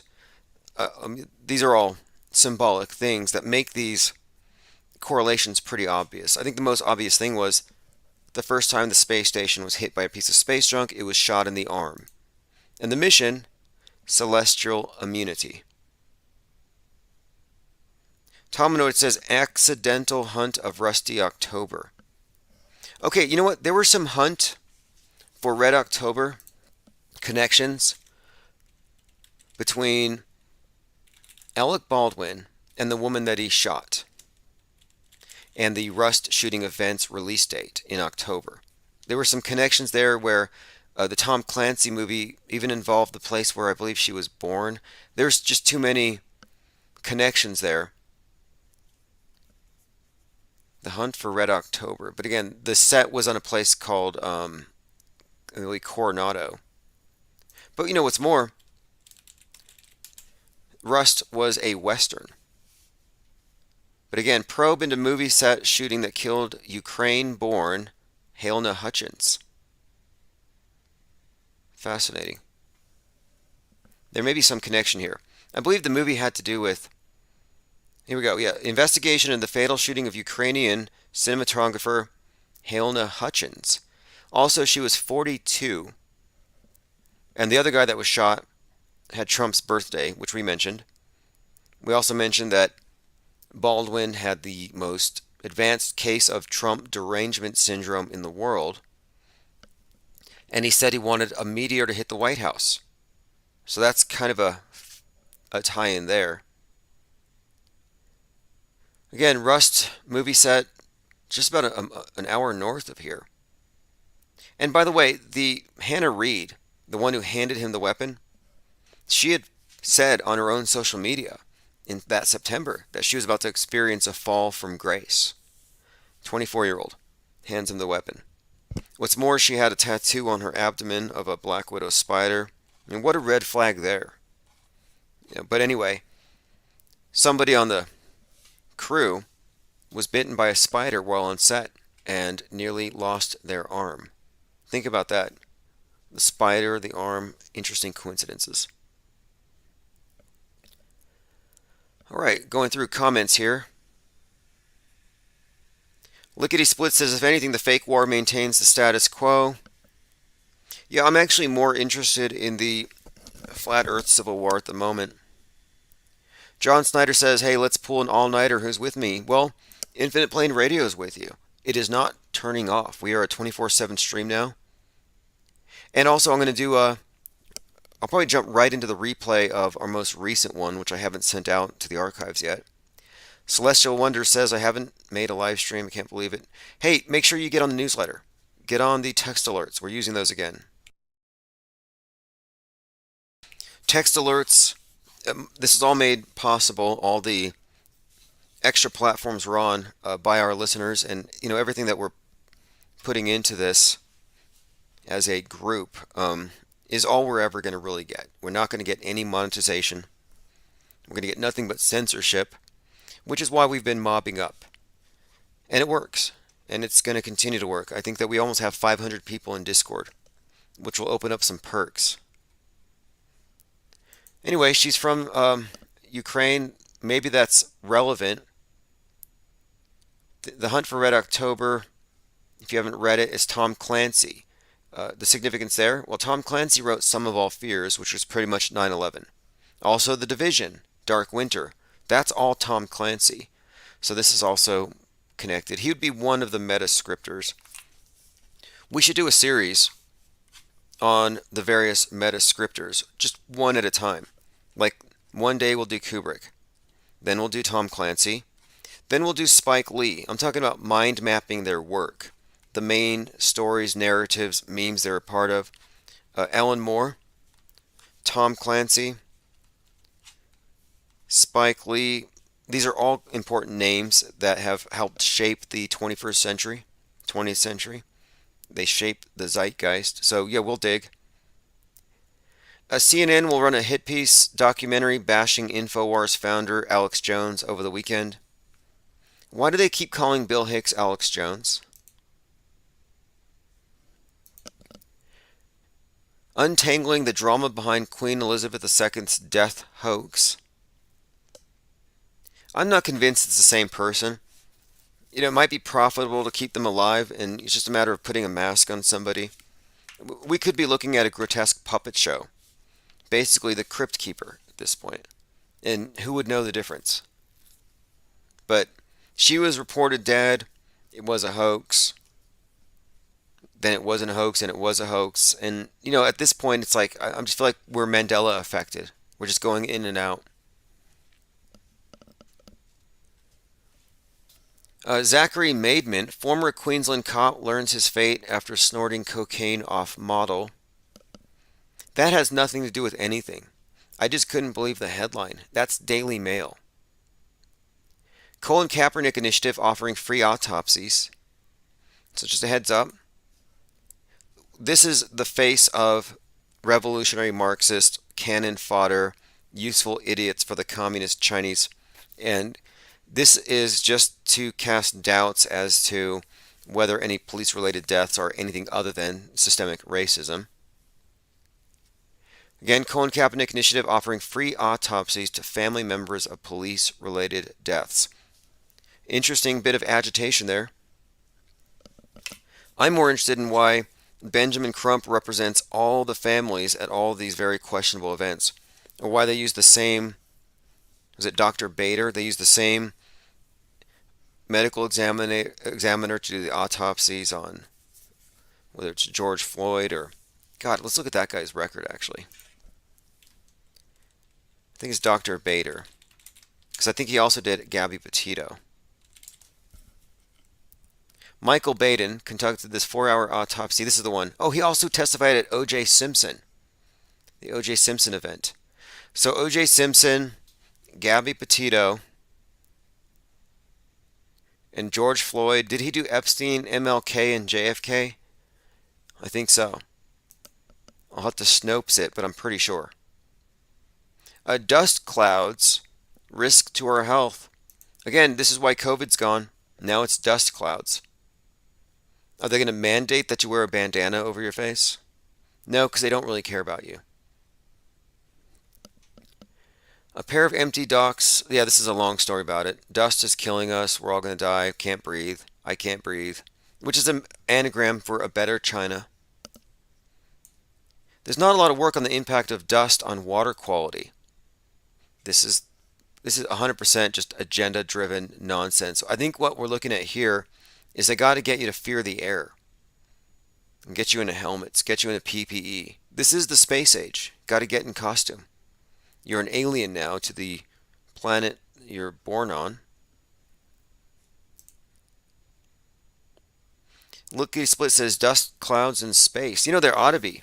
One of the things that's missing most of all out of outer space is dust. I am amazed at how little dust there is. I mean, look, Pluto right now is like 3.3 billion miles away, and it's smaller than the moon. So look at the moon, and then picture it going back from 237K, 1,000 miles away, to 3.3 billion. And you can still see it, right? Because we can believe this. Now, between your eyeballs and that dot, 3 billion miles away, there's not enough dust to block it. Not even a little bit. Yet, if there's a minor dust storm, you can't see the horizon 8 miles away. What is that? The way there is so much dust in outer space right now that we ought to have clouds blocking out stars. Let me see, how far is Pluto? Right now, Pluto is 3.27 billion miles away. About 3.3. And there's Pluto. I can't unsee that dog, Pluto's face on it. Again, Pluto is Hades, and this is one of the main things that I wanted to bring up here in terms of this storyline that we're seeing. Hades is bringing out the crack pipes, the Kraken. What is the Kraken? Well, take a look. And again, the Kraken agenda, this Kraken story is also connected to Seattle, not insignificant. And Hunter Biden, the crack pipe thing, how can these be coincidences? And whether or not this story is an exaggeration or if they're misstating it, look at these headlines. Fact checking, is Biden funding crack pipes? Biden admin to fund crack pipe distribution. This is something that we've been talking about for a year now. Well, we've been talking about this since Sidney Powell, the Kraken, and NHL, the Kraken. If you listen to the archives here, we really follow the zeitgeist and the memes that they use to convey the big narratives of the day. And the fact that right now, tax hikes and crack pipes is like the slogan of the Democrat Party, this can't be a joke.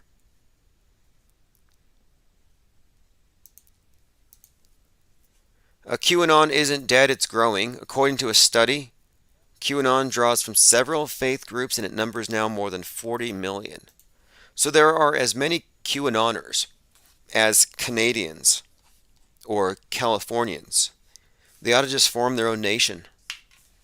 The QAnon just form its own nation, its own religion. They have their own Jesus. They have their own neo-Christian cult, JFK Jr. Well, JFK Jr., that's their bloodline of Christ. And in many ways, you could look at Q and the Q drops as a new Q source, the oral tradition that became codified into the gospel. Marve says, from the Great Conjunction, Jupiter be rising in the sky until 2024, while the stars stay on the same course and all planets are supposed to be on an ecliptic, not relating to a spring tilting of the Earth. You know, there's a movie, I think it's called Jupiter Ascending, I have to watch. Okay, Clockwork 113 says you could call it Qtaria. Lickety Split says Qstan. Celestial Wonder says Qtardia. Yeah, that's not bad. You got Jonestown, because they got the Q-Laid. But yeah, no doubt, 40 million, that's a lot. And it is a religious movement. And it's not like they left the churches and became Q. The Q is a government-created religion. It's a way to demonize populism. It's a sabotage movement. It's literally it's a religious cult superimposed onto our politics. It's superstition, eschatology, mind control, and it's really done by the best in the PSYOP entertainment complex. They all know what they're doing. That's why Bill Hicks was able to go out on the Capitol on 1/6 and scream into the microphone that they're going to take Joe Biden out one way or the other. He said that because he can get away with it, because he's an agitator and he's on their side. So when CNN releases this hit piece against him, remember, he's mainstream. He's with the mainstream. He's their heel. Panic frenzy unfolds over the news of Queen Elizabeth's death. Again, what's she going to reincarnate as? I'm pretty sure that Philip came back as Omicron. Johnny says Q sets. Yeah, Q Crane, not bad. QQ Stan says Rourke 66. I don't think they're crazy or cuckoo necessarily, any more than, any kind of religious organization. Any religions look crazy from the outside if you're not a believer. But that's the thing. They take pride in their shared faith. Like, we all agree that we don't know, and this makes us happy somehow. And it's the same here. But they believe that they have the inside scoop. So, you know how a religious fundamentalist can tell you, yeah, we're in the end times, Satan's coming, it's going to be terrible, judgment, etc. But the good news is we win. It's already been written, so Satan loses, haha. I'm like, okay, so you already know the script, and you already know, they're like, yeah, just trust the plan. Just trust the plan? That sounds very familiar. It's the same thing. Like, oh, they know the bad guys are drinking the baby blood and doing all the bad stuff, but just trust the plan because Trump's going to save us with the white hats. Just stay home and eat your popcorn. Don't get agitated. Don't resist the lockdowns, because the lockdowns is just the clever way that 8D Chess Trump is getting us to sit down while they round up all the baby eaters like Ellen DeGeneres and Tom Hanks. So much bad hopium. A right-wing radio host accuses Trump's Truth Social of censorship for putting warning labels on his posts about killing public officials. Censorship. If somebody says censorship and the government's not censoring them, they don't know what they're talking about unless they're being hyperbolic on purpose. That is a far cry from censorship. Like that, this is a common thing. People think when you're big silence. Well, there are other factors here, but Truth Social has every right to not allow people to, put out hits on public officials. But that's Trump's new social media platform. I haven't been able to log in. I think it crashed on day one. And of course, it's Truth Social. But truth is in there, it's going to be a right-wing truth. And it's not going to be truth from the perspective of, we know about psychological operations, we know about fake news. No, it's Fox level truth. I mean, so you could call Q a psyop, you could call Q a religion, you could say they're all delusional and they're chasing false hope and running from basically a false they're running from kind of a new version of the devil, and they've kind of reinvented all these fears. But anyway, you could call them culty, and especially the worship of JFK. But are they that far removed from the mainstream believer? And I would kind of say no. They just have a different interpretation of, it's like a different spin. Lily Bell says Milo Yiannopoulos is on Alex Jones saying that the earth is now cracked beneath the feet of the elites. Yeah, Milo, he bathes in blood, says Celestial Wonders. Let's look at that really quick. If you don't know, Milo Yiannopoulos was sort of a spokesmouth for MAGA originally.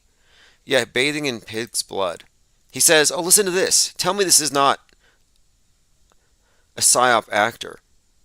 So here he is bathing in blood. This is Milo Yiannopoulos, a man who spoke favorably of pederasty on a podcast, and he says that he's a Western chauvinist. Again, using that term Western chauvinist is, I think, noteworthy because it says this is from 2016.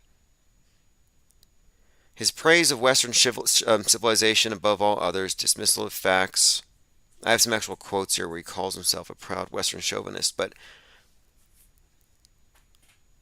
my point being, that's from the Proud Boys too. I'm a proud Western chauvinist, and I will not apologize for creating the modern world.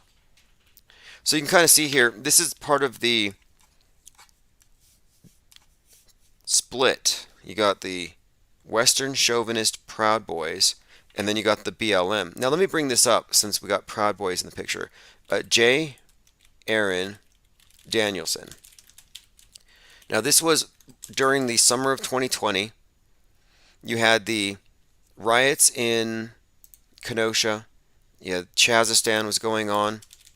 And then you had one of the leaders from the Antifa side goes and shoots one of the Proud Boys. And the Proud Boy gets shot in the chest right there on the street corner. And I think it was even live streamed. His name was Aaron Danielson. So here we have a few articles on it. The document said J. Aaron Danielson, a supporter of the Proud Boys. Again, a prayer patriot. Proud Boys. Western chauvinist. Pray Patriot was wearing a loaded Glock pistol. Anyway, he's walking down the street, and an Antifa guy comes out and shoots him, and then he brags about it on Vice.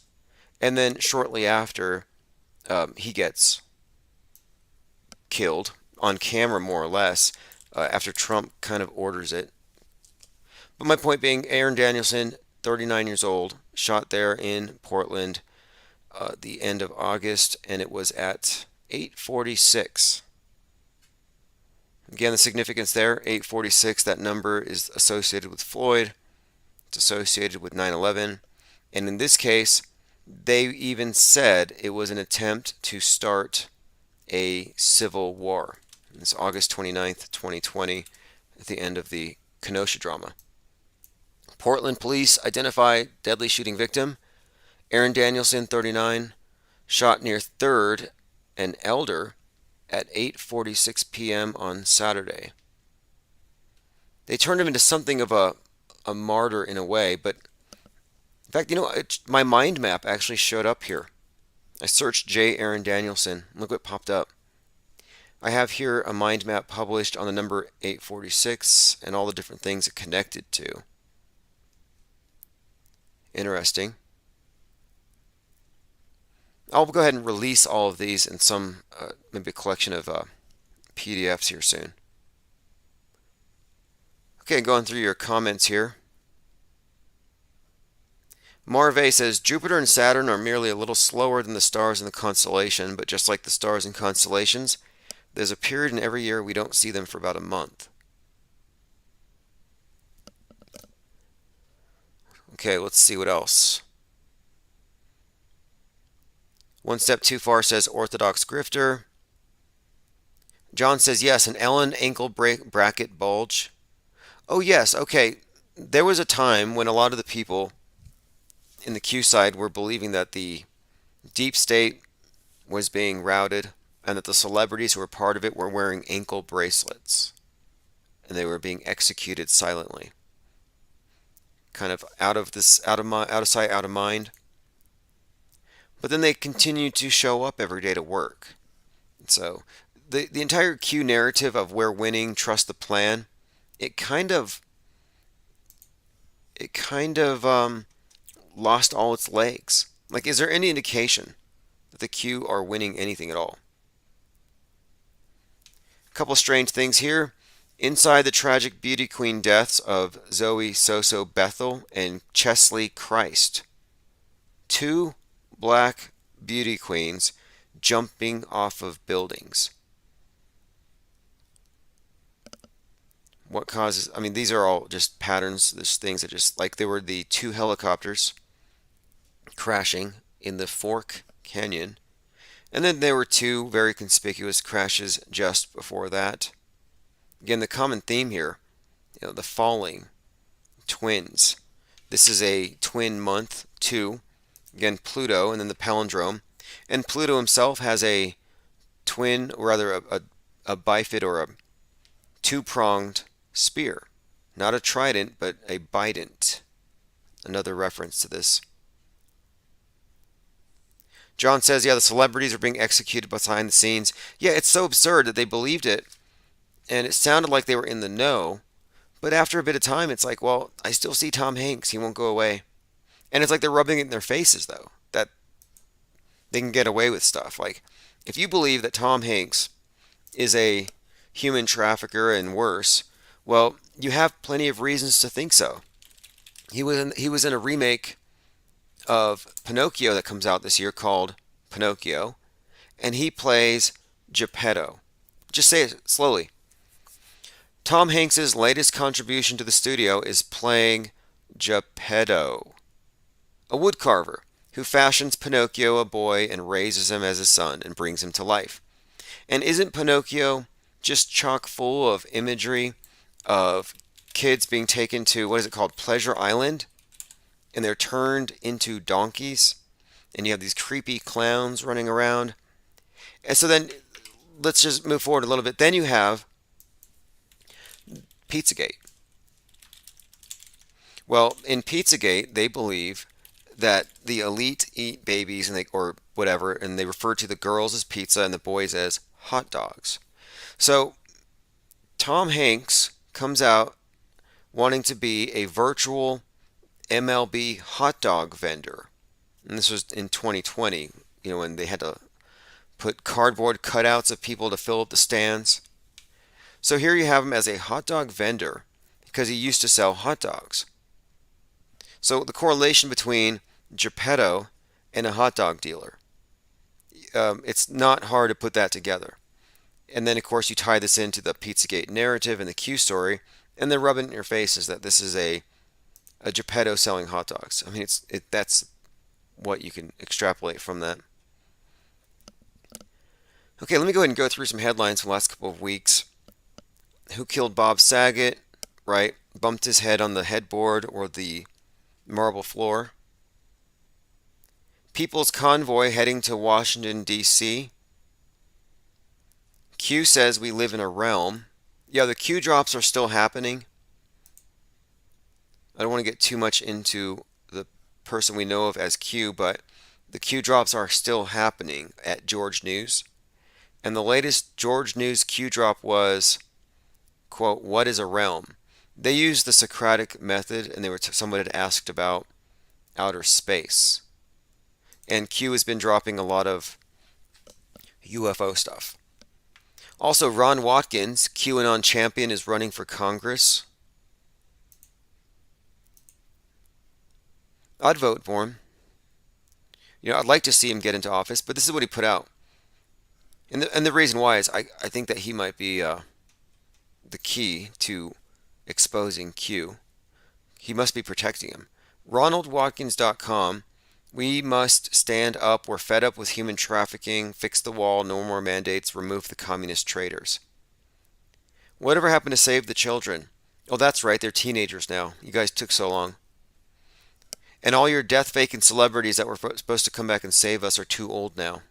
They're too old, and the children are now disaffected teenagers who were raised by the NWO babysitting camps in the deep underground military bases, and they don't want to be saved.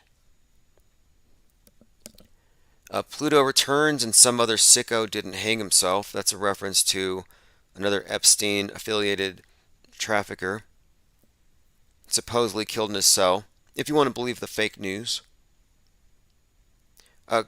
Crater Earth USA is on the Conspiratainment Radio network along with Infinite Plane Radio. So another place to listen 24/7. If you want the radio stream only, the audio, you can listen to us over at Conspiratainment Radio. There are other shows on there as well. Chinese space junk to make an impact crater. Oh, CGI. Chinese space junk to make a CGI impact crater on the CGI moon. And here's a video to demonstrate what it's going to look like when the CGI space junk makes a CGI crater on this CGI moon. About as fake as can be. The impact will be so powerful it will create a crater on the moon. And this is according to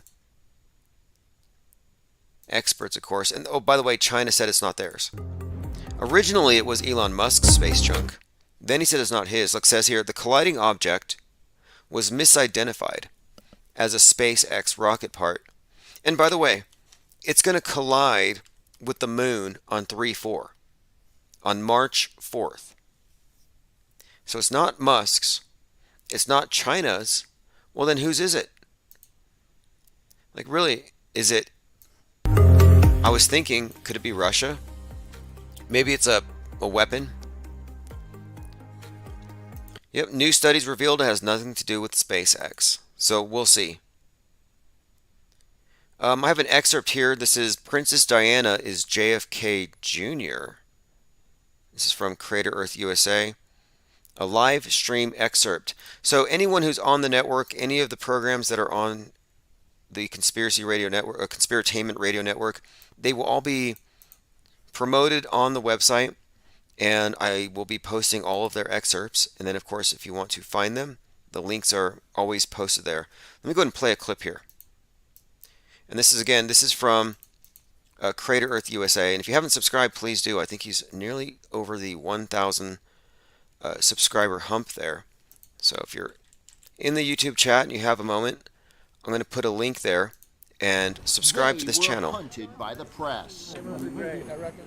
He was under pressure to save his business and his marriage. I want people to know the real John Kennedy. Now, the Prince of Camelot's chaotic... The Prince of Camelot, by the way, that's kind of an important facet to the story because the entire PSYOP with Q has everything to do with JFK Jr. and his father. But what's more, this entire PSYOP also has to do with the killing of JFK framed in the context of, well, I guess King killed 33 is the article that explains it, but it's framed in the context of it being the killing of the King of Camelot. So that would be the purpose there. I just got kicked out of that page for some reason. YouTube kicked me off. What was that about? I'm going to try to get back into that stream. Oh, by the way, they are putting fences up around the Capitol right now because the truckers are driving in. And one more thing. Biden walked out to speak on Ukraine-Russia at 2:22 p.m. 2:22 p.m. on 2/22, Biden walks out. So even he is, kind of part of this thing. John says, I like Crater Earth. Strawberry Blind says Crater Earth with an arm flexing emoji. Okay, I had to refresh the page. I have a couple of excerpts. The one I'm going to play, because I think someone in the chat had actually asked about this one. Let me play the excerpt with the first ever human hybrid. Sounds kind of gross. Makes me think of Will Smith making out with Sophia the robot. First ever human hybrid robot calling in. This is almost torture what YouTube does to someone like me if you're a YouTube pariah, where they don't let you access their site unless you're signed in. And if they've kicked you off, it effectively does what it's doing now. You've noticed I've had trouble for the last 2 minutes accessing their site. It's by design. Okay, well anyway, be right back. This is first ever human hybrid robot caller X317 live stream excerpt from Crater Earth USA. We might, I'm getting a call. Crater Earth USA. Is this Commander Lou Fiore? Yes, this is Commander Lou Fiore. Can I help you?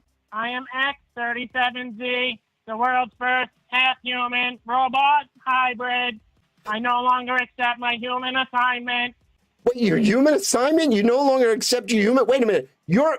Affirmative. Wait, is this Why a joke? do they call you Commander Lou? Wait, is this a joke? Is this a joke or is this actually a robot calling me? This is the world's first human robot hybrid, X-37Z. X-37Z. I'm so... Affirmative. You are an actual human biotech?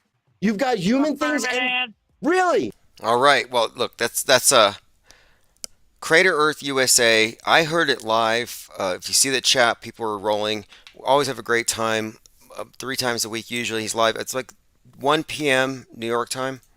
So if you don't want to miss it, I will be also posting notifications. There's a link in the chat. Yeah, subscribe. Please do. Thanks.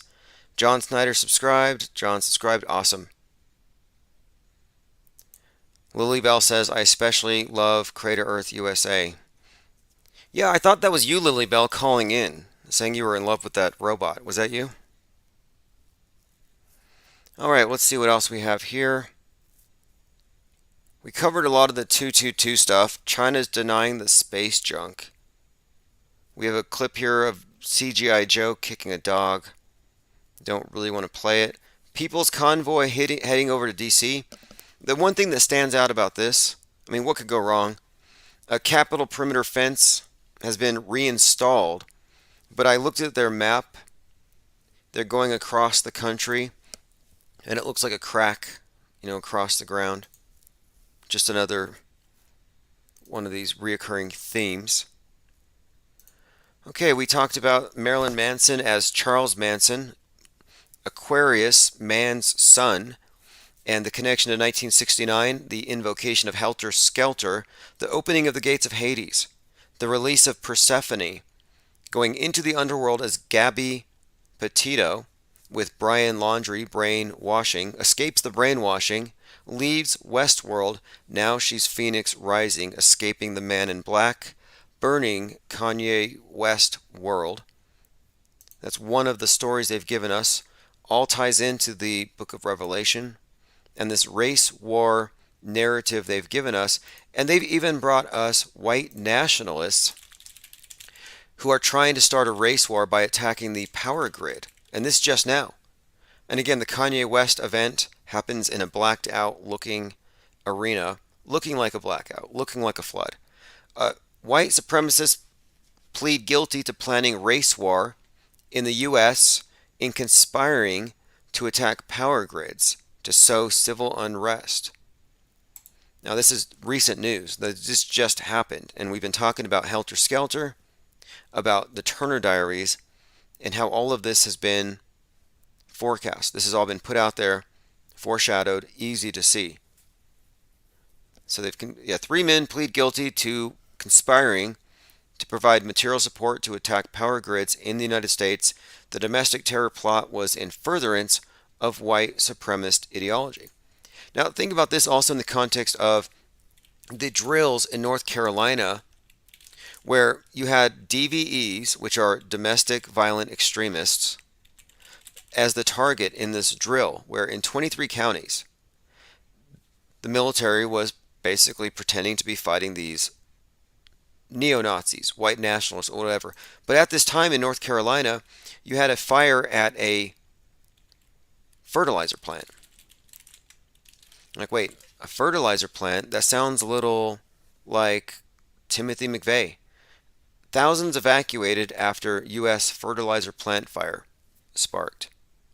So in the area where they are doing these drills, where they are attacking white nationalists, the preferred weapon of the white nationalists being fertilizer, just happens to blow up here. Burning, North Carolina, fertilizer plant contains enough ammonium nitrate to ignite one of the worst explosions in U.S. history. Now, drills are rehearsals, so I just have to assume, after having seen that yeah, they're going to have white nationalists do something very soon. More foreshadowing. Going through some comments. Tim Hamby 001 says, so I'm a bad person for wanting my race to survive. No, you're a bad person for wanting to burn down 5G towers, because I don't think you need to interrupt our live streams. Just start your own. I mean, there's still a bit of free speech out there. But you know, one thing I don't really get is, why are the white nationalists suddenly acting like victims? That doesn't make any sense to me. And the whole thing is obviously a joke. Honk honk means Hail Hitler now. Come on. These are all caricatures. The white nationalists calling themselves the base, that means, well, Al-Qaeda means the base. But one thing I have to ask them is, because most of them, they'll say, well, the Holocaust was fake or whatever, and then they bring up the Holodomor genocide. And I'm like, well, okay, so it just seems like that genocide is real and that one was fake, so we just choose which one is real. I don't really buy into identity politics and self-professed victims. Oh, you're just trying to genocide me. No, I'm sorry, Tim Hamby 001. I'm not trying to genocide you. Go make babies. Go to Europe. You got Eric Dubay, white nationalist, neo-Nazi rapper, the subject of that new Flat Earth book, who supposedly represents all flat earthers. And he puts out a book called Jew World Order, or video, about basically ethno-fascism.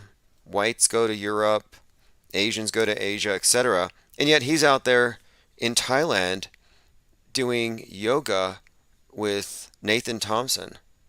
I'm like, what the hell? All right, let me go through your comments here. Also, if you haven't joined our Discord, just go to infiniteplainsighted.com, $2 a month, and you get access to all of our cutting-edge research, cutting-edge researchers, and all of the relevant links that you'll need to really, I think, see through all of the major psyops of our time. We pretty much have all the bases covered.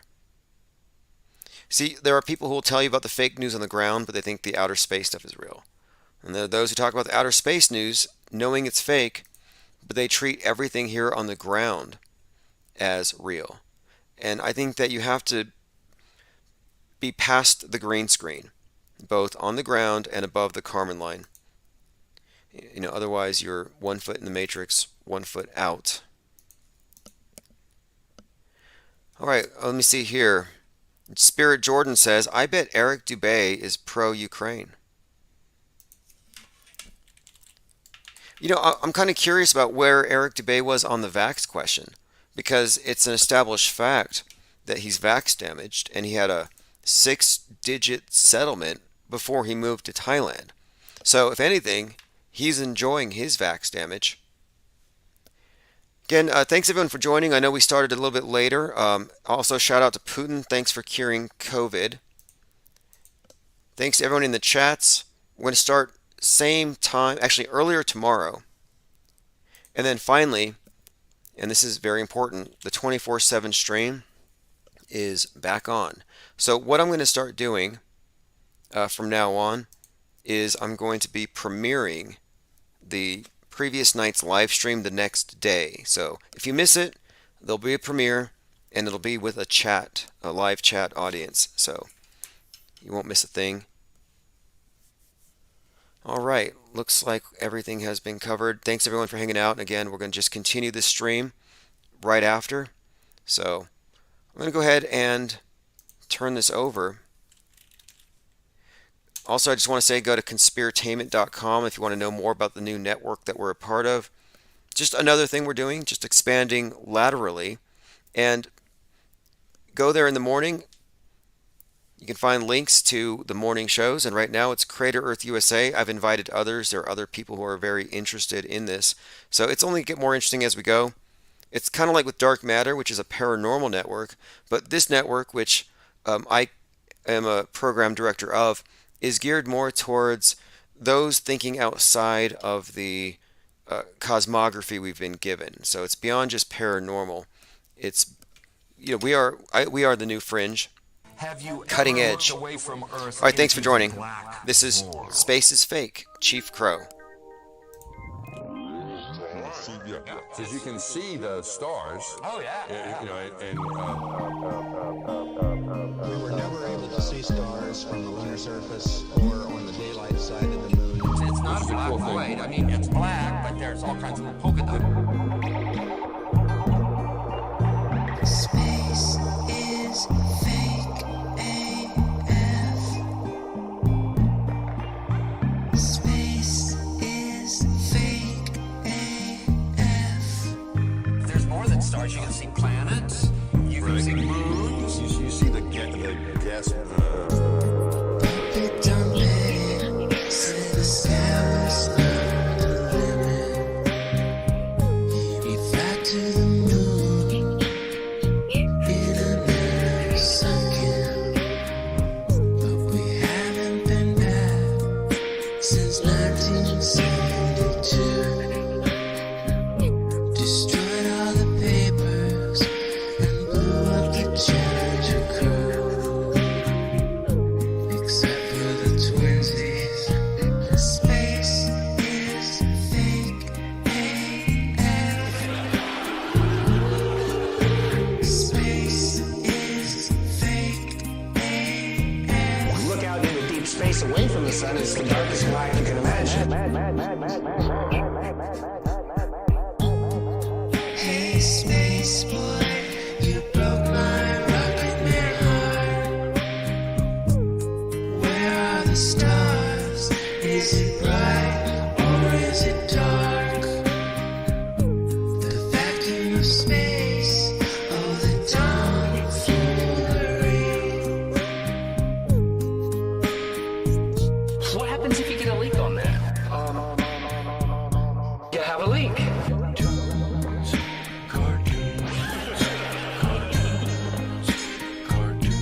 Debunk my bubble.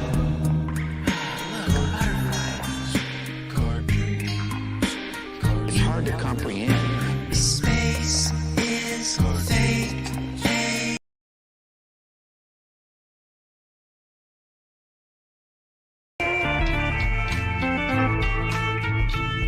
I'm going to the lake, gonna paddle my boat.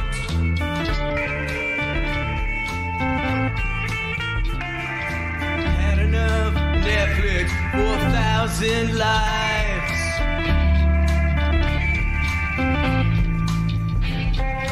Walking around the food king don't satisfy my mind.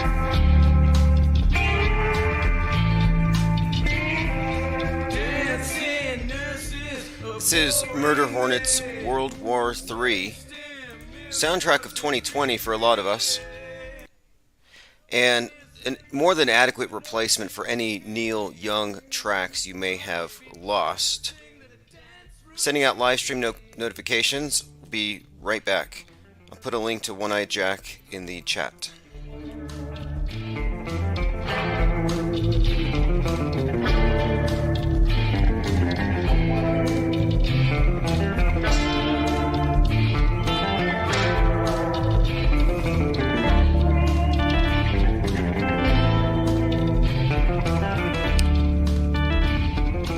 Okay, so 9:46 p.m. Trying to get this thing started a little bit earlier each night, but we're creeping down the clock. It is February the 16th, 2022.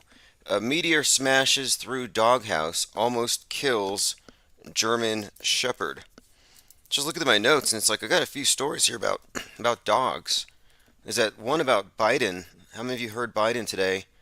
I don't know if it was a comedy sketch or if he was going off teleprompter, but Joe Biden was rambling about leaving a dead dog on some woman's front porch. Let's go ahead and start with that. This is your hologram in chief, CGI Joe, and his 33-second rambling story about handling a dead woman's dog. A woman said to me, obviously not of the same persuasion as I was politically, called me and said, "There's a dead dog on my lawn." And I said, "Yes, ma'am." I said, "Have you called the county?" He said, "Yes, they're not here." And I said, "Well, I'll get him in the morning." She said, "I want it removed now. I pay your salary." So I went over.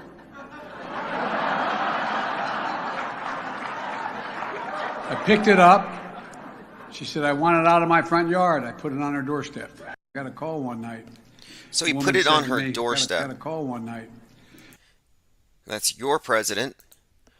So again, let's go ahead and see who's in chat, then we'll continue. Joined by Evil Coyote, Patrick78, Zin Valis, Innocent Princess. Yeah, Innocent Princess and Evil Coyote side by side. Tricky Who, AJ206, Truth, VJ McDirtywork. Thanks everyone for coming. I sent out live stream notifications via text messages.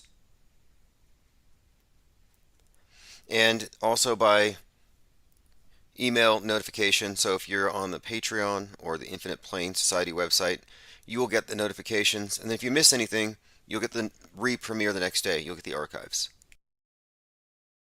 I'll be opening up phones here in just a moment. Lately we've been talking about how space junk was a hypothetical situation and didn't actually exist until this year. And it started with the vaxing of the space station when it got struck by a piece of space junk through its arm on their mission Celestial Immunity, where they were studying the effects of vaccinations in space or whatever. So now that these things exist, they're canceling spacewalks because of space junk.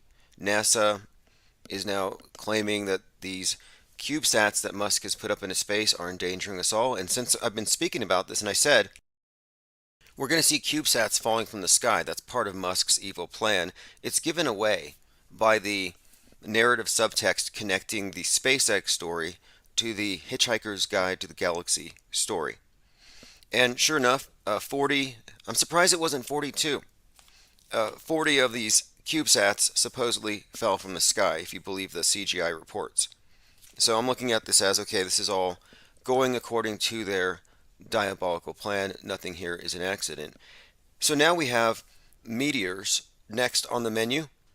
You know, people are kind of over the whole virus thing, and they've kind of really milked that psyop as much as they can. Got this meme today. I can't believe it's HIV variant already. I still have my Omicron decorations up. And I'm sure you all feel the same way. It's like they're just rushing through these things, and it's because they don't have the impact they used to. So now it's time for deep impact, meteor. Meteor smashing through houses. So this is from Futurism.com. Meteor smashes through a dog's house and almost kills the German Shepherd.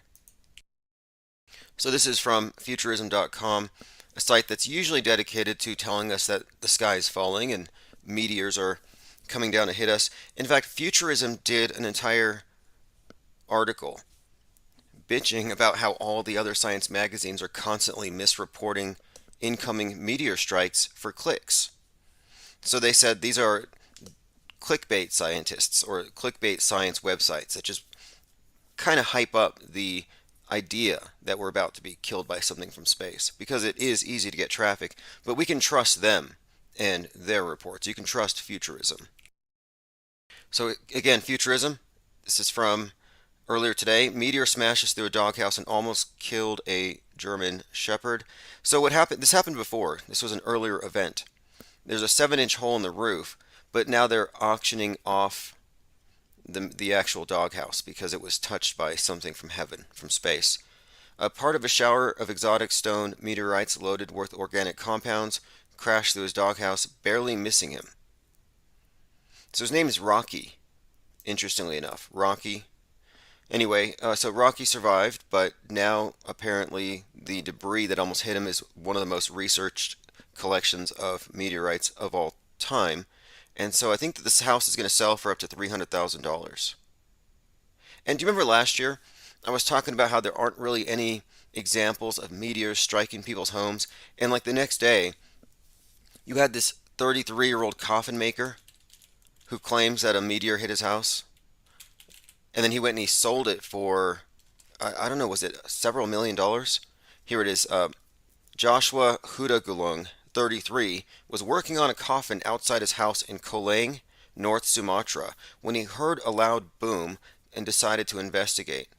So anyway, the coffin maker in Indonesia found a meteor and became an instant millionaire. A humble Indonesian coffin maker. Wouldn't he have been an overnight it says here overnight millionaire from this thing. $2 million. Cashed it in.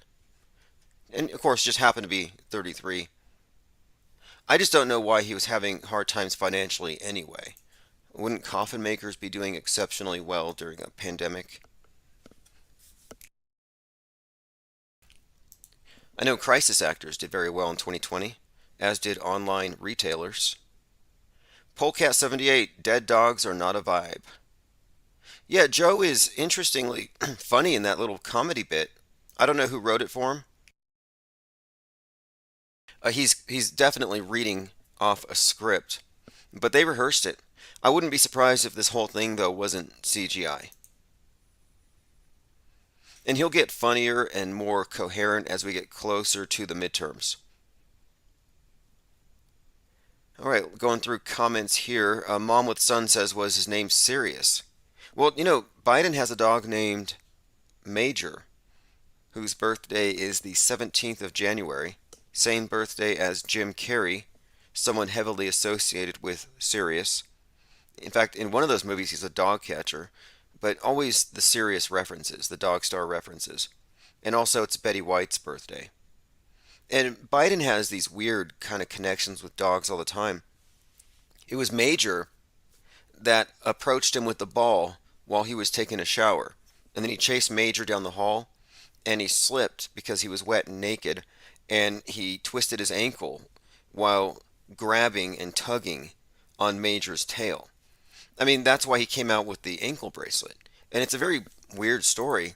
A woman said to me, and I remember thinking, this has got to be a joke. Joe Biden, ankle twisted, naked shower. Just my search terms here. Biden says he broke foot after shower when he pulled dog's tail. He slipped while playing with Major and twisted his ankle.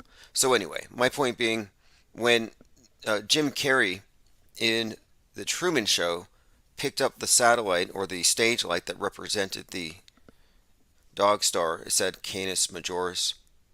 But anyway, yes, from RT.com, is Joe a 4-year-old? Biden offers a bizarre story of breaking his foot, saying he pulled his dog's tail while getting out of his shower. Running around the bathroom. What happened, and this is a direct quote, I got out of the shower and the pup dropped a ball in front of me. He added that the dog wanted him to grab the ball. Man, this guy lives in a cartoon. So then I grabbed the ball like this and he ran. The president said he ran after the dog and grabbed its tail, which caused the dog to slide on a throw rug. As I tripped on the rug that he slid on, and this is what happened. Oh man, not a very exciting story. So anyway, this is Joe Biden lifting one of his legs up, so you can see that it's damaged for the cameras. And I'm like, what is the meaning of this song? I mean, the story. This is so. If you ask me, this is like pure fantasy. It's got to be some kind of a joke. And I think I figured out what the joke actually is. I believe it's a reference to Wag the Dog. Ian Cheong, today's headline, Naked Joe Biden chases dog around in the bathroom. Yeah, so I'm thinking this is a Wag the Dog reference. Wag the Dog, of course, being a movie about politicians creating distractions. And at this time, you had a crack pipe Biden, a Hunter Biden, and his laptop, which was apparently going to be very damaging for his election. And this kind of took everybody's mind right off it. It was a perfect Wag the Dog scenario. Evil Coyote says meteor-proof doghouses should start trending. Yeah, that's probably a good idea. I mean, I've been saying, helmets for space junk, and now we're thinking mandatory helmets for the triple vaxxed, just as a safety precaution, for their own safety, mandatory helmets, even in bed now because, of course, meteors. But why not have some kind of protective shell over your doghouses? And over your beds. Just something you put over your bed, like a Kevlar reinforced kind of covering. Innocent Princess says, why use Google? You should use Brave or DuckDuckGo. I found Brave to be clunky and slow, and the DuckDuckGo logo offends me. And I can't say why, but there's somebody in my Discord server who pointed something out about it. I might be willing to check it, but I'm not under any kind of illusion that you can somehow avoid the all-seeing eye of Sauron. I mean, they know everything. So, hey, for the last couple of years, you've had Alex Jones begging for money because he's being persecuted by the Sandy Hookers, who just got a $73 million settlement. $73 million settlement from Remington, which tells you that Remington is in on the scam. Or they're really dumb and they can't see through some basic crisis actors. I mean, very, very rudimentary. I would say that the crisis actors that we see today are much better than those from back then, which is why we're constantly referencing them. And I apologize for the crisis actor on the screen. That would be Bill Jones or Alex Hicks. Now, again, I brought this up because he's been begging for money because he's being persecuted, etc. Well, it turns out, over the last 3 years, he's raked in $165 million selling, well, Sex Scoop. And by Sex Scoop, if you didn't know, the same supplements that he sells as Super Male Vitality are actually it's the same formula that Gwyneth Paltrow sells, and she calls it Sex Scoop, and it's for women. So yeah, Bill Hicks has made $165 million worth of Sex Scoop in the last 3 years. He doesn't need your money for his legal fees. Zinvela says, I just looked at the Duck Duck logo and I saw it right away. Interesting. Well, look, I don't think it's... My whole thing is this. We're front row. We're observing the world stage and all of its various psyops front row is as close as we can possibly get, close enough to throw the popcorn and actually hit the screen. So I think it's important to stay on Google. It's important to stay on YouTube. We know it's the beast. We know, but we can't pretend like we're going to go off the grid. Okay, let's move on to the next topic here. So many things to cover. I didn't get a cover last night. But let's stick to, okay, the next one. We talked about the pro-mask mandate marchers. So apparently they're not pro-lockdown marchers or pro-mandatory lockdown, nor are they pro-mandatory social distancing. Nope, it's all about the face diaper. You have people at the University of Nevada in Reno marching around chanting for a reinstatement of mandatory masks. And it shows you, again, that's not what you would do if you were actually in it. If you were actually terrorized, oh, these people are going to breathe and kill us all, you would not be out there marching and chanting. In fact, if you recall, in the summer of 2020, they said that speaking out loud, that singing would no longer be permissible. You know, how quickly people forget. You know, the collective mind has like this, there is no attention span. Like collectively, we have this attention span of a goldfish. It's TikTok length. It's getting worse. But anyway, it's really convenient for the powers that be, of course, because we don't remember any of the indignities they inflict upon us, and then a few months later, they just reset the game. Okay, this is from a podcast called QAnon Anonymous. And I'm going to go ahead and play a section here. Flat Earth Ain't Going Away by Kelly Whale. Now, Kelly Whale is the one who wrote the book called Off the Edge. And this is a book that's coming out in about a week. And it's been reviewed. They mentioned us in a review. They mentioned Infinite Plane Society as dissenters or something. But it's going to be out in about a week. And here's a clip from a podcast she was on I listened to this morning. And I just want to basically say this. The author of the book is a pervert. Or I can see boats well past where the Earth's curvature should obscure them. He would lay down on the ice during winter and say he could see ice skaters at the end of the canal, and he shouldn't be able to do that. We can pretty much attribute this to him lying or him. Okay, so she's talking about what she believes to be the origin of the flat Earth theory, Samuel Rowbotham, and she says that he was lying about the Bedford Level experiment. Again, her book's about to come out, and I think it's going to be a behind-the-curve level hit. It's already number 1 in a number of categories. But now listen to what she says here. about how you can just see the curve. Being mistaken because everybody can observe the Earth's curvature over a couple miles. It only takes a couple miles for the Earth to curve about like 8 feet down, at which point you wouldn't be able to see an ice skater. Okay, so it only takes a couple miles for the Earth to curve down, at which point you wouldn't see an ice skater on the frozen canal at the where the Bedford level experiment takes place. So Samuel Robotham was lying. That's her whole point here. He was lying about seeing things beyond what the Earth's curvature formula would suggest would be possible. Well, here she is, the author of this book, saying that flat earthers are out of their minds and are dangerous for society. Here she is saying that, yeah, you can see the curve within a couple of miles, after a couple of miles, about 8 feet of curve. Well, I'm sorry, but that's been contradicted by so many observations. Let me play this again. I can see people, or I can see boats well past where the Earth's curvature should obscure them. He would lay down on the ice during winter and say he could see ice skaters at the end of the canal, and he shouldn't be able to do that. We can pretty much attribute this to him lying or him being mistaken because everybody can observe the Earth's curvature over a couple miles. It only takes a couple miles for the Earth to curve about like 8 feet down, at which point you wouldn't be able to see an ice skater. Okay, so somebody needs to send Kelly Wheel a P900 and send her to the beach because she's got this misconception that if you're 2 miles down the road, you're over the curve. She's what we would call a curvert. Kelly the curvert.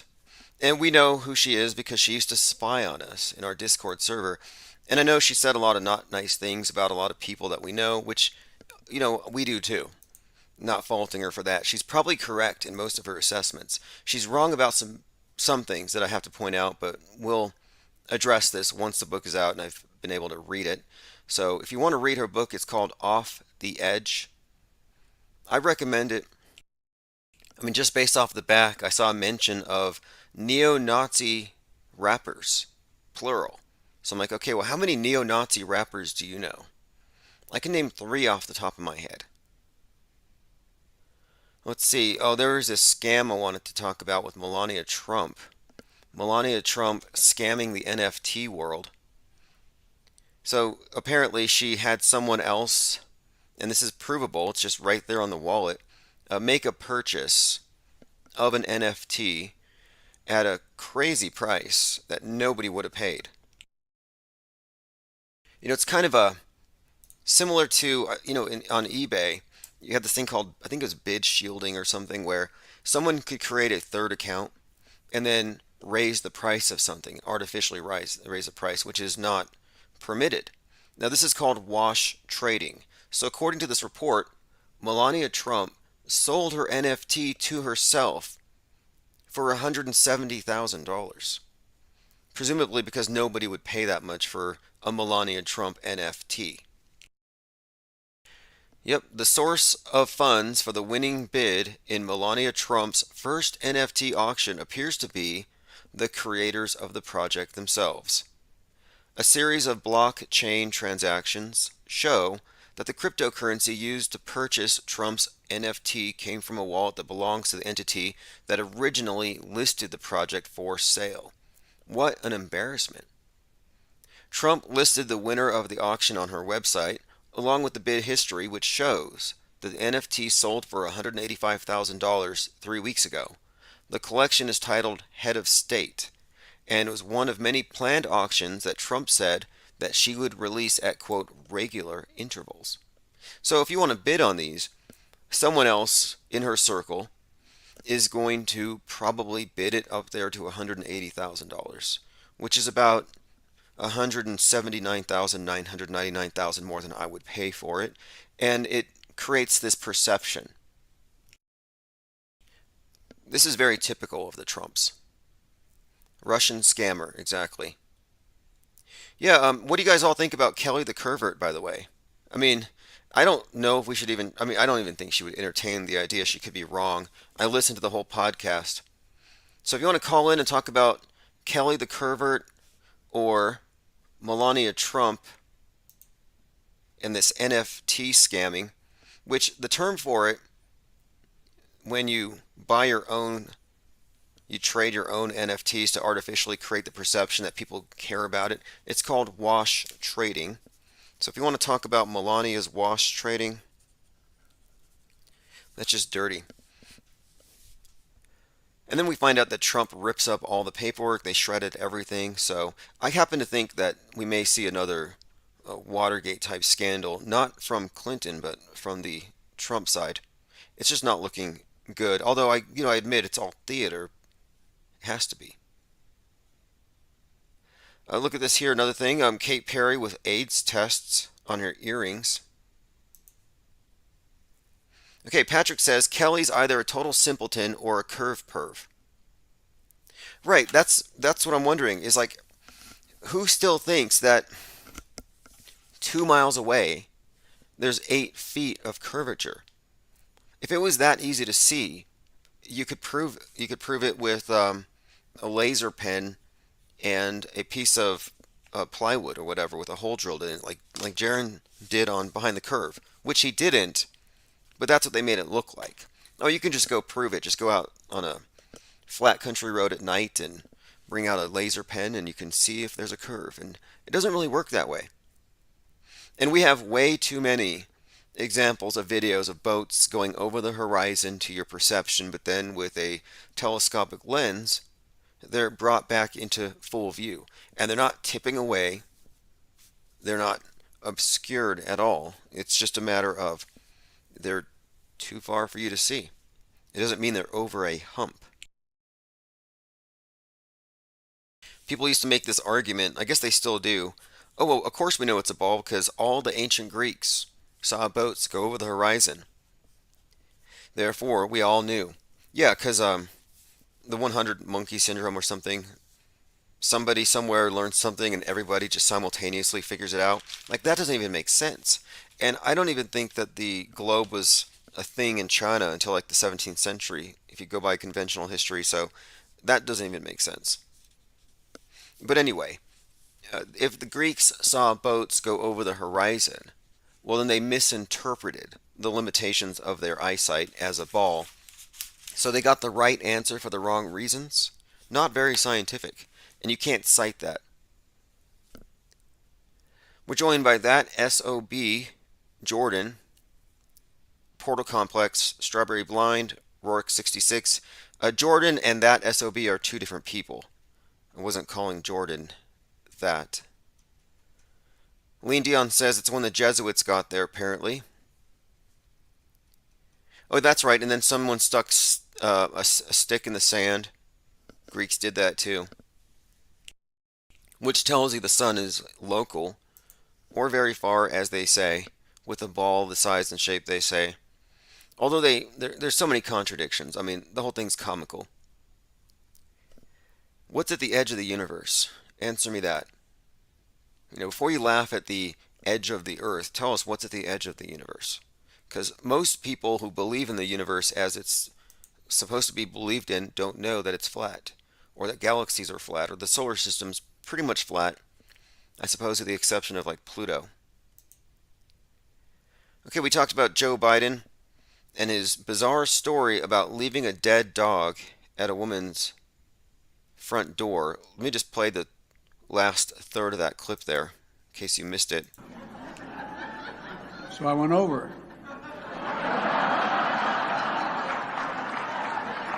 I picked it up. She said, I want it out of my front yard. I put it on her doorstep. I got a call one night. Put it on her doorstep. What does that even mean? Shout out to Chief Crow from that SOB. Okay, we've been talking about the humble Indonesian coffin maker turned into an overnight millionaire after a 4.5 billion year old meteorite worth $2 million crashed into his roof. And then the meteor that went through the doghouse, almost killing a German shepherd named Rocky. And that doghouse is now going to be sold for $300,000. You can sell these space rocks for as much as you can get, but if you get moon rocks, they will send a SWAT team to set up a sting, and they will humiliate you and beat you outside of Denny's. until you give up the moon rock. They actually do have a SWAT team to protect moon rocks. Probably because they don't want you to find out what those things are actually made out of. How can you still believe the conventional stories about the moon when it's admitted that Buzz Aldrin and the others gave petrified wood to the government of Holland and they called these things moon rocks? For all we know, these are stones passed by Buzz Aldrin, and they're just claiming, oh yeah, it's from the moon. So let's look this up really quick. NASA's SWAT team. Just so you know, because the woman that they accosted, she was a grandmother who basically tried to sell a piece of moon rock, so they set up a sting. They cuffed her outside of Denny's. They held her so long she soiled her pants. 75-year-old woman, totally embarrassed by this detainment for possessing a moon rock. Neil Armstrong gift sees NASA SWAT team detain 75-year-old. Now, she was selling the rock to pay for her grandson's medical bills because her husband died and she couldn't afford his medical bills. Her name was Joanne Davis, 75-year-old grandmother from Lake Elsinore, California, targeted by NASA's SWAT team because she possessed a real moon rock. Like, what are they trying to hide?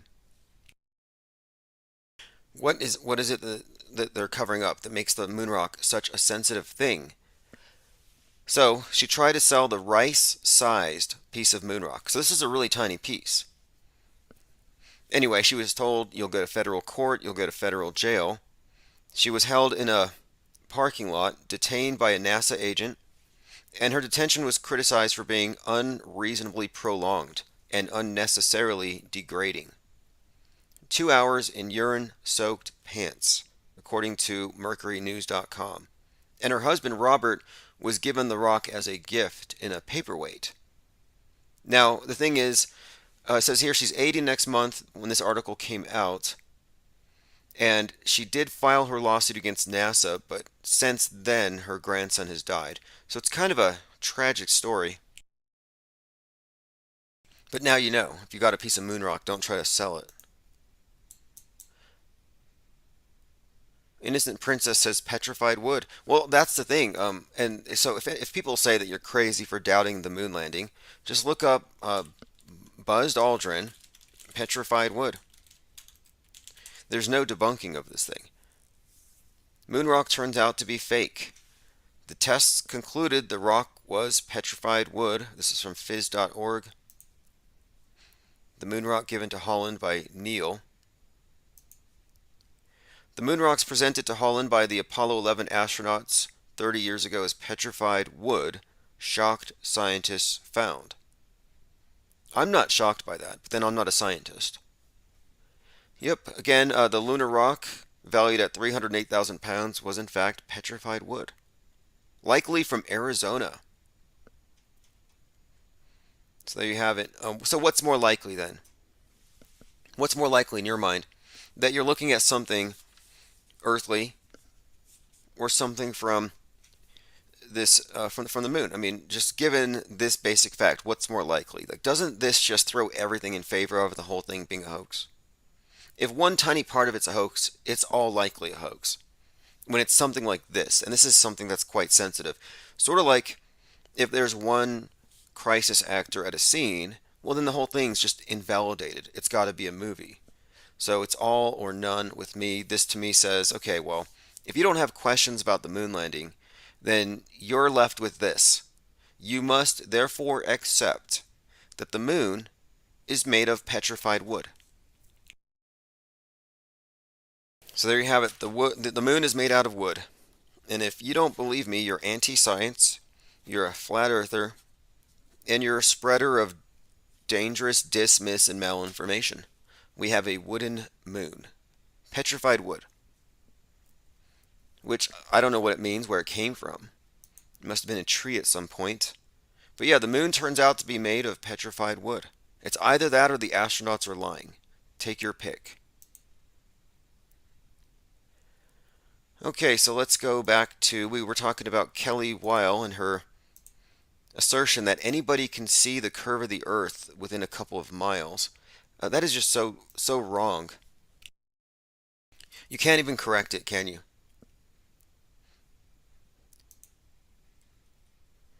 Innocent Princess says, has anyone seen the advertisement that sells dinosaur bones? I keep commenting on those ads that dinos are fake. Yeah, the reason why they have you believe in dinosaurs, if you ask me, it's about trauma bonding and mind control, mass mind control, MK Ultra, if you will. The way it works is, before you're learning to talk or before you even can construct sentences, you're bonding with these magical, colorful, dragon-like creatures, dinosaurs. But they're represented in very loving human ways. They're personified. They can speak. Got Barney, the purple one that hugs you. They're all over the room. The toys, the children's clothes. It's pretty much dinosaurs and aliens. But you don't see a lot of meteors. You might have some kind of solar system art hanging from the ceiling in the kids' rooms, sciencey stuff, but you don't really see the meteors or the dinosaurs dying. They save that until you get into school. Then you get into school and you're pretty much by then you know you live in a ball.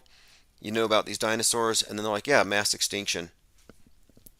Rocks from the sky. Killed them all. So, right then, one of your first lessons that you grasp from the very beginning is that something that used to exist no longer exists. We're not the first residents on this ball. And, of course, this is predictive programming for later on in life, because I think the Falling Rock agenda is, it may not be a singular one-time thing, but if you notice, they've been using the excuse of it to build up this infrastructure for fighting space wars. And I don't think these things are coincidental. Okay, let's see here. Lean Dion says, Barney got obliterated and we will too. Yep, that's the idea. And of course, it sets the precedent that, well, it's based on evolution and that entire paradigm, which, whether you believe in it or not, I think it's more political than not that they want you to accept certain things like dinosaur juice. I'm going to run out of dinosaur juice, limited supply, and therefore we need to move to electric cars. You know, everything's been, I think, part of driving us towards this idea of sustainability, which means we have to let go of our private property and our reliance on fossil fuel. And free markets and really free thought in general. If you notice, there seems to be a trend here.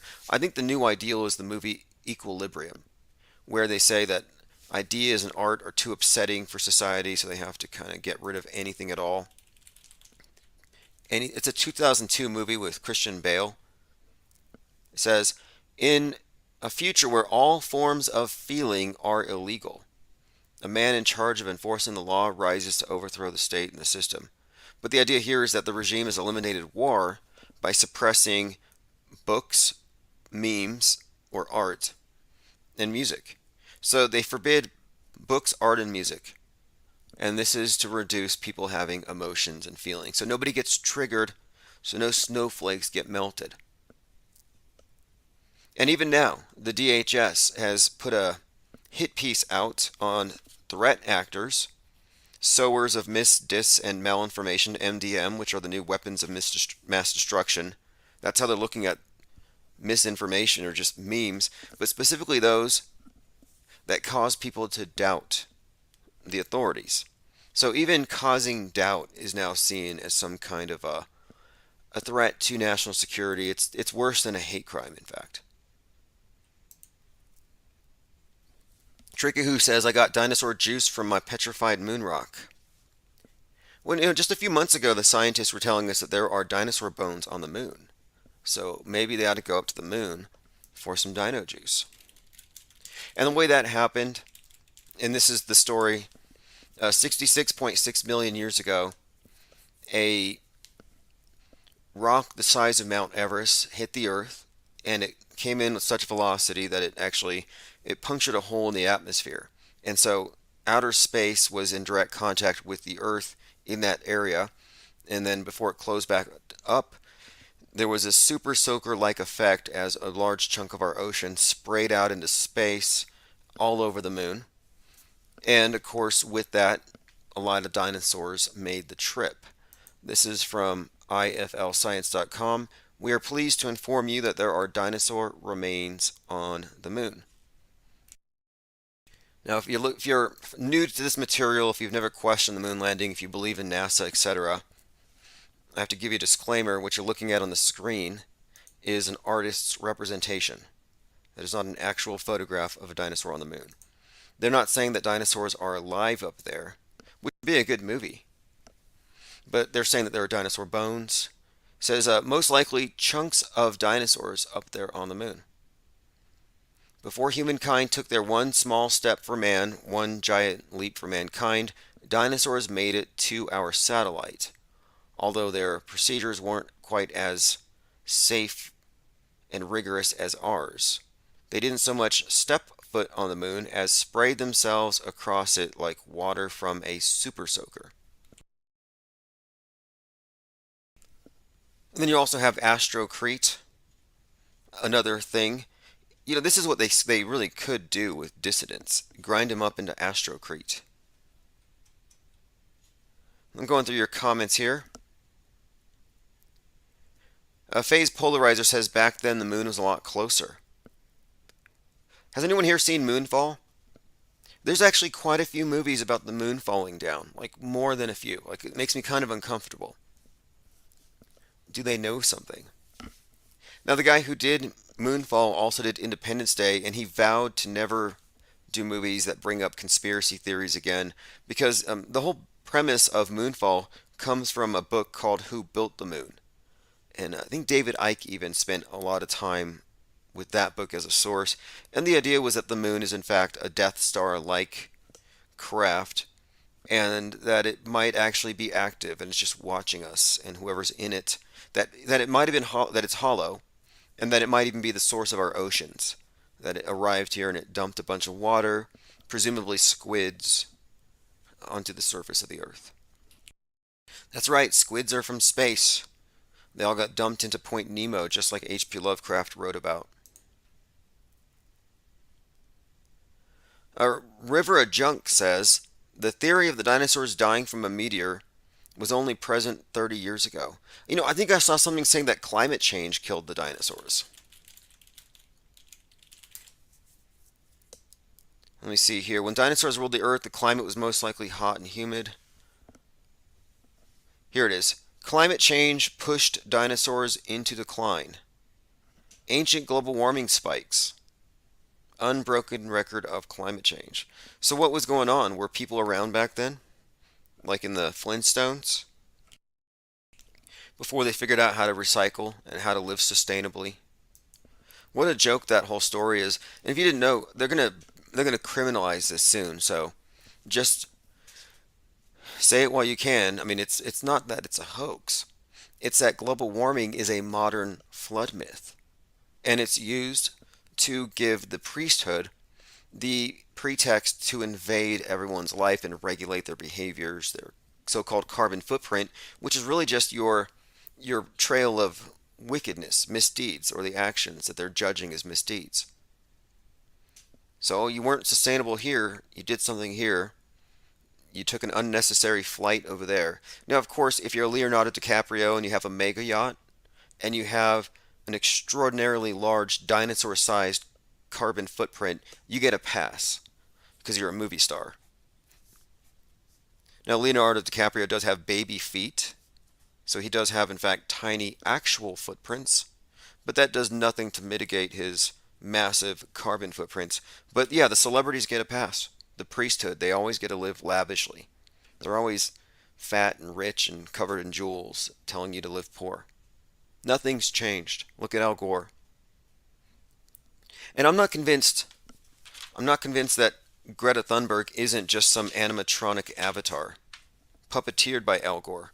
And you know, speaking of, this is all just coincidence, I'm sure, but you know, Greta Thunberg's birthday is January the 3rd, 2003. So she's 19 now, which explains why CNN has nothing to do with her anymore. So she's 19, but you know who else is also 19? Kyle Rittenhouse. And his birthday, January the 3rd, 2003. So Kyle and Greta have the same birthday. How does that happen? Here you have the two most polarizing child actors or child activists in politics today, representing the left and the right, the far left and the far right, in fact, the fringes, the faces of the fringe, the most controversial faces. that reach those demographics, and they were born on the same day. So what does that tell you? I mean, I don't know if it means anything more than just careful scripting. This isn't something that's been publicized. This is something that we put together, but we found out that this is in fact true. I mean, it's some kind of bizarre statement, a coincidence, or something else. Let's see here. I'm going through your comments. Jungle Jim says, I saw a video not long ago that demonstrated the relationship between death and stonework, grave, gravel, cemetery, cement, mortar, mortuary. The idea of astrocrete is recycled itself. Okay, so astrocrete is the idea that, well, NASA and the scientists are going to go up there and on Mars or on the moon, they're going to mix recycled blood and everything else from you into the regolith, into the dust, and from this they will create astrocrete. And so I'm thinking, wait, if they're going to have you donating blood in order to create bricks for the structure wherever you're living, well, to me, I'm thinking this is a form of self-sacrifice. I think it's the same ritual that bonds you to the community. It's a new blood and soil type bonding. It really does establish that you're the founders of a new colony. So here we have an article from Earth Sky. Futuristic space concrete using astronauts' blood. Astronauts' blood can be used to make concrete on Mars. You know, they should just start taking donations now. You know, if you can go to Mars, you could pay your way. Just start donating blood once a week or so. Create some bricks so you can go build your structures when you get up there. But I thought this was more theater than not, kind of pushing the idea here that going to space means self-sacrifice. You're giving up your earthly existence, you're giving up your freedom, and you're going into a commune in space. So it's kind of a ritualistic sacrifice for the collective. And I'm thinking, well, this could also explain, or this also kind of goes along with Soylent Green. And 2022 is the year that Soylent Green takes place. So astrocrete could be Soylent Red. That what you're looking at here is the setting of a premise that the individual is expendable, the group is the sole unit of value, and it's time for cannibalism. Just like in Wall-E, Soylent Green, these movies or I think Snowpiercer, where you just start eating the dead. And what's the difference between eating and recycling? I mean, we're talking about the same concept, basically. Eating the dead. And this is just one step away from it. You know, you're one step away from convincing people, yeah, just take one of my arms. And then maybe next year take one of my legs. I mean, you're walking people down that path. Going through your comments. Now, okay, about astrocrete. So this is not a new concept. Someone in the comments said it's recycled. I'm pretty sure that blood has been used in cement. I think someone sent me an article about this. I don't want to get the wrong piece of architecture. Ancient Chinese buildings are held together with mortar made with blood. I've heard about this. The Great Wall made of flesh and blood. I don't know how true this is, but I have seen some articles suggesting that this has been used in the past. So I'm thinking, well, okay, the entire idea of getting you to Mars, if you ask me, is a communist revolution, and it's changing you from the inside out. It gets you to accept the premise that the Earth is doomed because capitalism is not green. It's not sustainable. How many billionaires in mega yachts can we actually sustain? None. We just can't. And if we allow the capitalists to go to space and become trillionaires, then you're going to have Bezoses and Musks and Bransons popping up all over. So this is what the space war is about right now. This is why the global warming situation has become really one of the main topics now. It's almost effaced COVID. They're saying pollution kills more people than COVID. This is why the movie Don't Look Up and Moonfall both present you with science as savior. Moonfall has a 33-year-old who plays the scientist savior. Don't Look Up has Leonardo DiCaprio as a scientist trying to save us, but no, we listen to the capitalists and the world gets destroyed. So I've been saying the idea of environmentalism, of course, is green. It's basically green Marxism or watermelon Marxism, where they're just using environmentalism and saving the planet as an excuse to regulate and control the marketplace. Watermelon, green on the outside, red on the inside. So even people who see through this still look at the space program as the ultimate testament to the success of free market capitalism, and that it's all market-driven technology, and that this is freedom getting us to the moon. And I'm suggesting that no, that's a major ruse right there. That the space program is really a stalking horse for advancing radical environmentalism and sustainability. The idea of living in a domed enclosure where you don't travel around, all your work is done by robots, you spend your time terraforming, you spend your time on Mars, underground, not being a Martian. Everything's being done through robots. It's subterranean. And that's what they're getting us to accept as a premise for Earth itself, that you can't really continue to live and travel as we have. We have to be locked down. Civilization of stasis. When that hacker shut down Give, Send, Go, where the Canadian truckers were raising their money, they replaced the website with Elsa from Frozen. Not a coincidence. Elsa is Greta. Frozen, and the idea of freezing civilization is pretty much what they're about. COVID was a convenient excuse to implement a lot of these hardcore green agendas. And you see people are begging for it now. They're demanding mandatory masks. It's like, please demand mandatory climate lockdowns and start with yourselves. But they don't work that way. They have to regulate everyone else first. Tominoid says Roland Emmerich also did climate disaster movies Day After Tomorrow, 2012 with Cusack and Donnie Darko. Donnie Darko is a fascinating one, has many examples of predictive programming that reference Donald Trump of all things, and it foreshadows the year 2020 and has a lot of 9/11 connections. So Donnie Darko and Vanilla Sky are two movies that reference 9/11 and COVID and the lockdowns, 2020 itself. So we'll study these ones. The director of Independence Day also did Wicker Park. Anyway, I'll look into that one. I think Independence Day is probably the most significant one in this context because people use that movie and the graphics to describe what they saw on 9/11. Oh, it's like the movie Independence Day. And one of the authors of one of these sites that I reference frequently, it's chartword.com.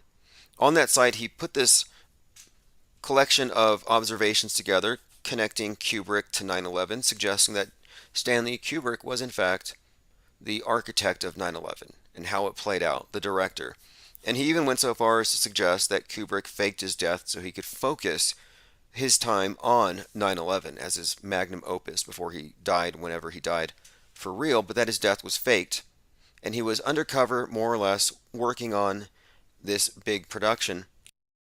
So I think this is noteworthy that the special effects director for 2001 A Space Odyssey, Douglas Trumbull, just died, just as we're about to enter the follow-up to 9/11, which I think is going to be the space war agenda.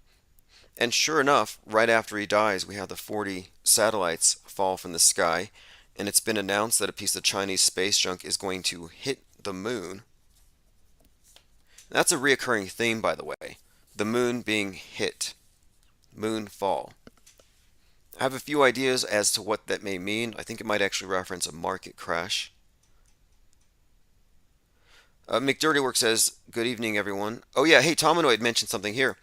Yeah, thanks for joining. And if you're not getting text message notifications, get on the newsletter and you'll get the link so that you're here from the start. I send out notifications 2 minutes before we go live, only if we're going to be live. I don't send out notifications for premieres, even if I'm in the chat, and that's just because I don't want to bomb your message boxes.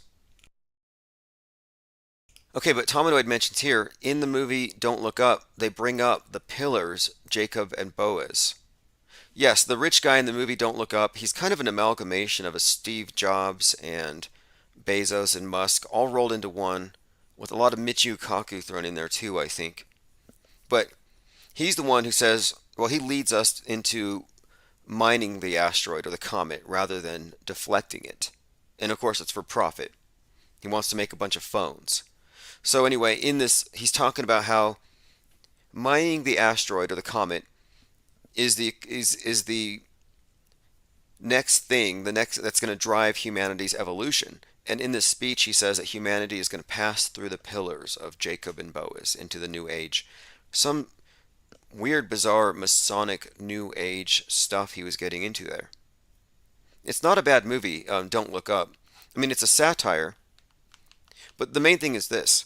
The public has been saturated with the imagery of stuff falling from the sky. Space Force is doing drills on the very topic. On New Year's, there was a loud boom over Pennsylvania where the bridge fell.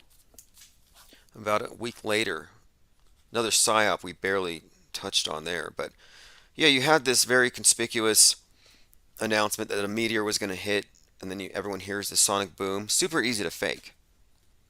But all the movies on Netflix, all the movies on HBO, pretty much every movie out there right now features space junk, falling space arcs. Space arcs are very popular now. And then, of course, in addition to that, the moonfall thing.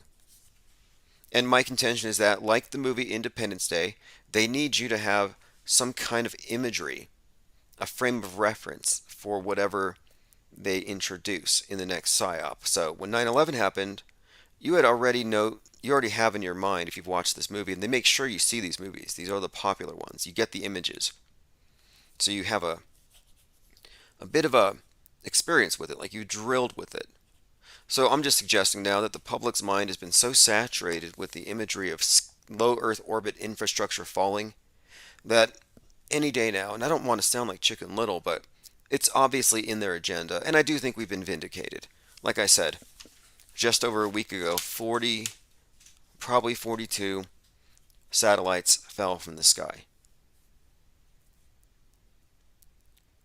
All right, going through some comments. Restless Bear says the moon falling is in the Time Machine too. No, I hadn't heard about that. So in H.G. Wells' story, the moon also falls? Now the H.G. Wells story, Time Machine, also has the humanity divided into the subterranean Morlocks and then the Eloi above ground. Of course, Eloi, El, like Elon, elevated. El, of course, is one of the names of the god of the world cult. The cult of the monolith, this monolithic media control, is in the hands of this group that worships. I don't know if the word worship is correct. I mean, maybe they just take orders from him or it. Whatever El is, whatever Saturn is, whatever this black cube represents, it seems to be the boss. At least you would think so by their own use of this type of nomenclature. But you can see how they'll throw on words like elite, El-eat, Eloi, the elevated ones. Very, very consistent all around. But in that you have the subterranean, underground humans who are sort of subhuman. And then you have the ones who are above. And you can kind of see that's the agenda here. I actually think that's one of the stories they've given us with the mass salvation agenda. The mass salvation agenda is synonymous with the idea of the space age, and of course being elevated. You have to go into the craft to go into the heavens, and to go up into these heavens you have to go through their priesthood and their system. And I'm thinking that the Space Needle is a very important symbol for this new age, because it's the needle that is so contentious right now, and I think it's all about the symbolism here. And you constantly see this correlation between outer space and inner space. And of course, outer space is the modern replacement for heaven. So what they've done is they've correlated the idea of being elevated, of being raptured, with the needle. So these correlations are not coincidental. They use symbolism and they tell it in the stories, and they often make these kind of blatant if you're paying attention, but it's easy to call it a coincidence. Like how I mentioned that the space station had a puncture in its arm, like it was vaxxed on a mission where they're doing the vaccinations. I would also say that there's a deliberate correlation being made between space junk and the virus running amok, and the need to get rid of space junk, and the need to get rid of the super spreaders or get rid of the infection. So circulation and orbit. This correlation was made very clear the day that Russia, and this is very significant, when Putin released Sputnik 5, that was the vaccine for COVID, the first vaccine. On that day, out of Russia, a movie came out and it was called Sputnik. And it was about alien invaders that arrive through your bloodstream, viruses, that then form a symbiotic relationship with you, and then you are the alien. In fact, that same month, the cover of The Economist, and this is a magazine that we talk about often because of its predictive capabilities, it had a cover called Aliens Among Us. And you have to look at this because at first glance, it says Aliens Among Us, How Viruses Shape the World. Now this came out the same month as the Sputnik 5 vaccine. And this was named for, of course, the object they sent into space, winning the space race at that stage. So then, of course, they come out with the first vaccine, winning the inner space race. So here you have The Economist cover, The Aliens Among Us, and it looks like outer space.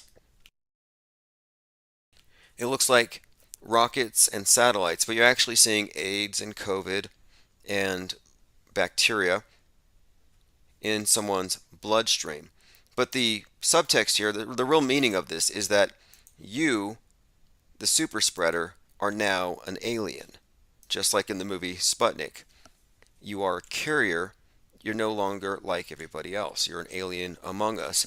And this article is about how this alien invasion is reshaping the world. Also noteworthy, the first UFO crash site was in a place called Corona Field in Roswell. I checked it out during the first quarantine. Corona was also the name of the first secret spy satellite program that started right after the Sputnik thing. Not secret anymore, they recently released that info, but the concept of Sputnik and beating the space race and then Sputnik the vaccine, these terms are very meaningful and they've made these comparisons on purpose. McDirtywork says, I'm usually asleep by now. I love catching IPS live. Yeah, we are going to be starting earlier most nights. I'm about 85-90% caught up on all the work I've been trying to catch up on. AAAA says, I watched a rocket take off today on YouTube. A replay of the NASA rocket just goes up and you only see it from the ground. That's the trick. Okay, so it's a magic trick. And once you see through a magic trick, you just can't be fooled by it again. That's why they try to keep people from even having these conversations, because once you've seen through how they pull it off, you really are having to admit that there is a bit of sleight of mind. It's a trick. It's a magic trick. So you have this rocket go out of sight, out of mind. Then you look to the screen. Now you have another view of it, and it's in space. Well, do you know for sure that what you're looking at is continuous? This is in fact a contiguous piece of footage, or could it be spliced? And I do have, I think, a death blow to the whole space program in terms of, if you want to find a video that should get you to doubt it at a very fundamental level, I would point to, it's one of NASA's own videos. So this has not been doctored. I'm surprised it hasn't been scrubbed, but I guess just not enough people care. Let's see if I can pull this video up. It was one of these shot from the space shuttle. I think it was Endeavour. I'll find the video here in a moment. I'll put it in my notes. But basically it's like this. You're supposedly looking down at the Earth through the clouds at the ocean from the space shuttle as they drop one of their boosters. And so you see this big red booster falling down into the ocean. The problem is, it's moving the same speed as a space shuttle. It's not even falling, it's just kind of drifting there. And it moves in a very balloon-like fashion. And it's more obvious because the astronaut, in quotes, is using a handheld camera. So you have this handheld camera kind of shaking, and it gives away the game that you're not actually 200 miles up looking down through the clouds, dropping a big hunk of metal into the ocean. No, you're on the ground filming the sky as a blimp.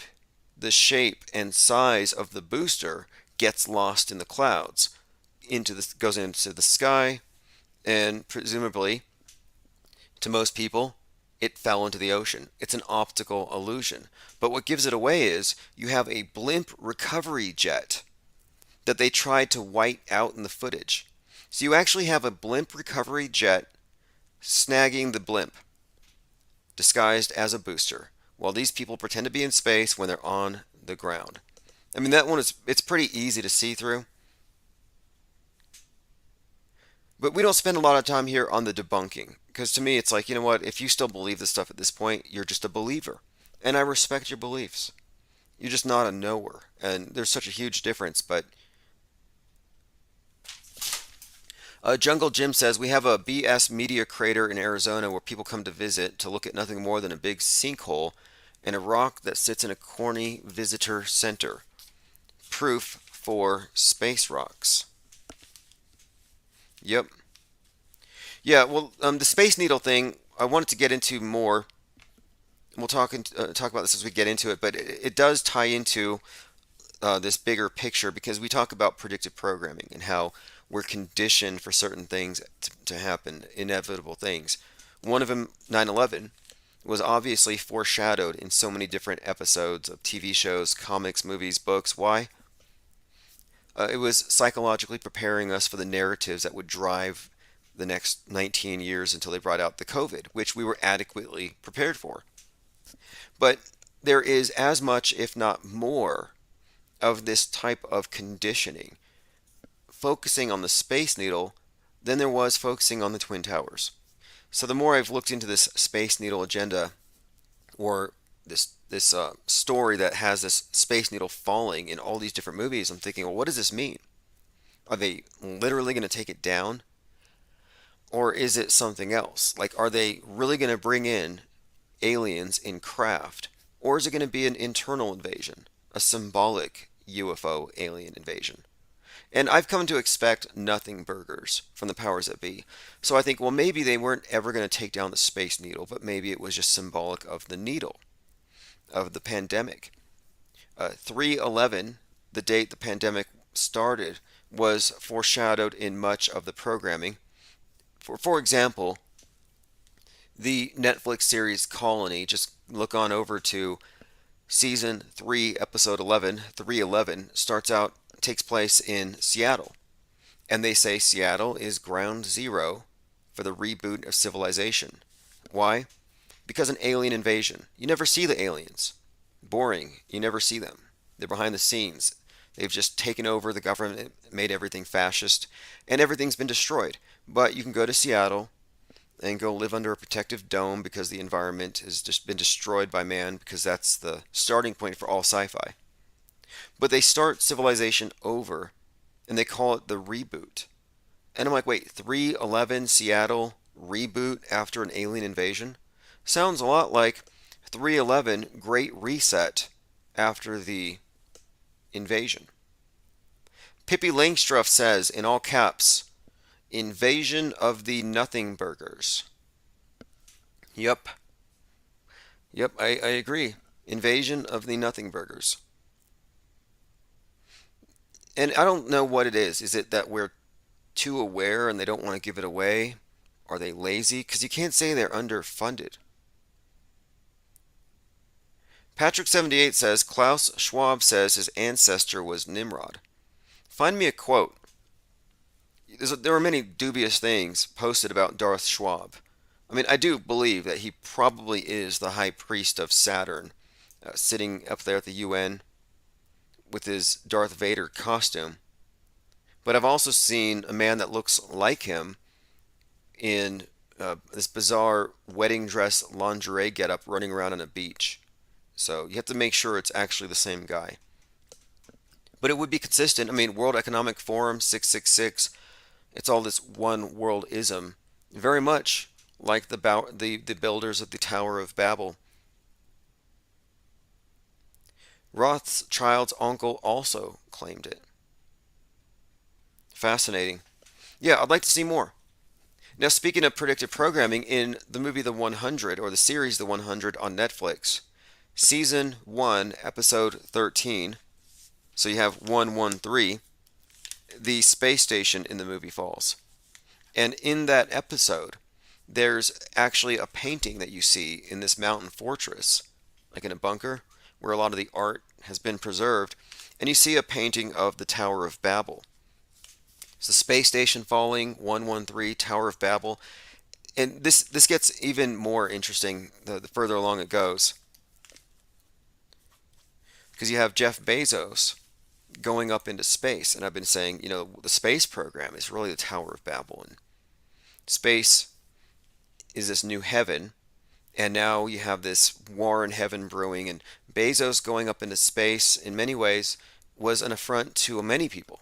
People didn't like the idea of the richest man on earth joyriding up there while we have the conditions that we do down below. And I'm thinking Amazon A to Z, the idea of the Tower of Babel being one language, one world, unified in a journey from earth to the heavens. And the significance of his trip is, of course, now the heavens have been opened. We can all go up there. The rich people can buy their way up into the place. So anyway, I start pointing out that Bezos and this Tower of Babel thing seems to be intentional. And sure enough, the Amazon headquarters, the building is actually designed to look like the Tower of Babel. It's a spiraling vertical forest, if you haven't seen the pictures of it, but they call it the Helix Tower. It's a $2.5 billion headquarters. And the Helix Tower happens to look quite a lot like the Renaissance images of the Tower of Babel. And I don't think it's a coincidence here. By the way, when Jeff took off into space on 7/20, it was the anniversary of Apollo 11, directed by Stanley Kubrick.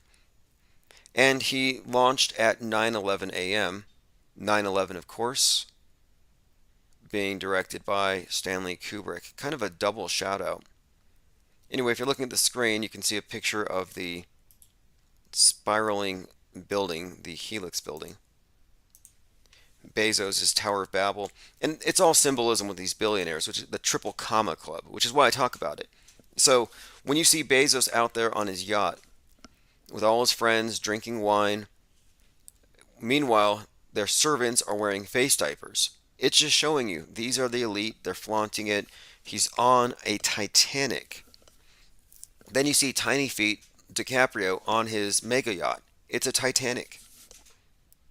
And of course, DiCaprio is the face of the concerned scientist in Don't Look Up, warning us about what?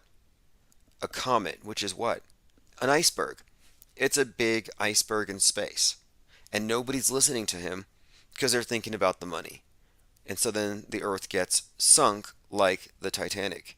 So they bring out DiCaprio because of his association with that particular metaphor for where the world is right now.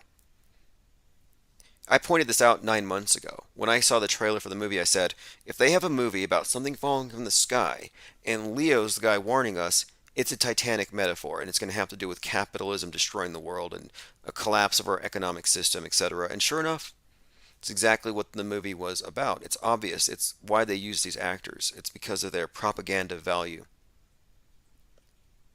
They got some clout when it comes to pushing the green agenda. They're somehow convincing, even though in real life they're massive hypocrites.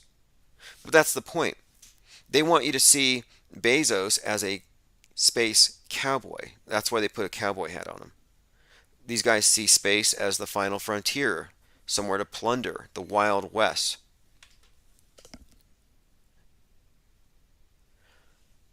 Tominoid says the Elysium movie has searching grids 3 through 11. Quote, I'm using a full containment order, bad air environment, plus a tool to reset the system. Fascinating. I'll have to look into that. You'll see 311 and 11.3 used around these themes all the time. In fact, George Lucas's first film, THX 1138, was released on 3/11, 1971. And this movie is about a future of quarantined, socially distanced, totally mind-controlled zombies, aka us in about 2 years.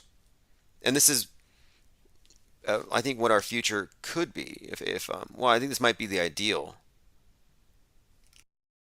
They even have these booths where they have like a Jesus on a screen that they pray to. I mean, everything is just going through a screen. Everything is regulated by androids, these faceless androids. But again, the movie THX 1138 released on a 3/11, probably not a coincidence. And 3/11 again, foreshadowing in many movies like 9/11. 3/11 is used to signify some sort of major transformative event, lockdowns, stuff falling from the sky. In fact, Hitchhiker's Guide to the Galaxy, written by, was it Douglas Adams? Yeah, so Douglas Adams, in his book Hitchhiker's Guide to the Galaxy, the whole book starts with the world being destroyed. And this was hinted at in Musk's Tesla Roadster when he sent it out into space and it said, "Don't panic" on the dashboard. "Don't panic" comes from the movie Hitchhiker's Guide to the Galaxy. Well, the book. And the movie starts out, maybe the book, but the movie starts out with a whole lot of UFOs arriving in these cube-shaped craft, and they blow up the Earth. Anyway, Douglas Adams was born on 3/11. And then the largest piece of space junk ever dropped on Earth was on 3/11/2021. They carelessly tossed it into the ocean and probably killed a whale. But they don't care about pollution in the oceans anymore. Now it's about pollution in space. But I can go down these dates and show you the consistency. And it's a story that they're telling. And it has to do with, of course, I believe, the major transformations of the world. And we just lived through one of the big ones. And the 3/11 code was there in plain sight the whole time. And I mentioned the Black Monday market crashes because the market crash that followed the pandemic being declared mirrored a crash from 33 years prior. And it got me thinking about their obsession with numerology, with anniversaries, with the astrology and the timing of events. And so it got me thinking, well, every one of the days of the week ties into one of the celestial bodies in classical astrology: Sun, Moon, Mars, Mercury, Jupiter, Venus, Saturn. So I'm like, well, Moon, Monday market crashes. Seems to me there's a pattern here. Like with the Burning Man in front of the White House with the USA shirt. There's some kind of hint being released here, I think. And I'm starting to think that moonfall is not about the moon actually falling on us, as entertaining as that would be. But I think it might be a reference to some major market collapse, possibly with crypto. And last year it was all about Dogecoin to the moon, which was started during the Wolf Moon. So many strange things. Well, not so strange. The people who run this place are pretty strange. They're obsessive about these things.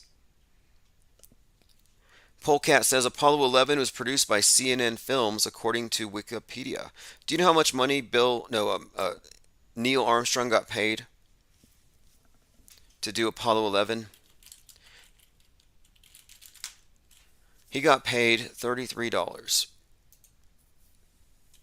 These are numbers that they encode into these things. It's like inside jokes. So many inside jokes. I just get tired of them after a point. But in fact, someone sent me a tweet today. I'm not sure what country this is, where you get fined if you're outside past curfew. Here it is. Notice of court fine Your offense is non-compliance with the COVID-19 test. The fine, $330. The court cost is $30. The fine is $300. So, these 33s are all over this whole corona thing. And you don't have to believe in numerology, just a matter of noticing what's right in front of your faces. And it became very obvious to me, I would say, with the George Floyd event and the specific timing of the kneeling on the neck corresponding to the setting of the sun, corresponding to 9/11. And more recently, as we kind of discussed, the Amir Locke situation about a no-knock policy. The guy's name is Locke. And they opened the lock at 648, a mirror of 846, in the Twin Cities. So it's a mirror of the George Floyd event, a comparable outrage, and it occurs on 2/2/2022, and the guy's a 22-year-old. And his father says, he wants 22 days of peace. So I don't know what's going to happen next with that particular event, but when you analyze that and you look at its brother Benjamin Crump, brother Mason from Lodge 422, like, okay, look, there's too many things here for this to be a coincidence. And so what we're doing here on this channel, as you know, is we're just analyzing the news a little closely, a little too closely for their comfort. And these are not disconnected. Like, this is not a coincidence either. Don't look up. It will hit the planet in 6 months, 14 days, causing an apocalyptic event. A planet-killing crack-up to occur 6 months and 14 days later. So the 614 and the crack-up, this is another one of these hints that is pretty consistent. 614 is the birth date of the comedian, the so-called comedian, Heather McDonald, who fell and cracked her head. 614 is the birth date of the guy that Alec Baldwin shot. And significantly, of course, Baldwin said he wanted a meteor to hit the White House because he hates Trump so much. So he shoots a guy with Trump's birthday, 614. Majorly Trump deranged.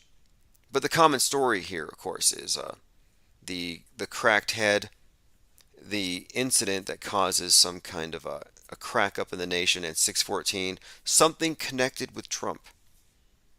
There's an entire YouTube channel I recommend, Jurassic Liars 26, which delves into this at a very deep level. And the 9/11 stuff precedes the actual 9/11. The Turner Diaries has been in the news lately. There was some QAnon guy who was an insurrectionist. They called him they said something about a sleeper cell. But he used the phrase Day of the Rope. Well, Day of the Rope is a reference to the Turner Diaries book. So they brought that book back. Well, the Turner Diaries is about white nationalists, which in America, the white nationalists are called the base, which, by the way, is what Al-Qaeda means, the base. So here you have Twitter users calling for this Day of the Rope white supremacist fantasy, not all that different from the Great Awakening, when Q opens the sealed indictments and the Trump MAGA crowd execute all the traitors. That's kind of what they're talking about. So I see Day of the Rope back in the news today. And just as a reminder, this comes out of the book Turner Diaries, written by a guy who was born on 9/11, 1933. The author of the book, born on a 9/11, 1933.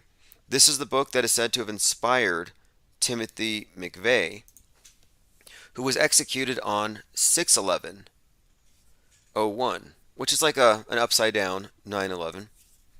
And he was executed at the age of 33. So these are not coincidences. And it's also noteworthy that during the riots out in 2020, they brought out the McCloskeys, which I have to point this out because it was the 42-year anniversary of this book, The Turner Diaries. Again, the author was born on a 9/11. It inspired McVeigh, martyred at 33. Now, I have the Turner Diaries PDF. I have to say it's unreadable, it's laughable, it involves, um, I mean, it's the type of thing that would make, I mean, I think CNN watchers would believe it. The people who thought that Jussie Smollett got lynched by people in MAGA hats would find this believable. But anyway, look at the cover. You have the woman in the striped shirt, and you have the man in the open polo shirt, and they have their guns out, and they're fighting the race war. Well, here you have the McCloskeys, and she's got her Hamburglar shirt. He's got his tight polo shirt unbuttoned, and they have their weapons, and they're fighting the race war. BLM is marching by their lawn. Magnus says Turner Diaries is good. I'll have to reread it, but I don't believe in nukes. Surprised they haven't made it into a movie. You know, I'll check it out again though. I'll give it another read through. I'll do a review on it. Mainly because it's being brought up by the news media because every one of their agents, their provocateurs, happens to have a copy of it in their back pocket.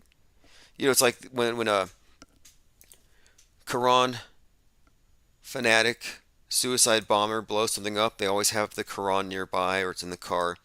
They have whatever inspired them. This book is suggested to be the inspiration. A blueprint. It's been described as a blueprint. Slave Rescue Hound says her black and white striped shirt is a joke. Yeah, every time I see her, I think Hamburglar. I think her gun's a joke. It's like, is that a real gun or is that like a decorative lighter? She lights a Pall Mall with it. Let me see. Hamburglar. Yeah, just gonna make sure that yeah, it's the same uniform. He looks slightly less ridiculous. She doesn't look at home with that weapon at all. But the point of it was this too. You know, you're looking at these very rich people in a big mansion and it's empty. Meanwhile, they're surrounded by homelessness. And they are bringing out their guns to defend their property against people who are poor. So they're saying, oh, guns are tools of the capitalists to defend their ill-gotten gains. The whole thing is just to be a story. Then they went on tour. They went on tour because they were, well, for the most part, they were running for office. And of course, they were even in support of Kyle Rittenhouse. But everywhere they go, they're wearing the same costume, right off the cover of the Turner Diaries. Then, of course, their association with Kyle and Rittenhouse and that whole trial there should tell you that these are agents, that they were just provocateurs. That event was pretty fake. I still haven't seen Gage Grosskreuz's arm, so I have no reason to think that it's real. So check this out. This is a New York Post article where you have a white power altar. So apparently the neo-Nazis build altars in their homes. Texas neo-Nazi arrested for planning a mass shooting. So what he has here is an altar comprised of all the flags of, well, one of them is the Nazi black sun, some kind of ISIS flag, some kind of, nothing occult though, but right there, smack in the middle, Turner Diaries. You got Mein Kampf, Turner Diaries, and then a bunch of guns. Probably a manifesto, maybe the Unabomber thing. But anyway, his name is Blevins. The guy says the guy was arrested for terroristic threats, but basically we're looking at they stopped it before it could happen.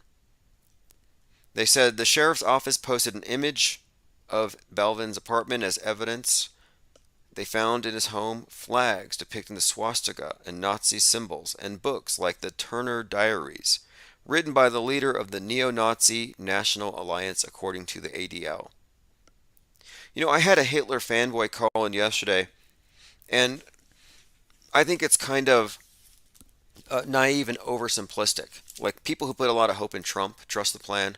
Like, if you're still putting your hope and your faith in some politician from a century ago, I don't think we can help you. If you're a Hitler fanboy in 2022, you're lost. You're more lost than the people in Japan marching for Trump. That they're everywhere. You know, some people do kind of form these fantasies in their heads that you have these politicians that can save you. And no, Hitler's not going to save you. JFK's not going to come back from the dead and save you. Trump's not going to save you. Michael Jackson's not going to save the children, which is one of the weirdest things to come out of QAnon.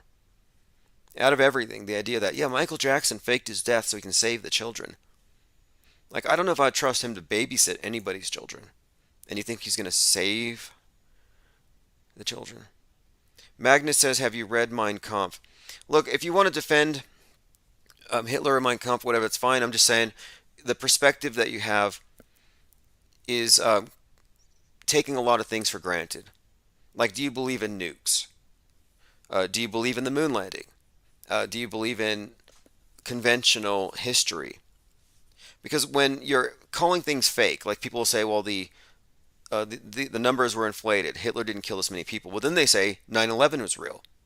So if you think 9/11 was real and those people died, then you're usually one of those who falls into the categories of it was the Jews, it was Israel, or it was Bush, inside job, or the war on terror is real. And even that is hoaxy. Do you even believe in the suicide bombers on the planes? So I'm just saying it's kind of it's a naive fantasy, and it's not a true understanding of the world as it actually is, in my opinion. I don't think you can be a white neo-Nazi nationalist, idealizing Hitler, and voting for Trump, and actually be in touch with reality. It's a very world stage position to be in my opinion. But anyway, I mean, I'm open to hearing people's perspectives on things. I've heard a lot of strange things. I've seen a very compelling theory that Adolf Hitler was portrayed by Walt Disney. I've seen another compelling theory that Adolf Hitler, or hippie Hitler they called him, was born a woman. I mean, these are all conspiracy theories. We can compare notes. Jungle Jim says Hitler had hips. Right. Well, this is something else. I had someone else call in, and they wanted to talk about the ballpoint pen and Anne Frank's diary. And it's like, we can talk about that, but it's a very boring conspiracy theory, if true, or if not true. And even if not true, the problem is by just citing that in isolation, now you're in the camp of the people who believe in moon landings and nukes, who also believe that that was faked. So, I don't want to mix pure auto-hoaxing and media analysis with taking sides in this or that historical battle. We have to remain objective to really see the truth here. On the screen here, you have DJ Eugenics getting ready to drop the Vades remix. I'm pretty sure that Vades started here. I don't mean we started it here, but that the term Vades. And that's what we called vape AIDS. Because before COVIDs was a thing, people were dying of vaping. Whatever happened to the vapors? Are vapors still dying? Patrick78 says, Tim, do you think the globalists are behind what's happening? Well, when you say globalists, the problem with that is it tends to refer to the left, or the statist left, and it kind of exonerates like Trump's not a globalist, or the American right wing isn't globalist. No, they're all part of it. It's totally monolithic. The sides are fake. I'm sad to say. Not really. I mean, I'm far over it, but you never did have a hero in the political right or left. Kyle is as much a hero as is Greta. Trump is as good as Hillary in most respects. You may differ because one's a Democrat, but what are the Republicans today but Democrat light? And there is no respect for free market, free speech, and everyone's mind controlled. Everybody's drunk, inebriated on media, on lies, on gaslighting, that it's not like anybody can really save us, and save us from what anyway? Please, Trump, save us from the fake nukes. Save us from the fake aliens or the fake CubeSats. It's a lot of fear that they market. Like, I don't fear the modern flood myth. 737 says, same reptilian cult. I say cult of the monolith, and I find that term that to be most appropriate. I think Kubrick has everything to do with it. Not specifically Kubrick, but that's a huge clue.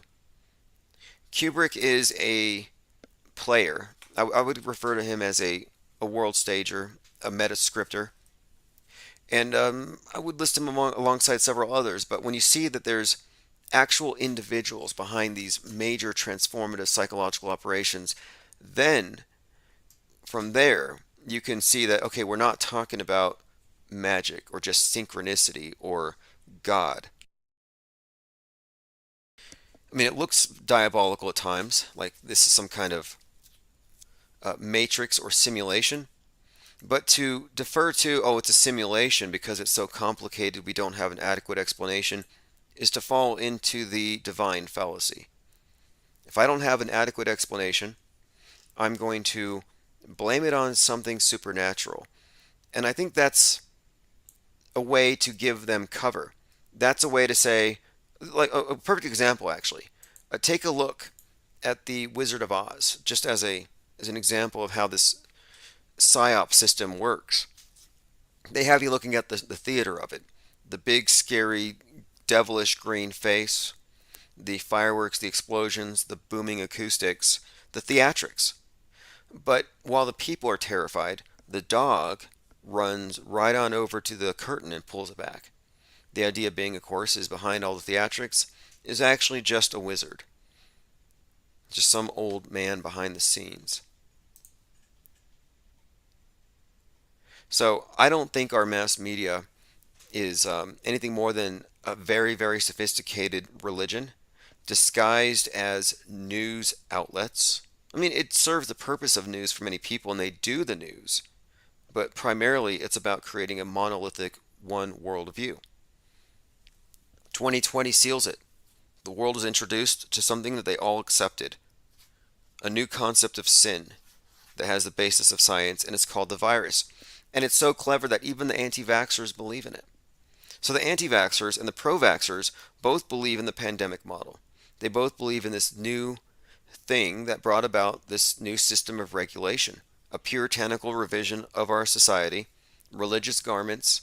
You got your hand sanitizing holy water. But they introduced this thing as a replacement for the same purposes as the old thing, as the archaic concept of sin. So now you have a modern flood myth in global warming, you have your modern concept of sin in the virus, and now they're promising you digital transcendence, digital immortality. You got your space heaven. Let me go through some comments here. And again, the church, like, look, your church of the day is the media, the MSM, the world, the thing they all agree on. And this is what 2020 showed you. It showed you that all of the churches will shut down for their holy days. All of the pilgrimage sites, everything's closed for COVID. COVID won. Science dominated all of the, not science, but rather scientism, or a religious paradigm dressed up as science. And the scientists have replaced the old priesthood. And of course, now you have your elevated priests in the astronauts who are able to look down from up there. They have God's eye view. They claim to have achieved a cognitive shift that allows them to see the world as one.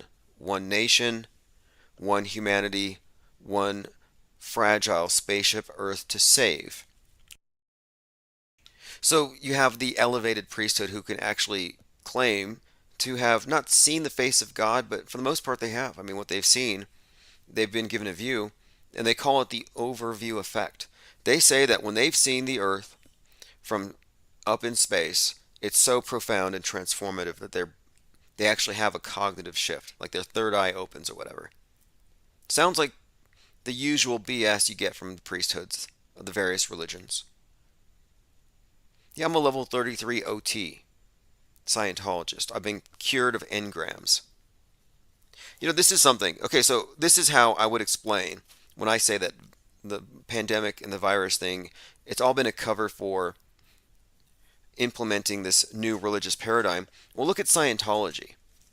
You have this idea of engrams, where you take a test. You go to a Scientology center and you take a test. Test me for engrams. Well, what are engrams? Engrams are negative emotions that are embedded in your memories, like bad memories or things that you even assimilated unconsciously.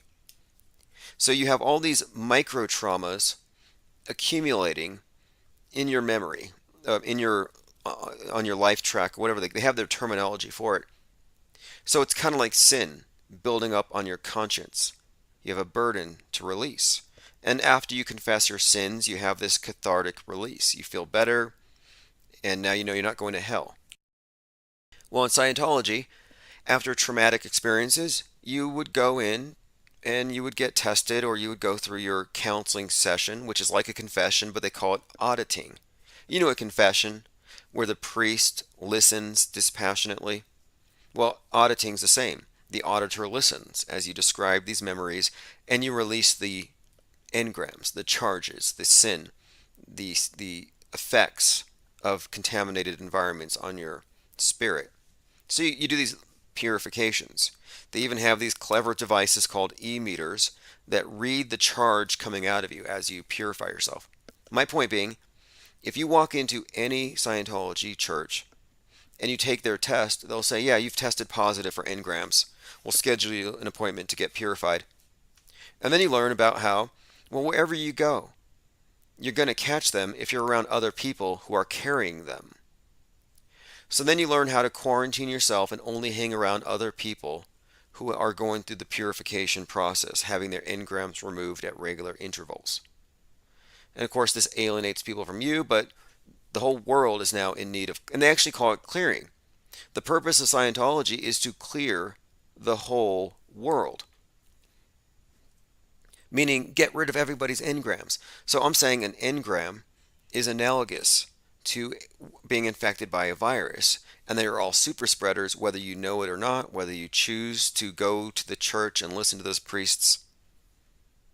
And no matter what you do, you are infected. The way the test works, you can't say you won't be clean. You will never be clean.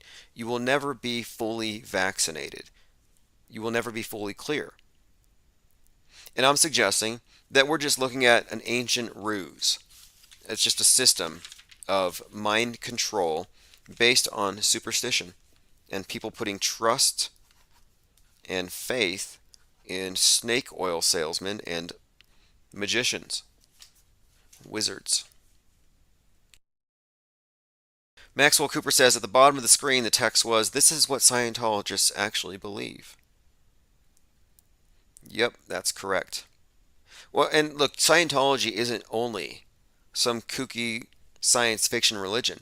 If you go back a little bit, you can see there is this intersection of minds.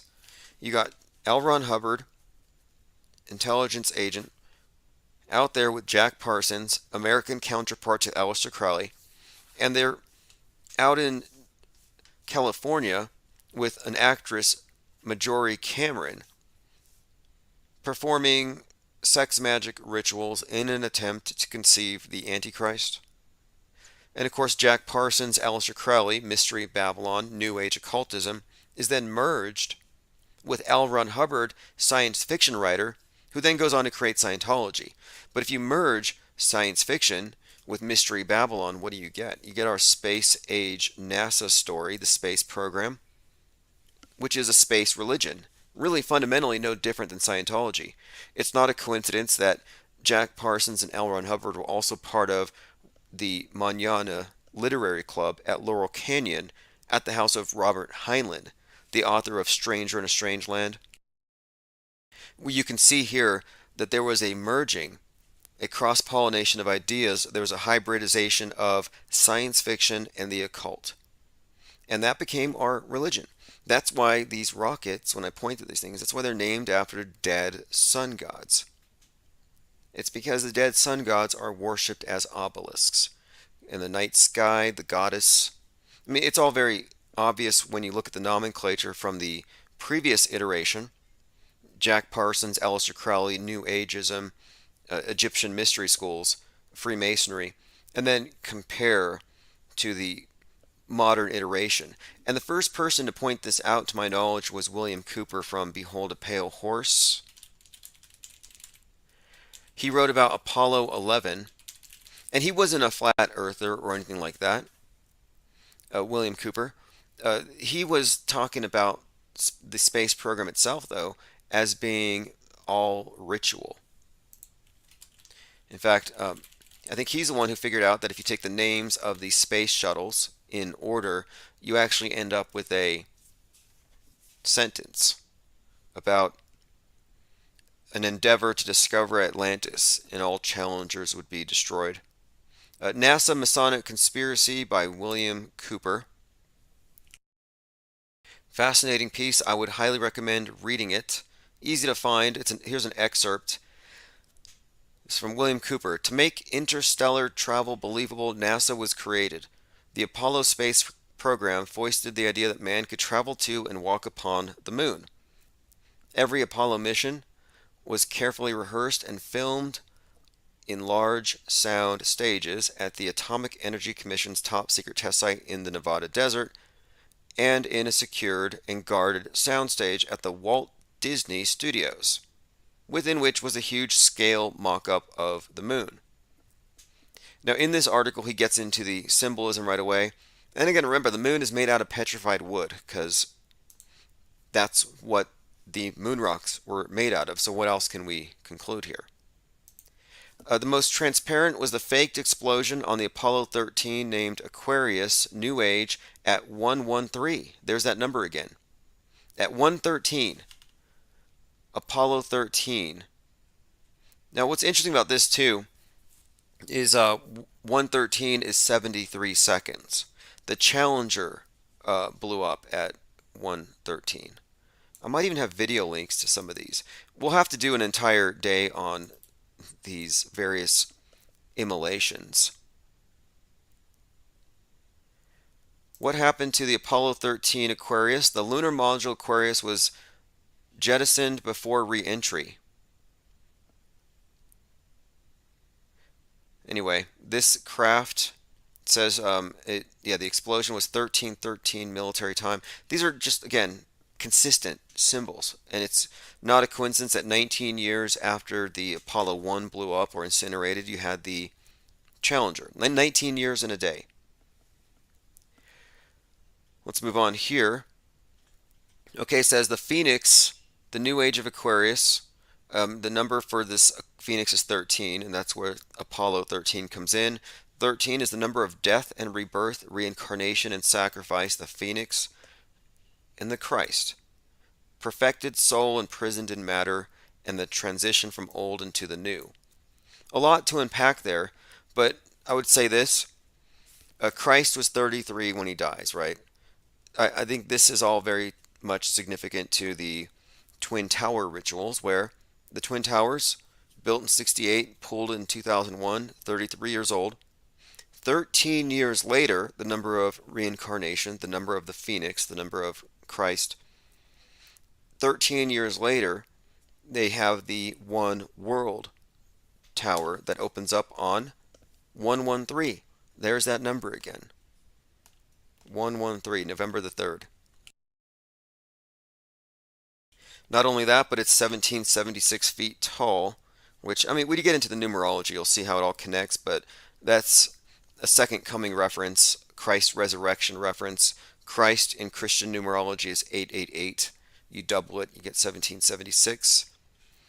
So this article goes through the symbolic language of the Illuminati and its use throughout all the space missions.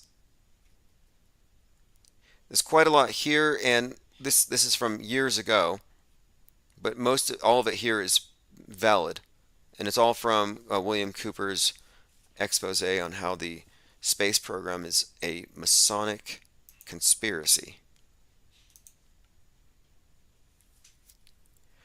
I'm going through some comments here, joined by OB Ninja. Johnny's List. Johnny's List has a link here of Manly P. Hall talking astrotheology. Awesome. I'll look into that. And hey, on the 50th anniversary of Apollo, they projected the Apollo launch onto the Washington Monument. You should watch that video. And then take a look over at the Catharsis at the Mall rituals, where there's a Burning Man ritual at the Washington Monument every year. These are occult rituals performed in plain sight. I would even go so far as to say that the Burning Man ritual is itself a ritual of the Phoenix, the Christ. The Burning Man is the Christ. That's why there were 33 Burning Man festivals from 86 to 2019. Black Rock City, Nevada. And at the last one in 2019, you actually had a 33-year-old turn up dead mysteriously. Now what's interesting too is in 2020, you didn't have a Burning Man because of the COVID lockdowns. But out there in Portland, there was a Burning Man in the form of an Antifa who couldn't throw his Molotov cocktail far enough, and he ran across the street burning. I still got to find those remixes. And then this year, on the date where we would have had a Burning Man festival, you had the Donde release party with Kanye West, where he came out burning as a phoenix.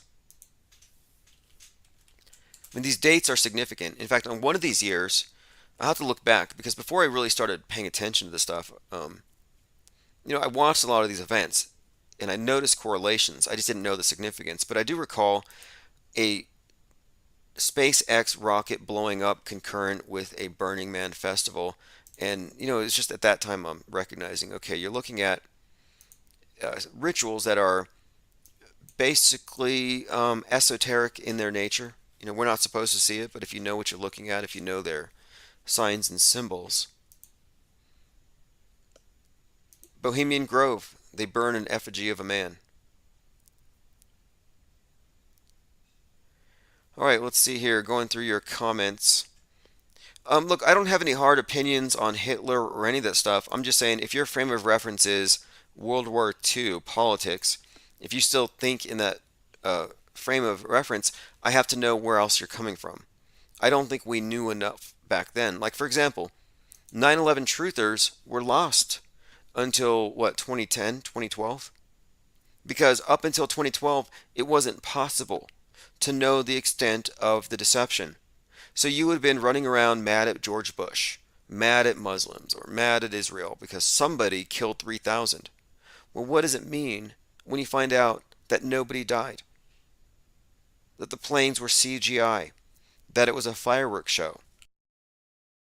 Who are you mad at now? Are you still mad at Bush? Are you still mad at the Muslims? Are you still mad at the Jews? So all these scapegoat stories are red herrings, and I don't really fall for any of them, but if you're still chasing a red herring, good for you. I'm glad that your beliefs are so, I guess, fulfilling, that you're just settled on them and you're not going to change them, and that's the end of it. You figured it out. Read Mein Kampf. Everyone thinks that they have the answer, and I don't agree. And I've seen this in every field of endeavor.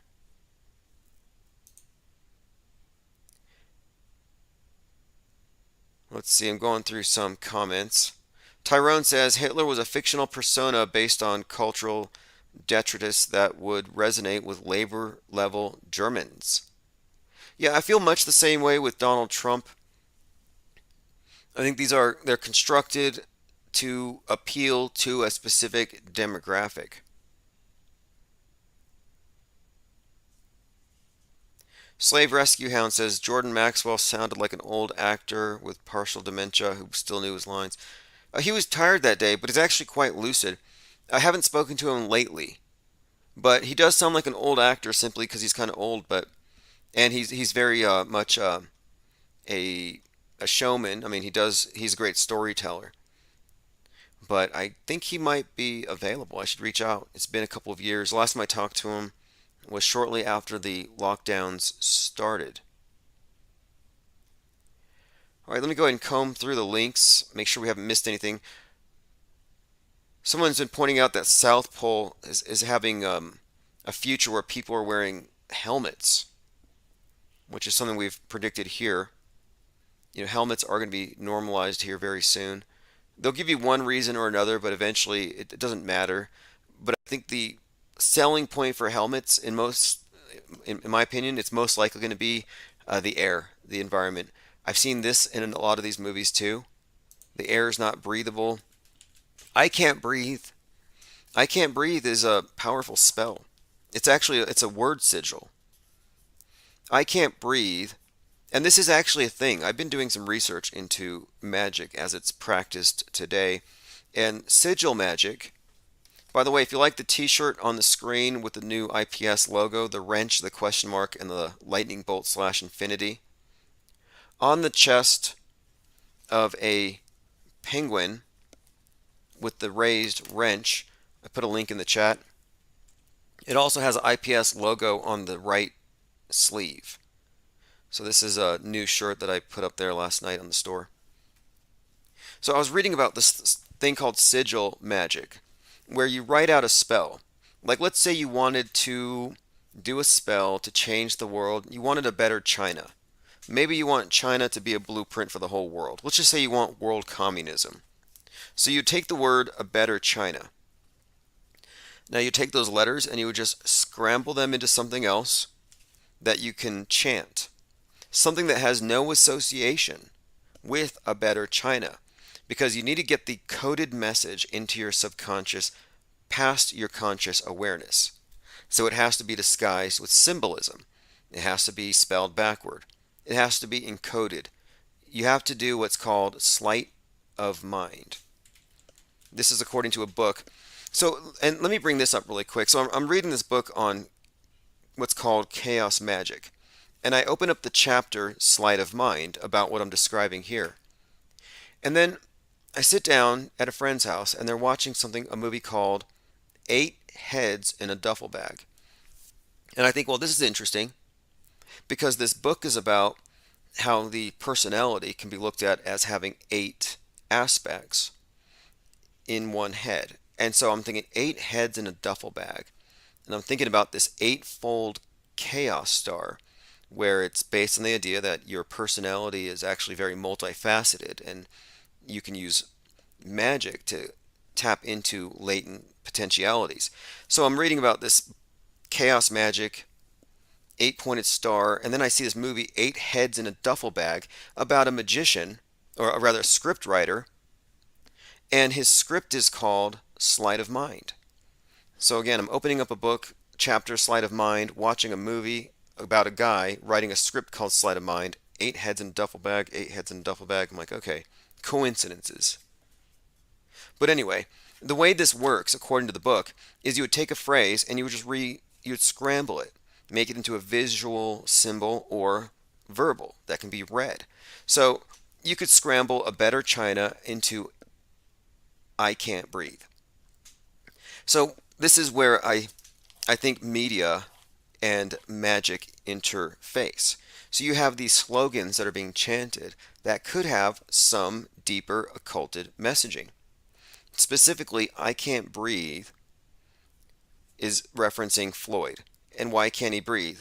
Well, first of all, the George Floyd thing is a psyop connected to 9/11, which was, of course, scripted by Kubrick, and you can find a reference to Floyd and Corona in 2001: A Space Odyssey, and a fake epidemic, if you want to go down that far. But my point is, a better China could be I can't breathe could be a verbal sigil to manifest a better China. And what does that mean? Communist revolution. I can't breathe with reference to Western chauvinism, the police, BLM. Well, BLM is openly the vanguard of a communist revolution. You have your obvious China reference there. Then it goes further. I can't breathe being applied to the environment, to the destruction of the atmosphere. By what? Capitalism. I can't breathe because the air is being destroyed. Pollution. Pollution is killing more than COVID.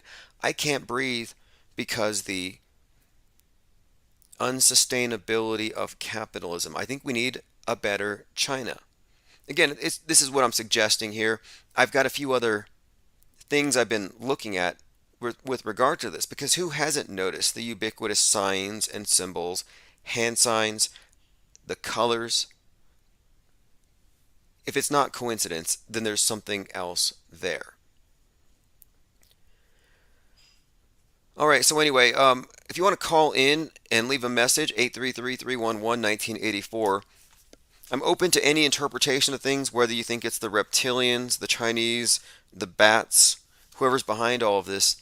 Speaking of bats, turns out that Bob Saget was hit on the back of the head with what appears to have been possibly a bat. But we may never know. Bob Saget's family is trying to prevent further details about his cause of death being made public.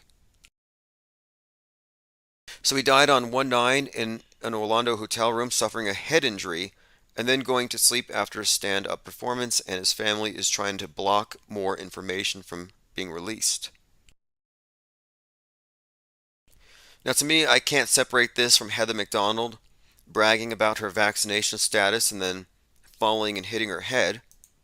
Again, who here doesn't think that we need to mandate helmets for the triple vaxxed?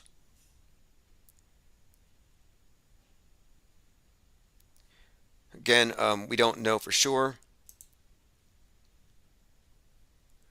Let's see what else we have. I'm going through through the headlines today. A flat earther claims NASA is pushing a belief in ETs, so when Jesus comes back, we will shoot him. This is from that article with Kelly Weil, the podcast. She was talking about a flat earth conference where they said the ETs are an invasion, so that when Christ returns with his armies, man goes to war with Christ. It's quite amazing how they have these scripts out there and the bad guys are just not going to notice that we already know the plot and they're all going to fall into the trap. It's just too easy to sell hopium. Trust the plan will win in the end. The best is yet to come. Trust the plan. I don't know many people that are still trusting the plan. But then again, they dangle something out there like Hillary Clinton's going to be arrested, and I see all kinds of memes. Any day now she's going to be arrested. I'm sorry, but she's not really a threatening figure anymore. I feel like we're almost going through a cycle, and not a good one, like a rerun. We don't need a rerun of 2016. We don't need another iteration of Q, second generation QAnoners. 737 says, y'all got any more of them blue wrenches? Yeah, I'll hand out wrenches here shortly. Like I said, I'm not in that chat room, but if you want to hang out after the live stream, I will sit down for at least 15 minutes and I will dispense blue wrenches. And they're valuable. I mean, they're not just useful for getting rid of trolls and noobs, but the age of NFTs is upon us. And unlike, we'll say, Melania Trump's NFTs, these ones are actually valuable. They're priceless. It's almost impossible to put a price tag on these things, but if you have a blue wrench, you are an owner of a limited number of IPS blue wrench non-fungible tokens. Now, she's wash trading hers. She has people behind the scenes purchasing her crap art for hundreds of thousands of dollars to make it look like it's worth more than it is.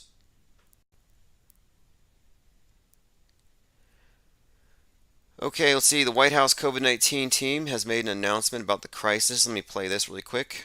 It isn't a crisis. Something we can protect against and treat. The president and our COVID team are actively planning for this future. As we look forward, we'll continue to enhance the powerful set of tools that we have at our disposal. Vaccines, booster shots, tests.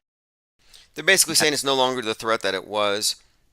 Not that you should take any kind of comfort in that, because when they're saying this is no longer a threat, which they mean is, what they actually mean is the public is no longer sufficiently terrorized or threatened.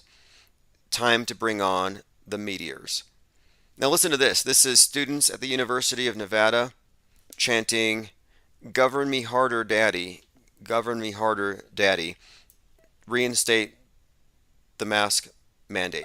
Mask mandate! Reinstate! Mask mandate! Reinstate! Mask mandate! Reinstate! Mask mandate! Reinstate! Mask mandate! Reinstate! Now, you wouldn't need the mask mandate if everybody was locked down at home and socially distanced, but here you have all of these fascists with their fashion statements, not medical protective devices, tightly grouped together, chanting in unison, reinstate the mask mandate. Again, I don't think that you should have to wait for a mandate to do the right thing if you're truly a good person and not just virtue signaling. Look, I don't believe in global warming. I don't believe in the I don't. It's my right not to believe. It really is. I don't.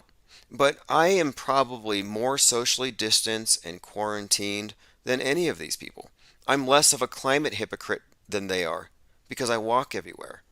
Like, I'm a model citizen and I don't believe in any of their crap. It just shows you what hypocrites they are. I'm outdoing them, and I'm as far from their belief system as they could possibly imagine. Let me play a clip here of Bob Saget foreshadowing his own death by bat, not COVID bat, baseball bat. So I don't have long to live. These are your favorites. I'm going to be found dead in bed. I'm going to be found dead in bed. I'm going to be found dead in bed. He's going to be found dead in bed. And I did look at the report, and I think they try to suggest that he was hit by the headboard on the bed.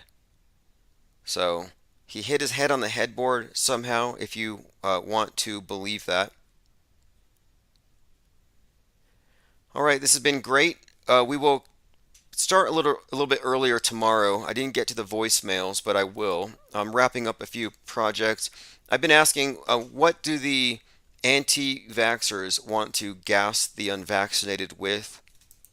Are they not just willing to let them die of COVID? Do they not have faith that their COVID is up to the task?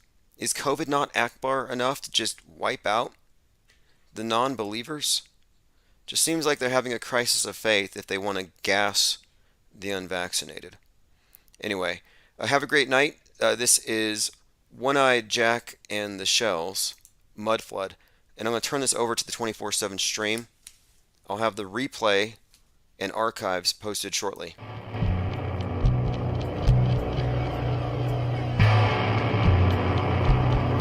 Say hi in the chat. I'll be handing out wrenches.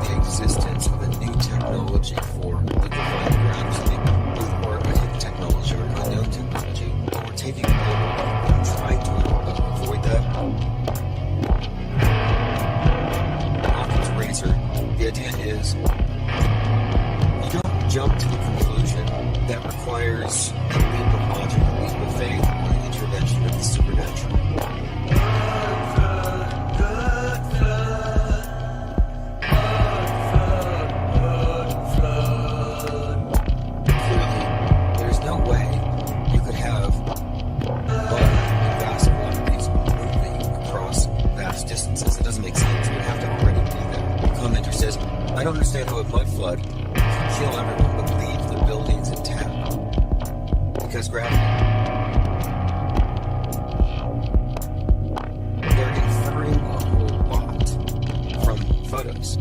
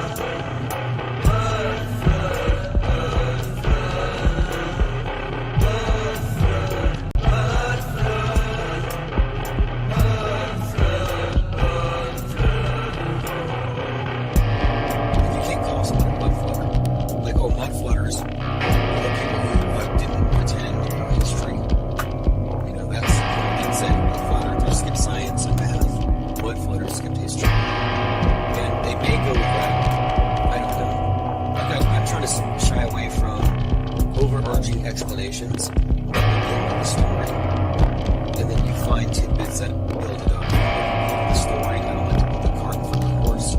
And to me, the big story with hidden technology and Tartaria is it needs to be approached very much by what we can verify with it. Like, you're supposed to believe that's a vitrified methylene elephant.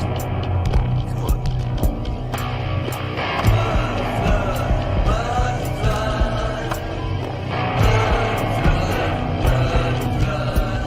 So again, this is evidence that we can know is real. This is coming from a biblical mud flutter.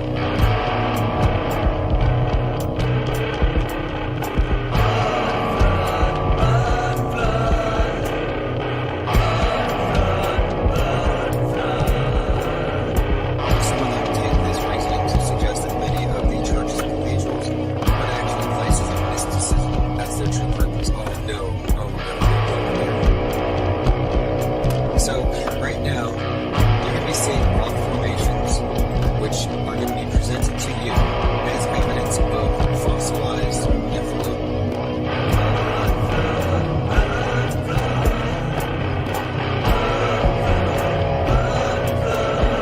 So again, this is evidence that is real. This is coming from a biblical movement.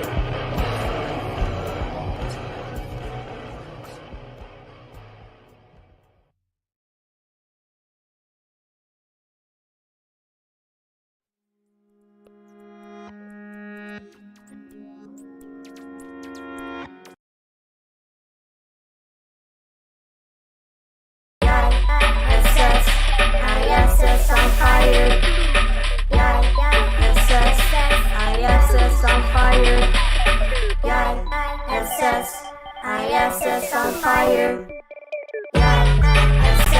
ISS on fire. ISS on fire. ISS on fire.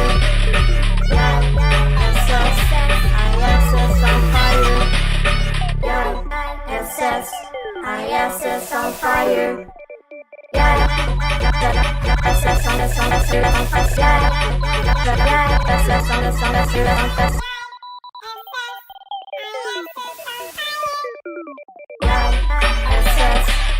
ISS on fire. ISS on fire.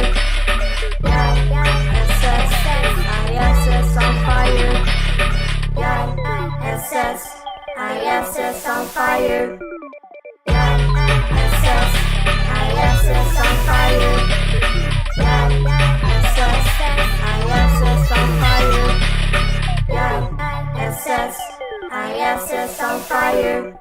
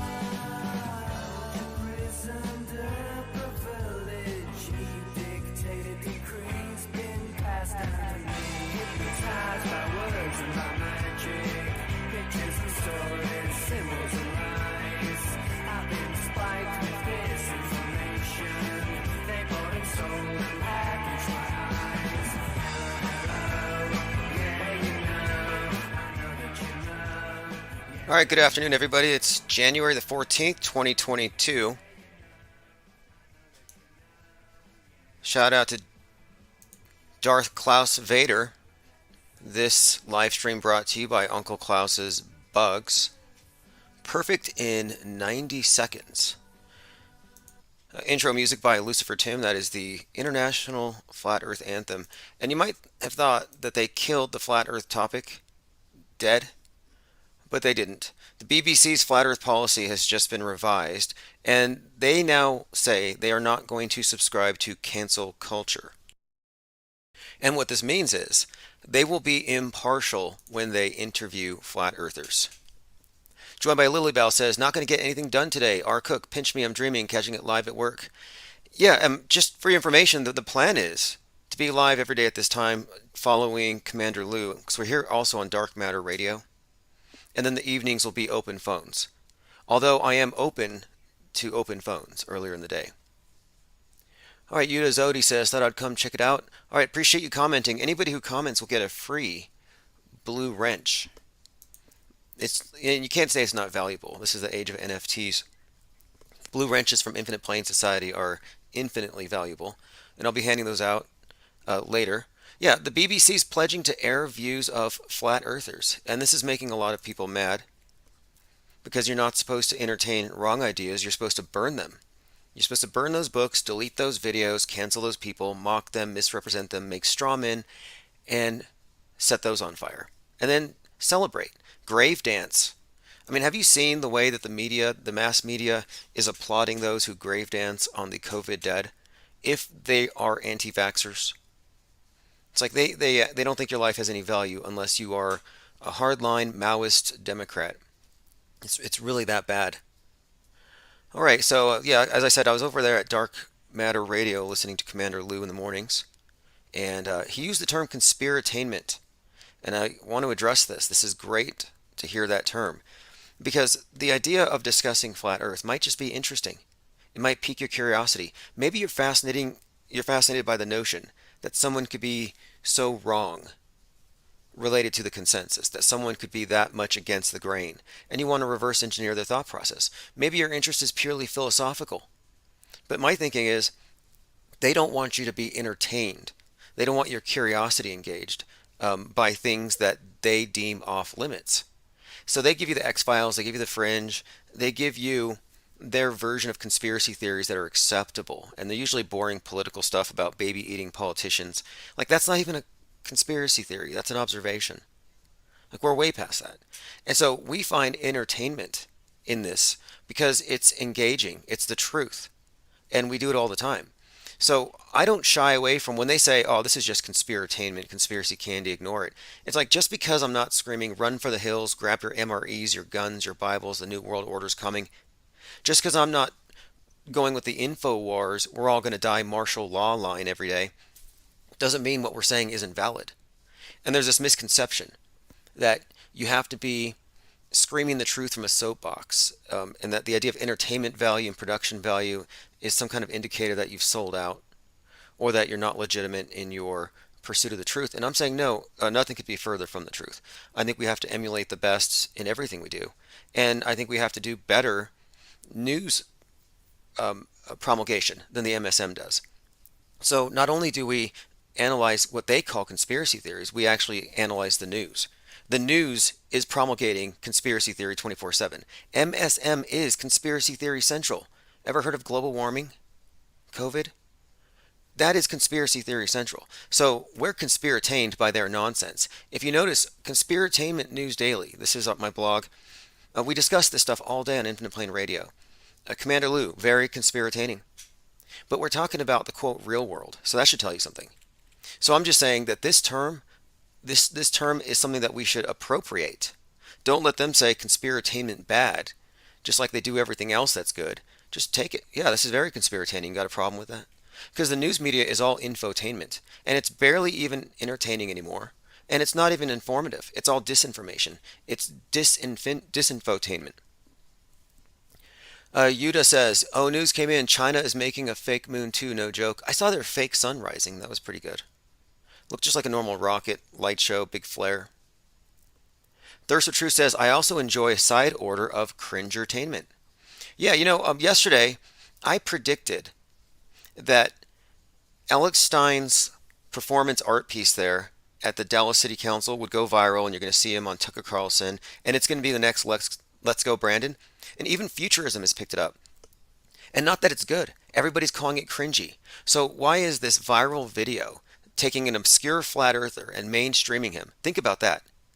Alex Stein is the most famous flat earther out there. We have a new face. It's not Mark Sargent. It's this spastic guy rapping like Dr. Seuss level rhymes. But you can see it was so cringy. And you know what made it cringier is there was no music. It was a cappella. If you know, and I think maybe God did that, or whoever's watching over him, because it wouldn't have gone as well. I think it wouldn't have been half as cringy if he had some beat. Then it would have looked like he was actually trying to be a serious rapper here. But whatever it was, yeah, it was very cringe entertaining.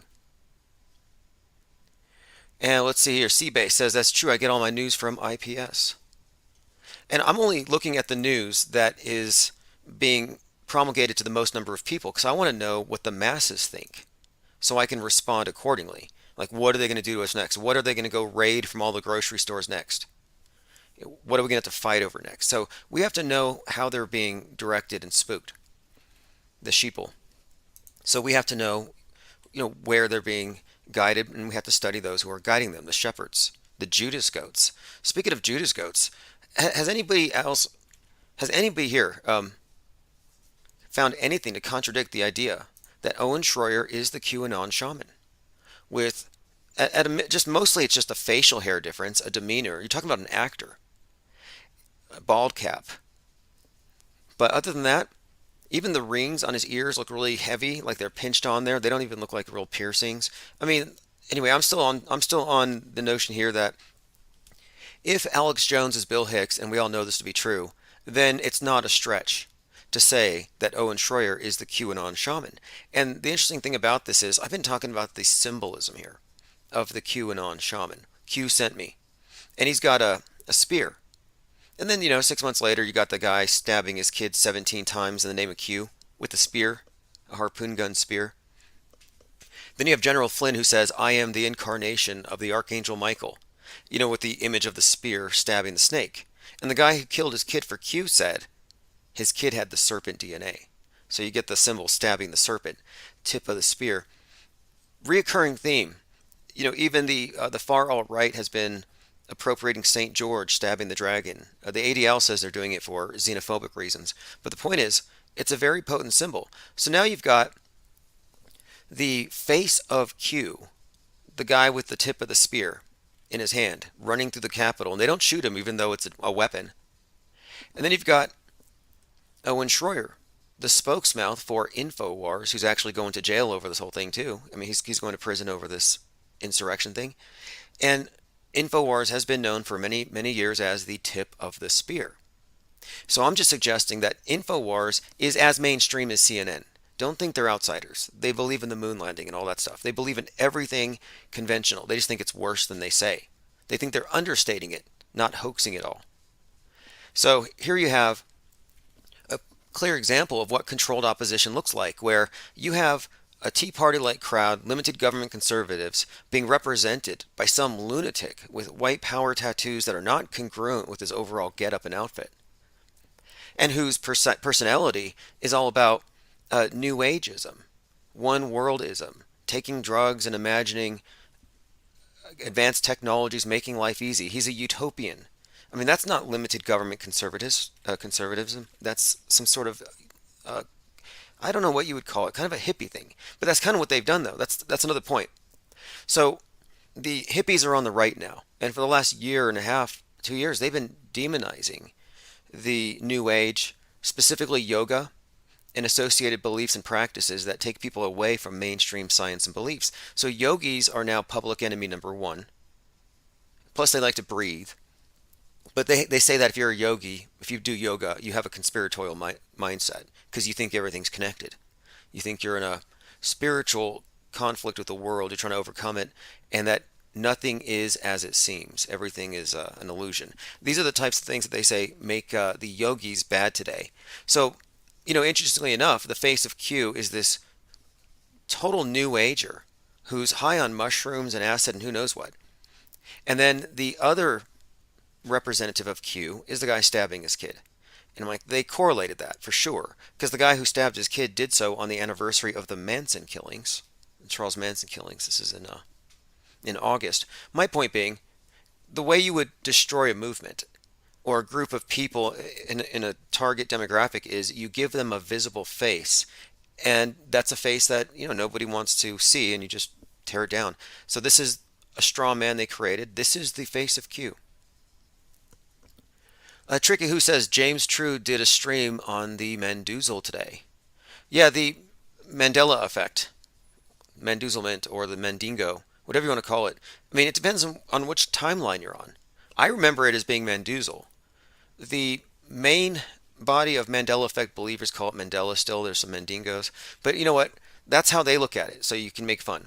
You can. Because anytime they mispronounce something or they misspell something, rather than assuming they made an error, they assume they just jumped timelines. The universe just split.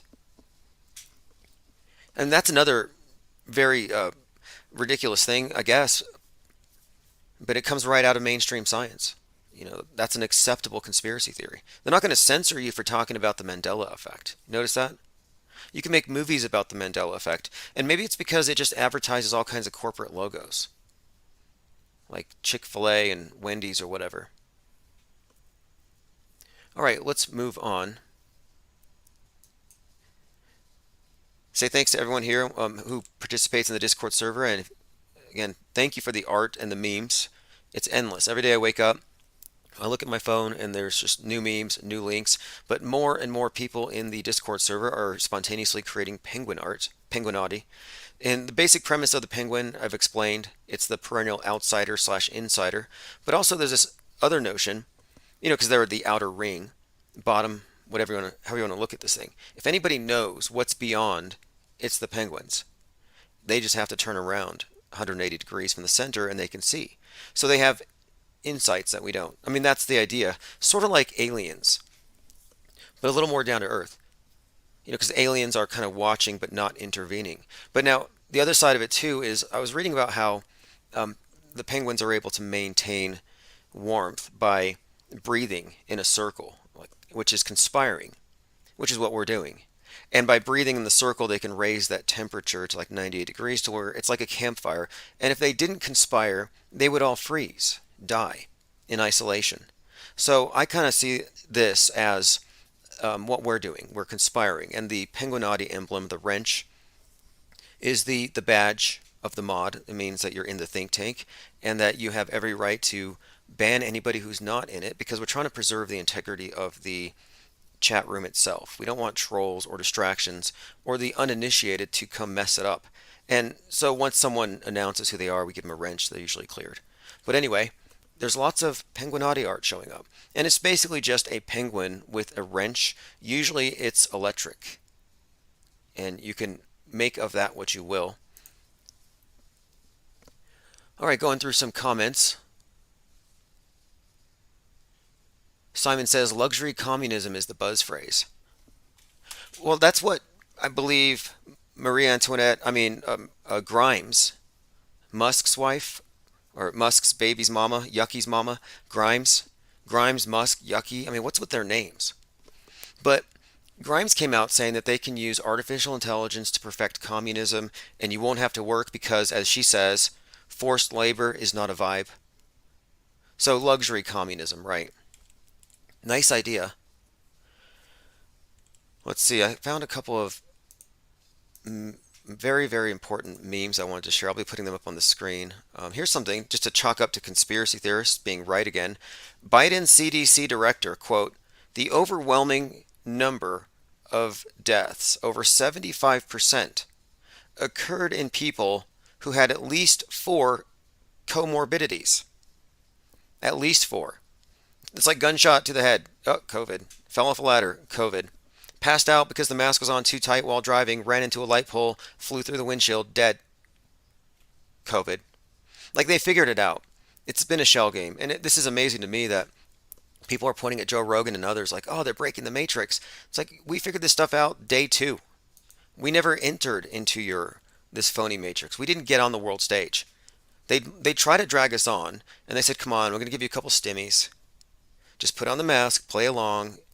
We're not really going to drone vax you. There's not going to be any vax drones. You're not going to be dragged out of your house by Chinese troops and taken to a quarantine camp. Just pretend so we can brainwash the sheep and we'll give you your hush money. And that's what they did. They hushed everybody up. If you look at the screen, there's another example of the Penguinati art, as you'll see in our Discord server. And if you want to get in the Discord server, go to infiniteplane.radio. And it's $2 per month, although I've never kicked anybody out. So who knows? Someone might have stopped paying.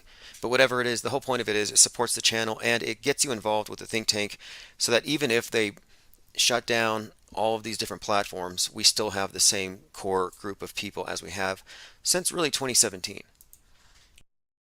I know people with wrench tattoos. If you look at the screen here, while England was tightening the rules for population control, etc., Bojo, was dancing, it looks to be in a Masonic lodge with a woman wielding a lightsaber. And I think this was the BYOB party that leaked. And he's got a beer can.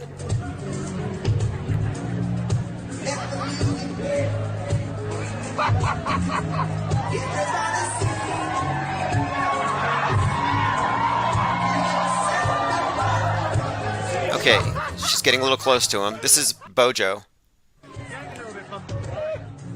Now, I don't dislike the guy. I'm just not convinced that he's not Matt Lucas in a hideous guise, like a synthetic mask. Matt Lucas being the comedian. And there are dots that connect. If you don't believe me, if you don't believe that Boris Bojo might just be a costume Matt Lucas, a guy who actually impersonates him on TV to throw you off, if you don't believe it, look at Boris's wife, 33-year-old wife, Carrie Simmons, or Carrie Johnson now, and compare her to Kevin McGee, the late husband of Matt Lucas, and tell me that Matt Lucas's late husband doesn't look like Boris Johnson's now wife. It's a perfect match. Commenter says, yep, looks like it, Tim. Oh, it is it, trust me. Well, don't trust me. Trust your own senses. Think for yourself. I'm not trying to tell anybody what to think. Although, look, don't look up. You might see DiCaprio being an eco-hypocrite. See, this is the type of person who will tell you what to think and tell you what to wear, what to drive. He's like, yeah, I burn 300 gallons of diesel fuel an hour on my mega yacht, on my Titanic, and I'm in a movie telling you all that the Earth is the Titanic and we need to shut down all this pollution. And yet here he is, a major carbon super spreader. I mean, what is his carbon footprint like? And we've joked that Leonardo DiCaprio's carbon footprint is offset by his extremely tiny actual footprints. But I don't think that, how is it that the feet are smaller than even, I think, his hands? I mean, it's just way weird and disproportionate. Like really tiny feet, like Joe Rogan sized feet, I guess. Anyway, I hate to do that, but you know, it's just a meme. Joe Rogan's not really that small. It's one of those memes. I don't know who started that. But my point with Joe Rogan, I happen to, I don't have any issues with his program. I think people hold him to too high of a standard because he's friends with Alex Jones, so they assume he's like some kind of truth teller and not just some paid gatekeeper.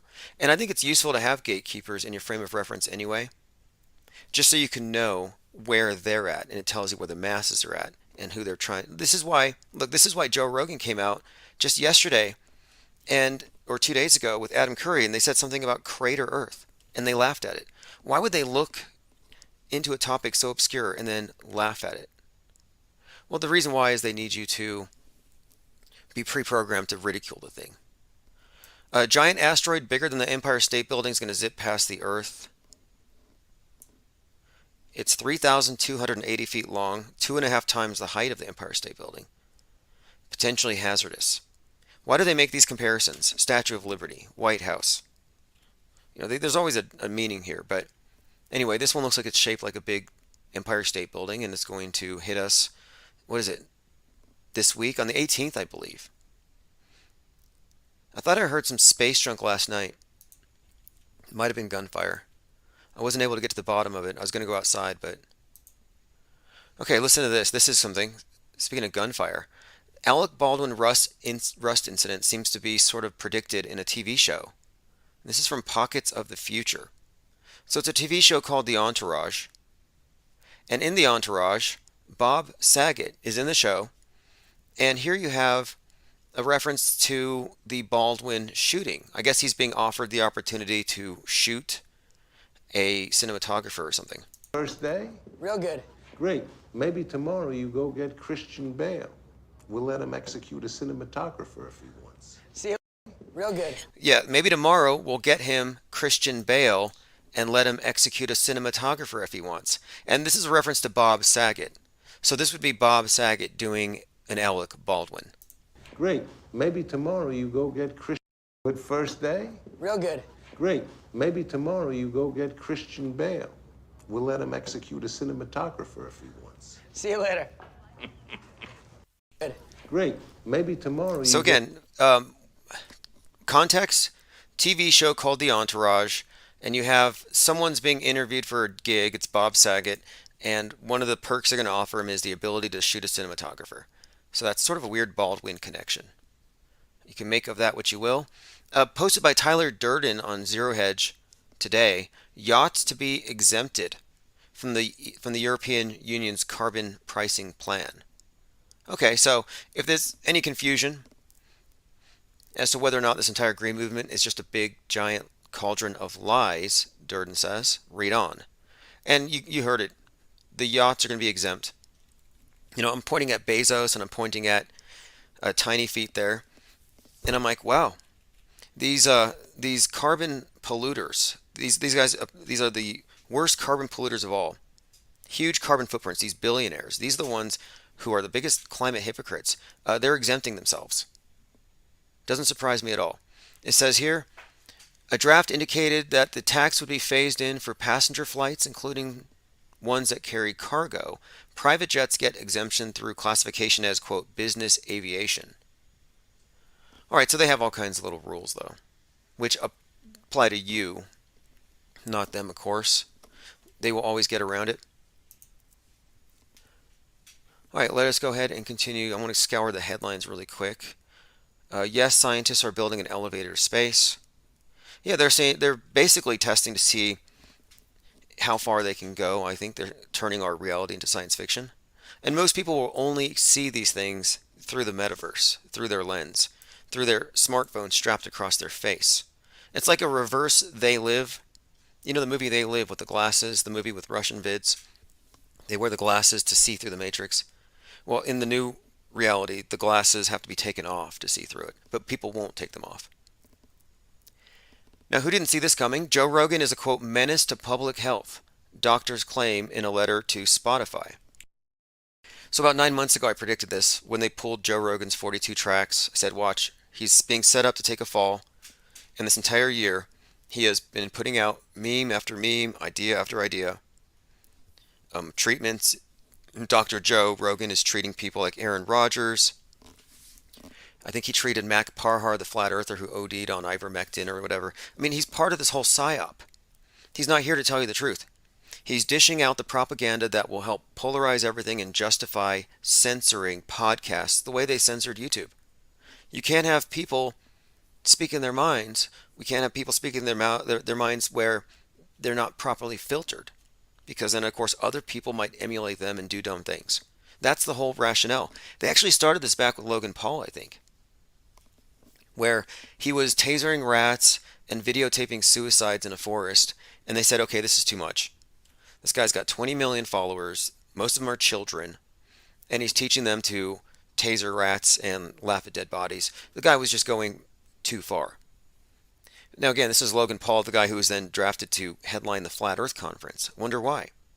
Could it be that they needed to put some dangerous misinformation super spreader in front of the topic about the shape of the Earth? Yeah, that's kind of what it looks like. So if you want to have any sort of serious discussion on any level about that, well, now you got to contend with this. And I think Joe Rogan and people like Alex Jones serve a similar function. I think really what their purpose is to put out all the bad ideas that justify censoring good ideas and ideas that haven't even been properly fleshed out. They want to kind of kill conversation.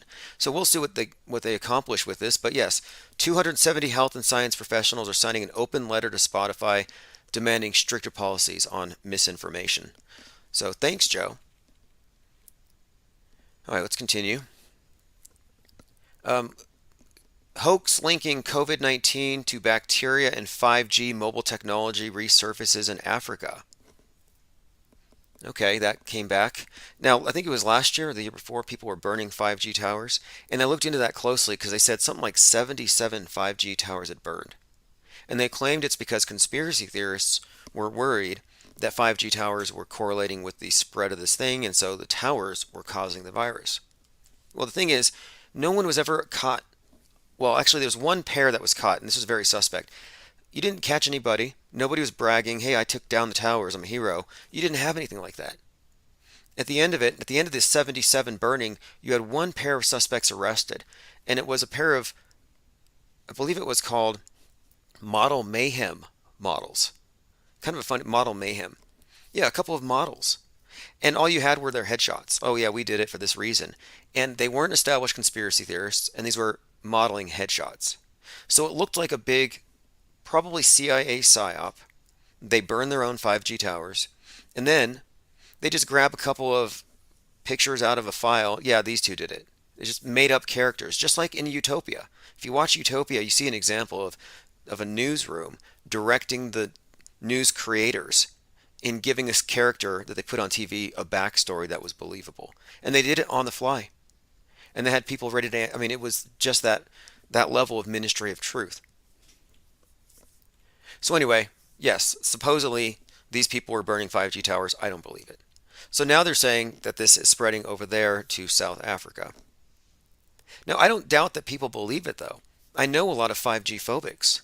In fact, it was such a problem at one point that we invited one of our leading 5G phobics into the Discord server. We argued about it for weeks or months, and he was like, you don't know the long-term effects.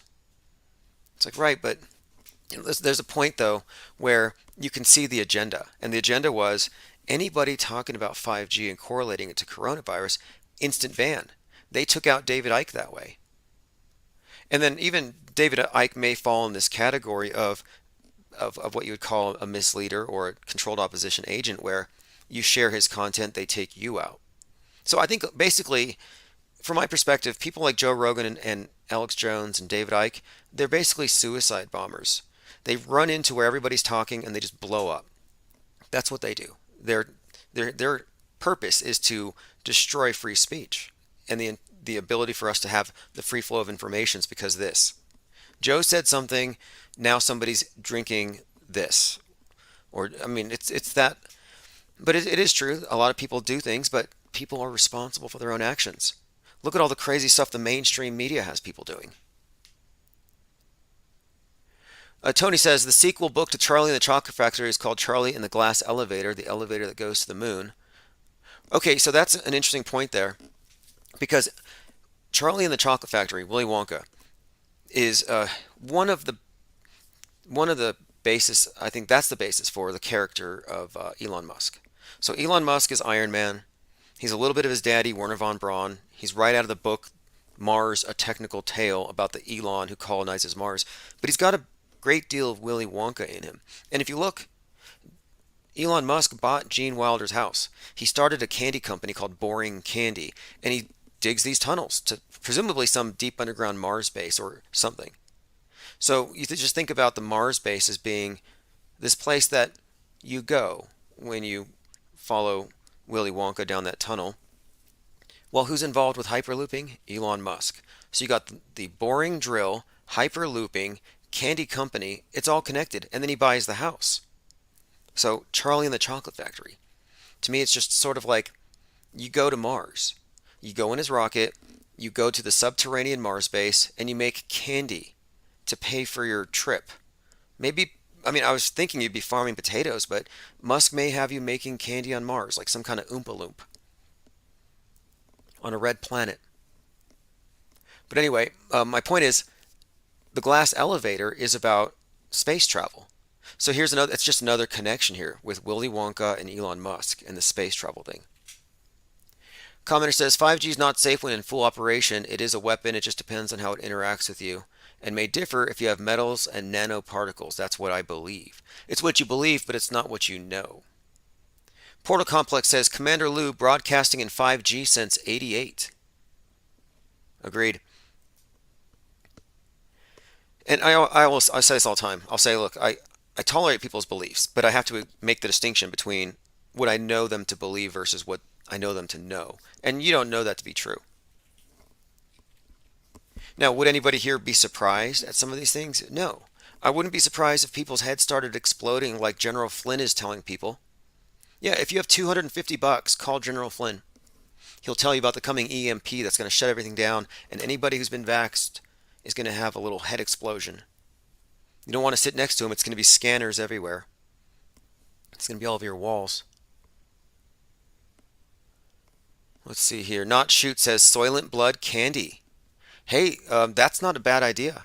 They'll probably do it. They've already got Soylent Blood bricks, where when you go to Mars, they're going to be taking your blood and mixing it with the Martian soil, the regolith, and they're going to make these red bricks. So you're going to be living in these, I guess, brick homes on Mars made out of ground up astronaut blood. And once they set that premise that you can recycle certain body parts or fluids, and everything turns very cannibalistic. And I think that's the overall ethos anyway. This whole trip into space is really about the trip into space communism, which is about moving property owners, well, former property owners and formerly free people into confined spaces to do labor to save the planet. I mean, the whole thing is just a ruse. Environmentalism has always been a ruse to get you into communism, to guilt trip you out of owning stuff, to make you think you have to recycle, when recycling is just how you pray to their earth god, the original green god. That's why their symbols, the three arrows, represents a few things. One of them is, if you look at the symbol, it's the cycles of death and rebirth, and he's the god of death and rebirth, resurrection. The three nails, well, crucified saviors, die, reborn. The triangle pattern it makes also contains within it, in the negative space, an inverted triangle. So you have a hexagram, which is the symbol of the Saturnian earth god. So the cube dumpster recycling bin that you're putting your plastics in, what you're actually doing is you're telling the beast, you're telling the system, the beast system, the earth god, you're saying, hey, look, I am a sinner, which translates to I am a consumer. I have a carbon footprint that is unnecessarily large, and it wouldn't be this large if I was up there in heaven/Mars.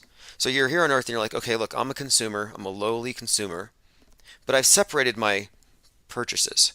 These ones can be reused. These ones are bad. And so this is confession. It's an act of contrition.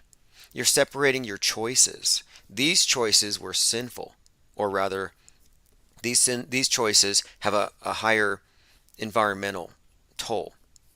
It offends the earth god more. And now what happens if nobody separates their choices in this way and nobody recycles? The earth god gets so incensed by the reprobates that he just floods the place. So you have an angry god myth, and that's how you propagate the angry earth god. You recycle. The original green god. And I don't think it's a coincidence that Earth Day was started by a guy they call him the Unicorn Killer, who literally composted his girlfriend. I mean, how green is that? Well, let's see. 3 asteroids to touch the Earth today. And that's from yesterday. NASA alerts 3 asteroids are passing Earth later today at different times. 2 of them are potentially hazardous. Stay alert. Okay, so they didn't hit us. Now, this is an interesting character. You have these oath keepers involved in this conspiracy to overthrow the government by sending in some guy with a Davy Crockett hat and a spear to go walk around in a mushroom haze.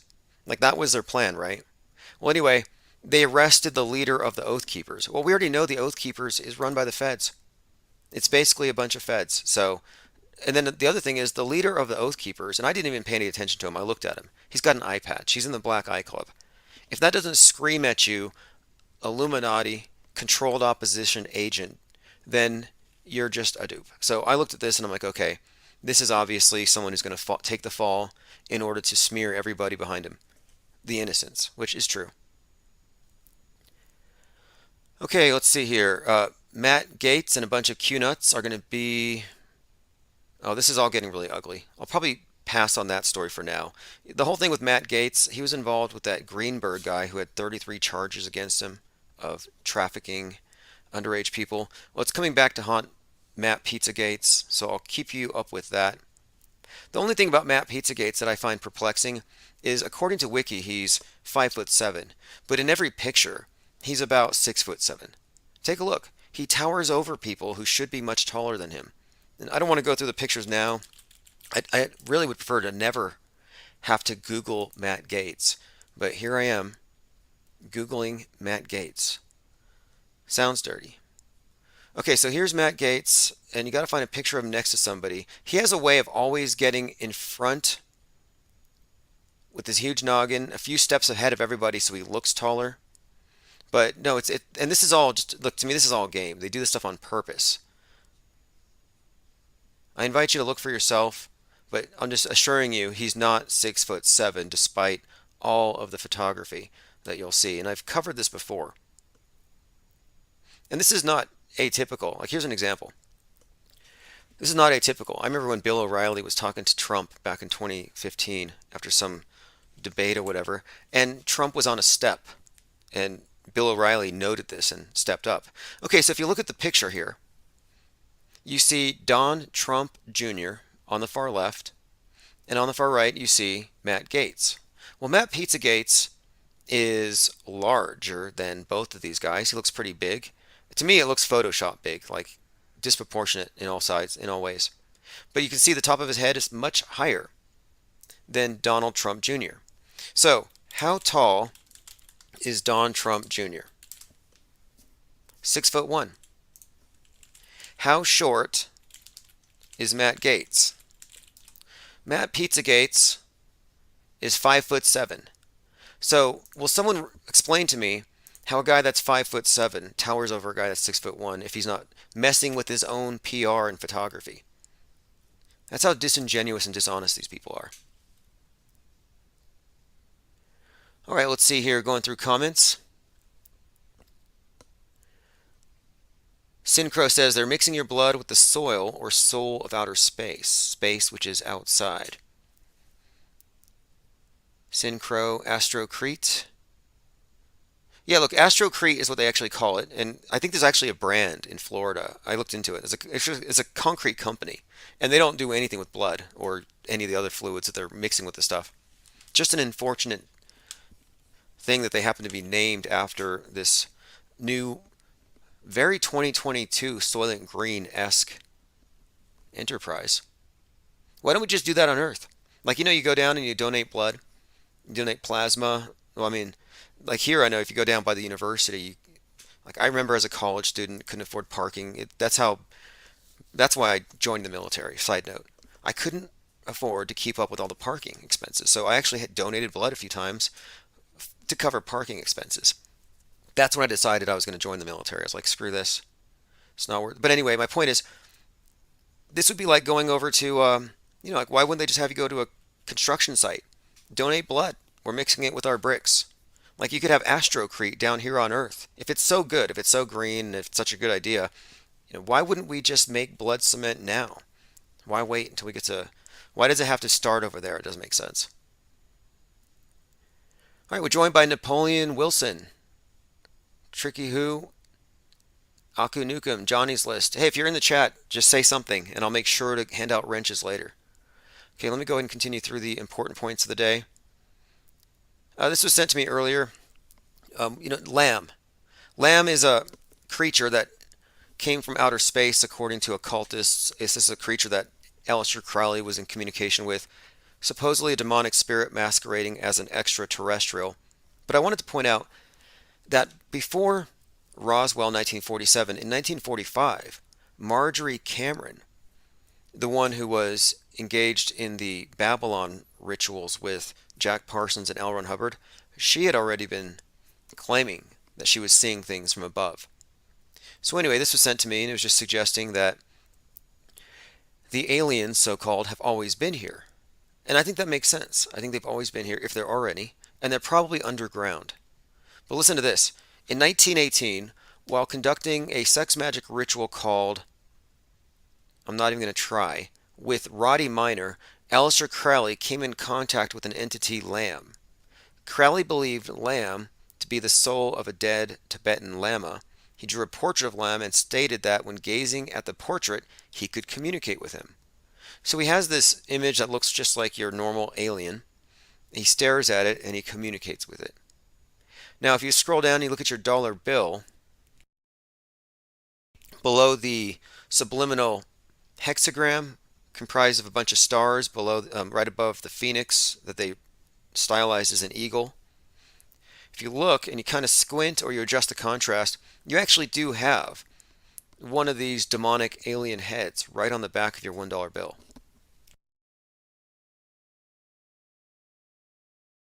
We says, damn, gotta go to work. Good to see you. Hey, if you missed anything, just search Infinite Plane Radio. We're on every single podcast platform. And heads up, 3 asteroids almost to touch the Earth. Oh, let's see here. iHeartRadio. You know, yesterday I talked about the Alex Stein thing going viral. It hasn't stopped. Futurism has even covered it, and they're all getting it wrong. Futurism even thought his heart's in the right place, but his rap's terrible. Like, they don't know this is a troll. iHeartRadio says he's the best medical worker in Dallas. It says here, this guy's rap solidifies his place in history as the best vax rapper. But anyway, just pointing this out, the I don't know, what is it? Is it bots? Whoever's behind the mass censorship agenda, it's like it's got to be automated on some level because it's not detecting sarcasm. So if you're sarcastic, you can get through all of their attempts to censor you. They just don't detect it. And again, it wasn't that it was that great. The reason why it spread is that it was that bad. It was unbelievably cringy. And the thing is, it wasn't beyond the pale. It was very consistent with what you would expect from the pro-vax crowd. So what he actually did is he perfectly parodied the pro-vaxxers and pro-vax cringe. So here you have Stephen Colbert dancing around with a bunch of people in these weird vax costumes. I mean, this is mass formation psychosis at work here. But anyway, that's why it spread. It spread because the system thought it was good. Oh, this is what they want to see. So just a heads up there, sarcasm. And that's one of the reasons why I started off talking about conspiratainment.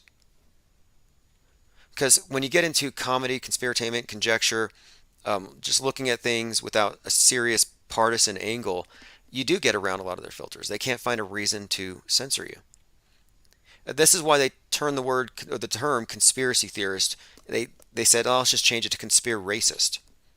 So now you're a conspiracist. Someone started calling me that. I'm like, wait, I'm not committing conspiracies. I'm reading about them. That makes me a conspiracist? I don't think so. I don't think so. It's kind of a weird type of smear. Like, if you look into this, if you even talk about it, then you're guilty of it. It's the strangest thing. They do it all the time. Like, oh, look, those people are committing a hoax to make it look like a bunch of kids died at a school. Oh, you're the hoaxer. You're a hoaxer because you called out a hoax? Doesn't make sense. It's gaslighting. It's like they're calling you a murderer because you're like, hey, you got blood on your hands. But here we are just looking at a magic show, and we're calling out the tricks. And that's why they have to work so hard to demonize us.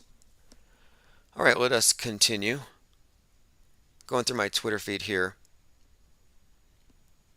Real Tim Osmond, if you want to follow me there. BBC says it's going to interview flat earthers and be impartial. Now, this is sad. I don't know how. I don't really care so much for this topic. I'm trying to get away from it, but it won't get away from us. This schism they introduced into society. So here you have the Ronald McDonald House kicking kids out who aren't vaxxed. So it's a pretty interesting photo. I think this is a photo from the news where this kid's asking Ronald. He said, I don't have the vax, but I have the cancer. And Ronald says, I'm going to have to ask you to leave. Like, that's really their attitude. And whether or not this is like what they're doing everywhere, if that's just an isolated incident, the whole point of it is you can just see the change in the culture. One of the biggest surprises for me since 3/11/2020 has been I realized that we live in a society of snitches. Do you remember when the Mayor Garcetti of Los Angeles was like, oh, over here, snitches get rewards. So they were encouraging people to call 311, dial 311, and snitch on your neighbors if you hear them coughing. Or what people were calling on their neighbors for coughing. And I was like, hey, if you're in California and you don't want to get picked up by the Gestapo, you're going to need to start using edibles. Because one cough could be the end of you. Here it is, actually. Little flashback, May 31st, 2020. Mayor Eric Garcetti. Where those folks are. If you've observed recurring violations of the Safer at Home order, Please continue to let us know at coronavirus.lacity.org/business violation. You know the old expression about snitches?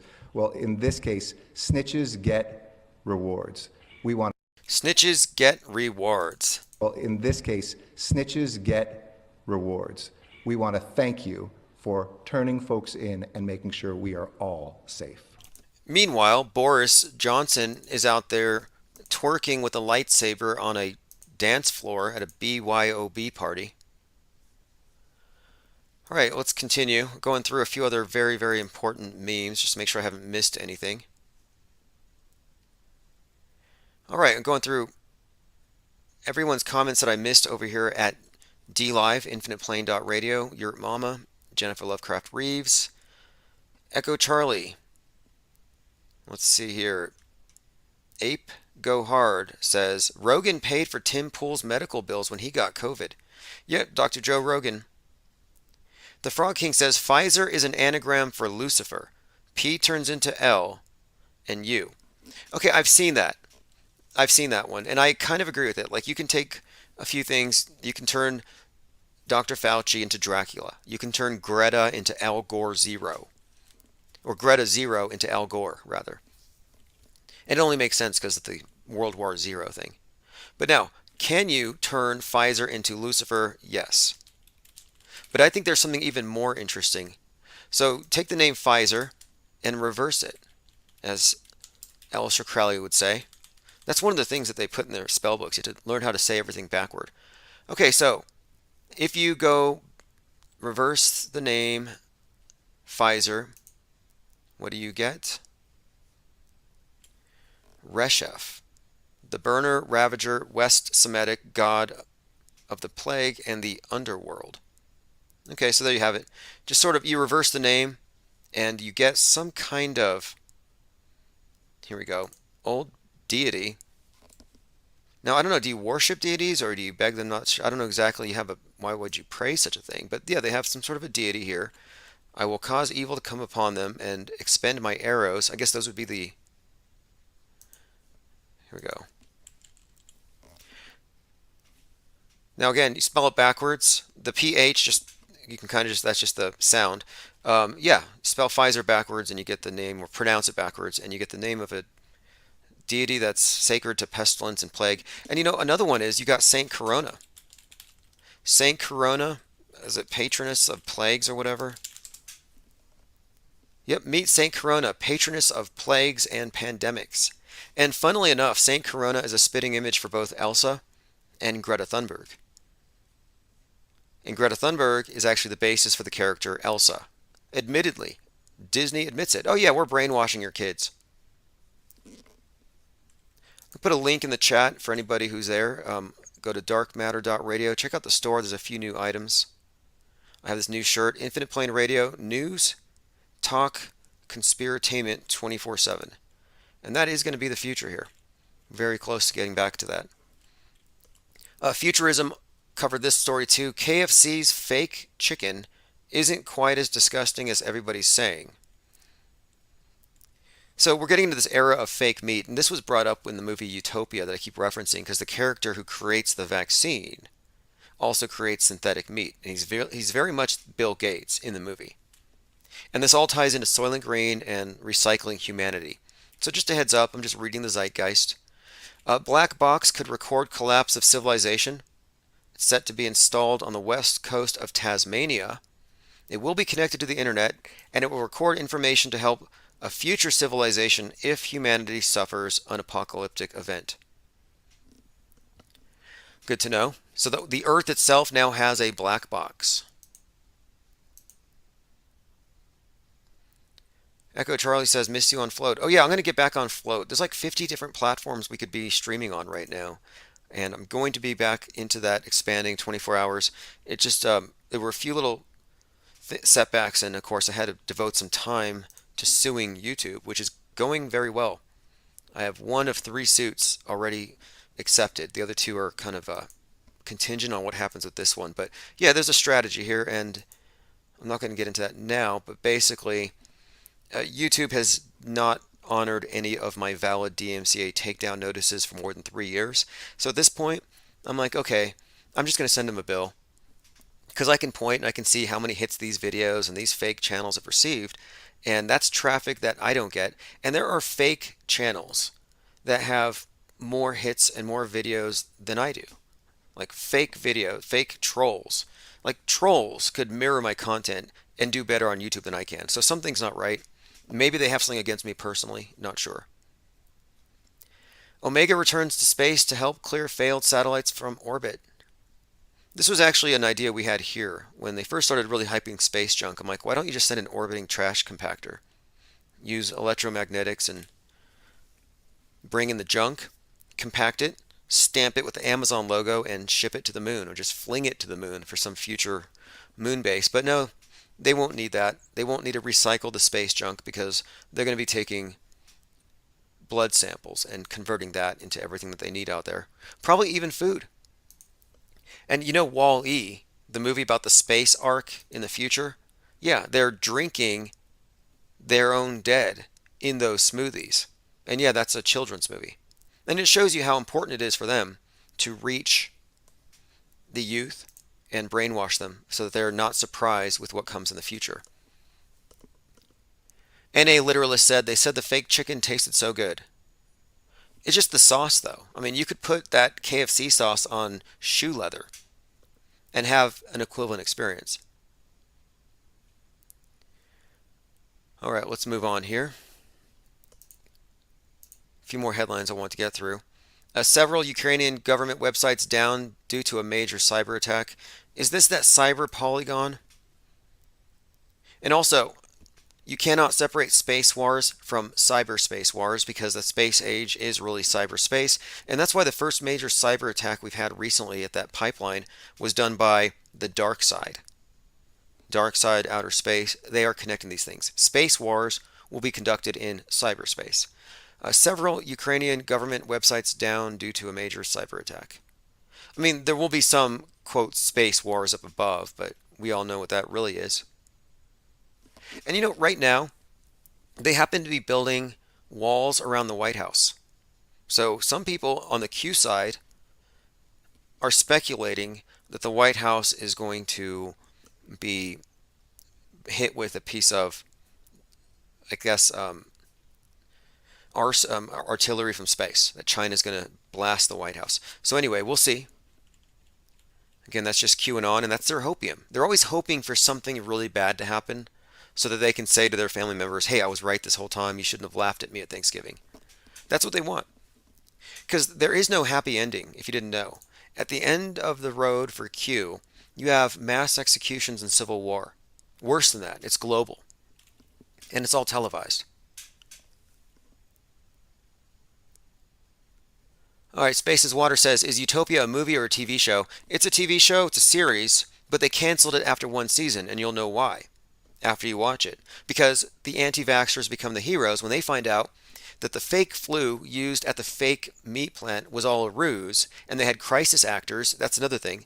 They were crisis actors in the quarantine camp to convince the news media that they had saved the children with the vax, so they could sell the vax. They sell the vax, and there's so much predictive programming and foreknowledge where you have protesters kneeling for the vax. We want the vax, and they all kneel.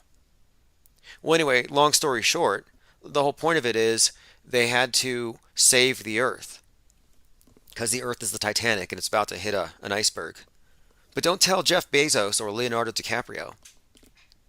These climate hypocrites. But anyway, in this movie, climate change is so real and so dire that they decided they had to sterilize the human race. So they do that. So 2 generations, there won't be any new babies. That was the whole point of the movie. Salty Siren says they'd rather be right and have everyone die. Yeah, it's true. It's not all that different from certain strains of Christianity, like Calvinist, Southern Baptists, where they believe that, you're born saved, you're already saved, and your purpose here is to witness the evil and tell the damned that they're damned. So you got like the Westboro Baptist Church out there. God sent the shooter. Thank God for dead soldiers. Thank God for 9/11.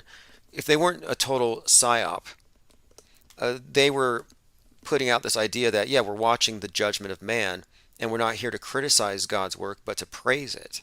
So they actually are doom hopers. They hope for the end. They really do. All right, let's continue. And look, I would hope that the whole thing's not true. I would hope the whole QAnon thing's just a conspiracy and that we're not dealing with a bunch of baby eaters and all that. Maybe the truth's in the middle, but I find it hard to believe that it's strictly a left-wing Democrat Hollywood thing. You're going to tell me that Sean Hannity doesn't eat baby burgers?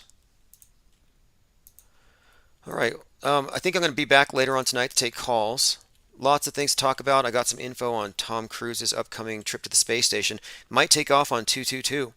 There's a few missions from starting in February, I think 21st, to March the 3rd. There's going to be 4 different missions sent up to the space station, and I believe one of those is going to contain Tom Cruise. And you can see here Tom Cruise making all the usual Illuminati hand gestures. Yeah, it's Axiom Space. They entered into a contract with SpaceX to launch 4 manned missions to the ISS from 221 to 33. So there you have it, something to look forward to. BBC is going to talk to flat earthers again soon. We've already covered that. Yeah, we'll be back for sure later on to take calls. This is a track that I don't think I've featured live yet, but this is one of JT33's greats. This is Pariah. Oh, before I go, I want to make sure everyone here has availed themselves of the free newsletter. Go to infiniteplane.radio. I'll put a link in the chat. Get on the free newsletter. If you feel like paying, you get into Discord. But you're not going to want to miss the next one. It's kind of a lengthy one. I've been writing this one for about a week. All right. Again, I'll be back later to take calls. Thanks, everyone, for joining. Also on darkmatter.radio. Thanks for listening. This is JT33 and Allergic to Bullshit, Pariah.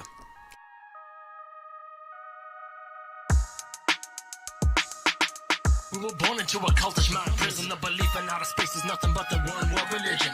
With a quick incision, we sever the necks of these rejects, these heathens. They're keeping you dreaming of heavenly visions, like utopian Mars missions. Terraforming the barren wasteland with such precision. These masons perpetrating the faking and keeping us all forsaken. If you follow them, you truly are mistaken. Their words are terribly treasonous. They throw out logic and reason for us. I'm no longer believing, I'm always searching for a bigger meaning. Since the umbilical, I'm perfectly timed and concise with every syllable. Lyrical phenomenon, JT is the original thought criminal. Your TV's my controller subliminal. Hit him with a critical blow to keep him soft. Keep him coughing till Eminem is in his coffin. Mister, I don't give a fuck, it's just a mascot. But not us, we're bringing the head rush. All the people sitting in their mind prisons. Just listen to the shit that we're spitting. Flipping out after line with no fallacy. Truthfully, as I was sworn to be, we're just looking for some normalcy. We're sick of your cult of conformity. We'll keep your mind blown. You might need a cornucopia of opiates to cope with this. Can't you see? It's all make-believe. Tricks slip up their sleeve. It's all preconceived. They set the scene on your TV screen. It's all one big scheme. We're living this dream, yeah. All these politicians have been lying to our faces. I've had enough, it's time to put them in their places. You can shut your mouth, don't say shit. Got me sick to the pit, and my stomach didn't really wanna be honest. Horace lying every time he makes a promise. Count your losses whilst they're busy making profits. Are you satisfied with working in the office? Man, that's so robotic. I'm just trying to spend some time with nature and banish chronic. I got some brothers who used to be alcoholics. Now they're blowing trees, growing seeds, doing aquaponics. We be debugging quantum physics and subatomics. This man I run it like Sonic, yeah we done it. Don't come with that bullshit, bro. You see me vomit. Like a logic we avoid like the bubonic. 4, 3, 2. That's the harmonic that's got me feeling euphoric. I'm living phonics in my solids, nerve up in my forehead. I take a stroll up in the forest and I ponder for the longest. I'm trying to be the strongest man I can. I take time to plan, play my best hand, do all I can in my power. It's just in every minute, every hour. All around the clock, we never stop like Jack Bauer. Yeah, we keep it shower. My rap's amazing cause I make real statements. They think I'm crazy cause I don't break Freemasons. I write it in stone, I say it to their faces. Who wanna go toe to toe? I sure will put you through your paces. I have you running straight home, you ain't touching first base shit. I'm so fly, think you might just need a spaceship to come up to my level and I'm never trading places. I'm so confident I do this naked. You're so incompetent, you still ain't saying shit. I'm lucky I ain't got your lame lips. The odds are second to none cause I am favorite. Let's find a brave like David.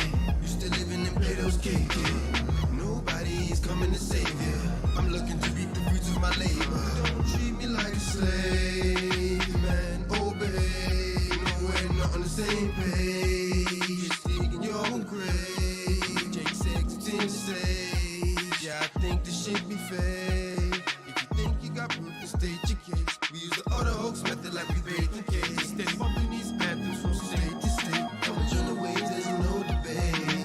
Take time to change your state of mind. Stay on the grind, illuminate the way you shine. Don't be a slave to time. The present is divine, it's the perfect rhyme. Get yourself in line, good health is prime. You are listening to Infinite Plane Radio. Stick around for live call-in shows. Stay for the music and recent replays. Join us at infiniteplane.live for 24/7 live chat with other listeners. Is a sinner. We got it and we get it. Offering refreshment. Level up your consciousness. Honestly, the essence. This wave is uncontainable. Facts are undebatable. You lanes are unrelatable. Give a fuck about saving you. We could keep on playing you. You just keep complaining too. Game is unescapable unless you're with the gang or no. Messing with the penguin. We're messing with the penguin. Messing with the penguin. Messing with the penguin. All right, everyone, we're back. It's still February the 21st, 2022, the eve of Pluto's return to the place where it was on July 4th, 1776. So it's kind of interesting, this theme of this repeating cyclic nature of events, human events, empires falling when it returns, and we'll discuss this tonight. Earlier today I was talking about the movie 222 and about how it's a movie where a character is living through such a cycle. Maybe it was a Saturn Returns, but it was a 30-year cycle. And they actually mentioned Saturn Return in that movie, which was interesting because we were talking about it earlier. And the significance of the movie 222 in this conversation is that it's a Vanilla Sky ripoff that nonetheless carries on all of the main story and plot points that I would suggest connect it to the bigger meta script. Specifically this. The theory is Kubrick is the great meta scripting director, a mind behind 9/11 and other events, not alone, but part of the storyline from Kubrick's work, whether it's The Shining, showing how he was part of Apollo 11. The Shining also forecasted, I mean, this is true with all of his movies. There's JFK tie-ins, death date tie-ins, JFK's embedded into various characters in various movies, JFK Jr. tie-ins. And this is where it gets interesting. Eyes Wide Shut is pretty much about JFK Jr. and this concept of him faking his death. So if you're with me on this, that JFK's assassination was a hoax, and look, you can find a pipeline from Riley's Coffee where Oswald was working, where all those people go over to like NASA and Chrysler, where basically a bunch of people get moved at once, suggestive of intelligence agents planted as coffee workers. Well, Oswald was with them. So it's not surprising that a guy that may have been drafted to work for NASA would be involved in the assassination PSYOP department, which apparently it's all connected. If Kubrick filmed or produced or directed Apollo 11, and we can deduce this from his works, same with 9/11, it's not too hard to see how his role in the JFK assassination would have also crossed his path with, he would have crossed paths with Lee Harvey Oswald. So anyway, so getting to the present, if it's true that Kubrick and Q are all integrated, because Q is the JFK family, and it's this agenda of this bloodline of Christ coming back to reclaim their kingdom, which is the story in Vanilla Sky. That's why he dies at 33 and he's reborn. I mean, the symbolism goes deep. We've gone over this for years. The main thing is this. I just watched this movie a few days ago, and it's a continuation of the same story about an air traffic controller working in like JFK Airport in this tower. Has everything to do with planes crashing, but it has to do with this event that's been more or less preordained. It's very fascinating the way that they introduce synchronicity into this movie. But my point being, it's on Netflix, it's popular now, it's called 222, and tomorrow or rather today, depending where you are, on 222, we happen to be looking at a day which happens to correspond to quite a lot about this JFK story.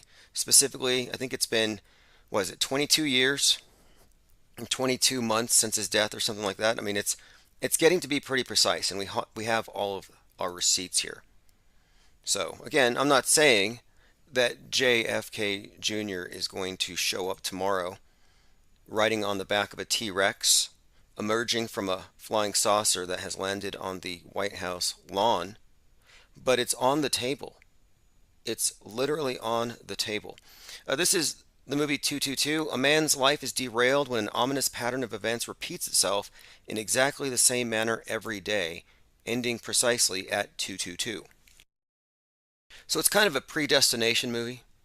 Save their future, we must fight his fate.